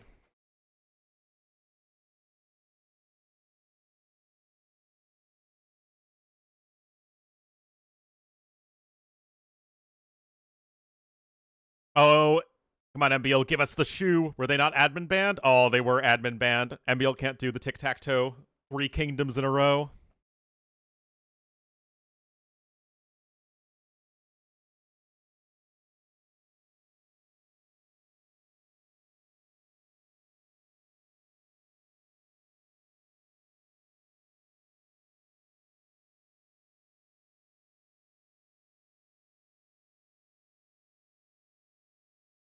All right, I'm gonna take a quick break, guys. I'll be right back, and then we have I guess a couple more series today. Jeez, I'll never stop streaming. Never. I'll be right back.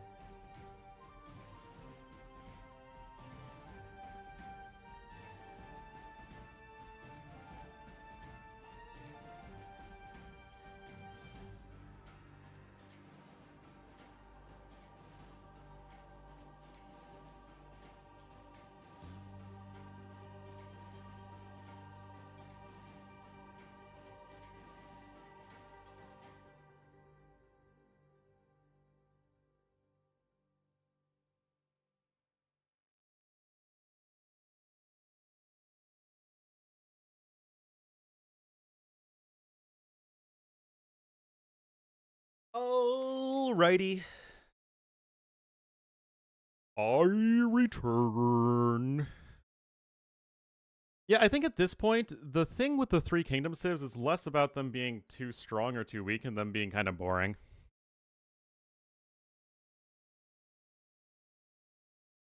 So guys, Acropolis is going to be map number 1.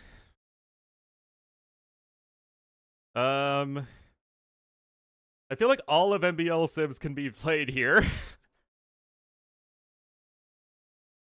Burgundians, Turks, Hindustanis, Bengalis, Vietnamese, Japanese.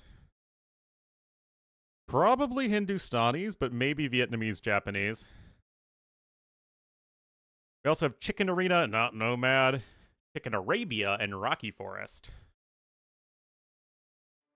I don't really get the need to draft Burgundians at 1.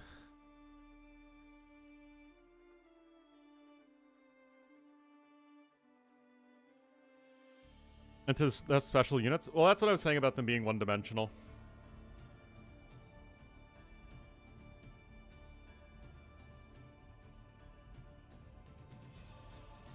Either that or, like, the obvious generic unit.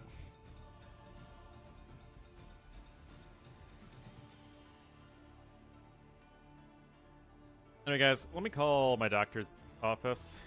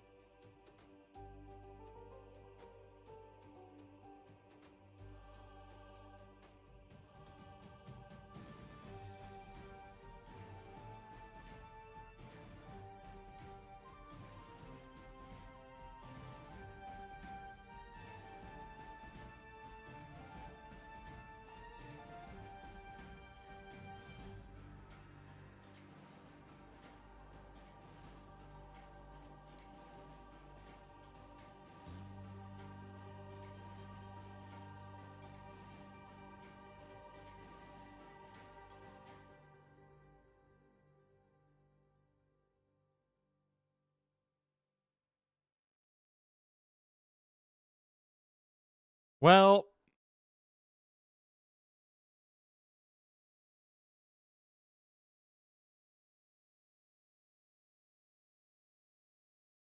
oh my god.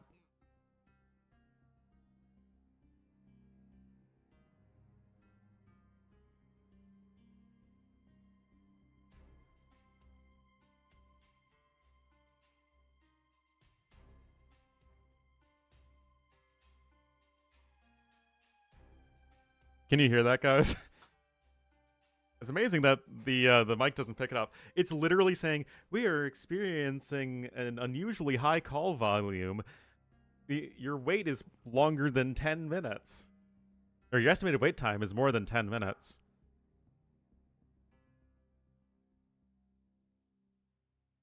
It's like summoning all the pieces of Exodia.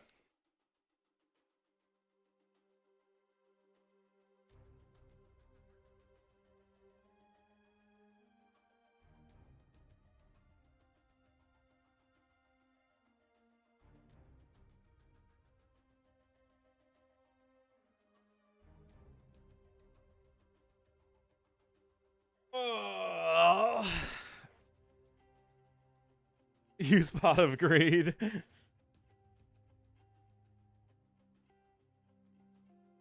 Hello?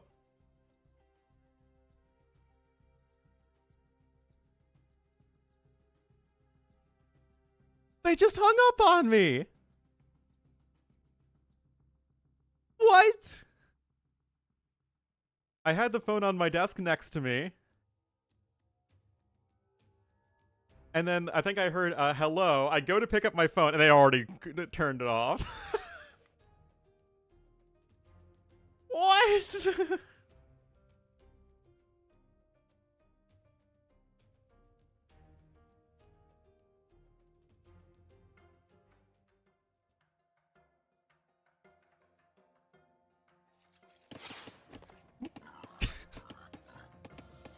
It's like SpongeBob and when he's in rock bottom, and the like every time he goes close to the boat or the bus, it just like goes back.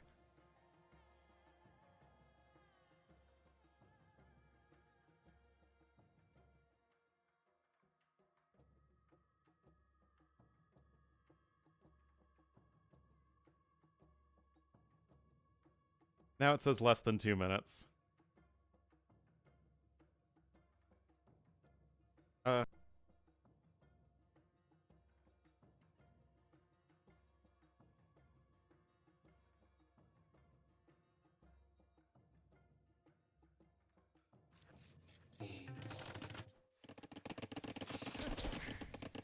Điện hạ có gì sai bảo?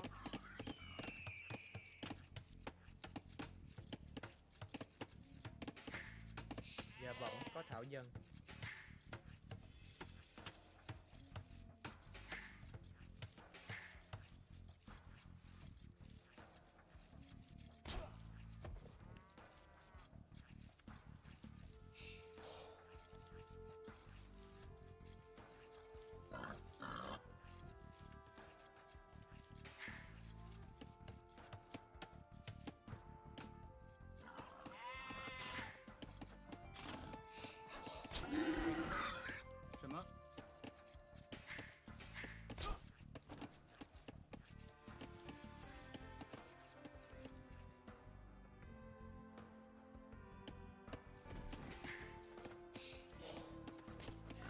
Thảo dân xin chờ kiến điện hạ. Dạ bẩm dân nữ.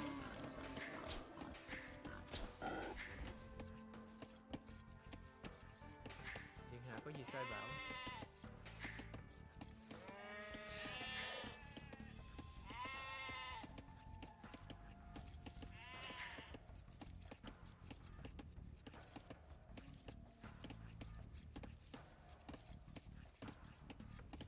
Well, I rescheduled. The next available appointment was September 2nd. So, you know what? Dân nữ xin chờ lệnh. Hopefully there won't be a tournament going on then. Thảo dân xin chờ Dân nữ lệnh. xin chờ lệnh. Điện hạ có gì sai bảo? So, yeah, that's Bái kiến điện hạ. that's life, I Có guess. gì sai bảo? Anyway, it's not a medical emergency, so I can afford to wait. Dân nữ xin chờ lệnh.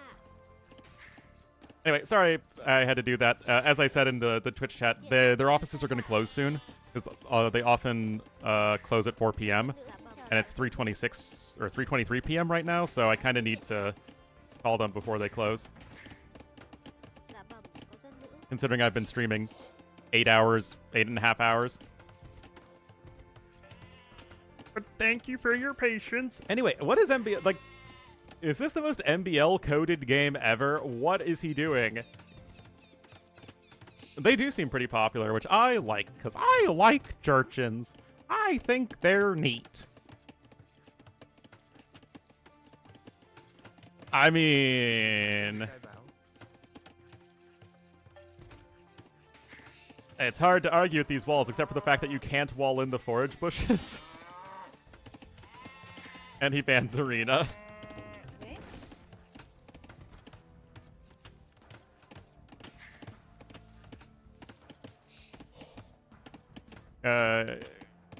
Insurance gives you better service. 什么？ Oh no, so, especially for specialists, because I have to go see a specialist for a minor thing. And so usually but he doesn't have lube. What is he doing? Okay, well now he's got lube.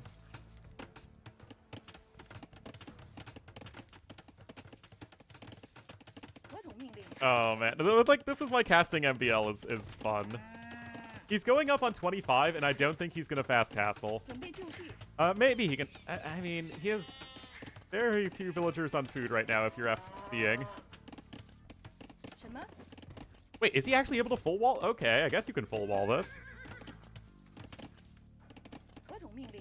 Honestly, does MBL even lame that much anymore? It feels like that's something he did more back in the day.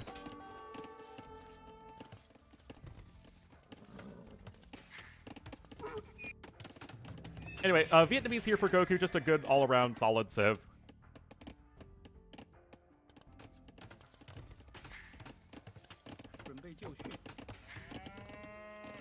Is this FC Grenadiers, though? Actually, hold on. That is the most common FC play with the Jurchins. And Jurchins have a pretty good FC because of the extra food you get on your hunt and whatnot. By whatnot, I mean hergables. You have cows on this map, I guess, which give you more food.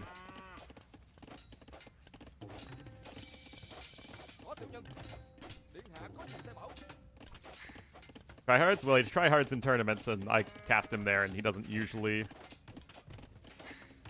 doesn't usually lame. Who wins the Fire Lancer war? 准备就绪。 Didn't I have a video on that? I'm pretty sure Vietnamese win. 喂， The Jurchen Fire Lancers aren't actually all that great in a Fire Lancer fight.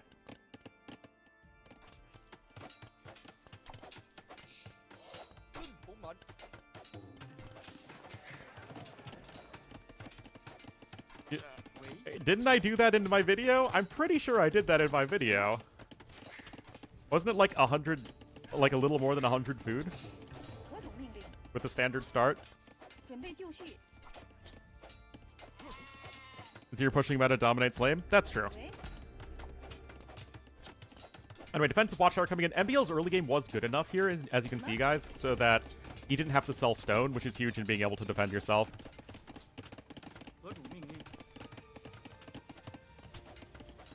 It's not a good strategy. Are they about? I still don't see them very 何种 often. 命令？ They run into the same problem that swordsmen do in that they're slow. 准备就绪。喂， They're slow and not ranged, so 命令。 it's really difficult to force an engagement with them. But in combat, they're pretty good. Alright. Alright, yeah, the range for a hot second.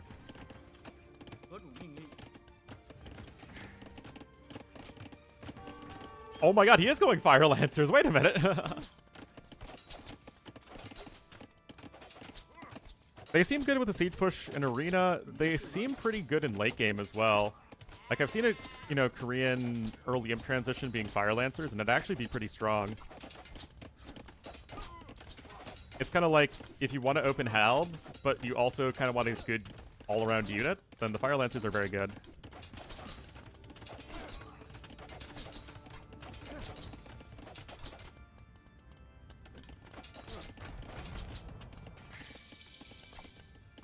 Well, it's Fire Lancering time, and the Jurchen ones are fairly strong with the faster attack speed.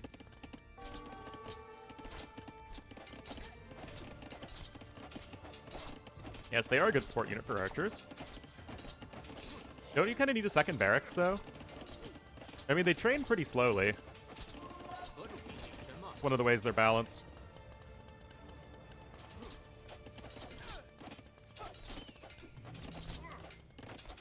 Don't tell me he's going to go for Fire Lancer Grenadier. That's totally not going to be a thing, right? That would be ridiculous. Castle Age on the way here for Goku.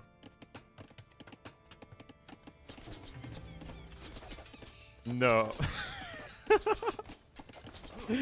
I love it. This is the sort of janky thing I do. That is absolutely the sort of janky thing I do.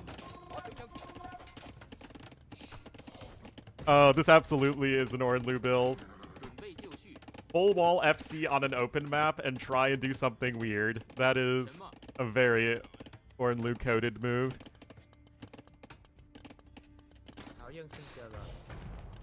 You don't... Thing's on a 30-second cooldown and deals 9 damage. You don't need to run away with your Vils, Goku.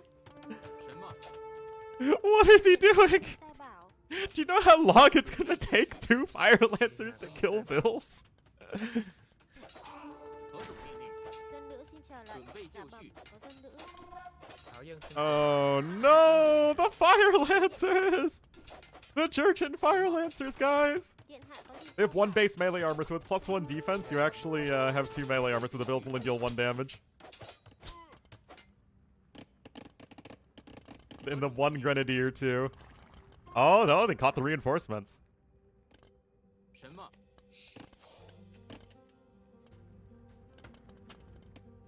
Oh man. Okay, we're on 2 ranges right now, and I'm sure Goku's gonna go Cav Archers, because that's what people do with Vietnamese.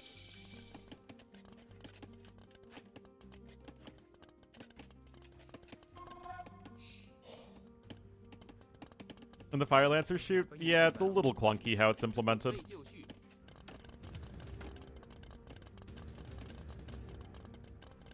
Kingstone? I guess.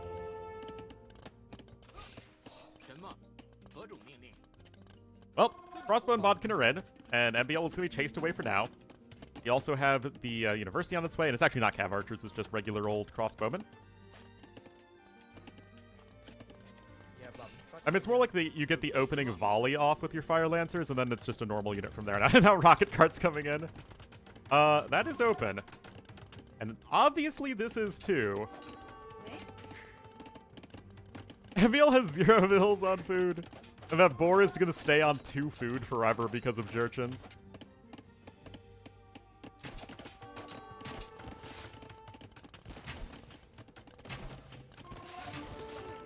Oh no! Oh my goodness. Okay, another Vil goes down there. Both players with the 2 Vil kills. The Fire Lancer and single Grenadier coming on in to go for the counterattack. But they shouldn't be good against crossbowmen, and I know for a fact they are not good against crossbowmen. The only new units build. But like, MBL plays the game constantly. He has to know that the Fire Lancers aren't going to be all that great, right? At least not in this context, not against archers.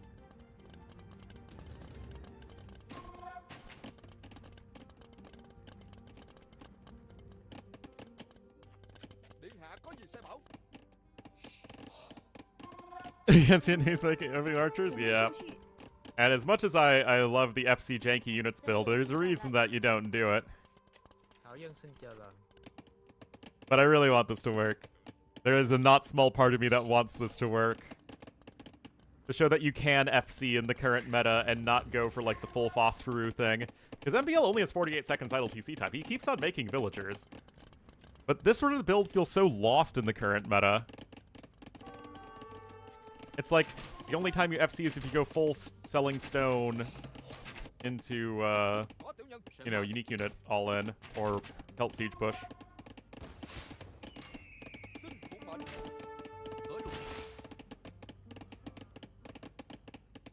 Oh, it's gonna work. Don't you worry.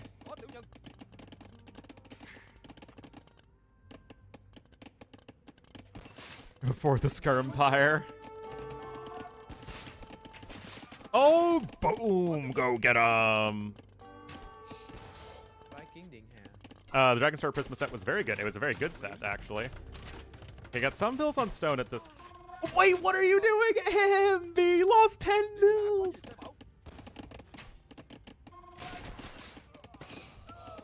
Oh my god.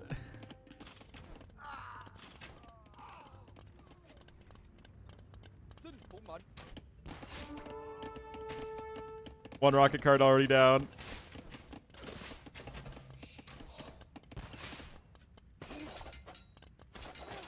Go get him, Fire Lancers!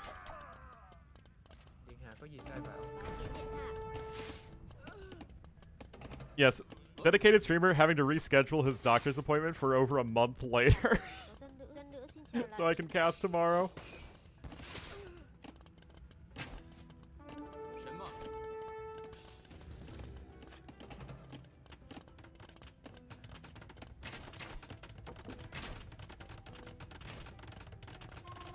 Not playing similar as he plays. I have no idea why MBL feels like doing this, but it's what he's doing. To be fair, MBL's only 4 vills behind now.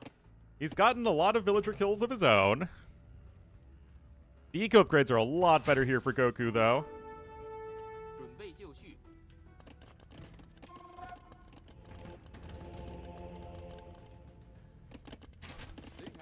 Food is overrated? Exactly. Well, remember, Fire Lancers don't cost food. They cost wood and gold. Is MBL still only on 1 barracks? I think he's still only on 1 barracks.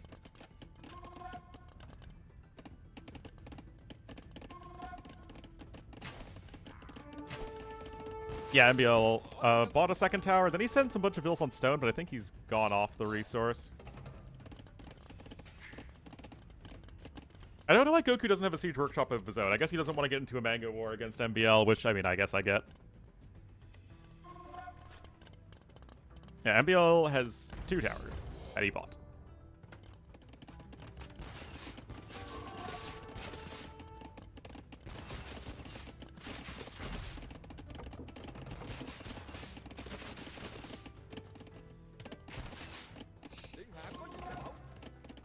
Still, I mean, MBL's not really doing anything is kind of my concern for him. Like, what does this accomplish?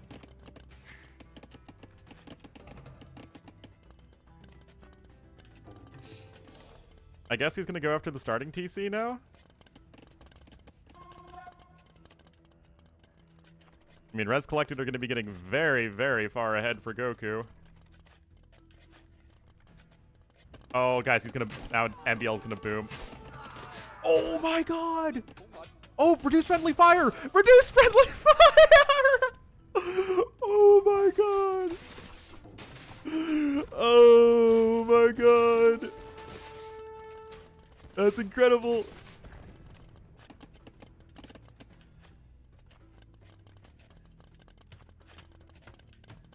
I think you just have to hashtag believe.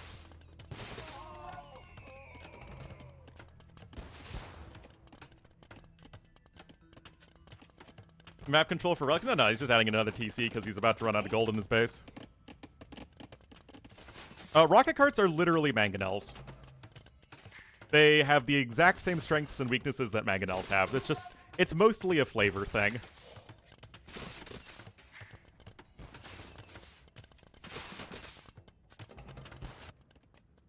Alright, Emil's is now randomly going to 3 TCs.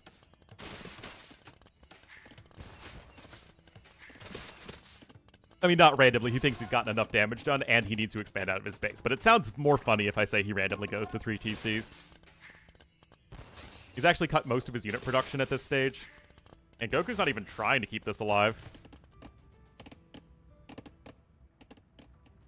Better than... I think they are extremely similar to mangonels. I don't think I've seen any cases where I'm like, man, I'd rather have mangonels or I'd rather have rocket carts.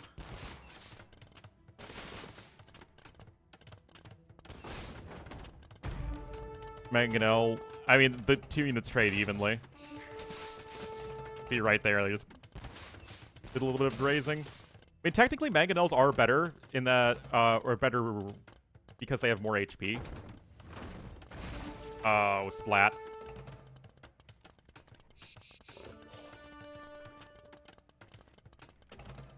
I do also think mangonels are a bit easier to micro.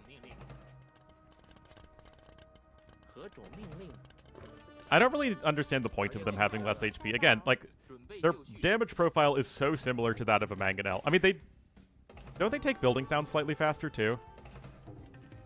Actually, yeah, they are a bit better against buildings than mangonels are over time. Anyway, MBL is 2,000 resources behind, although he has 3 relics.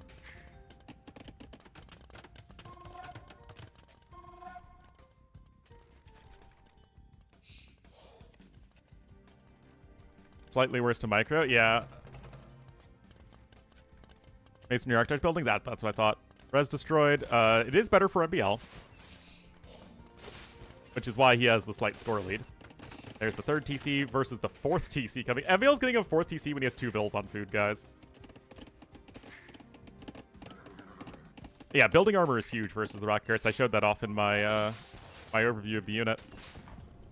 I'd like to point out that I did overviews of all these units before the DLC launched. The competitive right now, it's an MBL game. It just kind of happens. Dạ bẩm có thảo dân. Điện hạ có gì sai bảo? It was good content. I worked hard on it.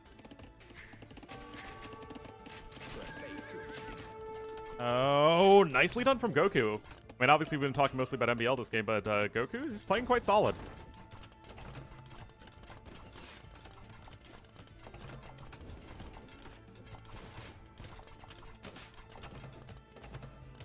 It's going to be tough, though, without any ability to repair your mangonels. Until we get the new Civ bonus that monks can heal siege units for free. And from a distance. That'd actually be a pretty wild Civ bonus. Honestly, I kind of like that. That would be awesome, actually. Never mind. That's the best. That would be the new best Civ bonus in the game. Oh boy, all those Fire Lancers got wrecked. And he's still making more of them! Need no sanctity, absolutely. No knights, no pikemen. 白点点哈。 Only clowning. The only thing you can do is clown.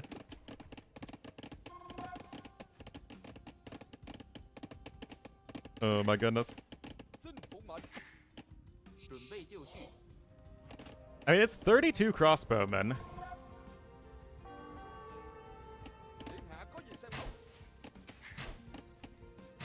And Goku's still ahead by 5 bills with better eco upgrades. Just poles? Yeah, that's basically just poles. MB! Gotta be careful with your army there, man. Anyway, Goku is slowly working towards the castle. There's his own 4th TC. The Mangonels are not really in a great position to stop that. I mean, MBL's at 5 rocket carts. I mean, at this point, just get siege engineers. Actually, do you think MBL knows that he can get siege engineers for a massive discount in Castle Age?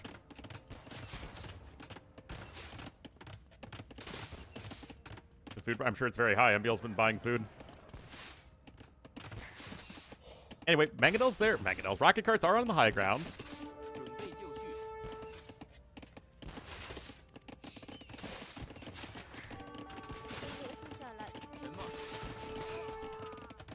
Alright, of course, all about the unit control. Oh, that's good for MB. You do have some monks here to go after some straight knights. That's amazing for MB. Guys, it's 6 rocket carts right now. Goku has no stone and he gets the conversion. Oh my, MBL pay. If MBL's paying even the slightest bit of attention here. If MBL's paying even the slightest bit of attention. Oh my god. 14 villagers. Masonry? Yeah, that's also quite fair. Actually, no, it's Vietnamese. They don't get masonry. It's no... Oh my god, it's the Civ is hard countered by rocket carts.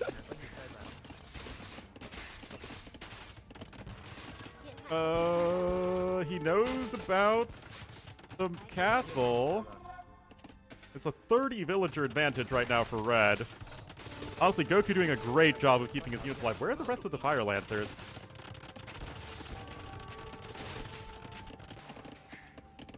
Oh my god, that rocket cart got 9 kills. Oh man, both players.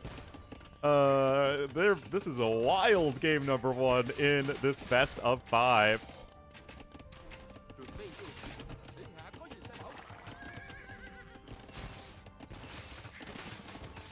DC already taken 3,000 plus damage.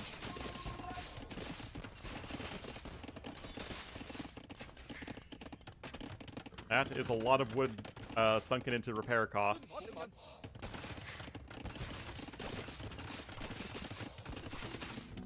Fire Lancer's going to start to go after those buildings. I mean, MBL is on 4 TCs himself.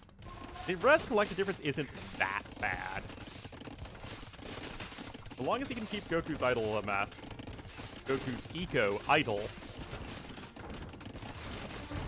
Oh, nice hit there for Goku. Well, nice hit for MBL. No, seriously, guys. Siege Engineers being a lot cheaper in Castle Age would be a huge benefit for MBL. You get not just the extra range, but you also get more damage versus buildings, so it's kind of a wombo combo. You get 7 damage versus buildings there, and it goes up to +1 basically and everything. So Siege Engineers, I feel like you're being a hater right now, McNeely. Buy it! Buy the food! You clown away! Oh, gets the rocket cart over there.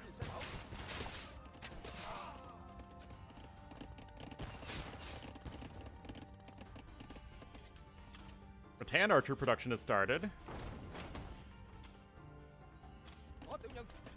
Crossbowmen primarily over here to the south. Also a few crossbowmen over to the west, so multitasking is paramount for both players.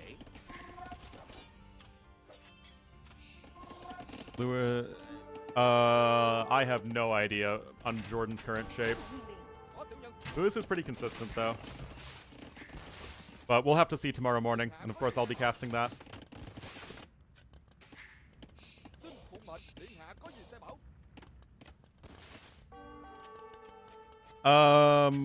No, Fire Lancers deal melee damage.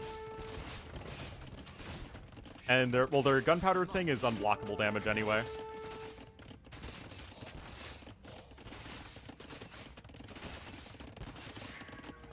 I don't know. Lewis isn't the type of guy to wear a cap that has feathers in it.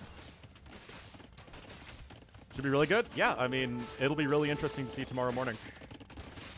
Almost 8,000 damage, by the way. Like, yeah, Goku's ahead in resources by a lot, but think of how many resources have been dumped just into that TC alone. So close in score. MBL should be very nice. He's nicely far ahead in resources destroyed. Oh. It's another Mangonel there. And surely MBL knows that Jurchens get siege engineers in the Castle Age at a big discount, right? He definitely knows that fact. Teutonic Knights, no, they ignore armor.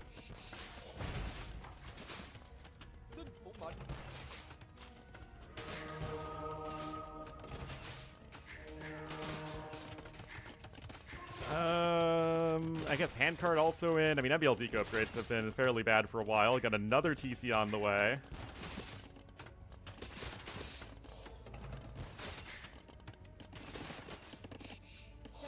Big ol' conga line.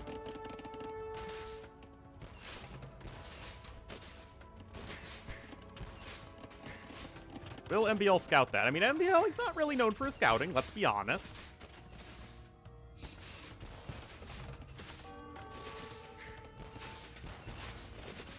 $11,000 damage now on that TC.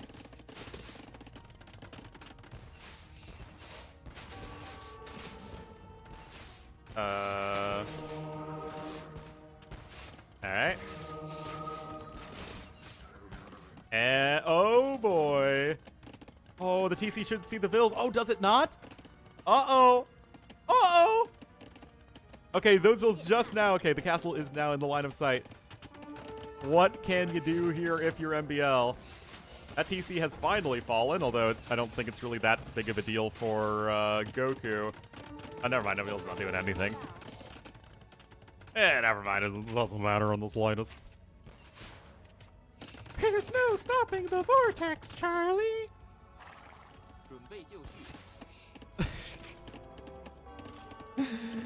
Oh my goodness, why is this a game? MBL just adding in more TCs, Goku adding in more TCs.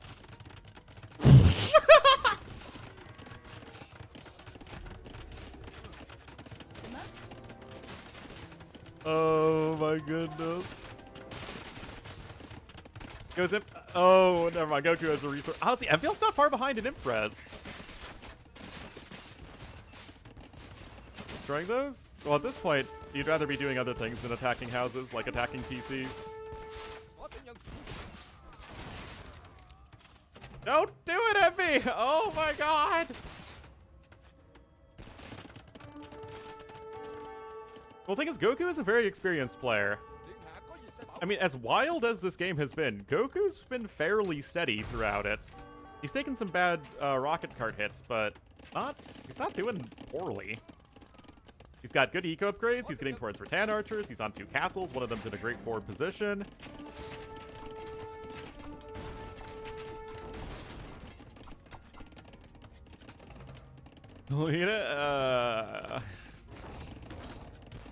I guess I have to do things myself. How do I even do that?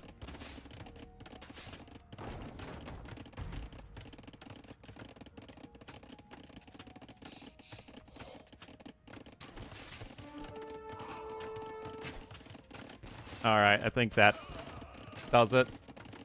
Nope, not even. I tried. All I ended up doing was timing out Will for 10 seconds.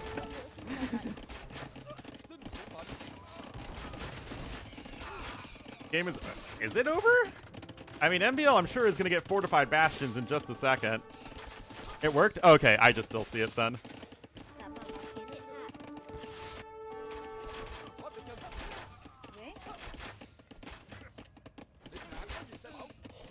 Yeah, Rattan's getting some more value there.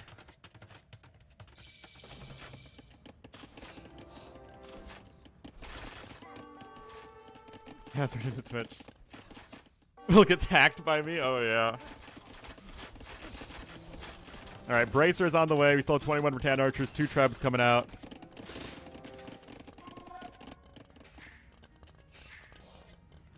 Guys, do you think it's fair for me to ask what MBL's Imperial Age army composition is going to be?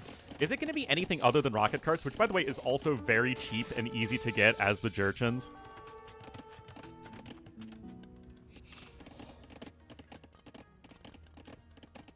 Well, Rattan's just walking in there. Come on, MB. Go and get elite rocket cart.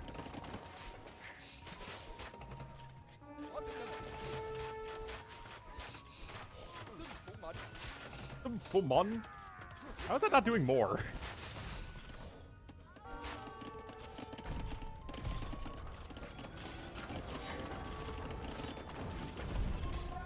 Guys, why isn't MBL using, like, any of the Jurchen bonus? Prince Coconut, thank you so much for the 3 months. Really appreciate it. Okay, MBL feels like he's fallen by the wayside here. 3 trebuchets and counting versus just 2 trebuchets. Handcart coming in.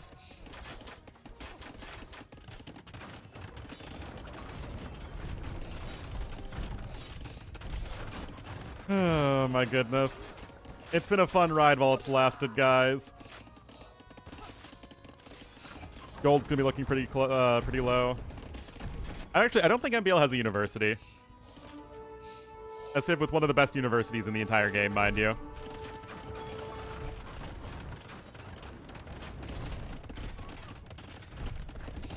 Staples up to the side.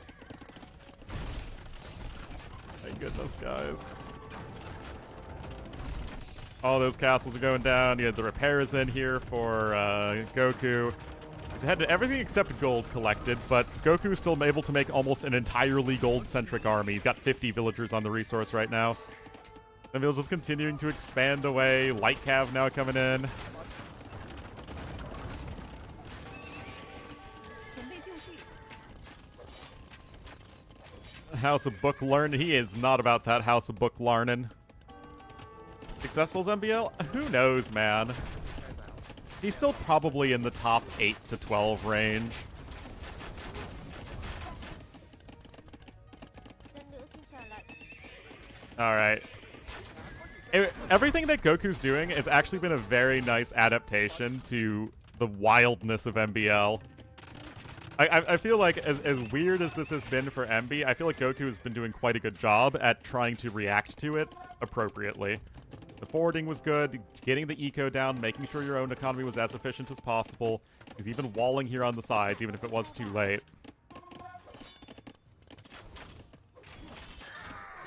Bennett, I mean, he's usually qualified for the tournaments, but his ceiling seems to be top 8. Dạ bẩm, dân nữ xin chào lại. Yeah, no gold left here as MBL. I mean, how much gold has he spent buying food? Gold spent. Oh, yeah, you can see it right here, guys. 6,500 gold spent. Where are the skirms? I mean, this is just a fun game. You know, AoE is a fun game. I know it's my job and everything, but I only do this job because it's fun. 11 and 12? Yep, like I said, somewhere in the top 8 to 12 range. Ling Hà có gì sai bảo?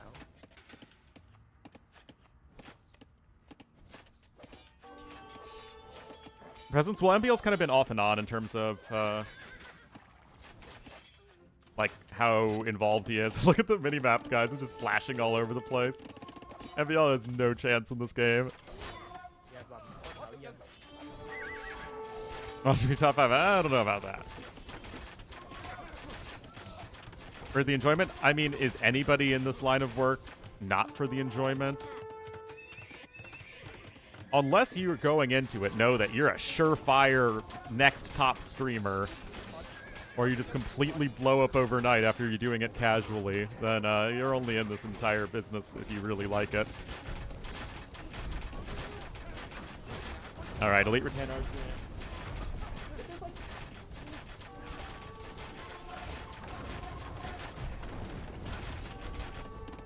Going for another TC? I mean, of course. The other ones were all so successful. There Alright, GG's called. What a fun game. Goku takes it, though. Able to withstand the craziness and just, you know, put his head down to get the eco going, get the good army, put pressure on MBL as needed.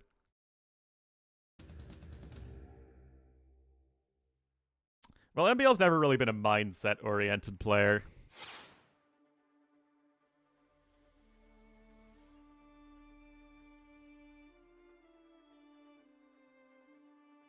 Anyway, Goku takes game number 1. Guys, the player on the right side of my scoreboard feels like has won every single game. First game of the day so far. Alright, that is second to last pick winning over second to last pick, or the other way around. Red buff! Guys, are you red buff? Because I'm red buff. Alright, so we'll have to see what the next game is going to be.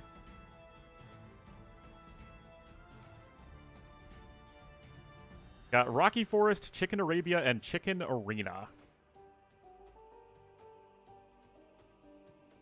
And not Nomad.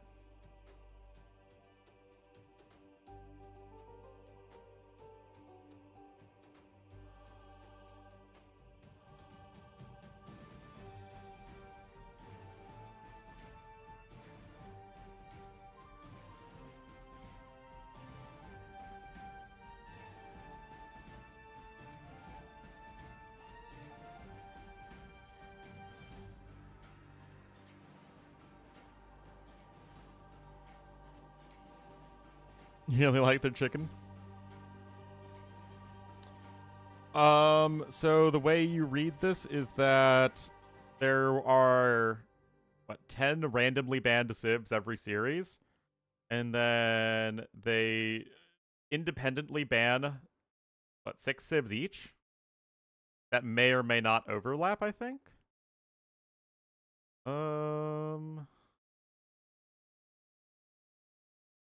And then, oh, wait, no. It's 3 bans each that are random.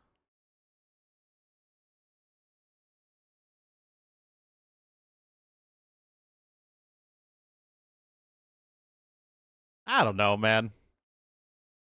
Who knows? Who knows? It ends up with 6 civs per player. That's the most important one.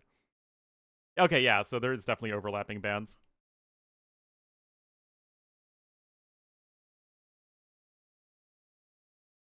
This is the part where I get to say it's not my tournament. Ornlu, you wouldn't know the settings even if it was your tournament. Yeah.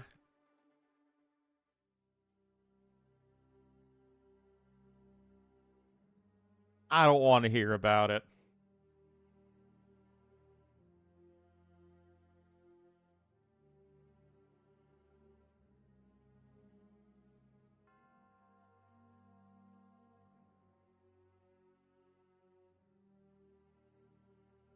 Internet strawman voice? I don't know, because it's fun.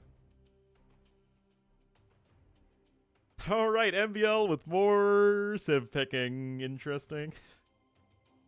I had Kermit-based childhood trauma.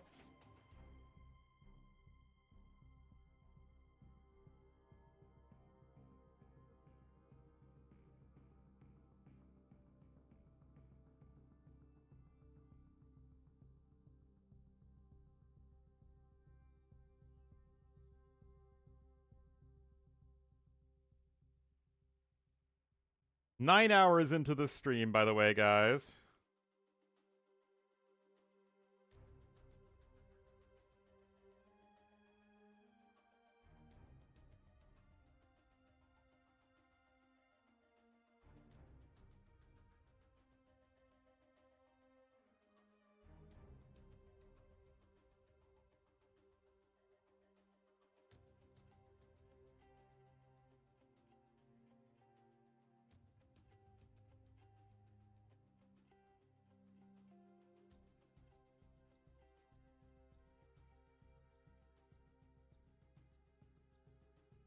All right. 12 seconds, guys.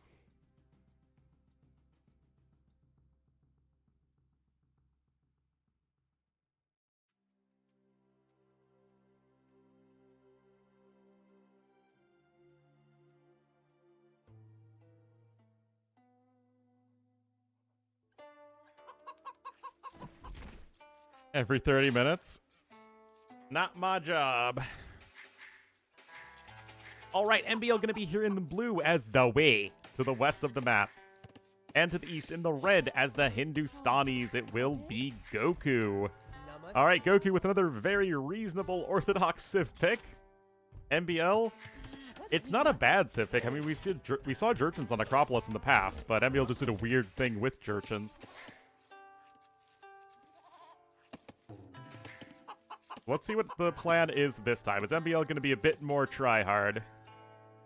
I mean, he definitely tried in the last game. He just did weird.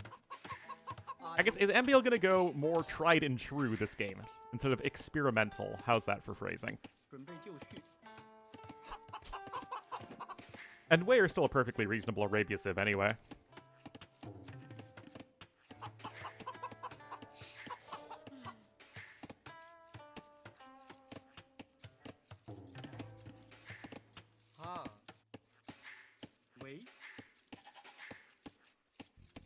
Alrighty. Oh. Wei struggle against camels? Well, all the things they do well are on a horse. So, yeah. Not the matchup you want. I mean, you can go pikeman. And Wei have a solid eco. It's fine. It's not good, but it's fine. But yeah, I mean, Hindustanis are still going to be pretty happy with this civ matchup.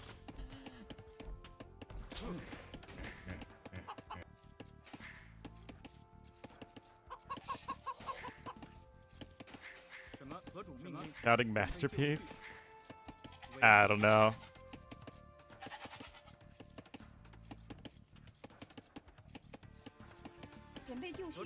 AI Wei. I imagine he'd get a visa.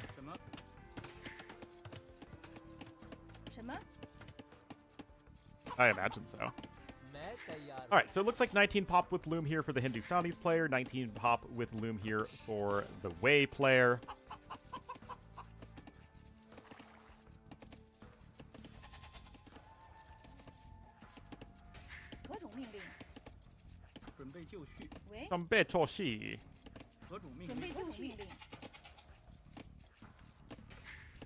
Now going on over to the wood.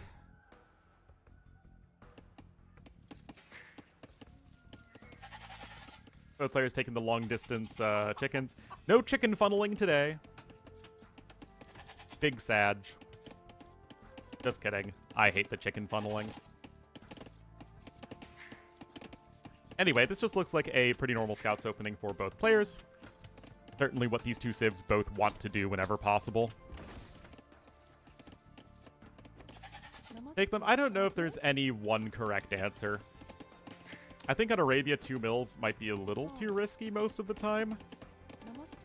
Better just take the chickens that you can, and then, you know, once feudal age comes in, then you just scurry back home. 12 seconds of LTC. Oh, that big noob moment. Ooh, barracks is a little late.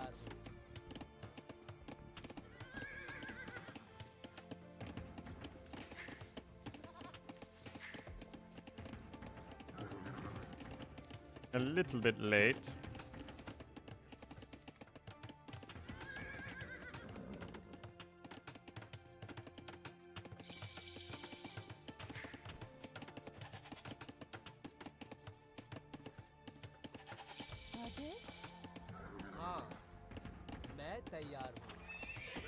Oh.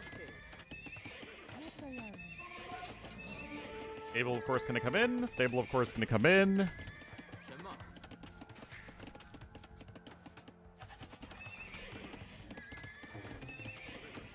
And there are the eco upgrades for the Wei player.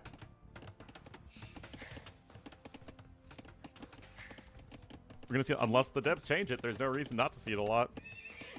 Alright, there's double bit X coming in for Goku, but usually with the very fast build orders that we see these days, players are much more willing to skip Horse Collar, as it's harder to squeeze into a build.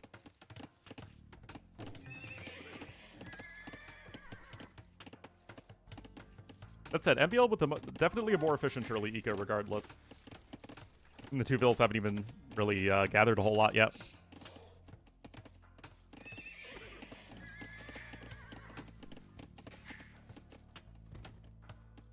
Anyway, big balls, big balls, big balls. Over here to the side of the map. Also, how did the Kingstone series go?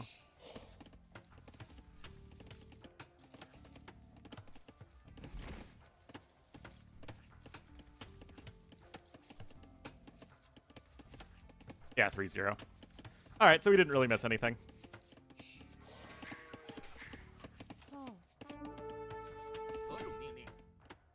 Also, Dogao versus Uzi is probably starting right now.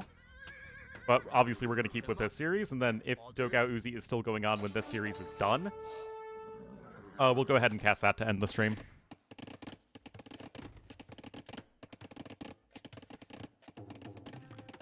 Spending a lot of time sitting today, but, like I said, it still looks sunny enough outside, so I'm going to go to the pool later and do some laps, which I've only done once this summer, but it's very good for you, so I kind of want to do it more.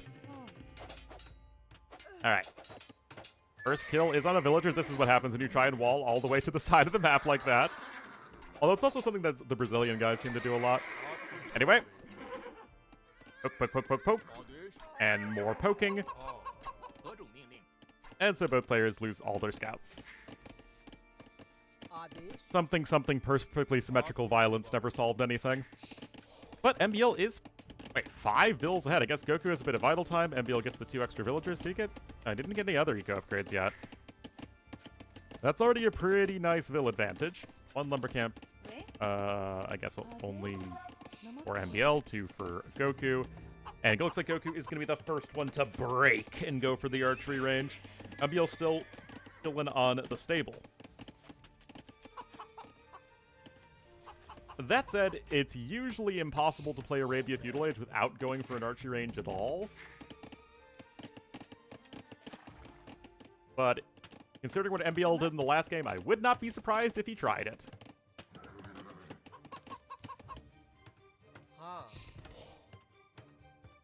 Oh, don't tell me that's open. Okay, no, it's not open. Thank goodness.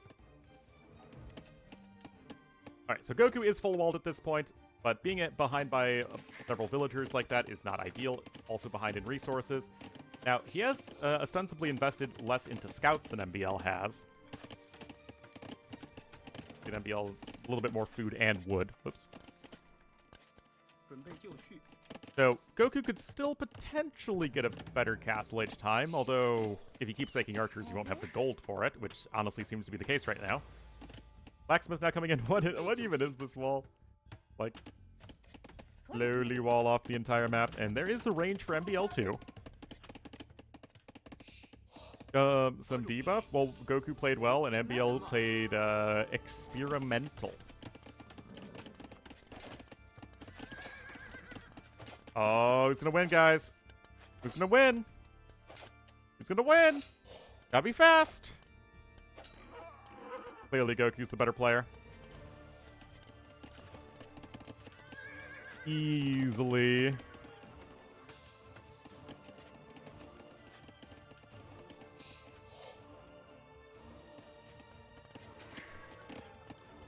You might want to get horse collar if you're slightly floating food like this. And honestly, the archer was kind of a waste as it's actually slowing down the Castle Age time by a good 30 seconds. Anyway, there is the Lodge des Chateaux. Coming in at similar times for both players, but MBL with 5 more villagers at this point.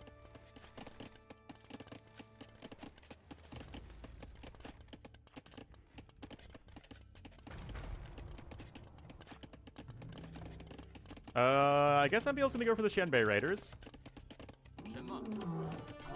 Well, it's gonna perform better than the Haguan Cav versus camels, potentially, but this is not a civ, like I said, that really wants to run into camels. But thankfully, Hindustanis are not a civ that like making camels. Symbol at the left, that is the tournament logo. Versus the Raiders?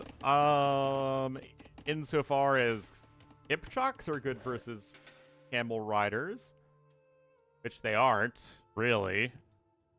But maybe you can mask them up enough? Shank.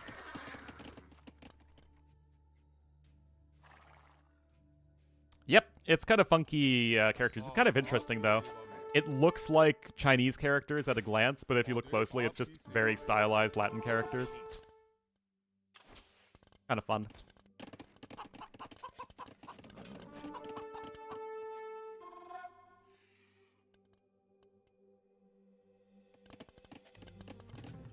Still, MBL chillin'. Neither player really wanted to commit to any feudal age pressure this game.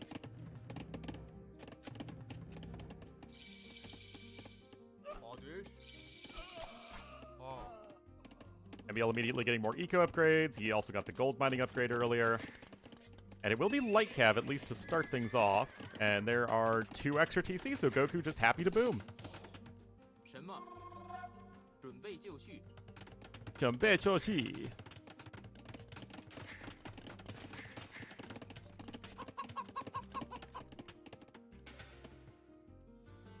The cow? Cow squared. I mean, if it goes late, there's no reason, I guess, not to make him. Should I be able to leave a house somewhere? No idea.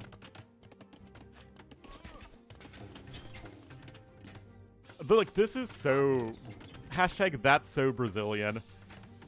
The Brazilian guys have all been doing this as long as I can remember. Go for, like, the big walls to the edge of the map and then reinforce them with house walls. Bovine and bovine. My favorite unit in the game. Alright, Skirm's coming in. They are the best unit in AoE, and the only thing that you can make against these Cav Archers. Also have a couple of Guang. And what can be said for the Guang over Knights is that they are much better with no upgrades, because of their very high armor, even like right out the bat. Oh, maybe that's how he got overpopped. That'd be funny.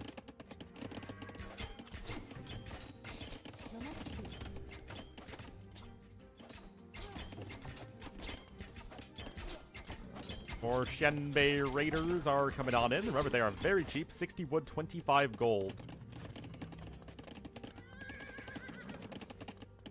So expensive on the wood cost, but very cheap on the gold cost.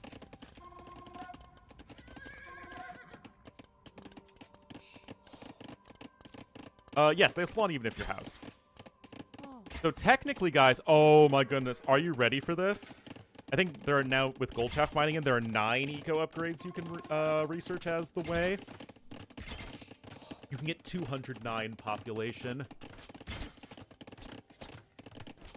of villagers. You just don't get any eco upgrades until you're 200 pop.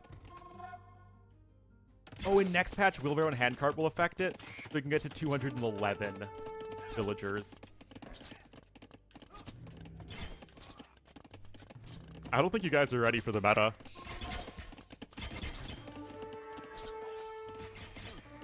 Sounds very efficient. Goku's doing? He's booming and making some skirmishers and scorpions. Guys, tournaments aren't ready for how freaking good I am at AoE 2 and how smart I am. Well, got some Guang here. Fervor. Okay. Getting Fervor. You do have Sanctity. Yeah, you had Sanctity and Fervor and not much else. Here's the Siege Workshop for MBL.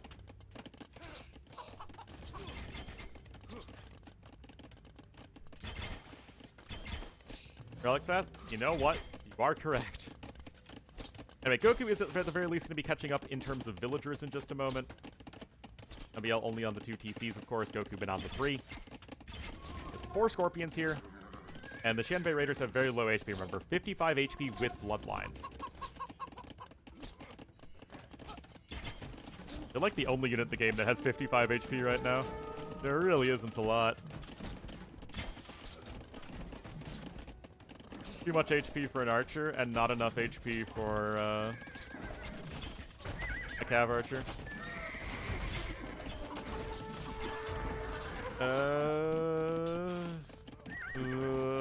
Yeah, that was kind of underwhelming.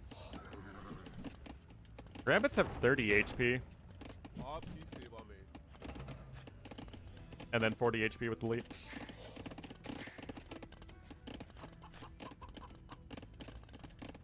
Hotels Hotels, I think, have 48 5 HP and then 50 now. Yep, Fort Siege Workshop is in, the manganelling has begun, and there are still plenty of Xianbei Raiders on the field.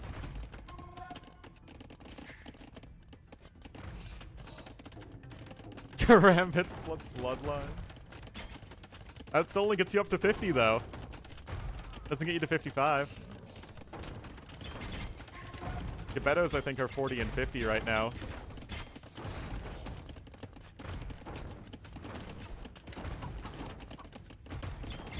Genitours, I think...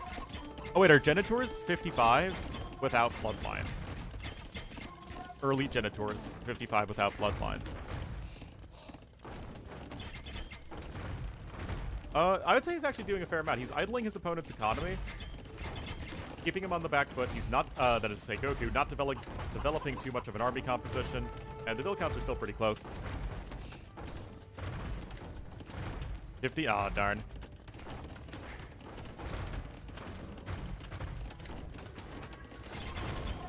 I feel like I've seen this exact dance before, guys. Can someone please remind me where we've seen this similar dynamic? It's 55. That's what I said. I corrected myself.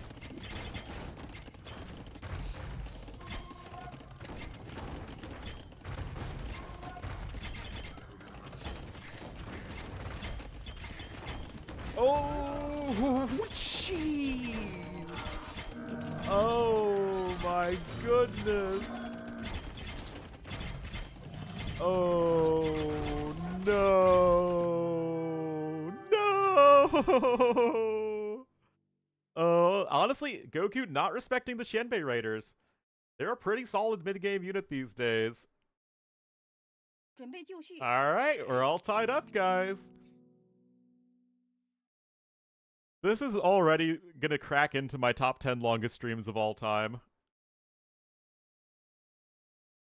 But yeah, you can see that the Wei Eco is actually very helpful there for MBL, getting all those Eco upgrades. I mean, on top of getting the extra villagers, Eco upgrades actually, you know, give you more resources. Record, my longest stream ever was around 14 hours. That was the Hidden Cup finals. One of them.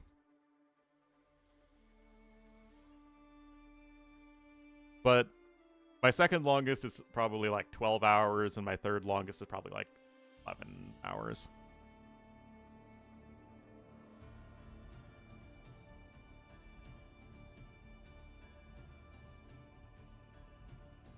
Smoke Monkeys are a Gaia unit. Furious the Monkey Boy is a cheat unit. Might as well. Yeah, might as well. I got nothing better to do with my life.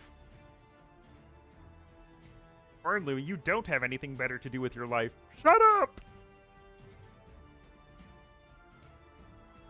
Hello, little corgi.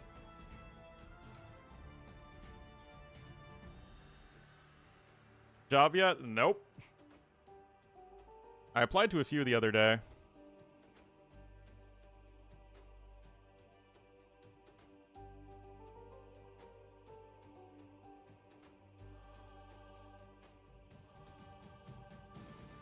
Get the doctor's guest appearance? I don't know. Do you think I could re-get my appointment now? I don't think they'd let me re-get my appointment.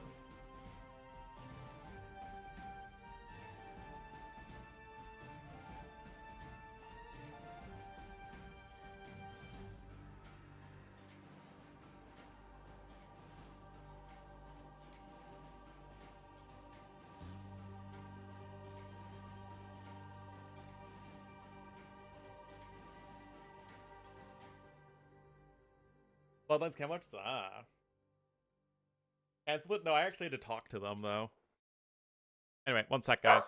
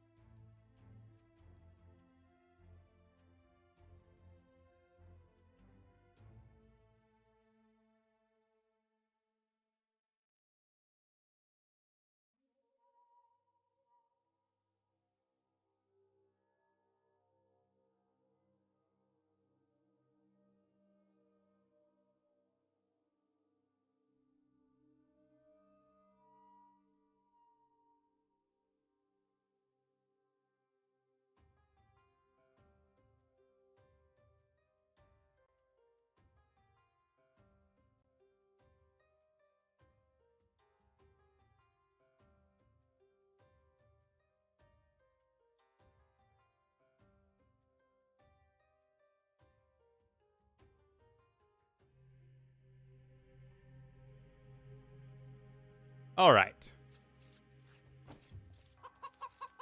Perfect timing. Perfect timing.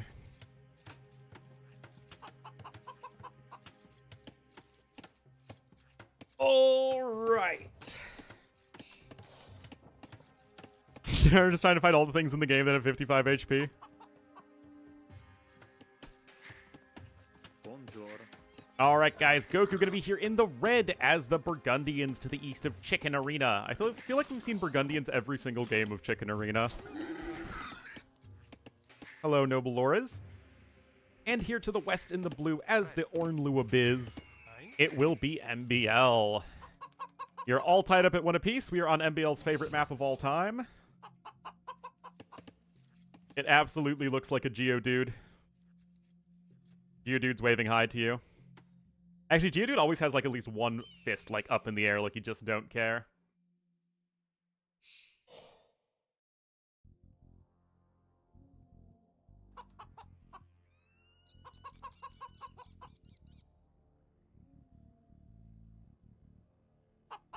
All right.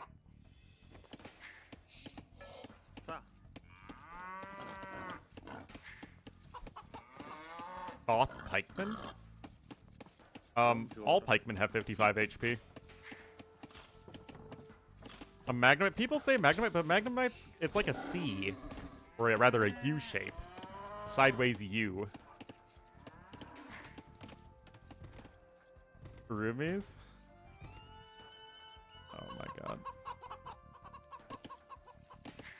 You guys are so troll! Anyway, this is the second Byzantine sighting, though, and it's kind of funny to find Byzantines maybe back in vogue a little bit on Arena. Like, for a long time, it felt like Arena only had, like, 5 civs available.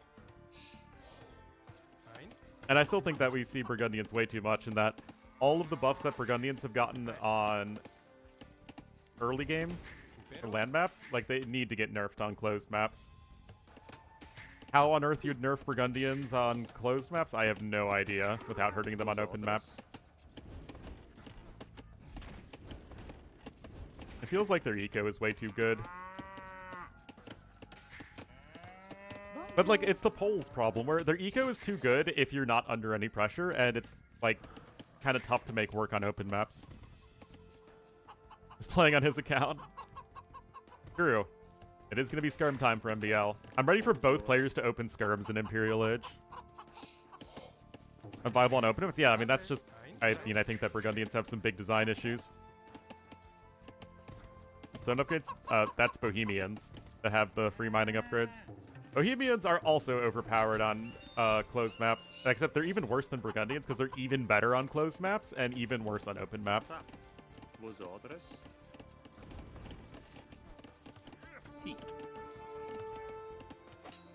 Oh, the Scout Scuffle! Scout Scuffle! In weak and early game, it applies to both.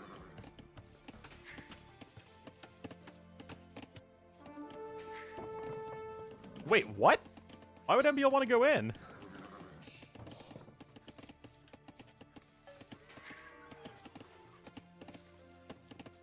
Worse on open maps? I mean, Burgundians still have good cavalry.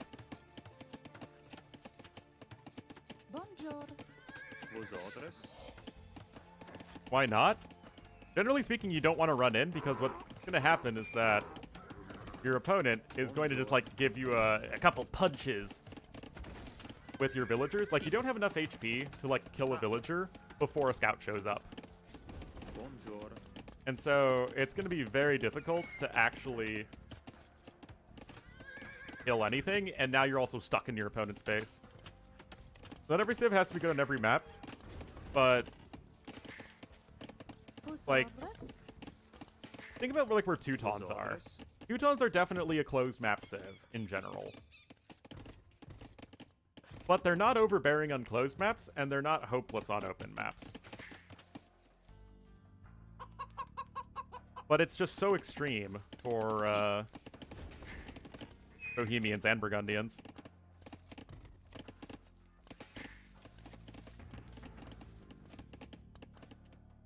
Where's the scout? Oh, there it is.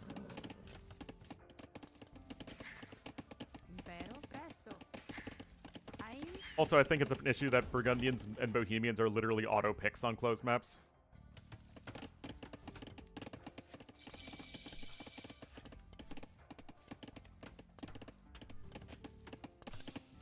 Guys, can someone explain to me this blacksmith placement that literally blocks stone mining? What? Wouldn't you want to build it forward in case you're getting pushed in Castle Age so that you have something to be a bit of a wall?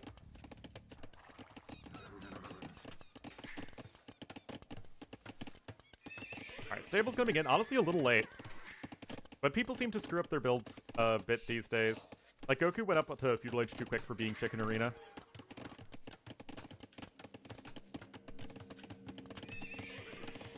Getting pushed? Nice. Well, if the scout runs in, and you see that you're getting... Wouldn't that mean you're not getting pushed because it's so important to keep your scout alive in the middle of the map? For instance, if you go scouts and your opponent's scout goes in, you just run across the map with your scouts and snipe forward villagers.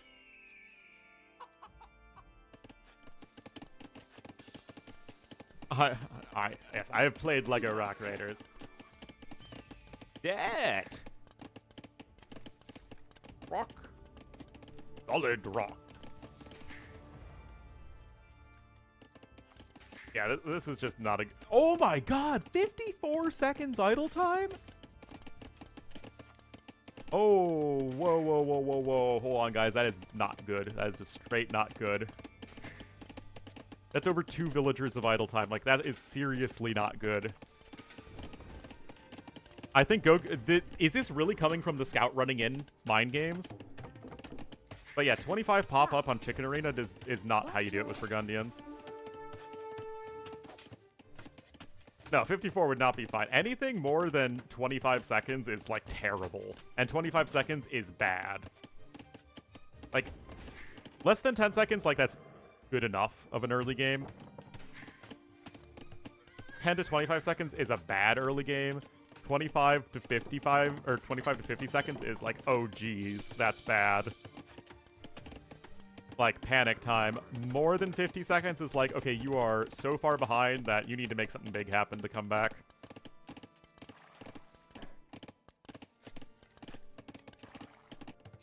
Meanwhile, MBL is just doing Byzantines things. If you're thinking, hey Ornlu, why does MBL have 5 bills on gold? Wouldn't those bills be better spent on other resources if he's only going for 1 monastery? You would be right. Yeah, even res with Burgundians is not where you want to be versus a civ that has no eco bonus.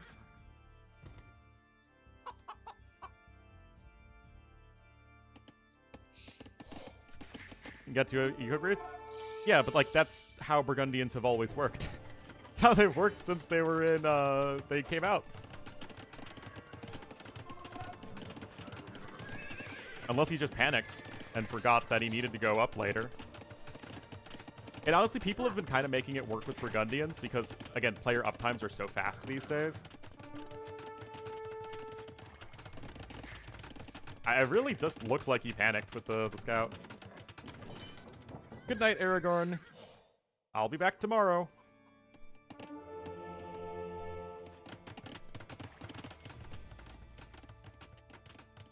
Cost was massive, but he ended up going up later anyway, so just seems like poor planning.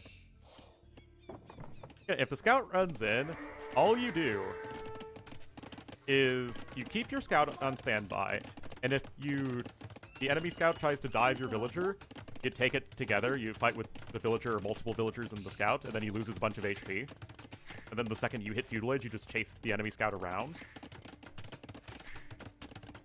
Or if he just is hanging out in the back of your base and isn't trying to pressure you, then one, what's the problem anyway, because the scout isn't hurting you. And then as soon as you get your second scout out, especially as Burgundians when you're opening scouts no matter what, just send the high HP scout to the back of your base and then, again, chase down the enemy scout and kill it. While you don't see most players try and commit their scout in. Why is what is happening? Why does he have a defensive mangonel? Why is he just now going to a second TC? What? presto. isn't a big deal. It's not the end of the world.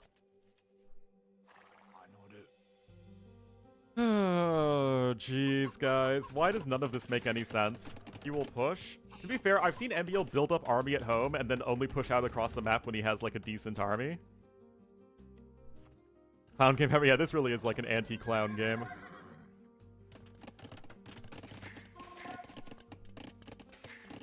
But, like, UTCs?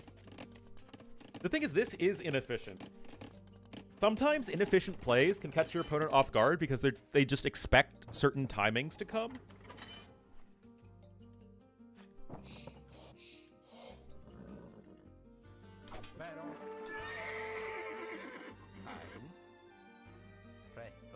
And, I mean, look at this.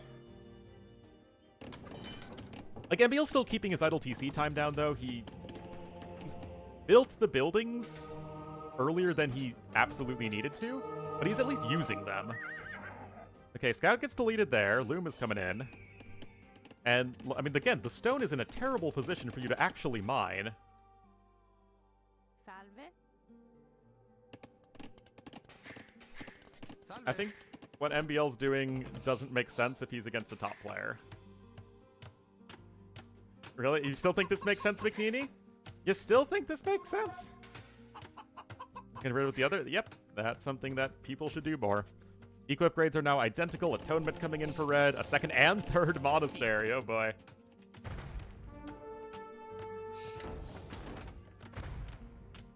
Well, that's the thing. Is like, you know, this like classic strategy. You can do something that's suboptimal, but if you make it as efficient as it can be, and it catches your opponent off guard, then you can still win with it. You can win easily, too.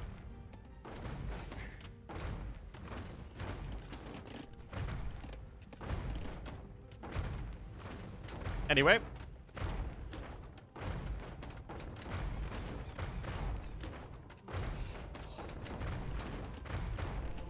Died out to the 2 extra monasteries. Well, Goku's ahead by 11 villagers, and is only slightly ahead in resources, but he also has 3 relics as Burgundians.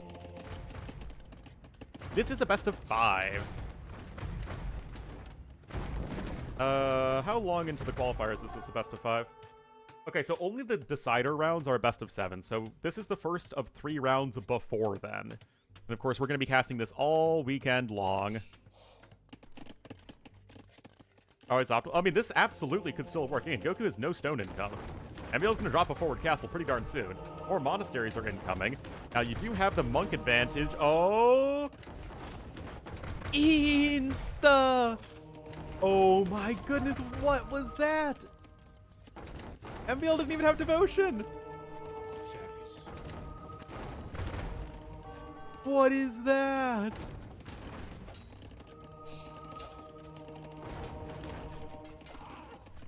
Get back here, monks!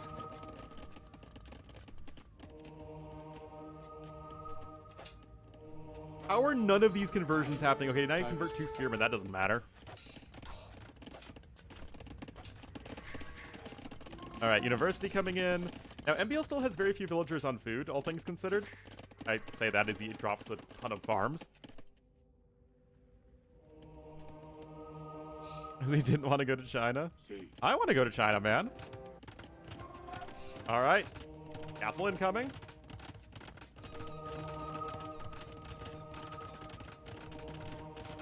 What is this? Has Red got anything other than the... No, he's only converted the 2 spearmen. He's lost 3 monks and gotten 2 Byzantine spearmen.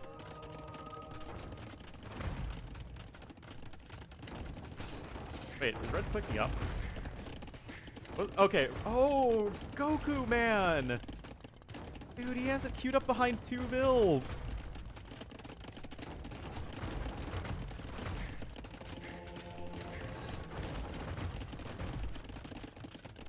I mean... This is he's literally slowing your imp time down by a minute. Now he's slower to imp. Oh, no, guys. This game is Goku slipping on a banana peel. Oh my goodness, guys. Oh no.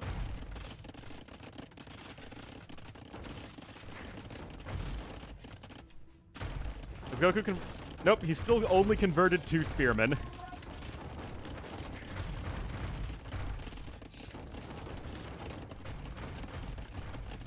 And I told you Burgundian player was going to open up skirmishers. Butterfly, it really might be.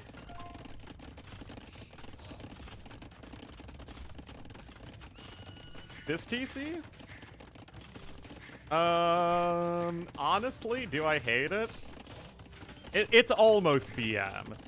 You could technically justify it by saying that you can start mining your opponent's gold and you have more forward villagers now to drop, to repair the castle with.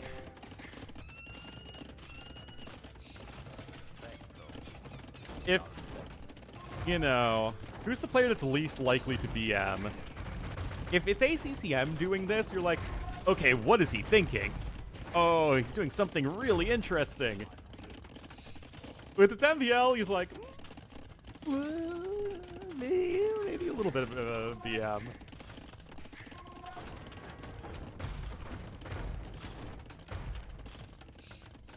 Anyway, MVL is going to be going archers, which is a mistake because he should be going skirmishers, because you should always be going skirmishers. Jordan would also never BM. Vision of the Mangonels threatening his forward TC. BM is short for bad manners. Or bad manners.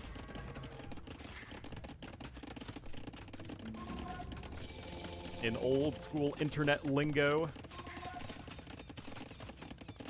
Alright, Imp is in. Remember guys, as the Burgundians, you do not have Theocracy, much like Malay. And also you don't have Heresy, unlike Malay.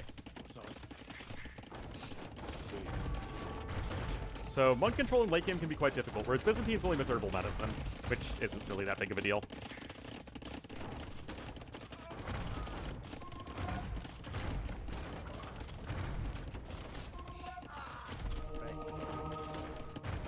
Guys, did you know that block printing's really good? No stone really has been able to be mined by Goku this entire game. Herbal Medicine. I kid you not, the reason Byzantines don't have Herbal Medicine is because they already have faster healing monks. So the ensemble devs thought it would be unfair to give the faster healing in buildings to the civ that already had faster healing monks. Are we sure they're not the same civ? I see no evidence to the contrary. See guys, he made villagers from the forward TC to better build the forward castle. SMH.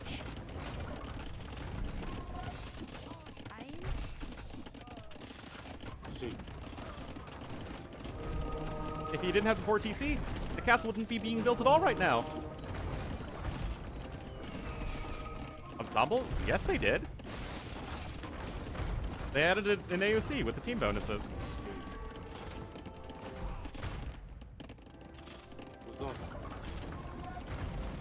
Yeah, team bonuses weren't an Age of Kings thing. They were only an Age of Conquerors thing.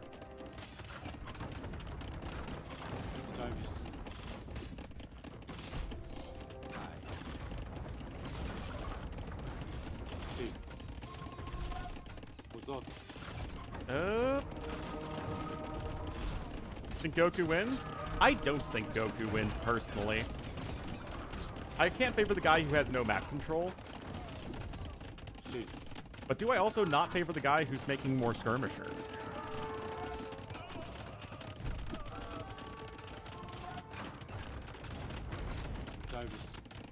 I mean, honestly, double siege workshop, triple siege workshop even for bombard cannons. Am I memeing around too much? Is this actually feasible for Goku? I mean, he's on 100 bills. That's not too bad. Corner very well. Ah, yes, my apologies.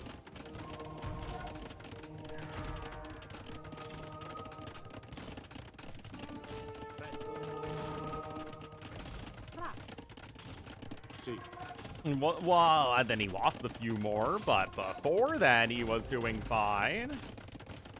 Anyway, there's no way that Goku should be able to out-skirm MBL.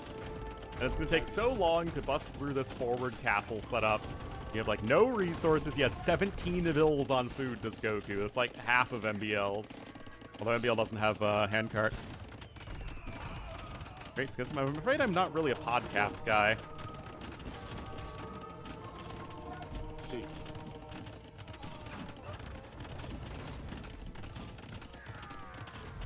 Wait, Goku's favored to win versus MBL? What?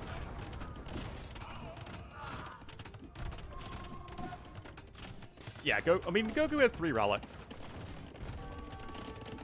If you're only making Siege with the gold, it's not that bad. But like I said, you just are not going to really be able to bust out of this base. You're not really going to be able to bombastically bust out of the Byzantine base. And MBL can, of course, just keep making Byzantine skirms. He will end. Well, okay, here's the thing. Even if Goku breaks out of this base, he still has to deal with MBL having all the map control and a better post-imp Civ with a better eco setup. So I don't actually think Goku wins this unless he, like, very significantly outplays MBL from this point forward, but that's just not going to happen.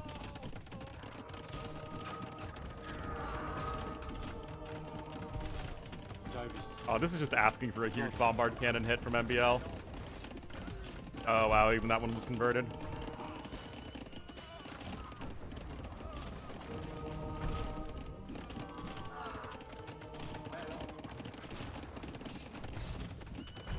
All right.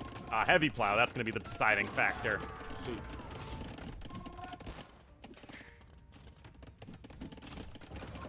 Oh, it's very over at this point. Despite dropping game number 1, MBL able to rebound and is going to be up 2-1 in just a moment. That's not a bombard tower. 0 out of 10 MBL. Hashtag not my MBL. So what would the remaining maps be? Goku has not Nomad and Rocky Forest to choose from. Not supposed to work? Like I said, even suboptimal plays can work if they catch your opponent off guard. And if they don't react to it. Because a lot of AoE is sort of assuming that your opponent makes the correct decision and reacts to what you're doing appropriately. Ow? Yeah, if that's not a GG moment, I don't know what is. That was a 4 for 0. Oh my goodness, guys. Yeah, the random watchtowers here. What a weird game. But it's an MBL series. What do we expect?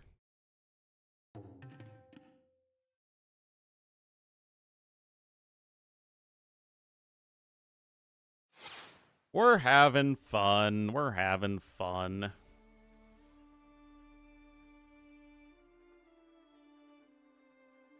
Also, this is getting pretty close to some of the highest I've ever had in terms of YouTube viewers, so shout out to people watching on YouTube. That's Burgundians losing to Byzantines. And that was Goku losing with his #1 home civ and map, but Burgundians on Arena, like, that's not anything terribly exciting. Alright, so not Nomad will be next. So Chinese for MBL, or maybe Wu versus the Bengalis for Goku. Maybe Japanese, probably Bengali. It's an unequal measure? Something like that.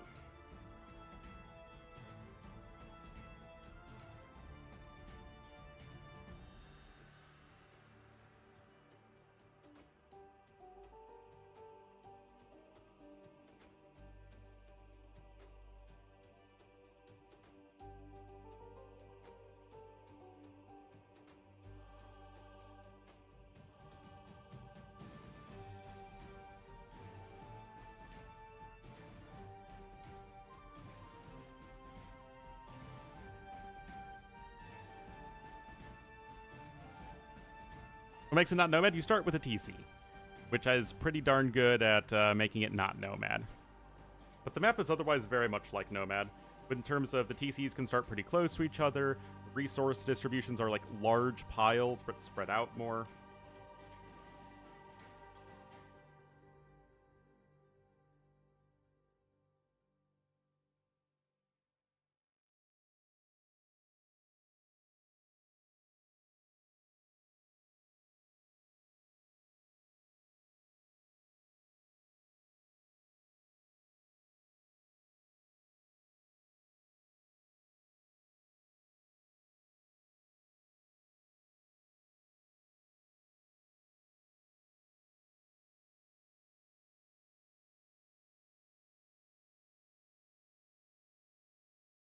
Well, hopefully we'll get into this in just a moment.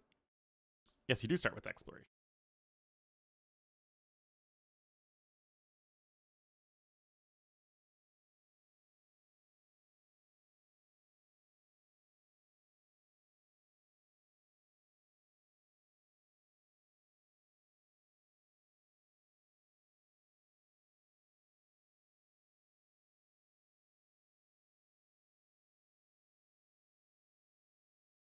Ugh. We're closing in on 10 hours, guys.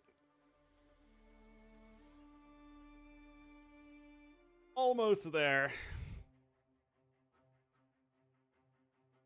Oh wow, I'm so smart with the civ picks. Oh, I also, in all of this time, I forgot to update the actual puntos. There is Uzi versus Dogao that's going on concurrently, so we'll have to see if that's still going on when we're done. Indeed, I am a content machine.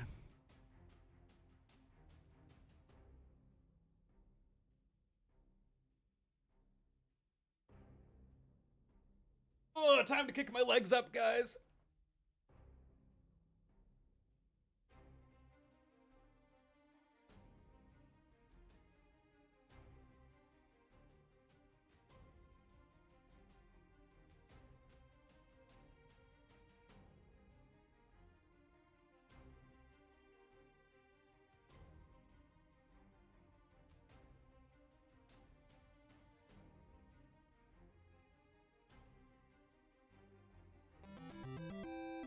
Oh. Feed the content machine. Thank you. Sugar, $100. Oh, no. Thank you so much. That's very generous of you. Thank you, thank you. I mean, honestly, I wouldn't be doing it for this long if I didn't have plenty of you guys here enjoying it. So I hope you are all having fun. And of course, got plenty more of this tournament happening.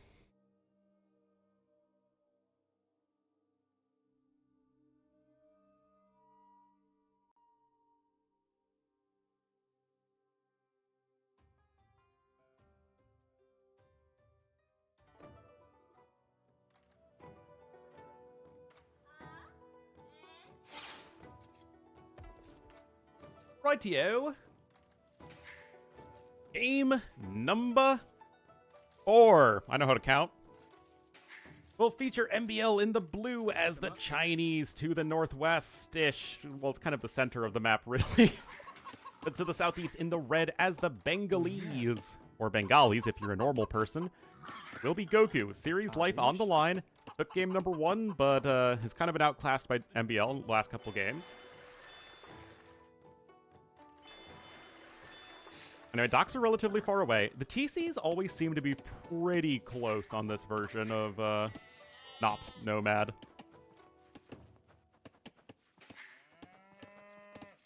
So, let's see.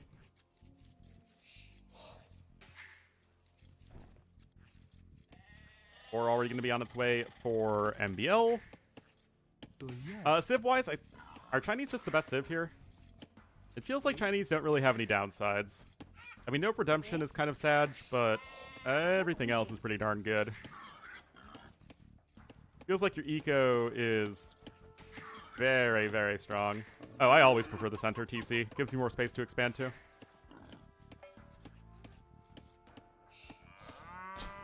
Being close to the coast doesn't really do anything for you. Now, being close to the coast can be good in a team game setting on big Nomad, because if you're like far away and you're like near the coast, then you have a lot of space to boom up and chill. But in 1v1, you just kind of want more space to play with. Yes, the willow trees are very pretty, although big. And this stream is not sponsored by Big Willow, let me tell ya. 15 seconds idle TC time from MBL is perfectly fine. I mean, Bengalis have a good eco themselves, but it's probably not going to compare to Chinese on a map where you just don't need to build any drop-off sites early on.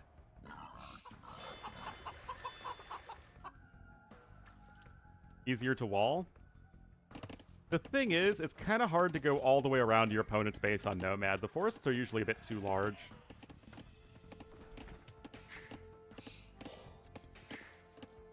I mean, it's not impossible, but, you know, it's pretty tough. With Will and his pretty. Will Ornlu? Sponsored by you either. Well, that's why we play with big trees in the campaigns. Is it Kim possible?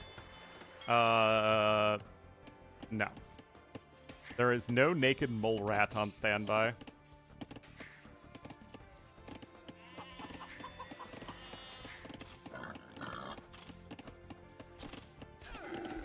Another boar in there for MBL. Still just the 15 seconds idle TC time. And not every time, because the last game we saw on this map, the person who went for galleys and immediately rolled on water did not win. But I still think it gives you an overall big advantage.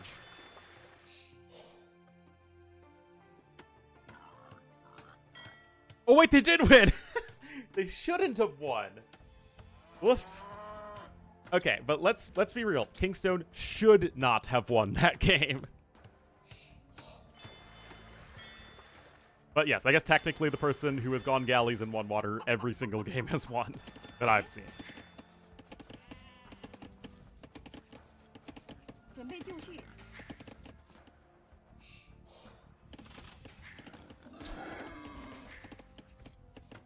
God, that's MBL's music. Oh no. Yeah, all I had to do was cast Let Omen go up, and he almost certainly wins the game.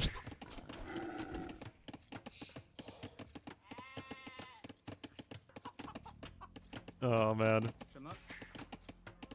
I'm afraid the casting quality is going to be dipping considerably at this point in the stream.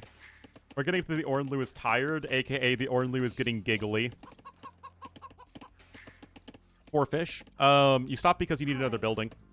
You need to spend your wood on something else. So you need the lumber camp because you're gonna, one, you need a better saturated wood line, and two, you're also gonna need a mining camp or another dock or both. Well, somebody with an actual relevant Age of Empires question that I can answer and hopefully be informative and useful. Who would have thought?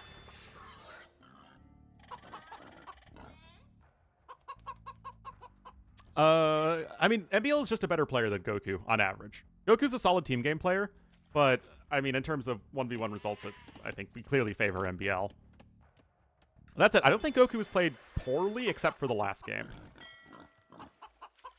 Heavy tourneys, well, especially, you know, if they're tournaments and I'm one of the few people casting it and we have plenty of people watching, then I'm going to try and at least take things a little more seriously. But now, my willpower is crumbling.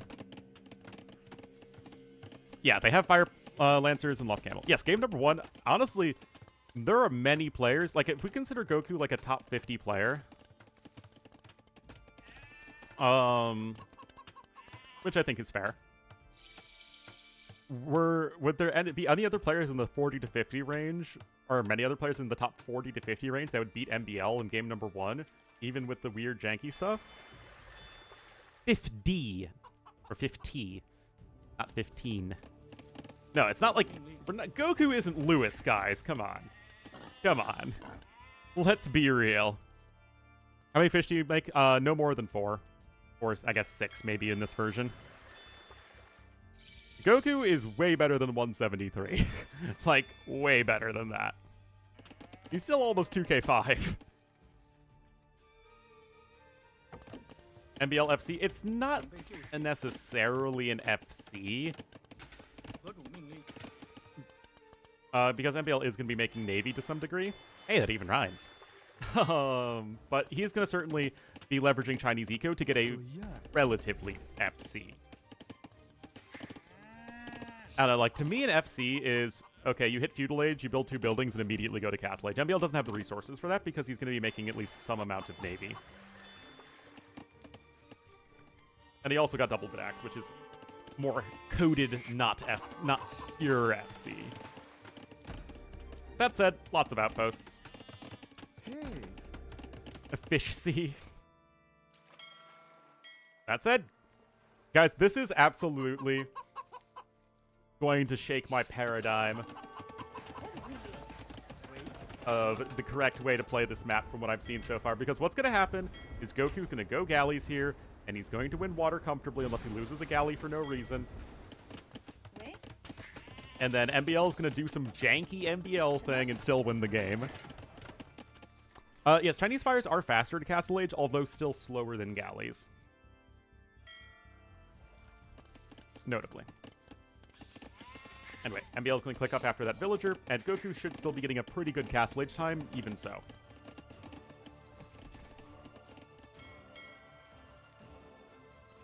Yeah, losing the galley there feels a little bit of the S word.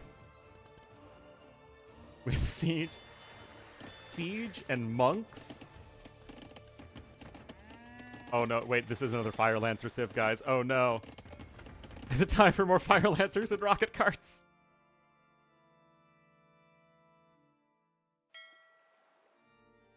Oh, I think there's a chance, guys.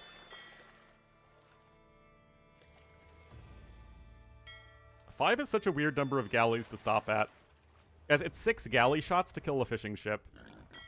5 is so weird. Well, I guess to be fair, he did make 6. He just lost 1. Hera is in the tournament, but he is automatically invited, so he's going to be in China.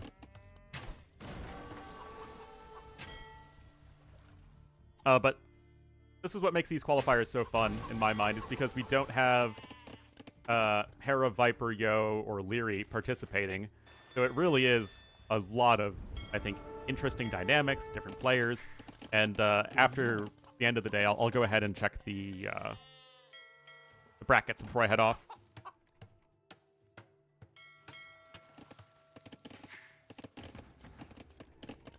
Anyway, once MBL's in Castle Age, to be fair, like I said, if you aren't going for the galley rush and are going to try and go for something a bit more FC-like, the correct way to play that is going to be get to Castle Age and get War Galley and then fire ships. Because even if you're not going to win water, so long as you can hamper your opponent's fishing eco, then that's okay. Yeah, Viper was having a very lengthy vacation in Norway, I believe. But I think he's back as of, like, today or something. Yesterday. Lose money? Yeah, you'd probably lose money on that.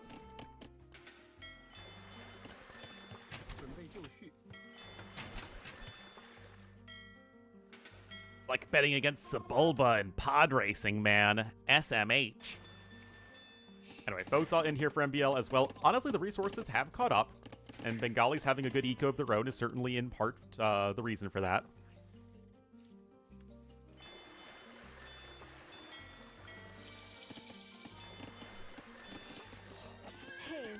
Hey. Hi. That is a random knight that is quite annoying, honestly. Guys, there isn't a monastery. What the heck? What? Oh. Shouldn't I visit Debbie? I would love to visit Debbie. And Viper. But Ornlu needs to be saving right now. Ornlu can't be spending lots of money going to Europe. I'm going to be needing to hopefully get my own place soon. But once I get settled, hopefully with my job, if I ever maybe get one, I'd love to go back and visit. And now my Twitch chat has crashed. Uh-oh. Oh, now it has uncrashed. And Capture Age has crashed. Oh no, guys. Alright. We're back. Okay. Refresh. Okay, looks like everything kind of crashed. Oh, looks like I ran out of memory. Guys, I needed to download more RAM.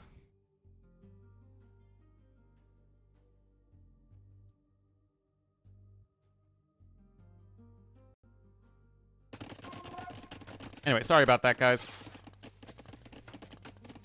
You port for A-OK? I'm trying my best here, guys. The stream shut down when it was like 10 hours and 15 minutes in. Alright, so what's going on in this game? The KD is completely messed up at this point, so it's a little hard to tell how many villagers have actually been killed. Mongolian wrestling videos? Yeah. 64 gig? I have 64 gig.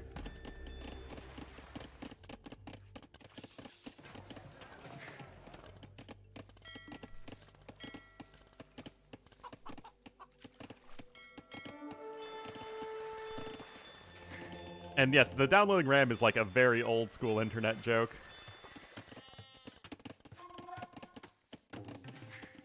Again, I've been running a stream live for over 10 hours.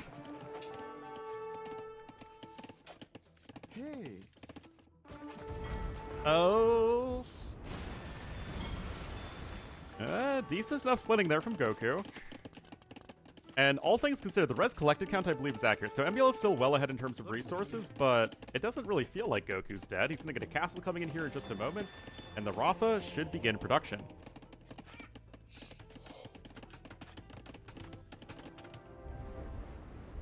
You got there almost? Yes, I'm almost halfway there. Guys, don't you want me to cast the rest of the weekend? And wouldn't, to cast the rest of the series this weekend, wouldn't you want me to, like, be awake and not comatose and be able to tell you what's going on? Hi. I feel like that would give you a better viewing experience.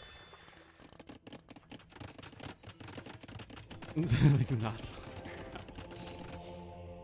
Oh no.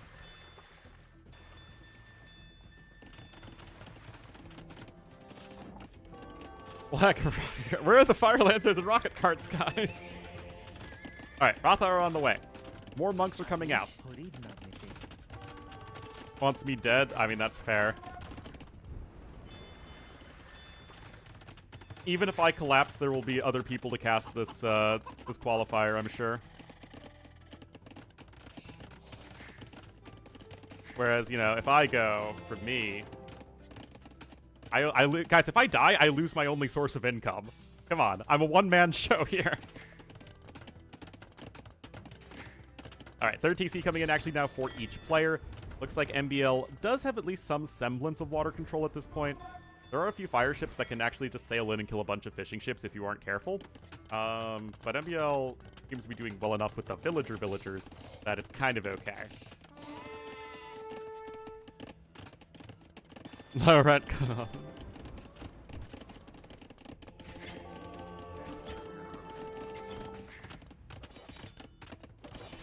Red Bull? Uh-huh.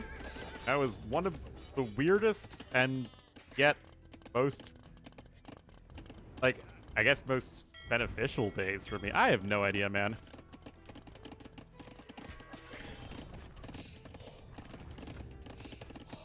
Vampires, yeah. Alright, Ratha numbers are slowly climbing, although they are as of yet unupgraded. And MBL coming in with the castle here. The big issue, I think, at this point for Goku is just he's going to be slower to Imperial Age.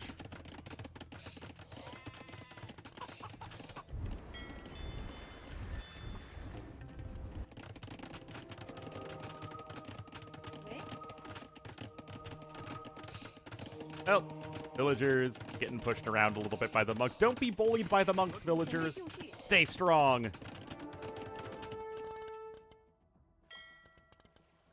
You have the power.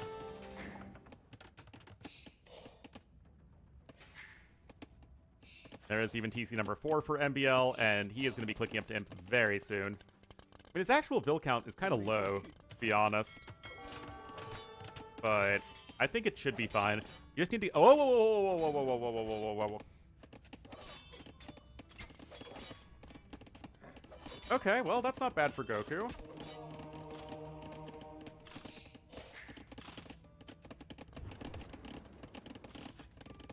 Still, the question you want to know is, how on earth is Goku going to deal with Chukonu with Bracer and some trebuchets? Atonement coming in as well, oh boy. If Goku's going to go out of this tournament, he's going to go out clowning.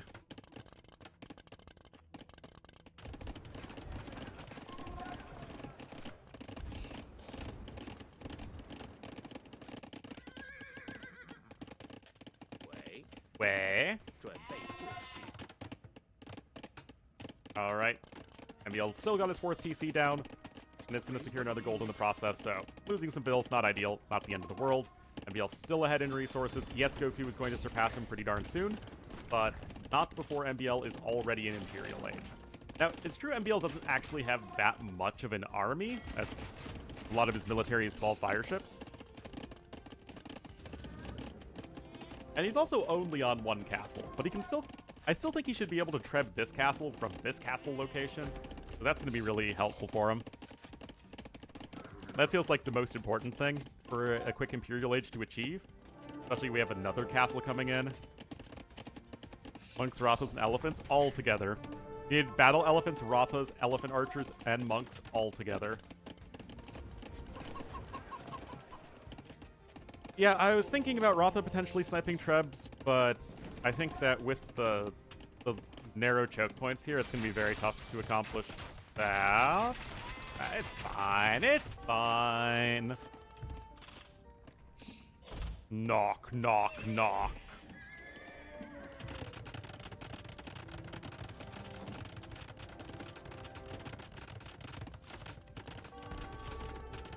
Well.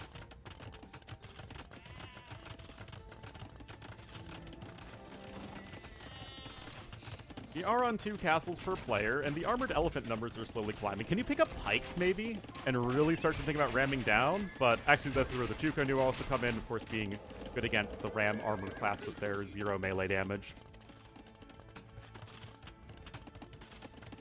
Yeah, probably not. Yeah, it's only at this point right now, guys, where Goku has surpassed his counterpart in resources collected.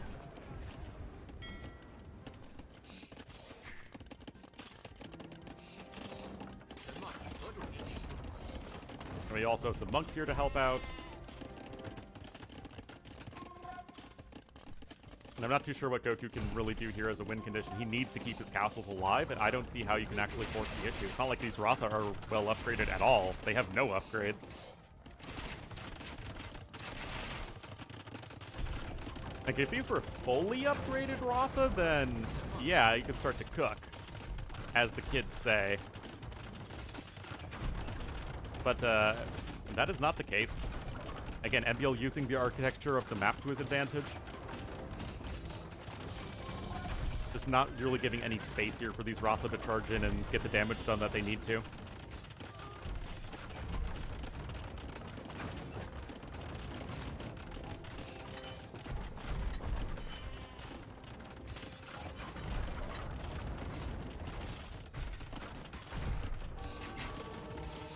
Well, it is atonement versus no atonement, I believe. Yeah, it's not mattering.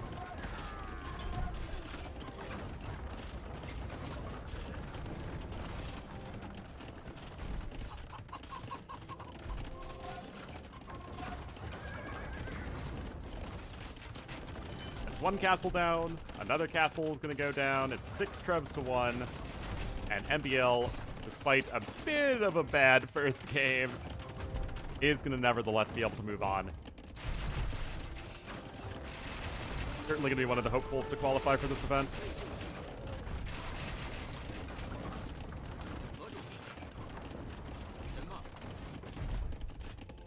Hi.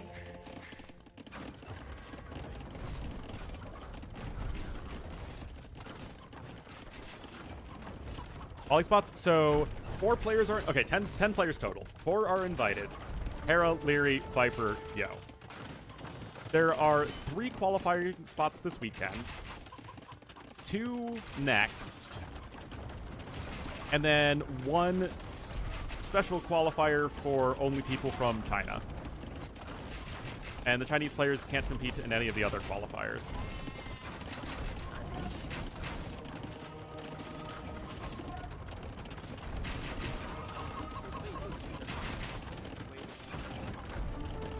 That's what I'm here for. Rothagast. Kind of venue? No idea. All I know is it's going to be a shame that if there's no international presence at the main event whatsoever. Yeah, it's probably going to be Vivi. But, hey, Ling Hi Cup was really interesting. Sora, for the purposes of that qualifier, I don't think counts as Chinese, considering he's going to need a visa to enter the country anyway. Or rather, the rebellious set of provinces, according to the Taiwanese government. Versus coming from the other rebellious province.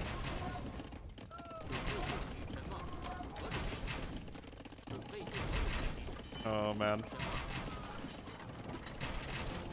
Oh, it's not a visa? Isn't China? Ling Hi Cup is specifically for ethnical Chinese players, I quote.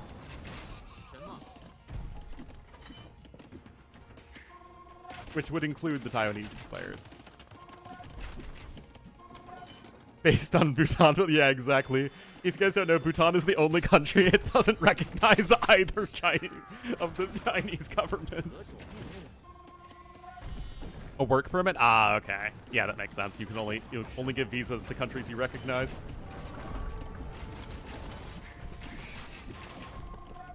Yeah, I think Denis was in this qualifier, and Denis is from Hong Kong, so Hong Kong also, I think you need a permit to go to the mainland.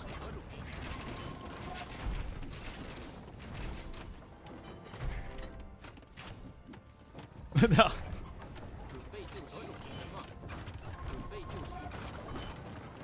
Guys, the Qing Empire isn't coming back. I don't know if they have any heirs left.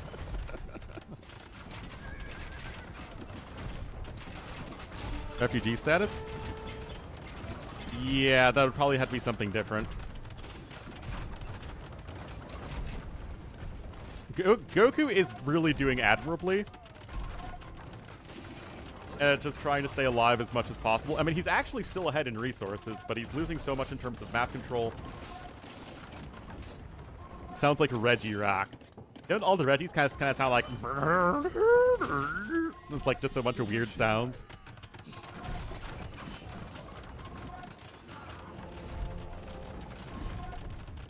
Oh.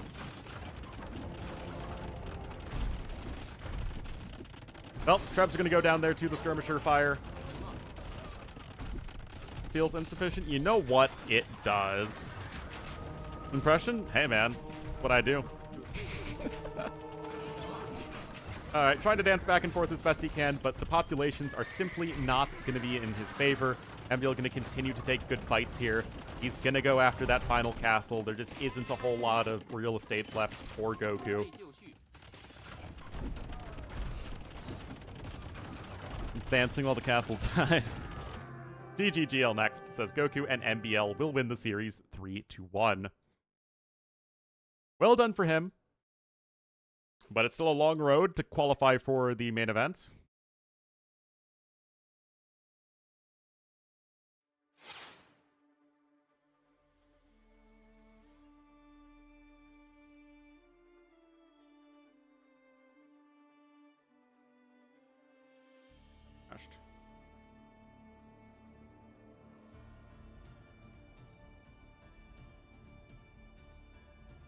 Whoa, everything's all buggy at this point.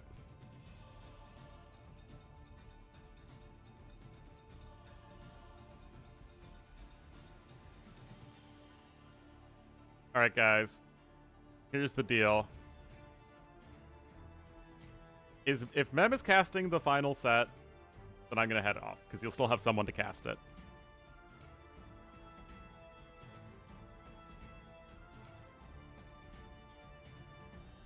If not, I think I'm going to head off. But while the waiting of that happens,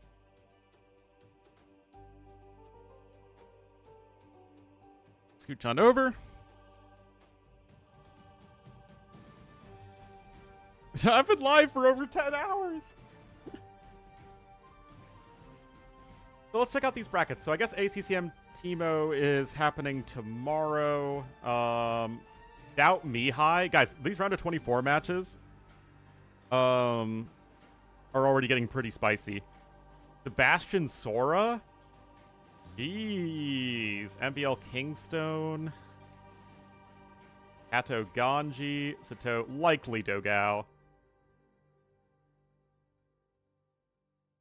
Dark Syscon. Nikov versus Lewis/Jordan. Probably Hart versus Lucho. Probably Kapach versus Andy. Margugu Fire could still be close. Arl's Classic Pro. Like, real talk, guys. These some good sets. But it looks like the round of 24 doesn't start until the day after tomorrow. But we still have 5 sets to cover. So we'll endeavor to do that.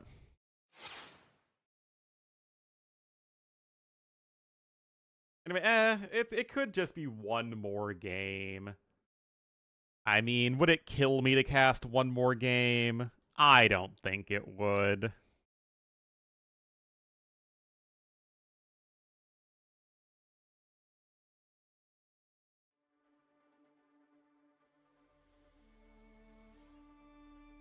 Guys, I think I have a problem.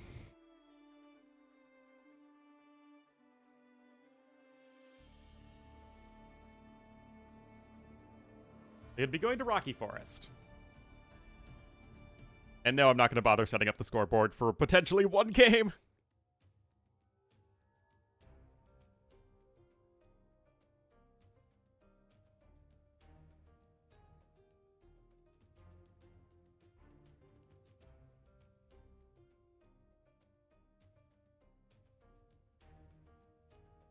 Mem's going to bed? Okay, well, even more reason to cast this. Watch this be a super long, intense series where Uzi makes an amazing comeback.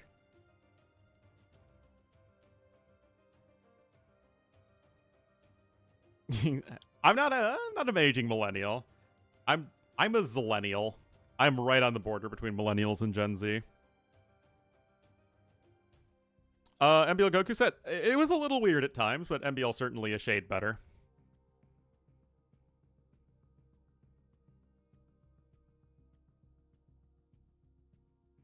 All right, 53 seconds, guys, and we'll get into this game.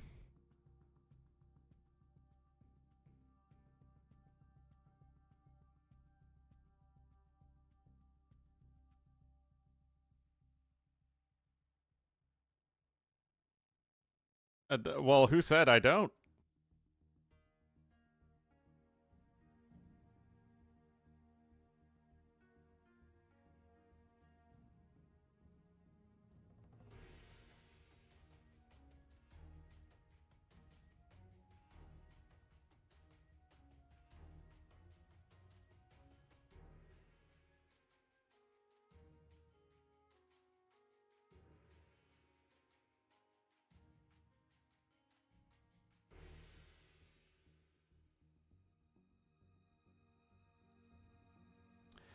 Yes, they traveled to China.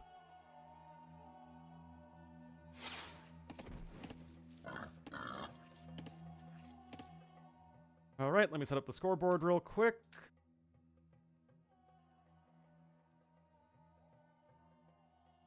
Thanks for the raid, Mem. We are insane. For the flights, in almost every case, if you are a player or caster at an event, everything is comped for you. And the players are obviously paid in prize pool, and the casters are paid in salaries. The exceptions are people like me going to events who don't get comped or paid. Or T West. Although hopefully if T West gets invited to cast future events, he'll get paid. He deserves it. Anyway, Uzi gonna be here in the red as the Armenians to the west of the map. And to the east in the blue as the Gurjaras, it will be Dogao. Sounded sad. It's just tough, man. It's tough out there. Also, I'm tired. I don't know why. So. That's a... Oh, Uzi gonna get housed here at 15. I thought we just finished watching MBL. Working the continental shift today. I don't even know what shift this is called. Agya. Namaste.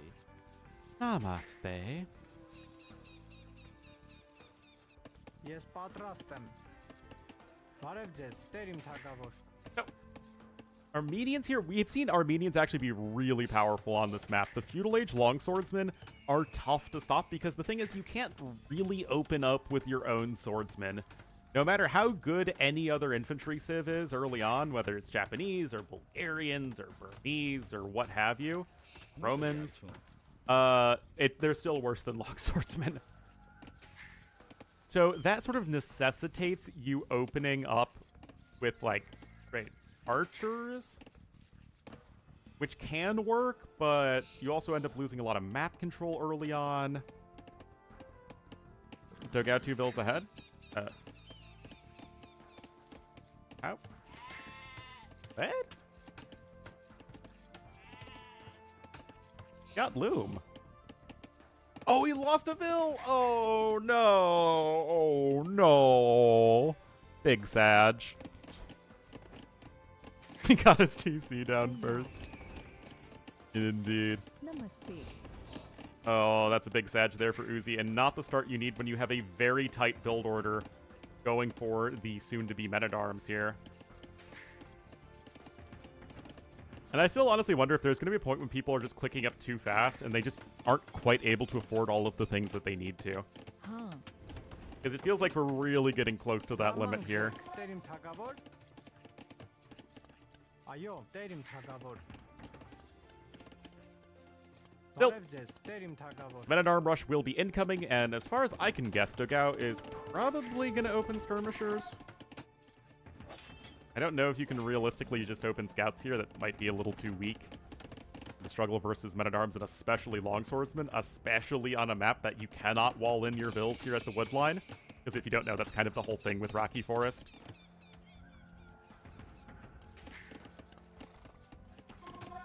And indeed it will be for a skirmisher opening and an early defensive watchtower. Perfect call there from Dogao. The tower is going to help protect both the gold and the wood line. The walls here at least force you, your opponent into a bit of a funnel. Like a chicken funnel, if you will. But yeah, just playing safe. No unnecessary risks. You saw the flags on the barracks. And if your opponent invests into longswordsmen, it is a hefty investment. Even just going to be opening archers first, which I like even more than the skirmishers, if you have easy access to the gold, which you do here. I like it. And you're actually out of food at this point as Uzi, which is not good because you cannot afford the longswordsman upgrade.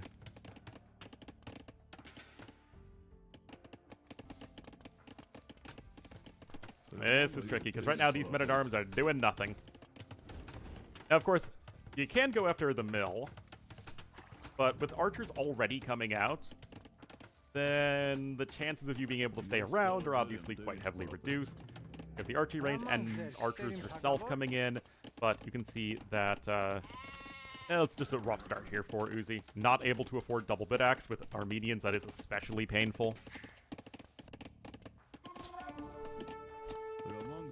Alright, fight me, bro. Men-at-arms say fight me. You think you can take me? Stop running away. Oh, you want to fight me? Come here, bro. Get back here, camel.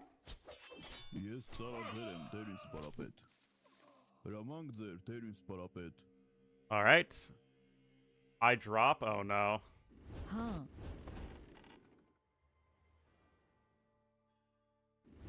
Oh, come on.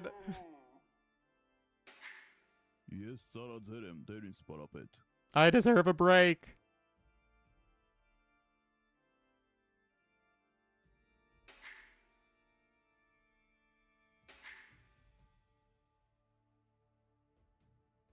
All right.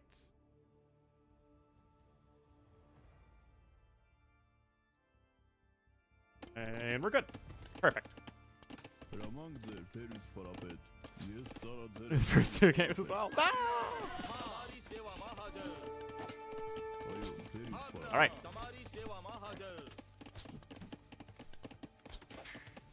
There've been a lot of really fun games today. been a good stream.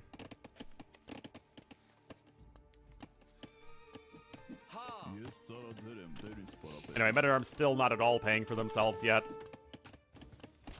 Going for Men-at-Arms, you need to get ahead in resources by idling your opponent's eco, and unfortunately Uzi has simply not been able to do that.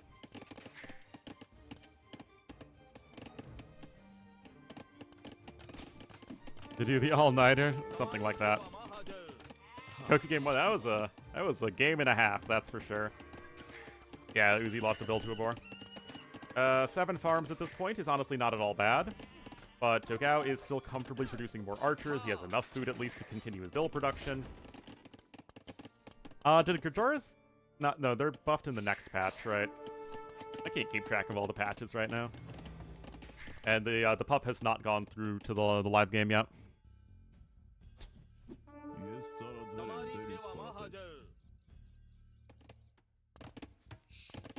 Down 3 vills? I mean, he's down like a vill and a half. I don't see 3 vills. Unless you count... Oh, the Gajara mill.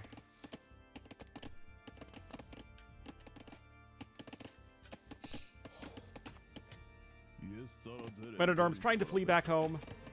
Random Camel Scout here. Oh man, Camel Scouts are going to be tough the next patch, right? 5 attack now in Feudal Age.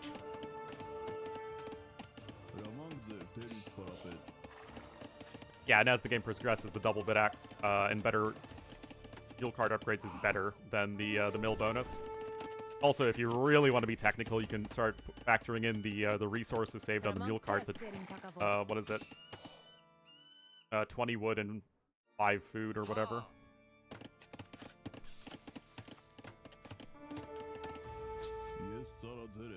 Anyway, both players just more or less chasing each other around. It's a bit of an ugly start to this game for Uzi. At the same time, he's still on 12 farms. The res collected count is pretty even.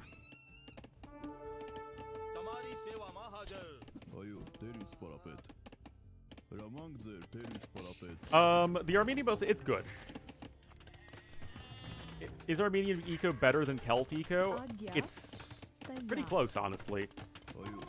Because Celts, the individual bonus of faster working lumberjacks is better, but because Armenians also get better mining upgrades, they get the relics for free and have a much, much easier time playing for relic control.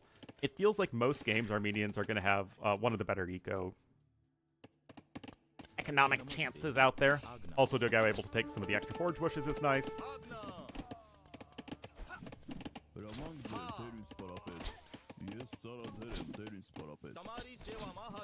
Tamari Shiva Mahaja.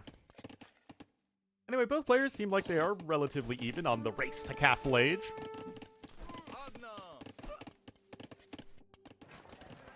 Market now coming in here for red. Now remember that Uzi did not build a defensive tower, so he can sell stone if he really wants to. But the scout numbers are steadily climbing, and I don't see a single spearman on the field, which could be really bad. Dogao is going to get fletching. I lied. Uzi is getting a defensive tower. First, just as I say that.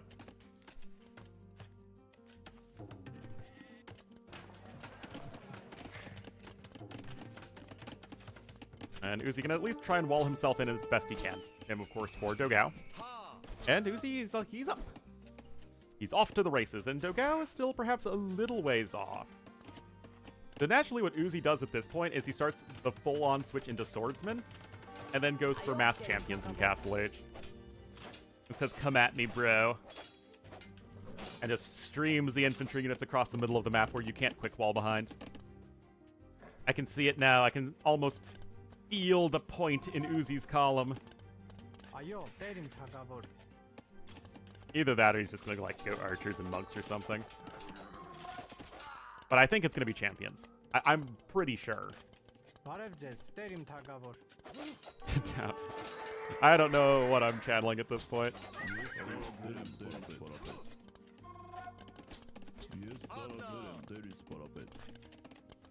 Nope, just gonna try and whittle down as many units as you can. And, I mean, again, credit to Uzi.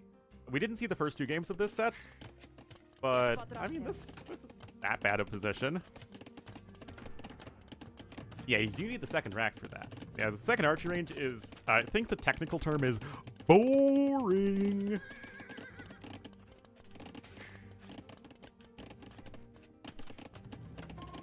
Regardless, this is going to struggle a lot against Truvamsha Riders if that's something Dogao prioritizes. We'll have to see if he goes for his own second archery range, because all the skirms. Ah, nice little snipe there. Dogao actually with 2 Bill snipes this game. Yep. Hopefully this is the last game of the day. For my mental and physical health, it is hopefully the last game of the day. And we're going to be right back tomorrow at 14 GMT. And that's going to be Jordan versus Lewis, so that should be a meme if nothing else. Nice job for Dogao. He's trying to trade away as many of these skirmishers as he can against the Castle Age crossbowman. He might even get one more. Oh, not quite. Oh, wait, the 2 more skirms coming in. Versus Light Cav, they do not win 1v1 against Light Cav. They win 1v1 against Scout Cav.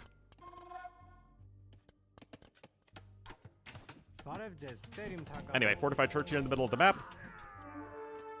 Yeah, look at that economic deficit here for Uzi. He's going to need to make something happen, and he's going to need to make something happen bad.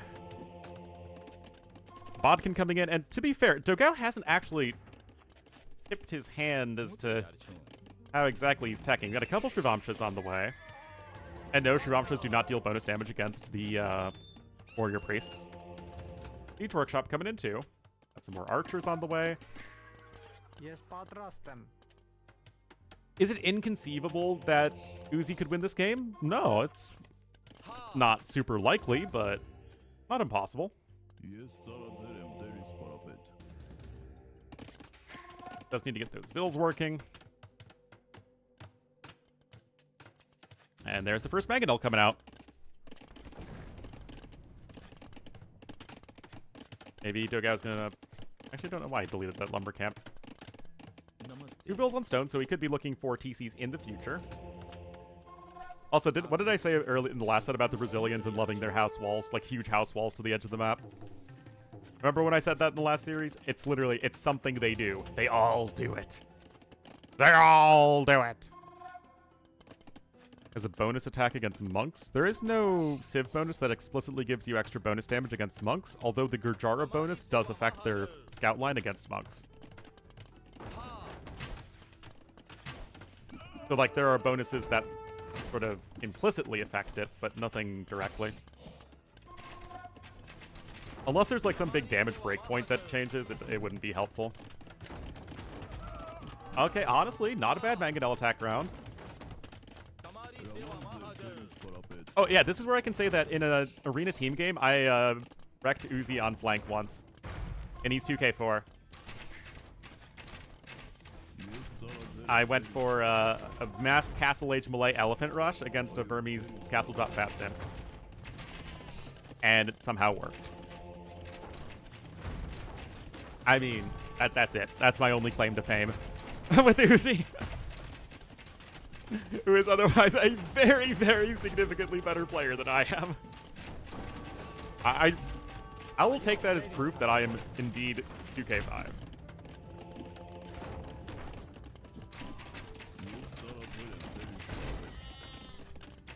All right, defensive Mangonel in. Obviously, it's kind of like the running Gandhi said earlier, where you win the Mangonel war as Uzi, the game goes on, and if you lose it, you immediately lose the game. End the series. Fast Imp on the flank? Fast Imp is very common. Go Fast Imp forward Castle Trebs before the pocket can really come in to help. Oh man, that just makes me want to watch and play some team games again. Those Nations Cup team games were so fun to cast, even though they were both 4-0s. Anyway, good attack rounds there from Dogao. I have the concept of a 2k5 gameplay.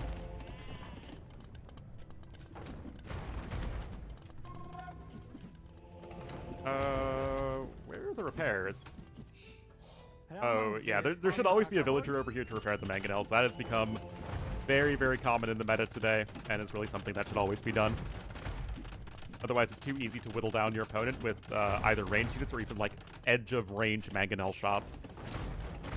Like, it's a lot easier to kill a mangonel that's on low HP if you have a full HP mangonel, because you can just sort of like go where, like, just near where your opponent is gonna try and attack, and you can get the kill there.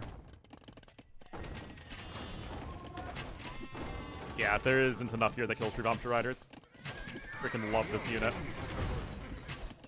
You know, all those people saying Gujaras need to be buffed because their win rate's so bad, and it's like, you guys really want Gujaras to be a good civ? Is that something that people really want in life?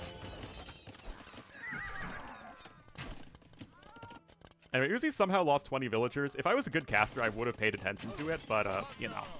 We're closing in on 11 hours. Everyone, I see nothing wrong with that. Second TC there for Dogao. He's also going to be slowly working towards a castle.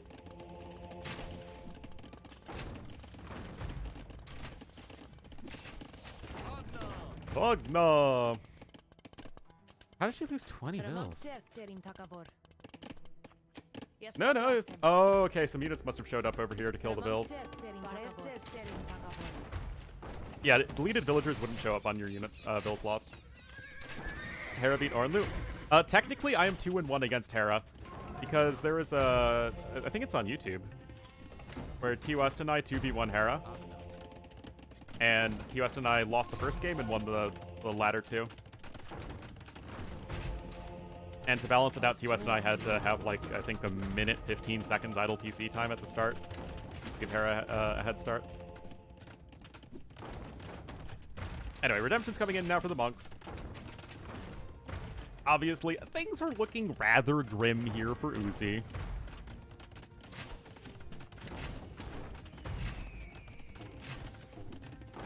Each take one of the wins?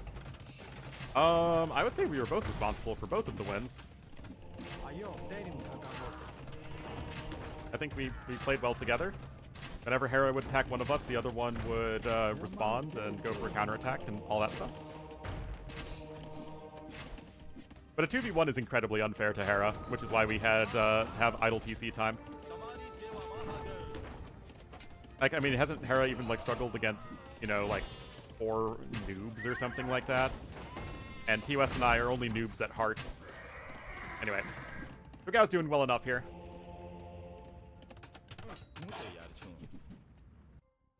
Gotta be kidding me. No! Dogao! He says he's lagging too much. He is about ready to drop a castle, though.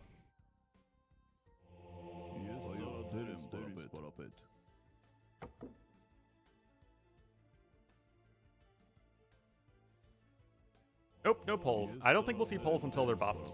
Like, I mean, they're getting buffed in the next patch, but the next patch hasn't hit yet. And I have no idea when it's going to hit. I really hope it hits, you know, not in the middle of a qualifier, because that would mean that the qualifier would only be played on the previous patch, which means that it would be played on a different version than the live version of the game, which causes confusion for viewers and annoyance for Ornlu as he has to switch patch constantly. Next set, there is no more set today. Tomorrow, though, 14 GMT, I will be here. It is going to be Lewis versus Jordan, and that should be very fun, if nothing else. And then I think we have, after that, 4 more sets, and then we close out the first round of this tournament. This qualifier, rather. No more? I've been casting for almost 11 hours straight. I mean, credit to Uzi for trying to make this work. He's not given up, but this is, I think, one of those situations where it's a little too far gone. Dogao is simply not losing fast enough. Oh, that's the twofer. He was entertained, for sure.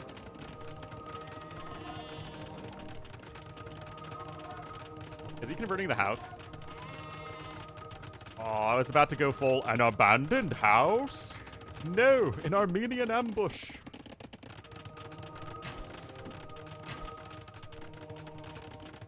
To be fair, Dogao only has 3 on food. It's not really that impressive. Is he gonna go for some frisbee throwers? I'm not too sure, honestly, why Dogao has completely foregone any food income.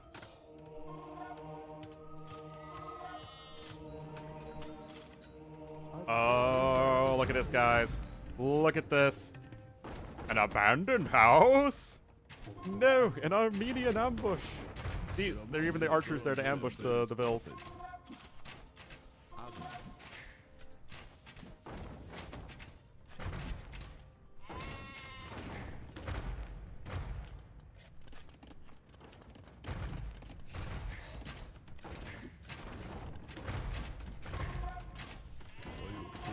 Well, TC is getting mangonelled, and again, there really isn't a whole heck of a lot here from Dogao. Yes, he's comically far ahead in economy. Those archers are actually chasing down the vills. And yet, the game isn't actually won. Now, thankfully for Gurjaras, guys, they have everything except arrow slits for their keeps. So, although, again, no arrow slits, and do they have heated shot? I think they do. Yeah, they have heated shot. Come on, Ornlu. If anything, you gotta know your university tax and guilds. Actually, wheelbarrow's denied there.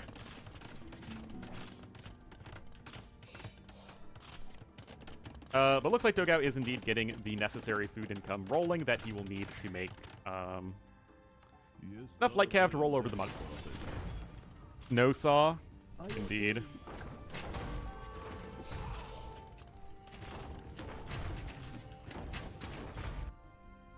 Oh, the vills escaped. Anyway, there's guard tower coming.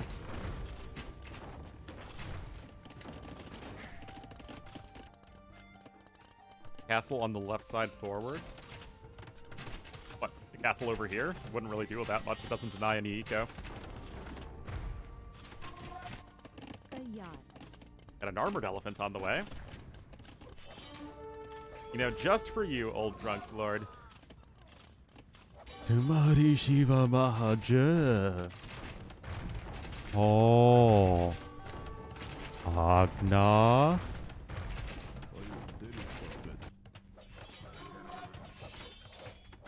Alright. Stone wall's there, I guess.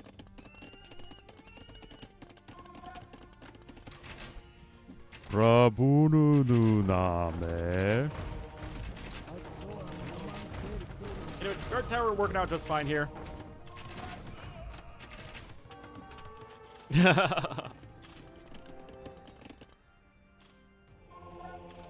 It's cool or creepy.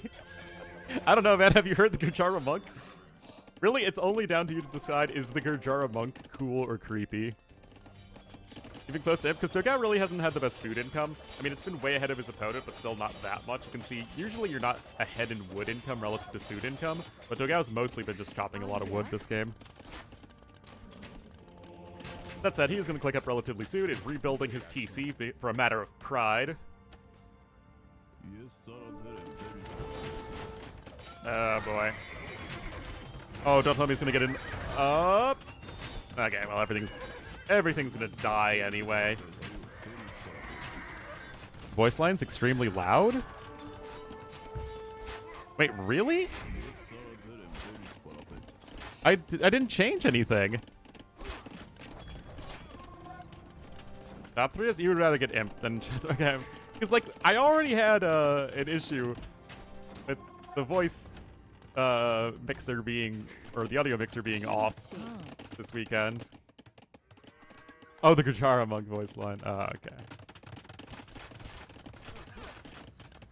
A different stream and had to turn the yeah, I don't know. Alright. Just so long as you people are satisfied. Alright, Dogao, click imp. Win the game. Let Ornlu go swim some laps at the pool because I've been sitting on my butt for closing in on 11 hours. GG, well played. Oh, yes. I'm done. All right, guys. Congrats to Dogao. Nice win there for him. Good effort from Uzi, but of course, just not going to be quite as good as Dogao. But thank you so much again to everyone who's been tuning in. I really, really do appreciate it. Remember, I will be back tomorrow. Looks like T-West is streaming. I'll raid him. Thanks for watching, guys.